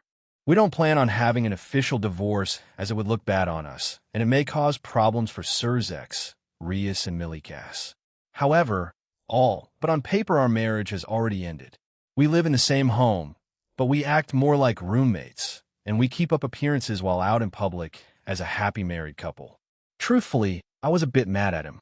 But at the same time, if I said anything, I'd be a hypocrite since I have multiple romantic partners. But she chose this Lilion person over Venilana after being together and married for hundreds of years. We barely known each other for a year. Although my relationships with Lavinia and Aquino were kind of the same, we fell for each other hard within a few weeks of meeting each other. So I couldn't say much about that either. No, I couldn't or am not allowed to be angry towards this man since in a way, I was in his position minus having a wife beforehand. I see ya. So why are you telling me this? Also, does Rias know? Surzex? Millie Cass? Astery? I asked. Surzex is a smart man. He suspected it near the start. Astery took a bit longer, but she eventually noticed. We don't plan on telling Millie Cass, but Rias is yet to find out. We know she's changed quite a lot, but we don't know how she would react to finding out. Furthermore, we want to sit her down and tell her on what's happening. He laughed. Jean, you've had a strange relationship with my wife for quite some time, haven't you? You're not that blind to it, right? He asked. If you put it like that, then I can't deny it. Venelana and my interactions have been unusual, to say the least. She's been a bit overly familiar with me after a certain time. She's been more generous toward me than she normally would be toward a future family barado. There have been many instances of this that I can't name them all. The unexpected encounter with the Gremory ladies was probably the most dangerous situation I was in with all of them. I won't deny that, but what are you trying to say? I asked again. He chuckled and stood beside me and tapped my shoulder with the bottle. Take care of her. She's a good-hearted woman. Perhaps we should have tried harder to make it work, but at some point, it was a lost cause. He walked away with the bottle and mumbled something about ordering some of it for his own collection. I turned around, and as soon as he arrived in front of the door, he ran back to me at a full sprint, much to my surprise. Also, please take care of my mother. I love that she is so fond of me, but it can be a bit overwhelming at times. She's been doing this for too many years since my father died. I also leave the first-generation Gremory to you. Harem King Sama. He shouted and patted my shoulder violently before running out of the room. Sighing after he left, he confirmed a few things for me. Rias' grandfather was dead. Why or how? I don't know. Rias never mentioned it. So she either doesn't know or does know and just hasn't told me yet.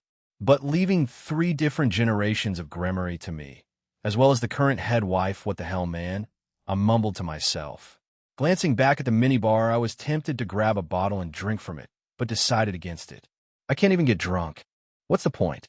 I said and laughed before leaving the room, but as I arrived at the door, it opened and Venelana stepped into the room before pushing me back in and onto the ground. The door behind her slammed shut, and she smiled at me. You know? She asked. The thing with Lilion Vapula and Zeoticus in your marriage? I asked. She didn't say anything else and leaned in close. She also took my right hand and held it for a moment. I wasn't that shocked by this sudden development, but I gently pulled back and sat up. ARONKUN, she happily whispered and hugged me. Did that coming out finally push her over the edge? What happened to the 10,000 years of waiting? Since I'm terrible at rejecting people, I just hugged her back, keeping things strictly friendly. How about we tell Rias about this soon? She said, interrupting me. By we, I mean Zeoticus and I. I will still act like the loving wife to him while in public. But until the underworld changes more, we can't have a divorce, nor can I leave him. She pulled away from me and touched my nose with her finger. Okay, I know how you feel about this, since Rias and Aquino tell me things from time to time. The same with Grafia too. Yeah, let's take this slowly, I replied, unsure how to feel about this sudden development. This kind of came out of left field, but Zeoticus going on more business trips over the year wasn't suspicious at all since he did that a lot before he wanted to be with Lilion. Rias wasn't here with us, so she could do this. I wonder if the others know about it. Mistla surely knows, right? I mean, I doubt Lilion could keep her mouth shut if it did happen. Would she become an unofficial Gremory then? Venelana had stopped kissing me and was lying on my chest and had seemingly fallen asleep. Looking to my side, I saw Rosweiss had woken up and was staring at us in shock. Many of the girls hadn't found out this information yet, so her reaction was understandable. I quickly sent her the info, and she stared at me, even more shocked. However, she gave me an understanding nod, before we both closed our eyes and went back to sleep.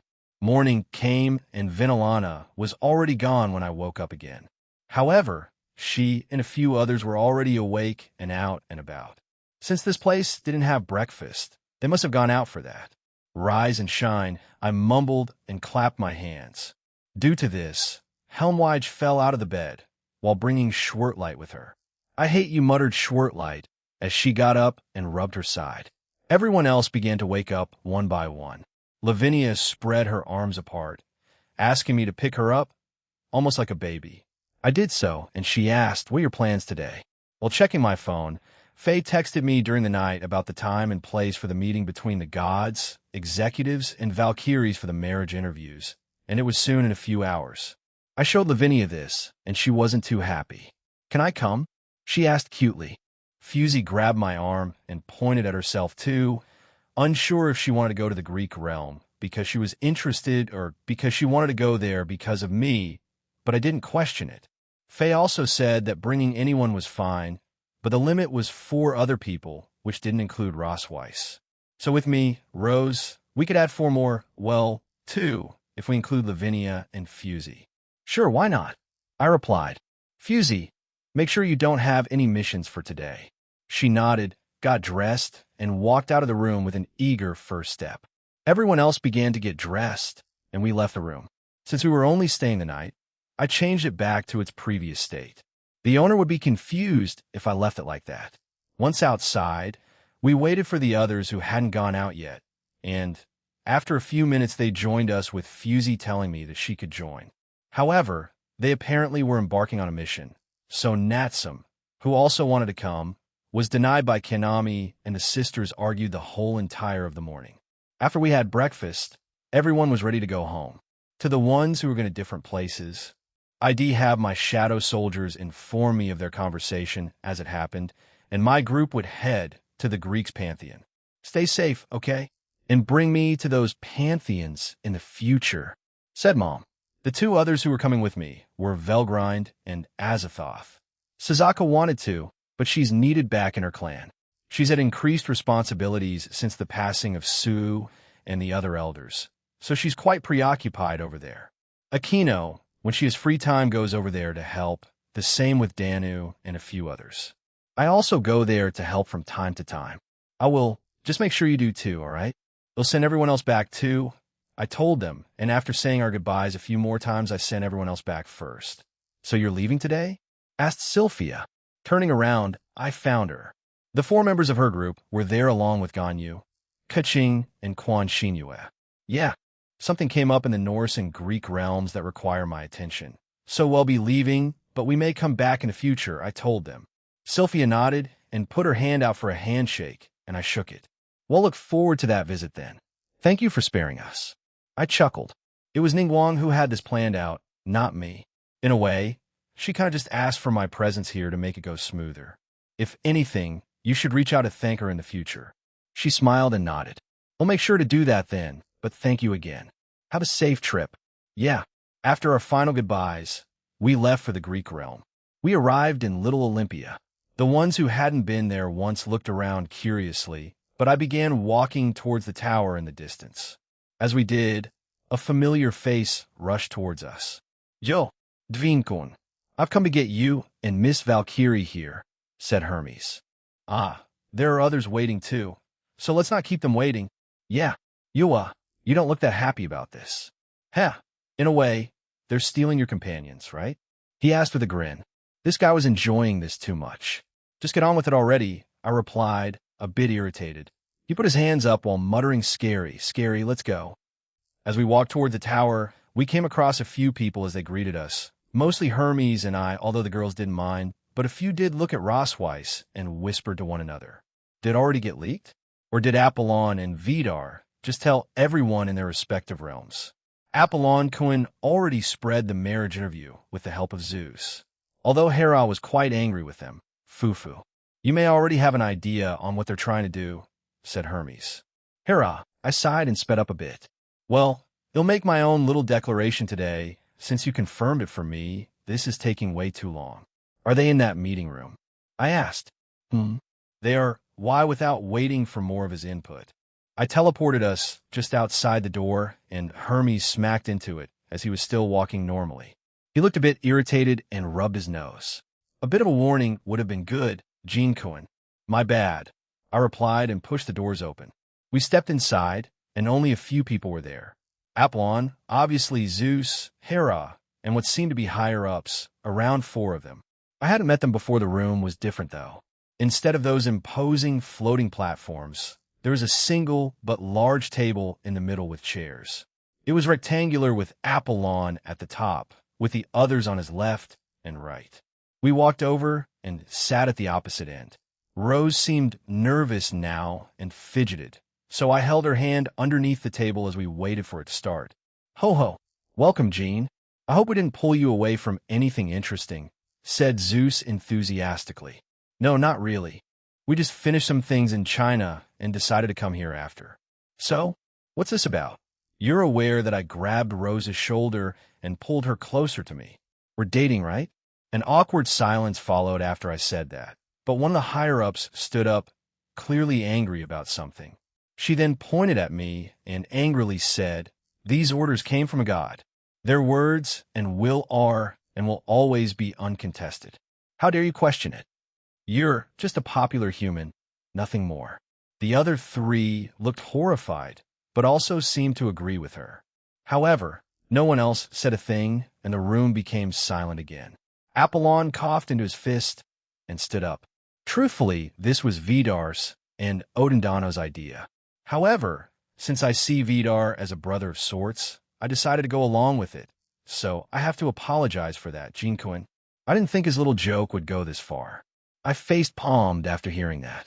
The higher-ups that were there seemed confused by this, so Apollon elaborated. "You promised to have a duel with Vidar some time back, right?" He asked, and I nodded. "He's been patiently waiting, and when you didn't, well, he challenged you that way after that match of ours. Honestly, he wasn't sure if you would accept, nor would the other organizers would allow it, but it worked out in the end. I'll admit that it was my fault, and I didn't find time to fight him, although various things happened that prevented me from fulfilling that promise. But I don't mind fighting him during the game, but he really didn't need to do this. By the way, what about the others?" I asked. Confusion riddled his face, and he asked, "Others? What others?"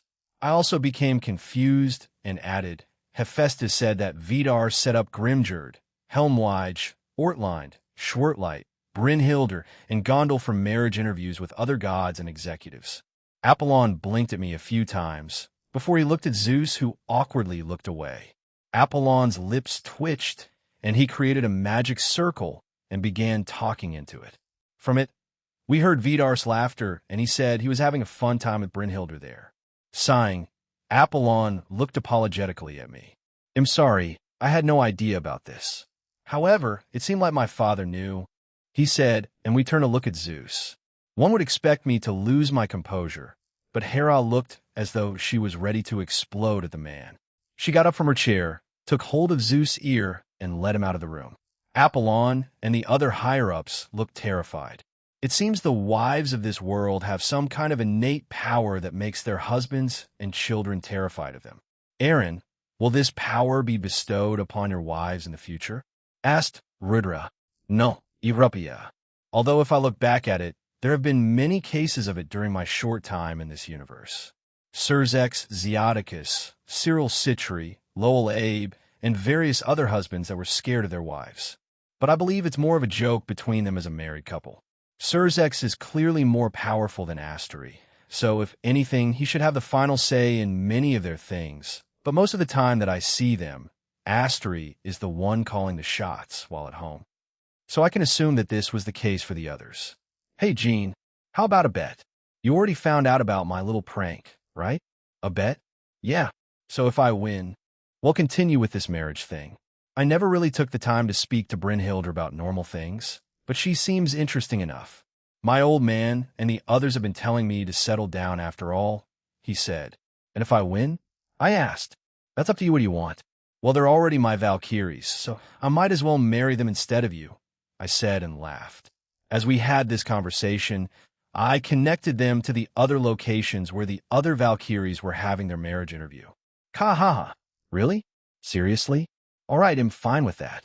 Our team, or the Golden Rakshasas? Who will win? I'm looking forward to it. Mighty Dragon Warrior. We'll definitely be fighting too. Tell them that. Don't let them interrupt us, shouted Vidar excitedly, and the magic circle disappeared. Apollon sighed and sat back down. This escalated more than I thought it would, but it's still a game, so ill-informed the rest of mine. Will you use the summoning technique like the Dragon King Jinchuru used in their match? If Typhon is there, then Drake has said he'd like to fight him, so why not? I replied. Apollon nodded and created another magic circle which connected to Typhon. Once he was done speaking to the very excited king of monsters, Apollon said, "Well, that takes care of business. Oh, I'd like to add that it was Vidar's idea to spread this around, so if the supernatural knows about it in the coming days, then he'll most likely tell them about your bet too. I more or less expected that, so don't worry about it," I told him. We spoke for a little bit more. The higher-ups from earlier, especially the one who shouted at me, was avoiding eye contact with me like her life depended on it. It's not like I was bothered by it. It's happened to me so many times that it's like background noise now. We'll get going then. We'll see you guys at the game. Yes. Goodbye for now, Jean Cohen. Ah. Eros wishes to see you too. He's near. Yes, I'm aware. I've felt him trying to stare at me since we arrived here.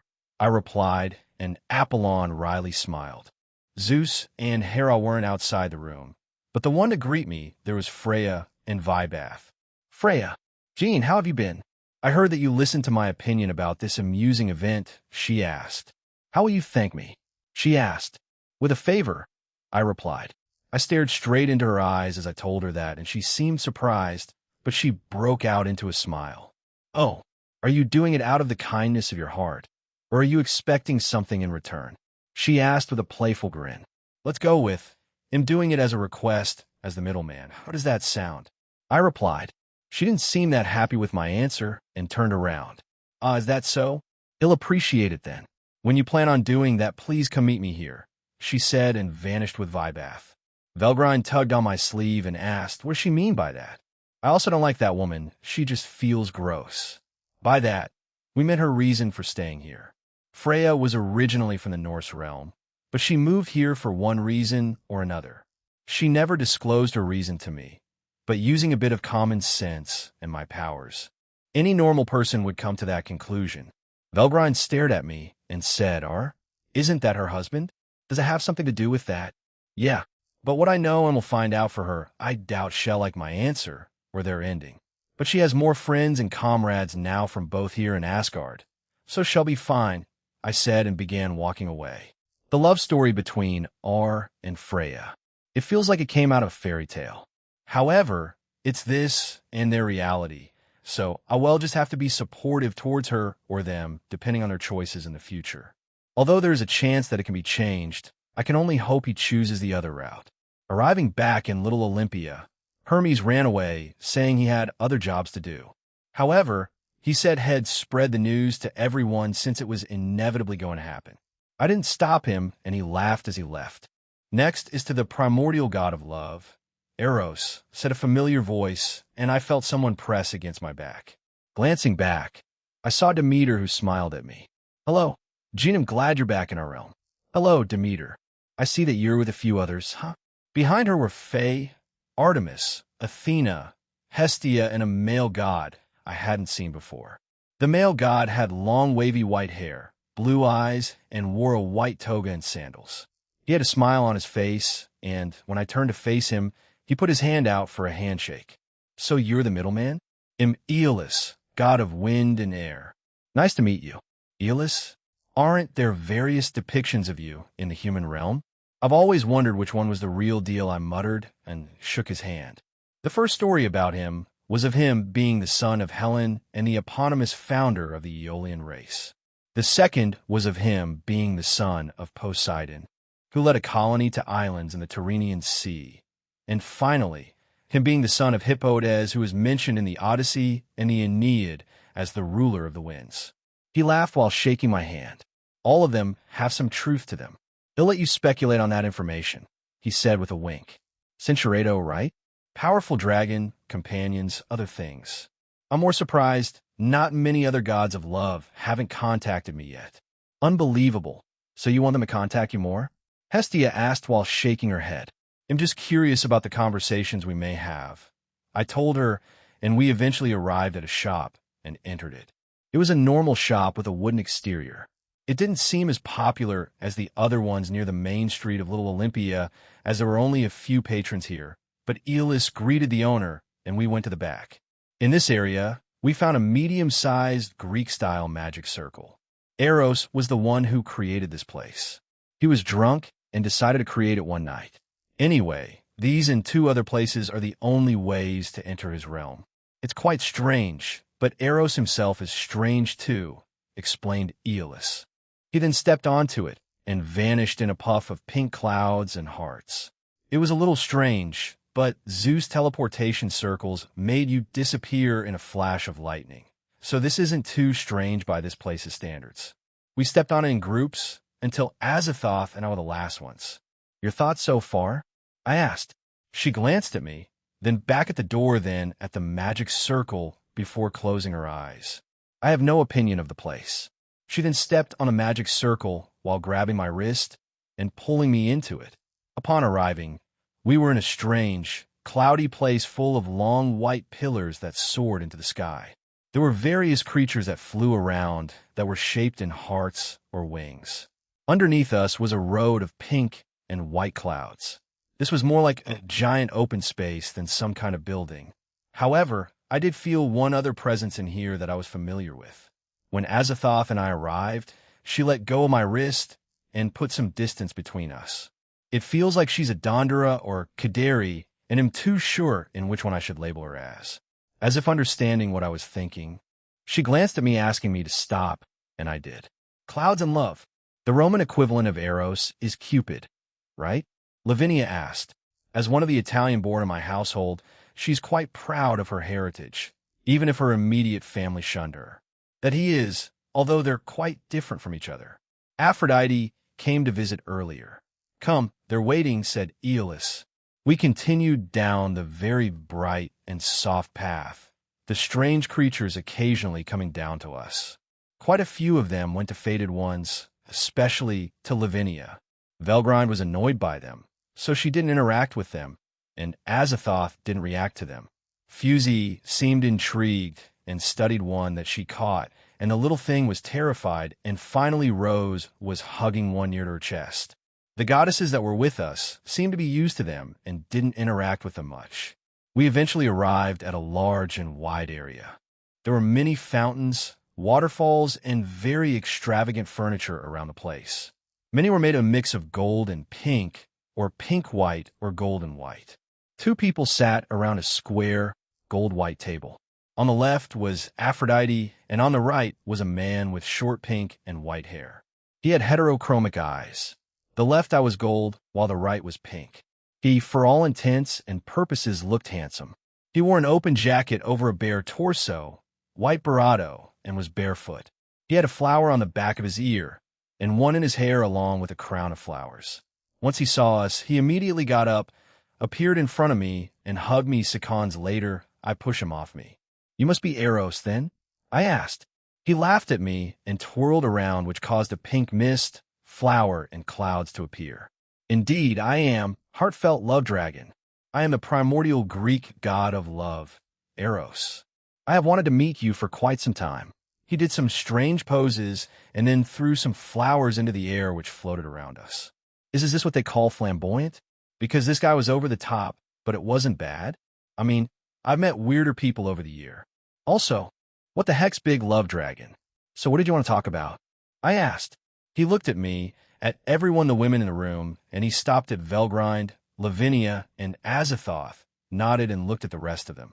A wide smile spread across his face, and he asked, out of the women here, who would you say you love the most? As I started to speak, he put his finger forward, stopping me. If you say all of them, then you're lying. You know in the back of your head that you spend a little more time with one of them more than the rest. You care just a little more about one of them than the rest. Of course, this doesn't mean you love the rest any less. But for now, be honest with me and yourself. Everyone stared at me, waiting for my answer. In a way, I wasn't obligated to answer this, and I wasn't intending to. However, the expectations of everyone right now were enough to make it a bit awkward. As I thought of an answer, my eyes naturally drifted towards Lavinia.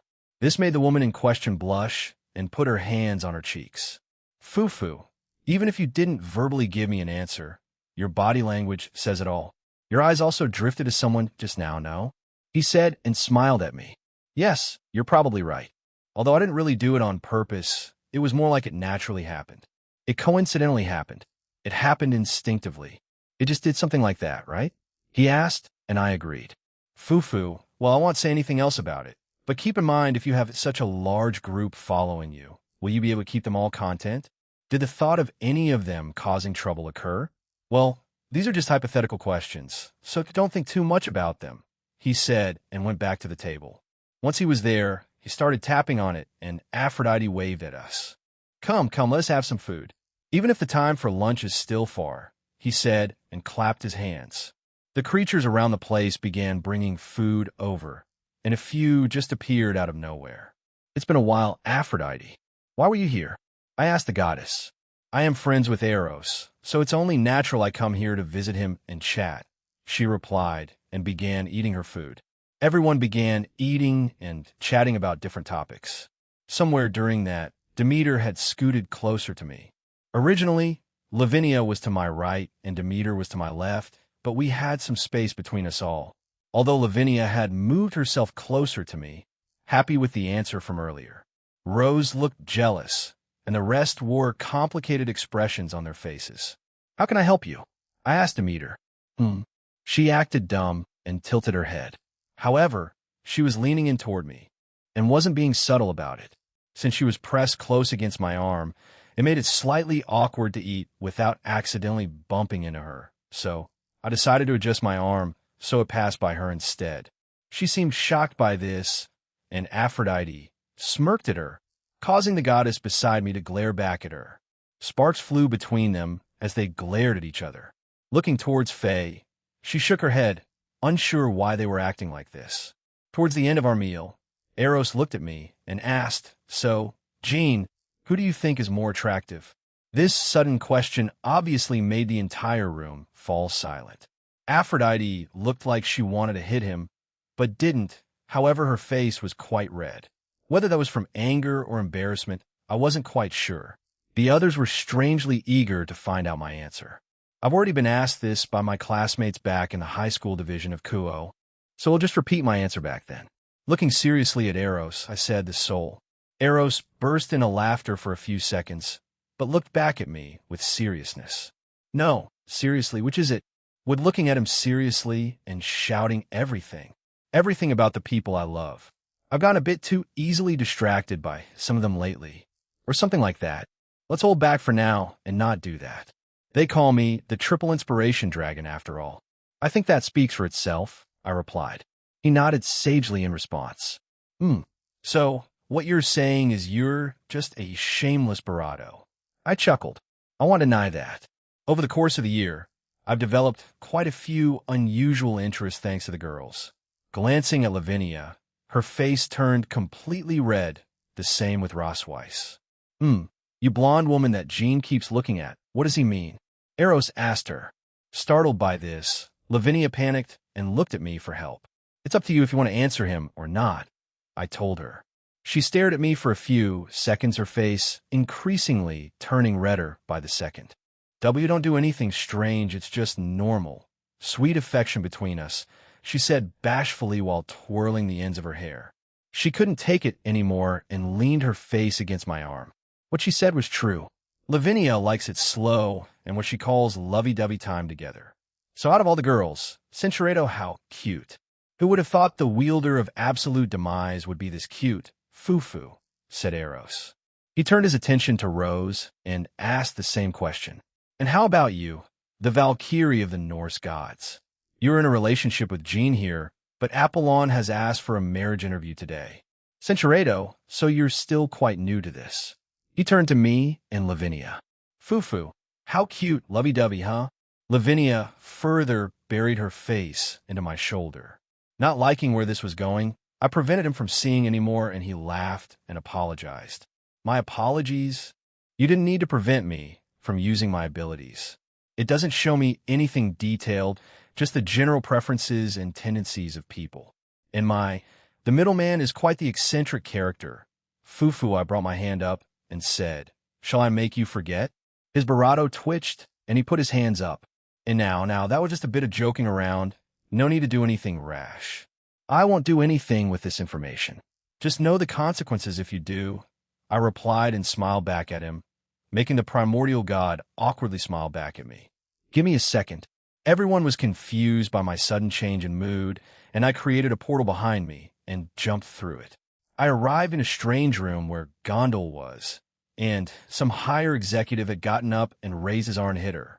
She was in the Greek pantheon of all places, and my shadow soldier informed me of this. Grabbing the man's arm, I prevented him from striking her. Through the portal, Roswai stared at us in shock and came in, looking furious after she got over her initial shock. You shouldn't strike people without a good reason, I told him. And who are you? Midlaman. W, what are you? That's the grandmother of one of my close companions, so she's family to me. Hit her, and you'll face some consequences. I gripped his arm tighter, making him squeal in pain.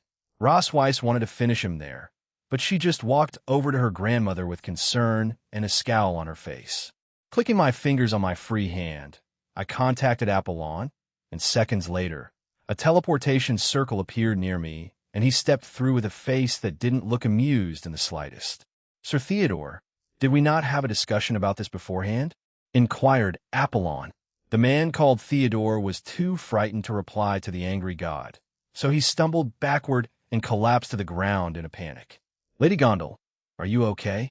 Asked Apollon. Gondal gave her usual smile and nodded at the young god. I see, that's a relief. Sir Theodore, come with me. He went over and grabbed the man's shoulder before leaving while apologizing to us. Turning my attention to the older Valkyrie, I said, it looks like you're fine. I was informed seconds after it started. Oh, nothing should have happened. Maybe I should have sent one of the Electa. Fufu, it's fine, Aaron. Now that's done, may I join you? She asked like her usual self.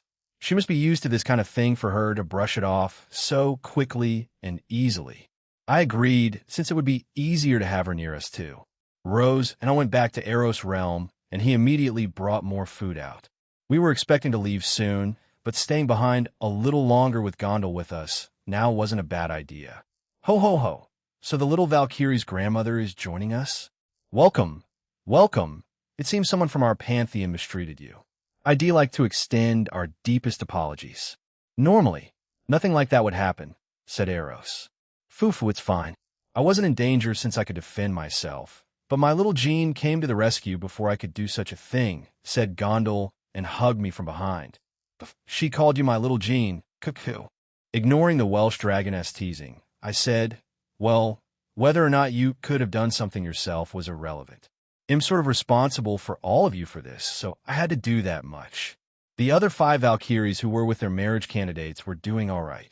Vidar was doing this for a prank, but also said he got along with Brynhildr. However, he already did that, and I trust he wouldn't do anything. But the maids over there should stop anything dumb he would do, hopefully. The others were in the same boat. They had shadow soldiers with them, and I would know if anything happens to them and react on time. See?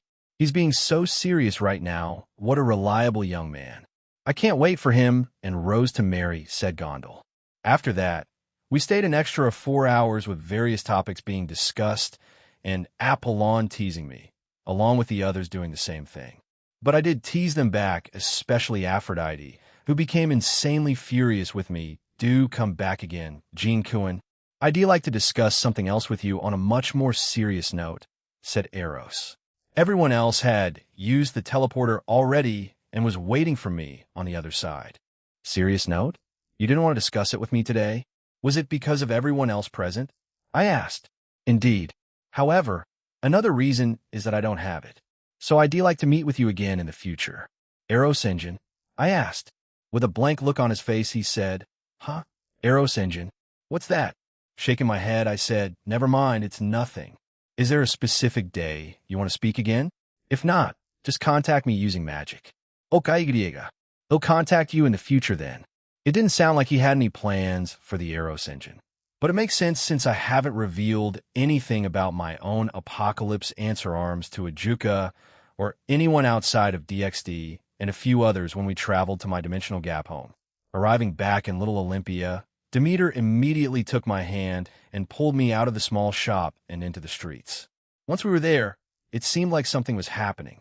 I checked the entire town and saw that there were multiple fights occurring around the place. Should we stop? As Hestia began to say something, I took a step forward, and from my shadow, silvery white blunt blades manifested all over the town in the areas where the fights took place. The people that fought were hit from the ground up, knocking them out. Each blade was around the size of the tower in Little Olympia. Hestia looked dumbstruck and then shook her head. Never mind. It seems Mr. Middleman has stopped it already. With a smile on my face, I said, well, there are some people here who haven't been here before, so they'll spend a few more hours here with them, and then we'll go home. If you guys want to accompany me, then that's fine, but if not, you're free to go. I have nothing to do, so they'll join you guys, said Hestia. The other goddesses with us agreed. So, as a group, we walked around Little Olympia, experiencing various things. To my surprise, even Azathoth that day showed a small smile on her face. I didn't think I'd see that so soon. A few days have passed since then, and it was currently nighttime, a day before the raiding game between Team Leisure of the Kings and Team Golden Rakshasa. I was in my room waiting for the girls that were supposedly joining me tonight. Earlier, Grafia informed me of a change in it. She said they wanted to keep it a secret, so I didn't pry into the changes. I had already finished my work for the day and was eager to go to sleep. I had a game tomorrow since I was substituting for the game as Aurelia's sole pawn piece. The official poll for the substitute ended at 1,906,927 yes and 2 no, which came from me and Mom. God bless that woman for taking my side. While not everyone in the supernatural world did the poll, a lot of them did, and it showed many wanted to see this game. Perhaps it was to gauge what kind of strength I'd use for the final, or they simply wanted to see me fight as just the Red Dragon Emperor, since that's what I promised Vidar. Although we already had that exhibition match, but whatever, as long as they enjoy the match. Cinchuredo, I silently watched her and waited for her to do or say something. Eventually she arrived in front of me, and she reached out to touch me. She looked up at me and said, "Gee, good evening. I'd like to say something." Nodding silently, I waited for her to continue. Iloval? Brynhilder Senpai. That's not fair. The door to my room suddenly slammed open, and in came Helmwich. She was the one responsible for the scream. Behind her was the rest of the Valkyrie squad with Rosweiss and G. Gondel. I stuttered out. I didn't expect her grandmother to be here. However, she didn't answer me, and just joined everyone else on the bed, although they kept on arguing with each other. "You girls, behave yourselves," Brynhilder said threateningly while producing a powerful aura around her body. They immediately stopped and sat in a size of posture on my bed. Gondel and Rose watched them while giggling with each other. "You were saying?" I asked, and her face immediately went back to being red. "It's not that hard to understand, right, Aaron?" asked Gondel. "Although I believe Brynhilder wants to tell you something else tonight, right?" After looking at Gondel for a few seconds, Brynhilder nodded. She looked at me seriously this time and said, "Please win. But we want to make it easy for your team. Even if you have powerful members, Cinchuredo. ITLL be fine. They'll heal them back up," I said cheerfully. He didn't answer me back, but I could hear poking sounds in my head. "Are you listening, Aaron?" Rose asked while staring at me. I smiled and said, "Of course. You're all my Valkyries, aren't you? They'll definitely win this match." Vidar took his prank a bit too far. For an extra hour, we messed around and spoke about nothing important, just enjoying each other's company before temporary enemies for tomorrow's match. The day of the match, I joined Aurelia's team in their waiting room. Today, the match was being held in Asgard, more specifically, Valhalla. I hadn't been here before, so it was a treat walking down the halls. The raiding game was going to be held in the Thor Stadium within it. A statue of the god, holding his Mjolnir, stood outside the stadium. "Let's go, we'll be meeting in the ring first," I said, and we left the room. On our way there, we saw some of the group that came with us. The Mothers Association came today, too. All of them wore headbands and were cheering for us. The other groups, who came also dressed up since they apparently gave them some. Part of this was Chow Chow and his team, along with the Slash Dog team. Today, Sarorg had a game, so he couldn't come. "Do your best, Aaron." Mom cheered and held up glowing sticks and shook them. "They'll cheer for both teams since I'm a Valkyrie after all," said Gondel. "We had time to go here today, so do your best, dear," said Yasaka. She, along with Sharon and Kunu, came here today too. A few more of them gave us encouraging words, but the commentary started, and the crowd started to cheer. "It's time to go. Thank you for your support," said Aurelia. She flipped her hair and cape as she walked in front of us. We all agreed and followed after her. As we walked through the halls, a strange atmosphere encapsulated us. None of them were nervous since they're used to this now, but today's participants were interesting. If Vidar's team stays the same, then they'll essentially have 10 players while we'll have 8, but it should be fine. Everyone here has experience in fighting in the tournament. As we left the tunnel and arrived in the center of the stadium, loud cheers erupted. Now that Team Golden Rakshasa is entering the stage. They are really popular with men and women of all ages. And his fans have gathered here in this Thor Stadium in Valhalla to see the Thunder Dragon play this game, said the commentator.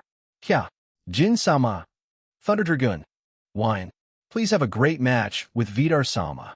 Various fans of mine screamed on the right side of the stadium, but on the other side, Roswise-san, "I'm cheering for you today. Roswise-senpai, fight." It's the new batch of Valkyries that rose and I helped train just around a year ago. Using Observe on them, many of them have reached their potential. But I saw some of them were missing. Checking it myself, I see they lost their lives to Lapis and were reincarnated. I was happy that Rose got attention, but noticing some of those Valkyries gone gave me a bitter feeling. But I also hope that they were living fulfilling lives in those new universes of theirs. When we arrived in the middle, the commentator began to announce the other team's arrival. "Now, people of Asgard, thank you for waiting. Finally, it's our mythology. The team that Vidar-sama is in are now going to make their appearance. Entering the stadium is Team Leisure of the Kings." After he said that, from above us came a booming sound, and a powerful gust of wind followed after it. Above us came a monster, and on that monster were the various members of Team Leisure of the Kings. That monster was the king of the team, the king of monsters, Typhon. Every one of them jumped off Typhon's back, and the crowd went wild. "Kya, Vidar-sama, Brynhildr-sama, glory to Vidar-sama." Their team was also mixed, so they had even more fans. From the Norse to Greek and even monsters, they all cheered for them. "Gahaha, I get to fight a heavenly dragon today. I can't wait," Typhon screamed. The rest of their team looked at us. No, they focused on me. In one way or another, they were all connected back to me. With what Typhon just screamed, he wanted to fight a heavenly dragon. I spoke with Apollon not too long ago. I don't need to elaborate on the Valkyries, my connection to Artemis through Athena, and finally Vidar. I had promised him more than a year ago to a sparring match, but couldn't fulfill it, but today it will happen. Now, we'll spin the roulette for this match. A roulette appeared and began to spin. It eventually stopped at a new type of game at Yggdrasil Climb. How ironic, but maybe fate had a bit of influence on it. In addition, the rule set this time is the new tournament original standard that has even become a hot topic in every mythology, Yggdrasil Climb. It's really unexpected for this to be chosen on the stage of Norse mythology. The rules are simple. Run up the artificial Yggdrasil, and the one who reaches the goal on top is the winner. Of course, like the other rules so far, you can also win if you defeat the opponent's king. It's as he said, it was a simple game. Both teams will need to run up the artificial Yggdrasil, and the one who reaches the goal on top of the Yggdrasil is the winner. Like the other rules so far, you can also win if you defeat the opposing team's king. Pawn promotion is possible after reaching the halfway point, as pawns can promote into any piece they choose after reaching the halfway point. Now, the game will start after both teams teleport to the artificial Yggdrasil game field. Team Golden Rakshasa versus Team Leisure of the Kings. It's the fight of the century. It will be starting soon. Once he finished saying that, both teams were being consumed by the teleportation light. Team Golden Rakshasa. King Aurelia Le Guin, Queen Roswise, Bishop Ravel Phoenix, Bishop Roygun, Belphegor Rook. 2. Scat Hack Knight, Aoife Murphy Knight in A Pawn. 8. Jean Skyward Team Leisure of the Kings. King Typhon, Queen Apollon, Bishop. 2. Artemis Rook. 2. Vidar Knight, Brynhildr Knight, Midgardstormer Pawn. 2. Homewige Pawn. 2. Ortline Pawn. 2. Grimjord Pawn. 2. Schwertlight Chapter 7, Part 3. Team Leisure of the Kings versus Team Golden Rakshasa. Third-person point of view. The underworld in the territory of a certain devil was a village that had been established for the players in the International Raiding Game Tournament. It belonged to Team Black Satan of Darkness Dragon King, and their lodging house was in the corner of the village. In the room for the players, the jade-haired Varian looked like she was watching the recording of a match on the TV with a bored expression. "Hey, Balbrith, what do you think Hades-sama wants to do by making us participate in this tournament?" asked Varian. The bronze-haired young man who was reading a folklore book, The Red and White Dragon, behind her was Balbrith. "I don't know.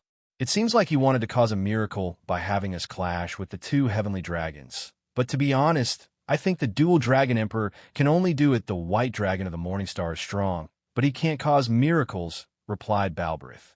Varian then said as she lay down, "Anyway, our current goal is to make Sonolin and Gressel as strong as Balbrith and I in this tournament while also awakening their traits." After reading the book, he put it down on top of a pile of books as he looked at another book with the word Ouroboros written on its cover. "Hey, Varian, I want to fight Ophis and the like," said Balbrith. "Well, the two heavenly dragons might be the best right now. It's said that Ophis is currently under heavy protection from the middleman," replied the woman. "As expected, the two heavenly dragons." "Huh." Balbrith then looked at a book with the title Parent and Child in the stack of books. "Varian, if our mother is Lilith, then who is our father?" Varian, who seemed uninterested, answered, "I don't know. Hades-sama." But Hades-sama looked like he hated devils, and am sure that we are just pawns to him. "Well, as long as it's fun, I am fine with that." "No," Hades-sama clearly denied and said that he is not our father. "That means he is not our father." "You want a father, Balbrith?" asked Varian as she sat back up. Balbrith stared at the book and then asked, "Varian, you don't need a father?" "I don't know. Cinchuredo, we may be new to the world, but I saw a bunch of stuff in that universe, you know?" "I see. So, I'm the little brother." Balbrith even took that joke seriously. He then closed his eyes as he put his hands on his chest and said, "For me who was born with this power, I'm really curious about the ambiguity of my birth. Whose child am I? And why was I born into this world? If my transcendent father really exists, then he must be someone with supernatural powers and abilities fit to fit that role. Well, will you search for your father? If judging by what you just said, only a small number of people in this world fit that description. We don't like those Yexi and Phantasma people. They're too weird," said Varian. She then drank some of her sweet coffee. "Searching for my father, huh?" muttered Balbrith. To him, only a few individuals fit this description of his the Barado 10 strongest in their world, as well as the lone middleman. "I just need to test them all the day before the raiding game." In the Asgard, in a certain home on its main island, Vidar, the rook of Team Leisure of the Kings, sat on a chair while drinking alcohol. He had ordered it from Aaron and was quite tipsy already. As he was about to take another swig from his bottle, someone stopped him and he looked at them in annoyance. But he found his fellow team member, Apollon, the queen. "Oh, Apollon, what's up?" asked the tipsy Vidar. "Are you truly serious with this? Or was it really just a prank?" asked Apollon while setting down the bottle. Vidar laughed. "Nah, I wasn't serious. I just wanted my match with Jean. Also, I've heard from Brynhilde and the others about her status in his harem, as well as the others, so I thought I might as well help all of them. Although, Gondel was a surprise." "Gondeldano? What about her?" asked Apollon while taking a seat in a nearby chair. Vidar laughed and looked out one of the windows of his home. "It's nothing too serious. She apparently spoke to my father about something to do with her husband. Valhalla. She attempted to check on him there, but it seemed that he was missing, which was strange. We investigated a bit and came to two conclusions." He sat up and stared at Apollon seriously. 1. The cows ordered they've been a thorn on our backsides for an entire year. They may have done something to him and various warriors there.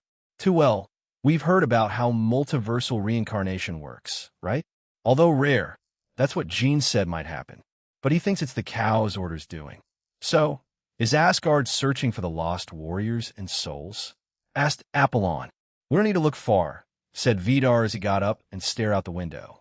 The alliance of the evil gods. That's who Jean thinks is responsible for it. It may also relate to the disappearance of Freya's previous husband. A frown appeared on Apollon's face. I have heard from my father, but he also has not heard of the full truth. Is that the reason for Freydano's move to our pantheon? Maybe. If Gondol's husband, along with the other warriors, were taken by them via Lapis or someone before, then it will certainly be over there. Only time will tell when we see them again, or if we can recover them, said Vidar.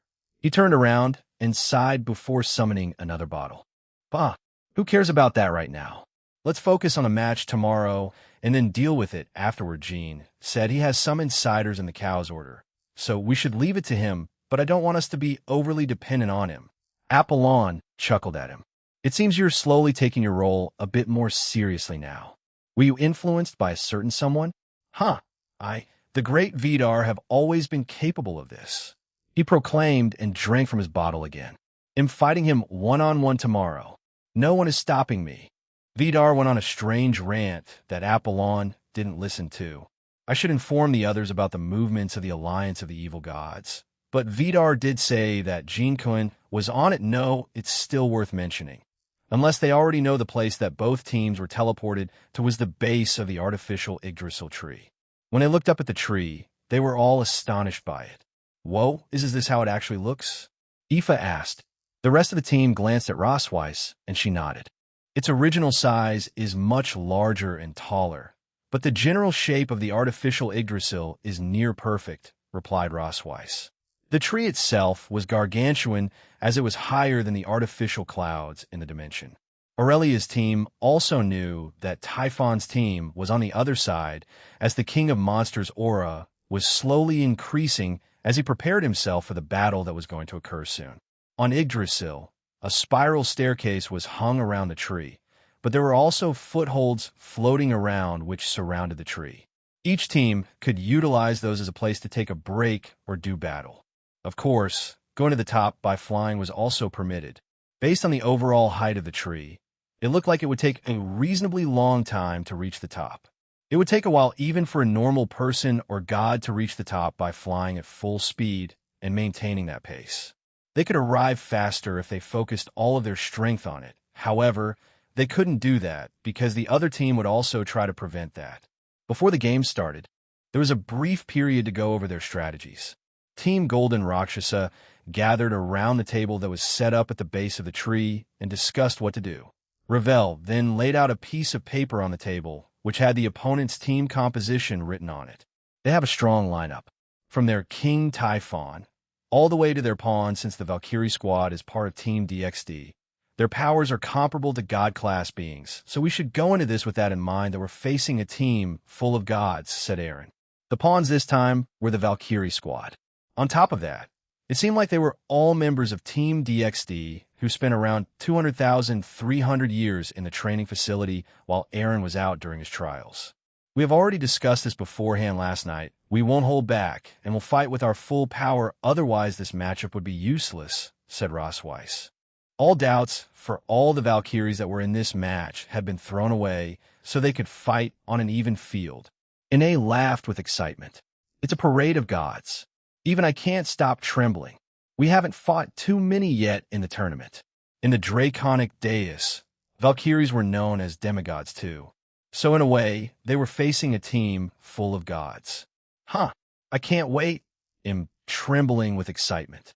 I only fought partner, Albion, Cuntuar, Apophis, and the previously wielders of both Divine Dividing and the boosted gear for those 10,000 years. They'll take on Typhon's challenge at any time, declared Drake. Although, I feel a bit bitter that I didn't get to fight any of them before I died, but I'm alive again, and this tournament is giving many battle fanatics like myself to do this kind of thing, he added. With unease on her face, Roygun said, I couldn't have imagined that I would be fighting a team that surpassed mythologies and races, a team full of gods. Even as the former second ranker, it's still quite surreal. Ravel said, to be perfectly honest, if we weren't helped by Aaron Sama, then this match would have been a loss for us. If Aurelia Sama wasn't leading us either, even our unique abilities and strategies, they can only go so far when facing gods. That's just how vast of a difference there is between us and theirs. But Ravel's face changed into one filled with determination. But that's not the case this time. However, we will still face challenges. To be honest, Artemis Sama and the Valkyries will be our biggest challenge, as they've been directly helped by Eren Sama. Please don't let your guard down around them. Yeah, everyone shouted enthusiastically, except Aurelia, Scathack, and Eren. They were also fired up by their strategist's words. Even if their opponents were gods, the winner would be the one who reached the top first. They only need to reach the goal first, even if it was only one of them. However, many of them didn't want it to end like that. They wanted to fight gods on an even playing field. Eren also wanted to smack Vidar, since the word prank gives him headaches because of Nyarlathotep. Even when she's gone, she still troubles him with her memory. Ravel turned to Roygun and asked, Roygun-sama, is it possible for you to use crack on the roots of the tree to topple it down? The team was stunned by the young girl's question. Aurelia and Scathack ended up laughing at it, and Roygun seemed troubled by the question. While I have grown stronger, I can't do that yet. If I tried, I would end up using all of my demonic power, and it probably wouldn't even budge, said Roygun. Then what if we ask Eren-sama to boost, and then transfer that power to you? She inquired. With a chuckle, Eren asked, Ravel, do you plan on ending this as soon as it starts? Also, we'll need to use crack at certain points for it to fall to a side that will be beneficial for us.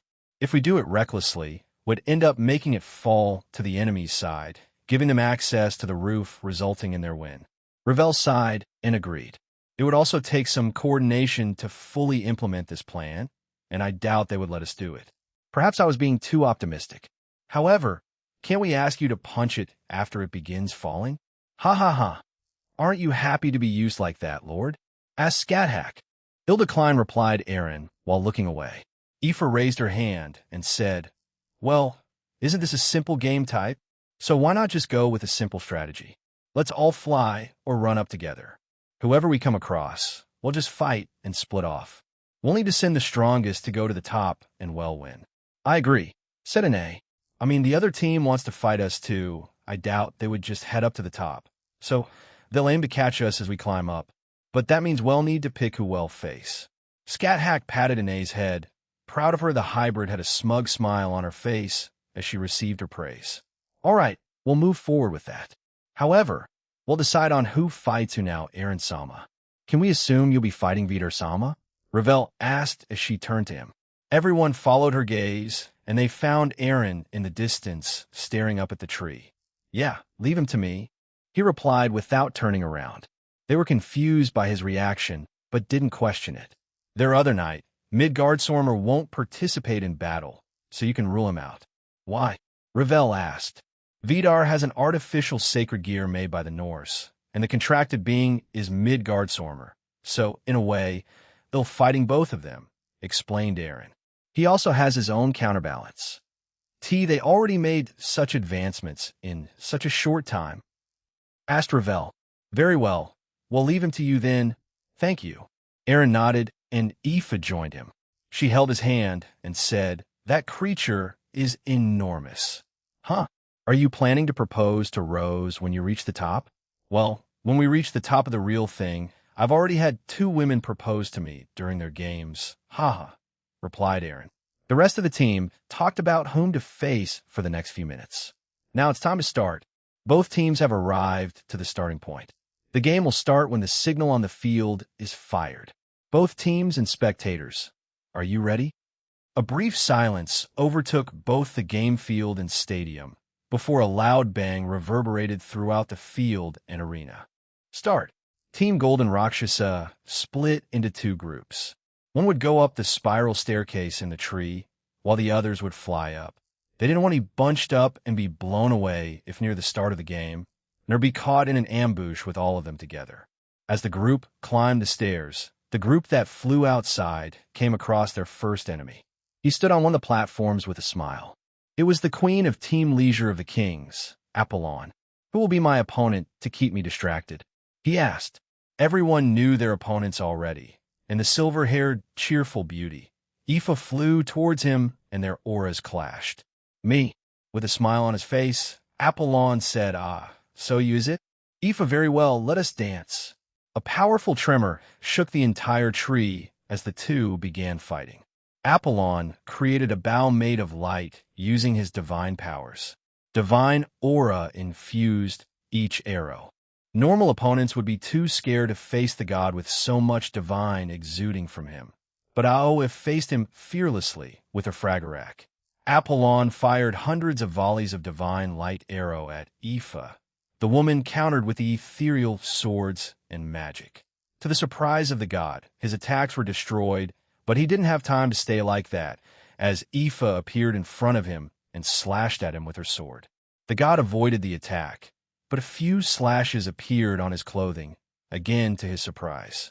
I shouldn't underestimate them, even if we don't know much about this woman.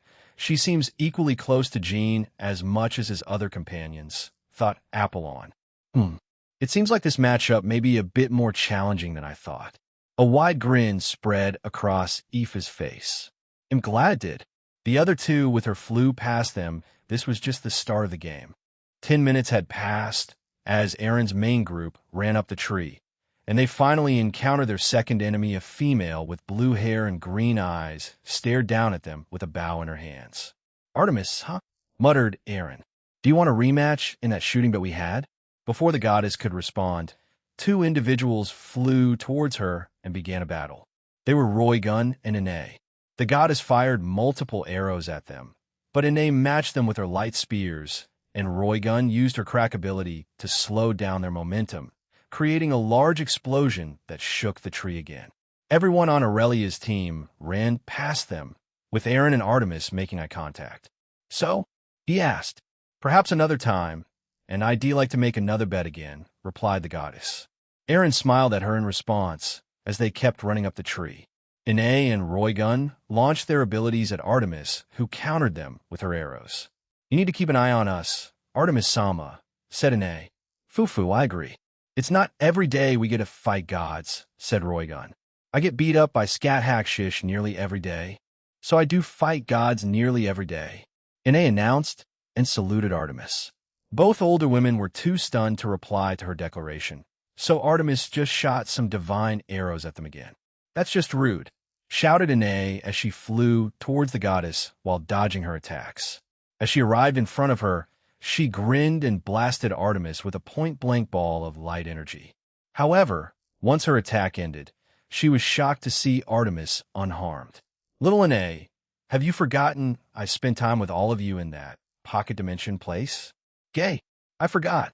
Ine shouted in horror and created a defensive barrier in front of her as Artemis did an axe kick, hitting and breaking the magic circle, making Ine crash back to the platform below. Are you okay, Ine? Roygun shouted in worry.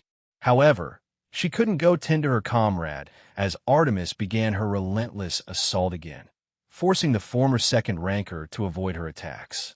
After the dust settled, Ine looked up and smiled. Scat Hackshish hits harder. She then flew back towards the two older women while creating her own bow made of light. Boom! She screamed and fired a barrage of light arrows from the bow. Oomph! I was the one who taught you that, said Artemis. She fired her own batch, but to her surprise, some of her arrows passed through some of Ine's while others collided and exploded. This forced the goddess to dodge the rest, but Ine suddenly appeared behind her, and in quick succession, Ine shrouded her body in 10k and slammed her elbow on the goddess's back. Ine had hit her towards a specific spot where Roygun was ready and slammed both her fists downward as her body was also enshrouded in demonic power. Artemis smashed into the platform below, and the two Tengu fallen angel hybrid and pure-blooded devil fired enormous balls of energy at her. Both of them mixed, creating an even bigger explosion. Oh, player Artemis has been hit by a large attack. Will she be all right? Shouted the commentator. Once the explosion diminished and disappeared, Artemis stood there unharmed while dusting her shoulders off the dust that landed on her. She's okay. The goddess Artemis is okay. As expected of a god. They're quite durable. Seriously? I know I got stronger, you know, said Ine with concern. Have you forgotten our own ranks? You're a MVC, MVBB. There's a significant difference between us, Ine said Artemis. MV means multiversal. Although Eren had changed the ranking system, their powers had not changed much, and Artemis was still much stronger than Ine and Roygun combined. Shoot, I don't think we'll win, Roygun-san, Ine said nervously. Roygun smiled wearily. Let's just do our best in delaying her, Ine. The match between them was going to be a tough one for the members of Team Golden Rakshasa. The rest of Team Golden Rakshasa had arrived at the halfway point, meaning their lone pawn could promote to any piece they wanted, and of course, he immediately transformed into his queen form and promoted to queen. Just then, Yeo! A loud booming voice resounded throughout the tree. Who's going to be my opponent? When all members looked up, they saw the king of Team Leisure of the Kings, Typhon, flying towards them. He's coming to us, Ravel shouted. Aurelia-sama, Eren-sama. Ha ha ha. Come, king of monsters. Aurelia shouted excitedly, then looked at Eren. Eren glanced at her too and nodded. He raised his right arm up, and the gems all over his barato glowed. Drake, get out here right now. Come, the Welsh dragon that dwells within me. An intense jet-black crimson glow emitted from Eren's armor, and seconds later, the Welsh dragon came out in all his glory. Let's go, Drake shouted, and Aurelia immediately jumped on his back. Forward, Drake, ordered Aurelia. The dragon laughed before flying up at Typhon. He was covered in a golden aura as Aurelia let her aura free too, and then Drake headbutt Typhon in the stomach. They then turned left before demolishing the walls of the tree as they decided to fight outside it. Powerful tremors shook the game field as a fierce fight began between Drake, Typhon, and Aurelia.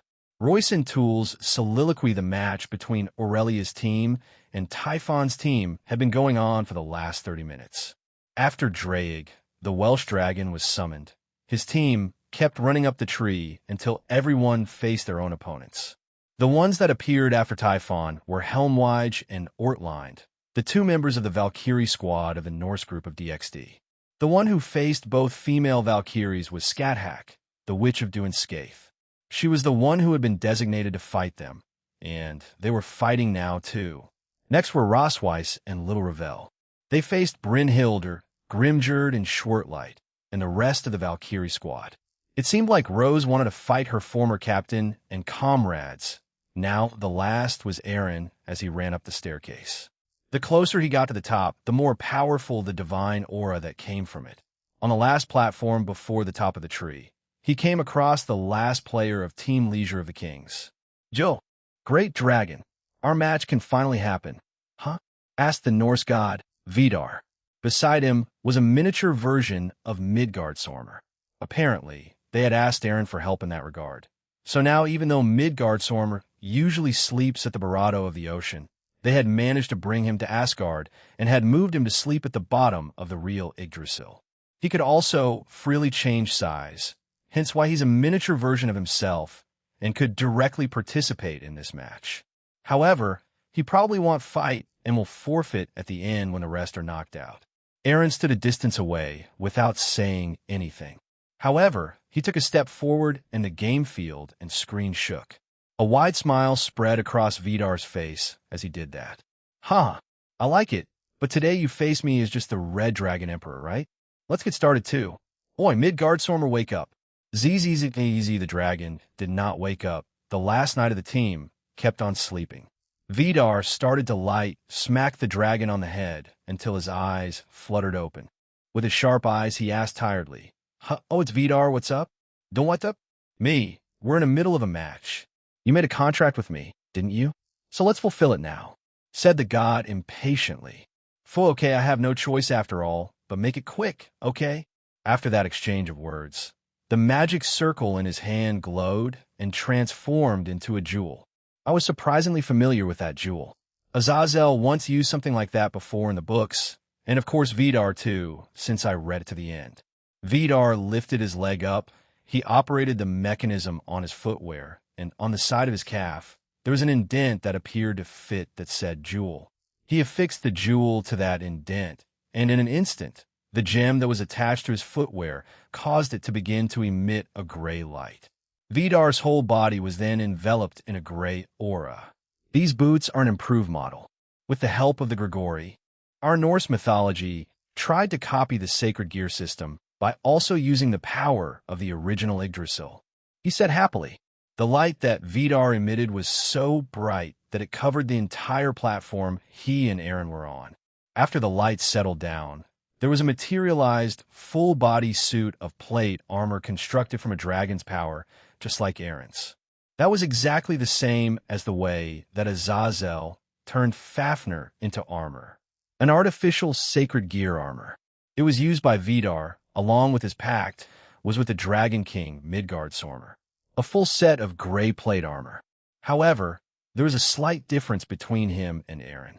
The bulk of the armor was concentrated around his feet, and that was where the center of the structure seemed to be. The parts on his legs also seemed more elaborate than his arms. It was fitting for a wielder whose primary attacks were kicks. I would say this is a semi-god armament, the Asgard version of the artificial sacred gear. I named this form Ragnarok Asir Berserk. It's a simple, yet good name, right? He asked while tapping his shoes on the ground. An even broader grin spread across his face. Shall we start then? Aaron silently nodded, and the two finally clashed. When I glanced around the VIP room we were led to, my group that Aaron dubbed Mothers Association were still cheering loudly. Gondel seemed almost silent as she watched the match unfold. She was worried for her granddaughter, her team, and Aaron. Although she didn't need to since he was the dual Dragon Emperor is overwhelming him. Even with player Vidar's new artificial sacred gear, he's still winning only using his boosted gear abilities. Shouted the commentator. Kahaha, as it should be. If I started winning easily, I'd be annoyed. Let's keep going, Jean, bellowed Vidar. As we watched the fight continue, various conversations I had with Aaron and other people echoed in my head. Aaron, honey, I called out to my son. His and Aurelia's game was coming up, and I was concerned. Even back during the expedition match, I was worried. Maybe it's just a mother's instinct to be worried. He was in the back garden staring at the pool and sky. He tends to do strange things in this new life of ours that he didn't in our previous one. Perhaps it was because he felt free. I wasn't sure. Oh, Mom, what can I do for you? He asked. I know you can look into the future, and also, will the match turn out all right? I asked. He tilted his head and looked at me. Yeah? If you're worried about an attack by anyone, then don't. They won't do anything during it, he said reassuringly. And no, I mean, like, will anyone be seriously hurt? I know that we had glanced around us and saw no one. Read the books and all, but this is a different universe from that, so I was just wondering. Since I gotten closer to everyone, I'm just worried. He chuckled, confusing me. He took a step forward and embraced me. You don't need to worry about that. I can promise you that nothing like that will happen. I'm happy that you're getting along with everyone, otherwise I'd be worried. Aaron embracing me made me emotional. The times he showed this level of emotion and intimacy was when he was with Aoife and his friends. Anytime he was at home, he was mostly indifferent and cold toward his father. The times he hugged me were few and far between, but they didn't feel like this. Are you using your powers to let me feel how you feel right now? I asked and he laughed. I was caught, huh? He asked, and pulled away and looked at me with a lot of affection. Without him anymore, I can treat you in the way I always wanted to. That house was suffocating, and I never felt truly at home. Only you and Cindy made me calm there. Otherwise, I was seconds away from losing my temper with that man. He leaned forward, and I stepped back slightly, giving us a bit of space. I know you said to let you spoil me, but I'd like to do the same for you and Cindy. Will you let me? He asked. I felt my face flush. What is wrong with me? We were standing too close, so I moved away. Centurado. You watched that? When was that? It was during the time we were separated. I'm sorry, I replied. I felt guilty since it's fine. Anyway, let's go back. Everything will be fine, so please don't worry about anything. Okay? I agreed with him, and he held my hand as we walked back into his home. Should I call it our home? Another memory played. This was the night during our visit to his dimensional gap home. I was in my room, but Knox suddenly interrupted my reading, and I told them to come in. The one who came in was Vinalana Gremory. She greeted me with a wave and a smile. Putting my book down, I tapped the spot beside me on my bed, and she came over. How can I help you, Vinalana? I asked the older woman. No, aren't I the older one? If Aaron floated for so long by himself, doesn't that mean we also did the same, Aoife, Cindy, and I? He'll ask Barato or Azathoth about that another time. She stared at me and then said quite seriously and bluntly, "I'm in love with your son," and I told him how I felt earlier. Huh. What? I sat there in confusion and shock. What did she just say? Love? Quiche. Earlier? Today. When I looked back at Venelana, she was blushing like some kind of love-struck teenager. Grabbing her shoulders, I began to shake her gently. What? Do you mean? I asked quite loudly. I mean what I mean, Royson. I care deeply about your son, Venelana declared again, stunning me. BB, but what about Zeoticus? Isn't this improper? I asked in a panic. As far as I know, Aaron doesn't usually approve of things like this. Surely, he hasn't given her permission, right? In response to my question, Centuredo, the books never delved into detail about their love life or marriage. But it seems like this new universe is different.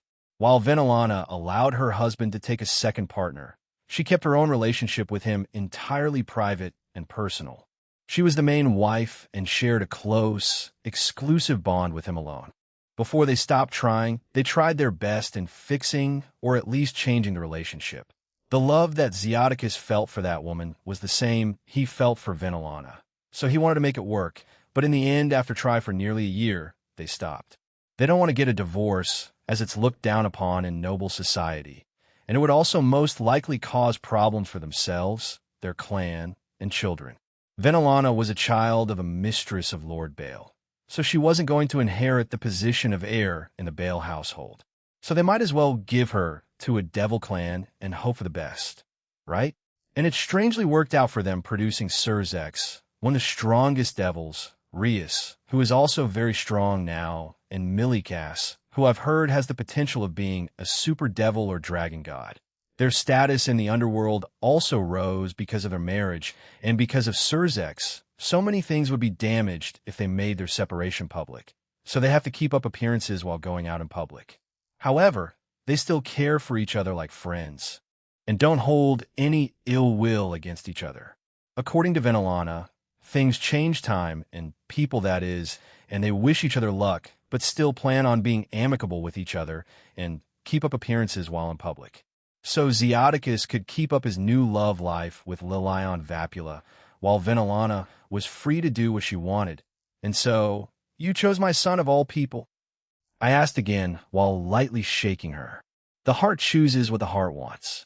Also, it wouldn't be strange if most women in the supernatural world, or even the human world, would want him, right? She asked. His status, his power, how he treats children, his overall personality.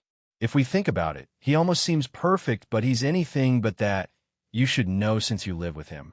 As I did, I remembered a short conversation I had with Aaron back in our previous world. Aaron, out of curiosity, if you could date any of the girls in this book series, who would it be? Aquino. Hands down, I can't think of anyone else. If given the chance to go there, would you try to date multiple people at once? Or just stick with Aquino? If possible, to date multiple people, I mean, it's quite a dream, right? But how would you financially provide for them? Assuming you don't have supernatural powers. And how many would you want with you? If that world and ours are relatively the same, it'll take advantage of the lottery, win it every few years, and then invest in stocks or something. Also study harder in school, start up a business, and stand at the Barato of the human world. That way I can provide for them. Centuredo, but he did keep his promise and dated Aquino first. He was way too obsessed with her, but things have changed, huh? Lavinia and Sizko. They're part of his fated ones. And while he admitted he liked their designs and personality, his fondness for them wasn't as high as Aquino. What a strange twist of fate, I guess. But are you sure? Isn't there anyone else out there that takes your interest? I asked. No, not really. It's not there are many men with those kinds of quality, as most noble devils are still quite traditional and look down on others. That's why I'm proud of my children and grandchild that they don't discriminate, said Venelana. I won't stop you, but please think about it carefully, I told her and sighed again. Fufu, I'm fully aware of my decision, but we may need to keep it a secret, and Aaron Cohen hasn't given me an answer yet. Aaron, how far are you willing to go? Gondel and various other older women pop into my head, and I smiled wearily. You won't go that far, right? Do won't. Player Typhon slammed to the bottom of the tree. Draig and player Aureliath knocked down the king of monsters. I was brought back to reality and saw that Typhon was lying on the ground, but wasn't that injured. Two massive grins were on Draig and Aurelia's faces. They were enjoying this a bit too much. The Mothers Association were shaking and moving their glowing sticks, while cheering. A few of them even forced other people to do the same. Chow Chow was being made by Yasaka to do such funny things, and the young man looked mortified. His team silently snickered at him. Third-person point of view, ha ha ha. What's wrong? Is this the extent of your love for him? The Witch of Duin Skaith asked the two Valkyries with her. Scathach faced off against Helmwige and Ortlind. Helmwige had her battle axe with her, while Ortlind had her spear with her, and both Valkyries were already in their walk your drive and going all out while fighting the goddess. However, all their attacks were avoided, parried, or countered, leaving the two Valkyries with the damaged armor and cuts all around their bodies. That's just cruel, Scathach-san, Helmwige shouted. She flew towards the goddess and swung her battle axe down. You can't just say that, especially if you're in a relationship with him. Helmwige continued to swing her weapon at the goddess each time she did. Her speed increased more and more until her attacks became a blur. Yet, Scathach easily deflected and parried them with no effort on her part. Your power seems to increase the more emotional you are. Are you trying to copy Aaron? Asked the woman. Why no? Where did that come from? Helmwige asked, flustered by the question. Her fellow Valkyrie. Ortlind also started attacking the goddess with her spear. However, like earlier, it seemed like Scathach danced in the air with her spear while deflecting their attacks. To the viewers and commentators, it looked like an adult was playing with children. Yet both Helmwige and Ortlind were veteran fighters and have experienced their fair share of life-and-death battles over the years. So both of them felt quite insulted by this. Even if Scathach wasn't doing it on purpose, she, over the years, just started teaching like this, because most of the time it would end up helping her students become stronger. Ortlind knew she would be inferior in spearmanship compared to Scathach, yet that didn't stop her from trying. Coordinating with Helmwige, her spear glowed brightly, and she thrust it towards Scathach, who dodged it. However, the goddess looked at the spear curiously as it shone. Ortlind smiled and increased its brightness even more, forcing Scathach to close her eyes. During that split second, Helmwige brought her battle axe up and enshrouded it with Tuki before slamming down towards the goddess. Scathach's instincts were next to none, so her body moved on its own and she dodged it gracefully. However, Ortlind had already begun swinging her spear sideways in an attempt to slash the woman. But again, the goddess parried it with her spear before creating rune-style magic circles and blasting the two away with elemental attacks. Centuredo, what do you expect out of your future relationship with him? She asked, then appeared beside Ortlind while lunging her spear towards her stomach. Ortlind used her aura, magic, Tuki, and spear to block the attack that was aimed at her. Scathach had no intentions of harming her, but used enough force to destroy all her attempts at blocking her attack, and quickly switched the ends of her weapon, so the blunt tip slammed into her stomach instead. Can't you ask without trying to kill us? Yelled Helmwige as she began to attack Scathach. The woman simply laughed at her and continued their little scuffle before sending a kick towards Helmwige's stomach. She reacted on time and blocked it with her battle axe. No, it makes it fun this way, Scathach replied while grinning. I want to share sweet, romantic moments with him, declared Ortlind, the stunning Helmwige who had recovered from the attack that hit her. Ortlind, like the other Valkyries under Brynhildr, had been single for most of their lives. They struggled to find dates and boyfriends because they dedicated their time to their jobs and roles. They also had the status of being picked as part of this squad and had to upload some kind of morals and etiquette that Brynhildr put on the group. However, Ortlind herself had her own expectations in regards to her own future. Her parents, like many others, had been pressuring her to find a man and settle down while also maintaining her job as part of the Valkyrie squad of Team DXD. She prided herself on her usual calm and composed nature, as well as her intellect, but she was always frustrated because of her own single status. Even more so when she found out that her previous college was in a relationship, and even more so when it was with Aaron, a rising star in the supernatural world. I also want to be spoiled and pampered. It's unfair that Ross Weiss only gets it, she screamed. She charged at Scat Hack at a speed that the goddess didn't expect. However, she also parried it with little to no effort, but her strikes, slashes, and thrusts were becoming even faster than Helmwij's. Even after Ortline's outburst, her face mostly kept its composure, but a bit of snot fell from her nose. I didn't think Ortline felt that, although I think we all share the same sentiment. The first time we saw Ross Weiss going on a date with Aaron all those months ago, it was a shock to say the least, thought Helmwij. But I also know we all feel the same way. Damn you, Centuredo Hio? Scat Hack was amused and slammed the blunt end of her spear into Ortline's stomach, knocking her away. So he'll have a Valkyrie companion as well. Huh? Humans, devils, fallen angels, dragons, goddesses, and Valkyries.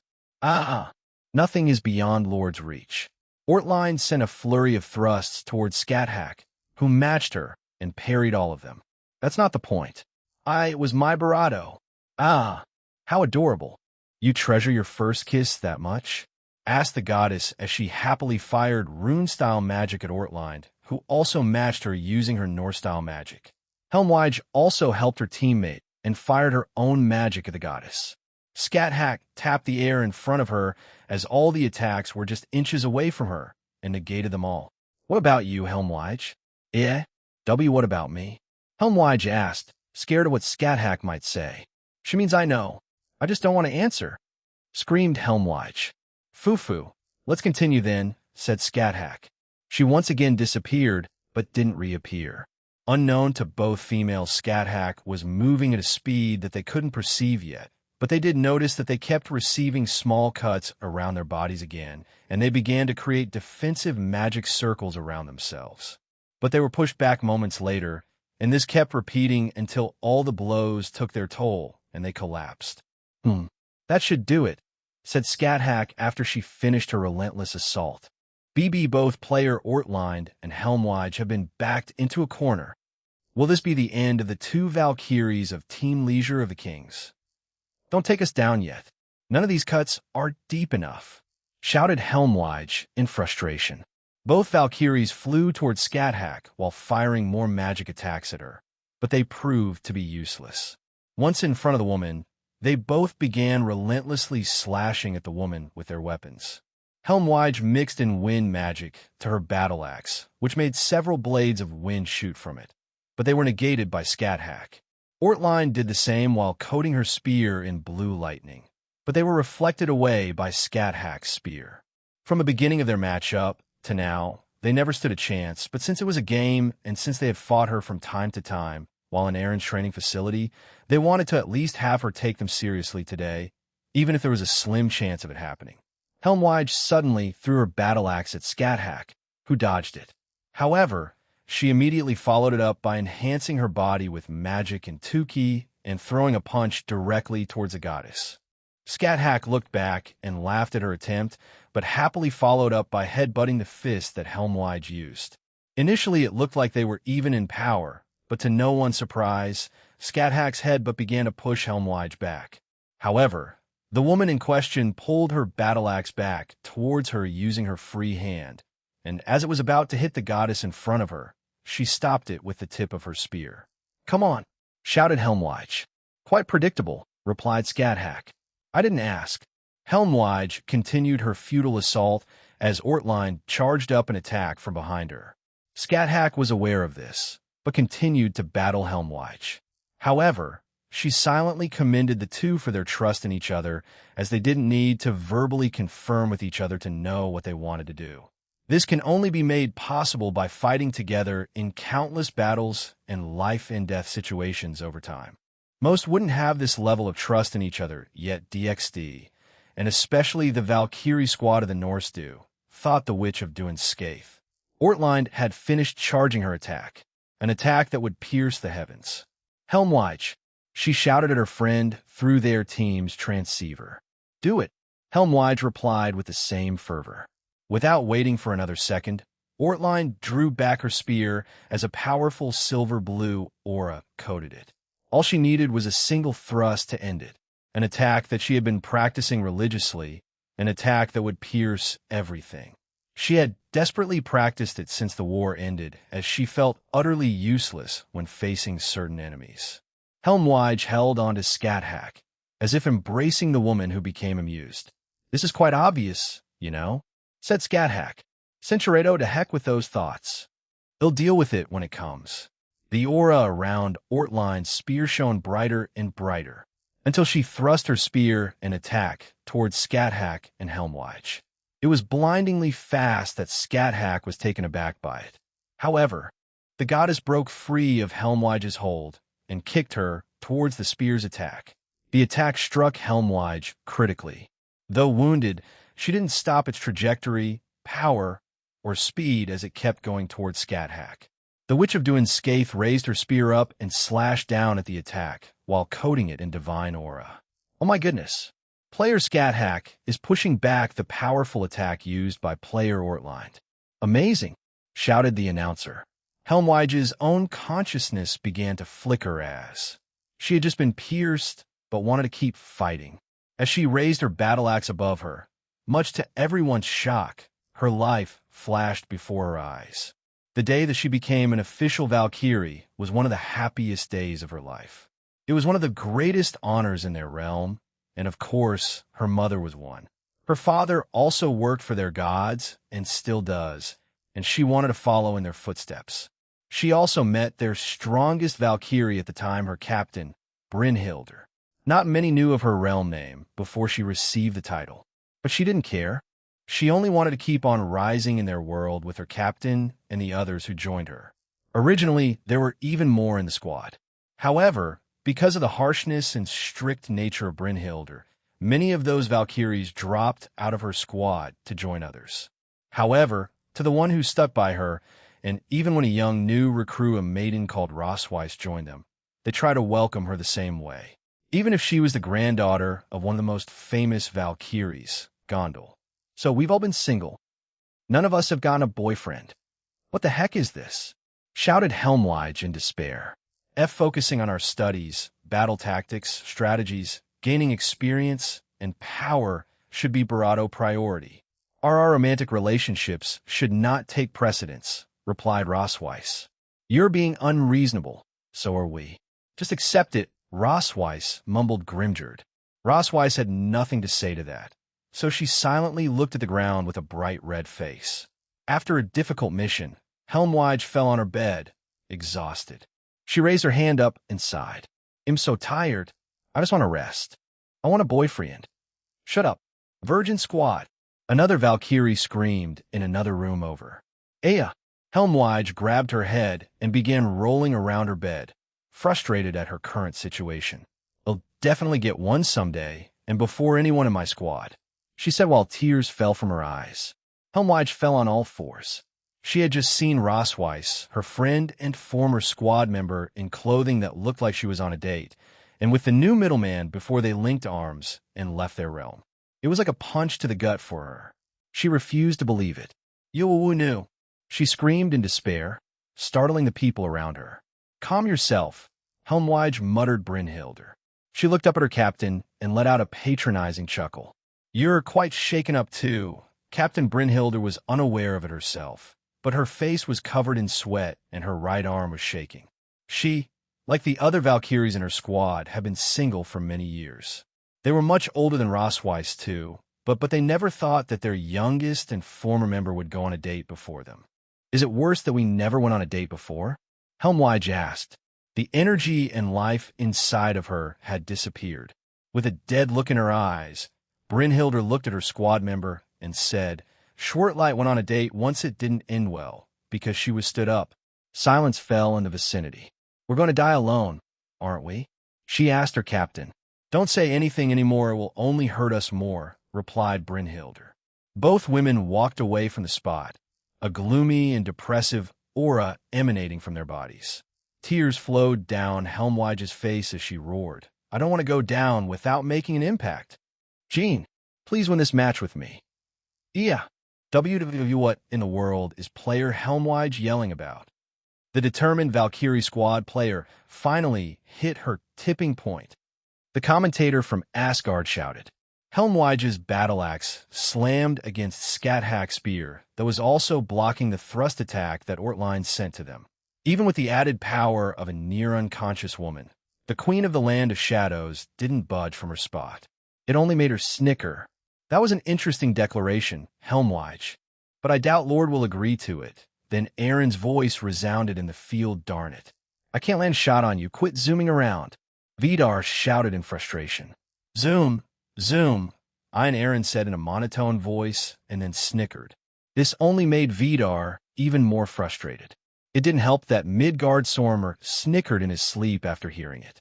Vidar suddenly stopped and asked, Are you taking me seriously at all? I'd like a serious match, Jean. Aaron stopped and stared at Vidar through his helmet's eyes. Are you sure? I am. Also, if you lose, then I'm taking Brynhildr, you know? After speaking to her for a bit, not just as her god, but just as another person, I quite like her. Of course, the other Valkyries will also need to fulfill their end of the bargain, he said quite matter-of-factly. Aaron sighed through his helmet and nodded.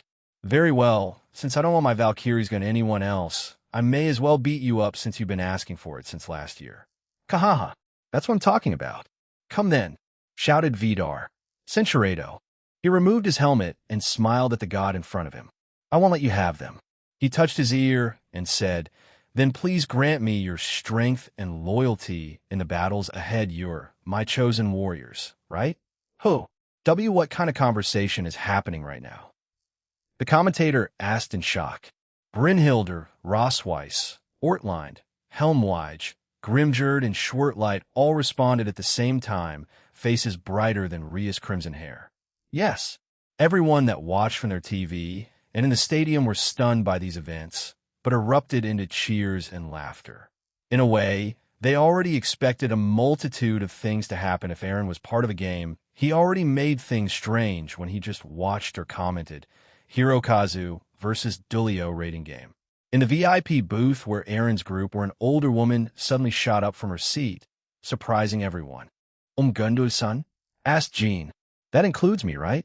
If so, they'll do it, Gondel told everyone, stunning them into silence. Venelana turned to smile at Royson Toole, whose mouth twitched. It happened. Aaron knew. Royson screamed at her head as she put both of her hands on her face while sighing heavily. Cindy walked over and patted her back. Me too, Lavinia shouted. You're not a Valkyrie? Penemu asked, confused. I don't got it, said Lavinia while she hugged Shin. What am I going to do? Ugh, muttered Royson while going through various scenarios in her head about the future. Then let me take you seriously. Vidar is the Red Dragon Emperor, said Aaron. He jumped back and put his hand over his heart. Vidar didn't react as he waited to see what would happen. Aaron suddenly began to chant, The outer dragon god dwelling within me. Awakened from your control, his entire Barato was shrouded in numerous different colored auras, and an aura that Vidar wasn't familiar with radiated from his armor. The crimson heavenly dragon I possess within me. Rise up to become a king, and roar Ophis, chanted the next line. At the same time, the gems all over Aaron's body unleashed jet black auras. The jet black god of infinity, ate jet black aura, and the various others began to merge with his body and armor. The glorious god of dreams, Irene, said her line, and certain parts of his armor began to turn gold. Watch over the true, forbidden existence we shall become that transcends the boundaries. The rest of his armor started to change color to a jet black, and the gems around his body flashed, then turned crimson red. All three recited the last line together. Centuredo Aaron entered his true Diabolo's dragon god armor and retracted his helmet. So, let's start round 2, then Kaha. So the same as Vala Lucifer. No, you showed the divine dividing S version when you fought Indra, meaning you already could do this beforehand. Well, whatever. Let's go then. Screamed Vidar as a gray aura shrouded his body while charging towards Aaron. Power is flowing through me. Helmwige screamed, and the power she produced increased even further, shocking Scat-Hack. "How idiotic, but I don't dislike it," said Scat-Hack. "But let's end this fight, shall we?" Her spear's divine aura increased further, which blinded Helmwige, who was the closest to them, and with a single thrust destroyed Ortline's attack and retired Helmwige. "I'm still getting the hang of this one pawn of Team Leisure of the King's retire. We're both wielders of a spear. How about you show me how much you improved, Ortline? You practiced that technique a lot, didn't you? It almost resembled a certain technique of mine, didn't it?" asked Scat-Hack. Ortline summoned another spear in her other hand before spinning both. "Please take care of me," she said, and flew toward Scat-Hack. Ravel Phoenix stood on top of the platform as she watched 4 Valkyries fight above her. She wanted to help, but she was told by all of them to stay out of their way. The reason for this was simple. It was because he'll have 3 kids with him, roared Rosweiss. 4, Grimgerd shouted back. 5, said Brynhilder, but the winner was as many as he wants, Schwertlight muttered calmly. The other 3 stared at her in disbelief. At that moment, they saw Schwertlight not as a fellow Valkyrie, but a goddess. Even though Schwertlight, Brynhilder, and Grimgerd were on the same team, they'd started fighting each other along with Rosweiss. One could call this fight a royal rumble, and for the dumbest of reasons. However, Ravel didn't want to interfere, as she was screamed at earlier by all 4 of them. Ravel also trusted in Rosweiss's power, so she wasn't that worried about the battle royale happening in the air. That's what we meant. The other 3 screamed back, agreeing with her. Ravel sighed and shook her head. Does it matter? Sooner or later, all of us will end up in trouble, either way. Another round of attacks started as magic attacks. Large 2k attacks and the sounds of armor and flesh hitting each other rang through the area above Ravel. The young girl sighed and created a chair using her flames and sat on it. Brynhilder and Rosweiss slammed their foreheads against each other, creating a shockwave so powerful that it pushed the other 2 back. "Daughter," shouted Rosweiss. "So," replied Brynhilder. "My parents wanted a son, but they had me, but they still loved me. So I wish to have a son so I can bring that joy to my family." Rosweiss didn't expect a reason for it. She had overheard the talk between Shizuku, Lavinia, and Aaron. She found out that they knew the names of their daughters in the future, and it made her curious. So she only said daughter because of that, but in reality, she didn't care as long as she had a child. "However, it doesn't matter what gender our child is. I will love them all the same," said Schwertlight.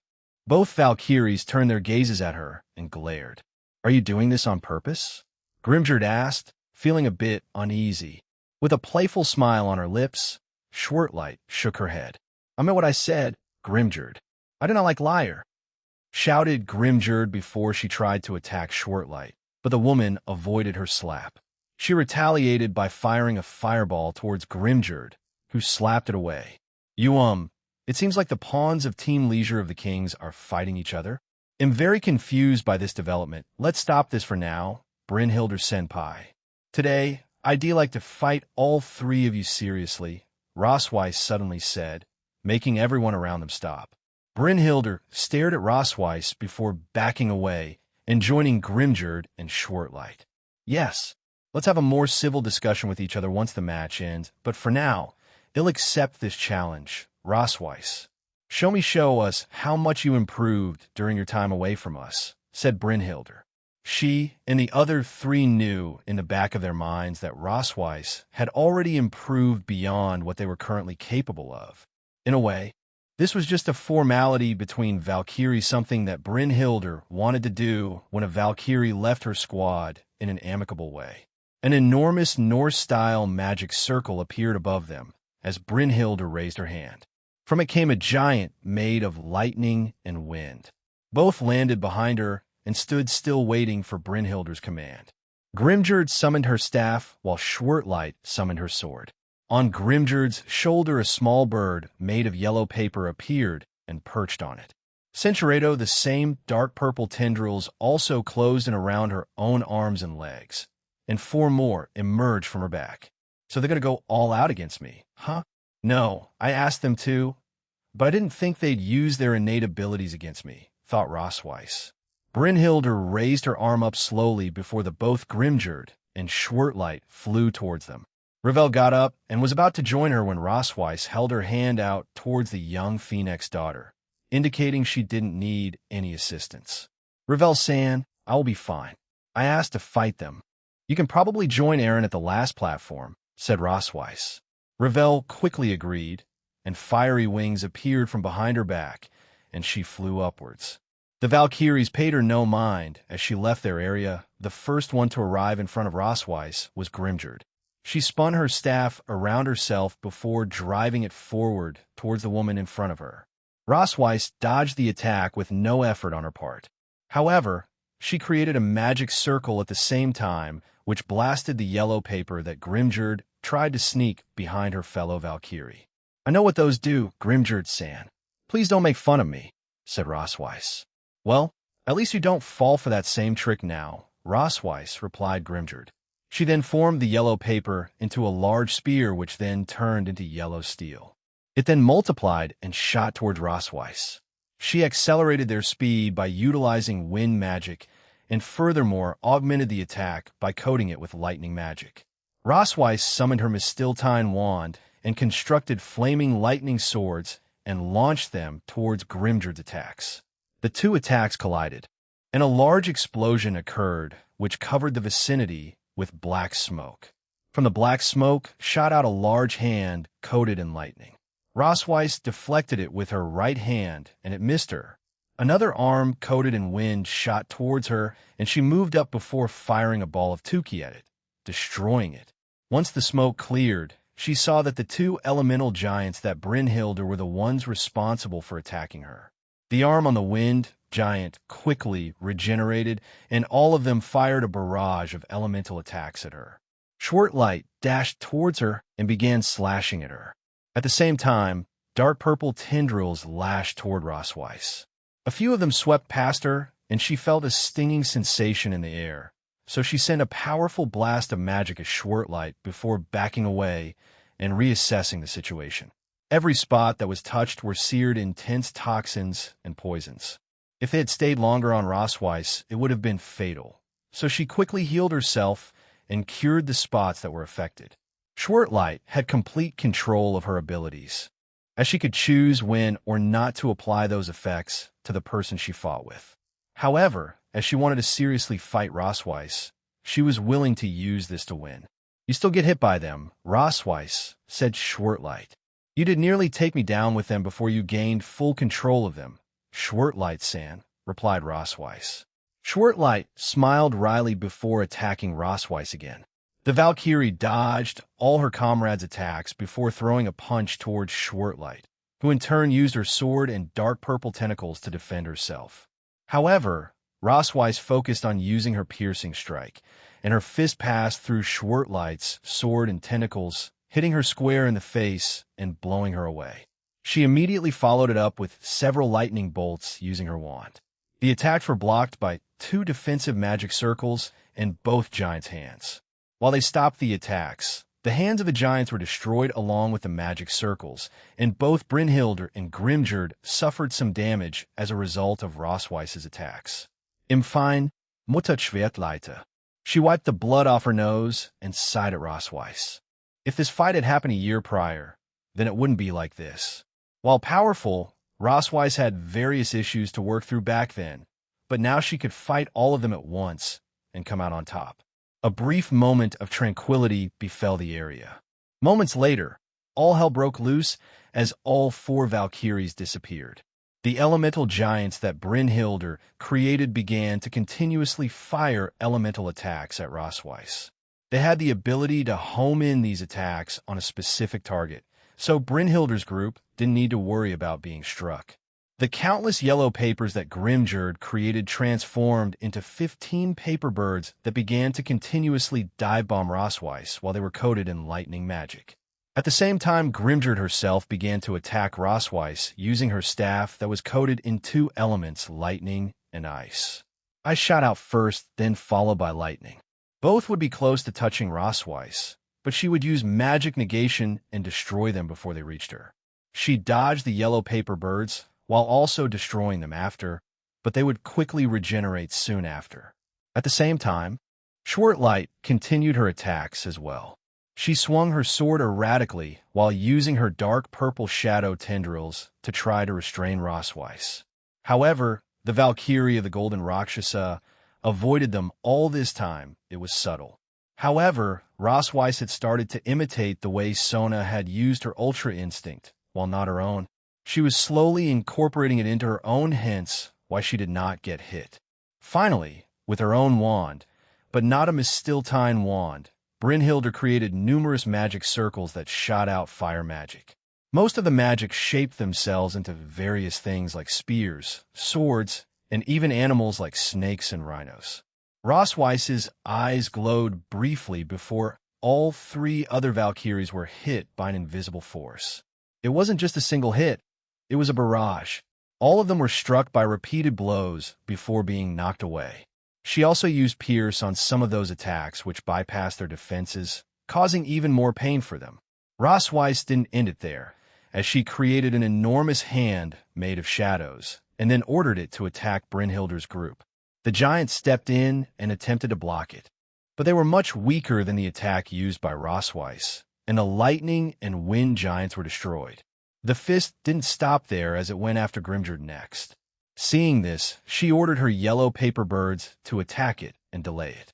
The yellow paper birds dove towards the fist first, but it only slowed it down temporarily. But Schwartlight used her tentacles to also slow it down even further.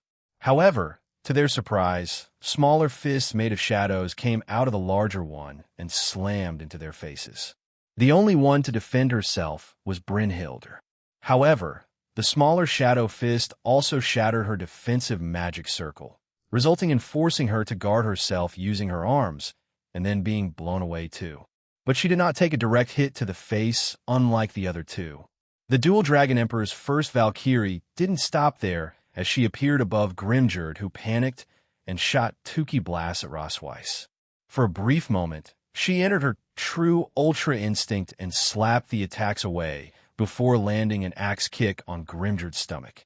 As the woman was blown away, Rosweiss sent a barrage of punches toward her, each one creating a powerful shockwave and all striking her on various places on her body. Grimjord slammed into the ground and was immediately unconscious. Rosweiss didn't stop there as she flew down and dealt the finishing blow as she used enhancement magic on her body on top of covering it with 2k and slammed her fist into Grimjord's face, which ended her, and she was retired. One pawn of Team Leisure of the Kings retire. Didididown. Player Grimjord was relentlessly attacked by player Rosweiss, and now she retired. So ferocious. The middleman's first Valkyrie didn't show any mercy to her former colleagues and comrades. Without any hesitation, Rosweiss appeared in front of Schwartlight. The woman in question was shocked to see her friend be knocked out so easily. However, as Rosweiss appeared in front of her, to Schwartlight, it seemed like the world had slowed down. What do I do? Do I strike? No, anything big or elaborate will be too slow. So something quick and simple. Restrain her with my tentacles too, thought Schwartlight. She couldn't think of anything else and had to react now. Raising her strength to the maximum, she swung her sword horizontally towards Rosweiss's neck. Rosweiss herself watched the blade slowly reach her and gracefully pulled her barato back just enough that it wouldn't graze her. Then using strike and boost, she slammed her fist covered in various energies. 2k enhancement magic U.I energy into Schwartlight's stomach. Schwartlight was knocked away and slammed against the tree's wall. The impact of Rosweiss's punch created a powerful upward and downward draft of wind that had halted everyone's fight for a few seconds. Seconds later, Schwartlight was covered in the retirement light. One pawn of Team Leisure of the Kings retire. One out after another. Player and Queen Rosweiss is on a roll. The only one left she has to face is the other knight of Typhon's team. Brynhilde Senpai, it's just us two now. Please allow me to face you one-on-one again, said Rosweiss as she entered her true Ultra Instinct. Brynhilde became uneasy, but she had accepted plenty of Rosweiss's sparring requests in the past, so she wouldn't deny her now, or rather, she couldn't at the place they were in. That was the plan from the start. Rosweiss, "Come," said Brynhilde. She changed into a stance. She was expecting a fist fight between them. She knew that she was already inferior in terms of magic power, so Brynhilde decided to put her pride to the side and have a plain and simple brawl with her junior. Rosweiss also knew that this was going to be the conclusion between her senior and herself. She had looked up to Brynhilde for the longest time as she was chosen as their generation's Brynhilde. Brynhilde was just a title after all and a new name for the chosen Valkyrie. It was an honor for any Valkyrie, so most of them decided to abandon their old name. Some would only allow close friends or family to call them by their real name. Silently, they charged each other, and then both their fists connected with each other's faces, or so thought Brynhilde.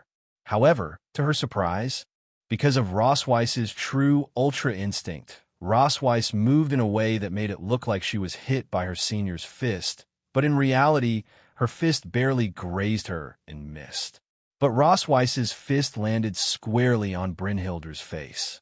This resulted in Brynhilde being knocked away, but she quickly flew back, and the two began a fist fight in the air. However, Brynhilde, the knight, can't land a hit. Every time they throw a fist, only player Rosweiss lands a hit. It's like player Rosweiss can see the future of player Brynhilde's attacks and perfectly avoids them. That was the truth of the fact. In this matchup, Rosweiss had the advantage the second that Brynhilde's group, Zelma's group, encountered Rosweiss and Ravel. They already lost, as both Rosweiss and Ravel were substantially stronger than them. But since it was a rating game, they had to face them. Zelma took another punch to the face from Rosweiss. As she did, she felt proud of her junior, but at the same time some regret and jealousy. At the start of last year, she had it all. She was known as Brynhilde. She was the leader of a squad that became notorious throughout the realm, and she worked closely with God, even if they acted like a bum. Most people in her position would be extremely excited and joyful. However, it all changed once their realm met a certain man who made changes to their world in just a year. Part of that change was her junior, who left and became Odin's bodyguard, and then became part of Aaron's group. At the start, she was proud, and she still was, but at the same time she grew jealous and frustrated at her own situation, both professionally and privately. With the various things that happened throughout the year, all factions and pantheons were on high alert, and their warriors and fighters were ready to mobilize at any time. But usually the middleman ended up solving that crisis. This included the incident with Loki, and how he was still trapped and sealed underneath the home of Odin on the main island, along with her daughter Hel. This left them with mostly cleanup or less desirable jobs and work. However, they were also grateful to Aaron for his help. However, her own personal life was still quite dull and left her stressed. Her parents also wanted her to find a lover, although they didn't mind waiting a bit longer as they just wanted her to be happy. However, Brynhilde put herself to such a high degree that she couldn't help but compare herself to her junior, who seemed to have it all after leaving their pantheon. Through the grapevine, they heard that Rosweiss had entered into a romantic relationship, which left them stunned, and some fell into despair. Even though it was just for fun, they made bets to see who would get a lover first. And they had picked Rosweiss as last. Brynhilde was second last because of her attitude. But Rosweiss broke all odds and was in a relationship before them, and they were stunned. While they were happy for her, they were also extremely jealous of her. They wanted something similar to her, so they started to put themselves out there more. Brynhilde did the same thing, but she was met with more rejection than the rest because of her attitude and reputation of being harsh and strict. As she received another painful punch to the face, a certain memory played in her head. It was a few weeks after Aaron visited Asgard and helped the Dark Elves. Brynhilde had gone to her home island after a stressful week's work. Her parents had invited her back, and she accepted and thought it would be a good idea to take a few days off. So after she requested a few days' leave, it was granted and she packed up to go home. It was rare for her to take time off work. However, she had to silently admit that the new Rosweiss and the middleman Gene Skyward had some influence on this decision. Once she arrived back home, she received the same warm welcome as she did not too long ago during Gene's visit. Said event happened 3 days into her vacation. "Zell, can I ask a question?" her mother asked. Yes, of course. How can I help you? Zelma asked. She had been sitting in the living room, reading a book and had a cup of coffee beside her. Zelma had come back from helping around the town, and it was around 4 in the evening, so the day was ending. I know we ask you this every time you return, but how goes the search for a husband? We heard that your junior, little Rossweiss, is part of the middleman's group? Her mother asked. Zelma put her book down and sighed before pressing the bridge of her nose. She had expected this topic to come up. During her stay, she had noticed her parents wanted to ask her something, but were unsure when to bring it up. So they finally brought it up, huh? I already have an answer ready, she thought. She looked at them and said, I am searching for a suitable partner for me, as you know, so you don't need to worry about it. But in my line of work, it's quite hard to come by that kind of partner. Her parents smiled, but it was the same answer she always gave them. It's difficult to find one in my line of work. My personality is keeping them away, but this is who I am, so I want change myself for others. Most people who come to me only care about the surface and nothing else, so I won't accept them. Some are just idiots.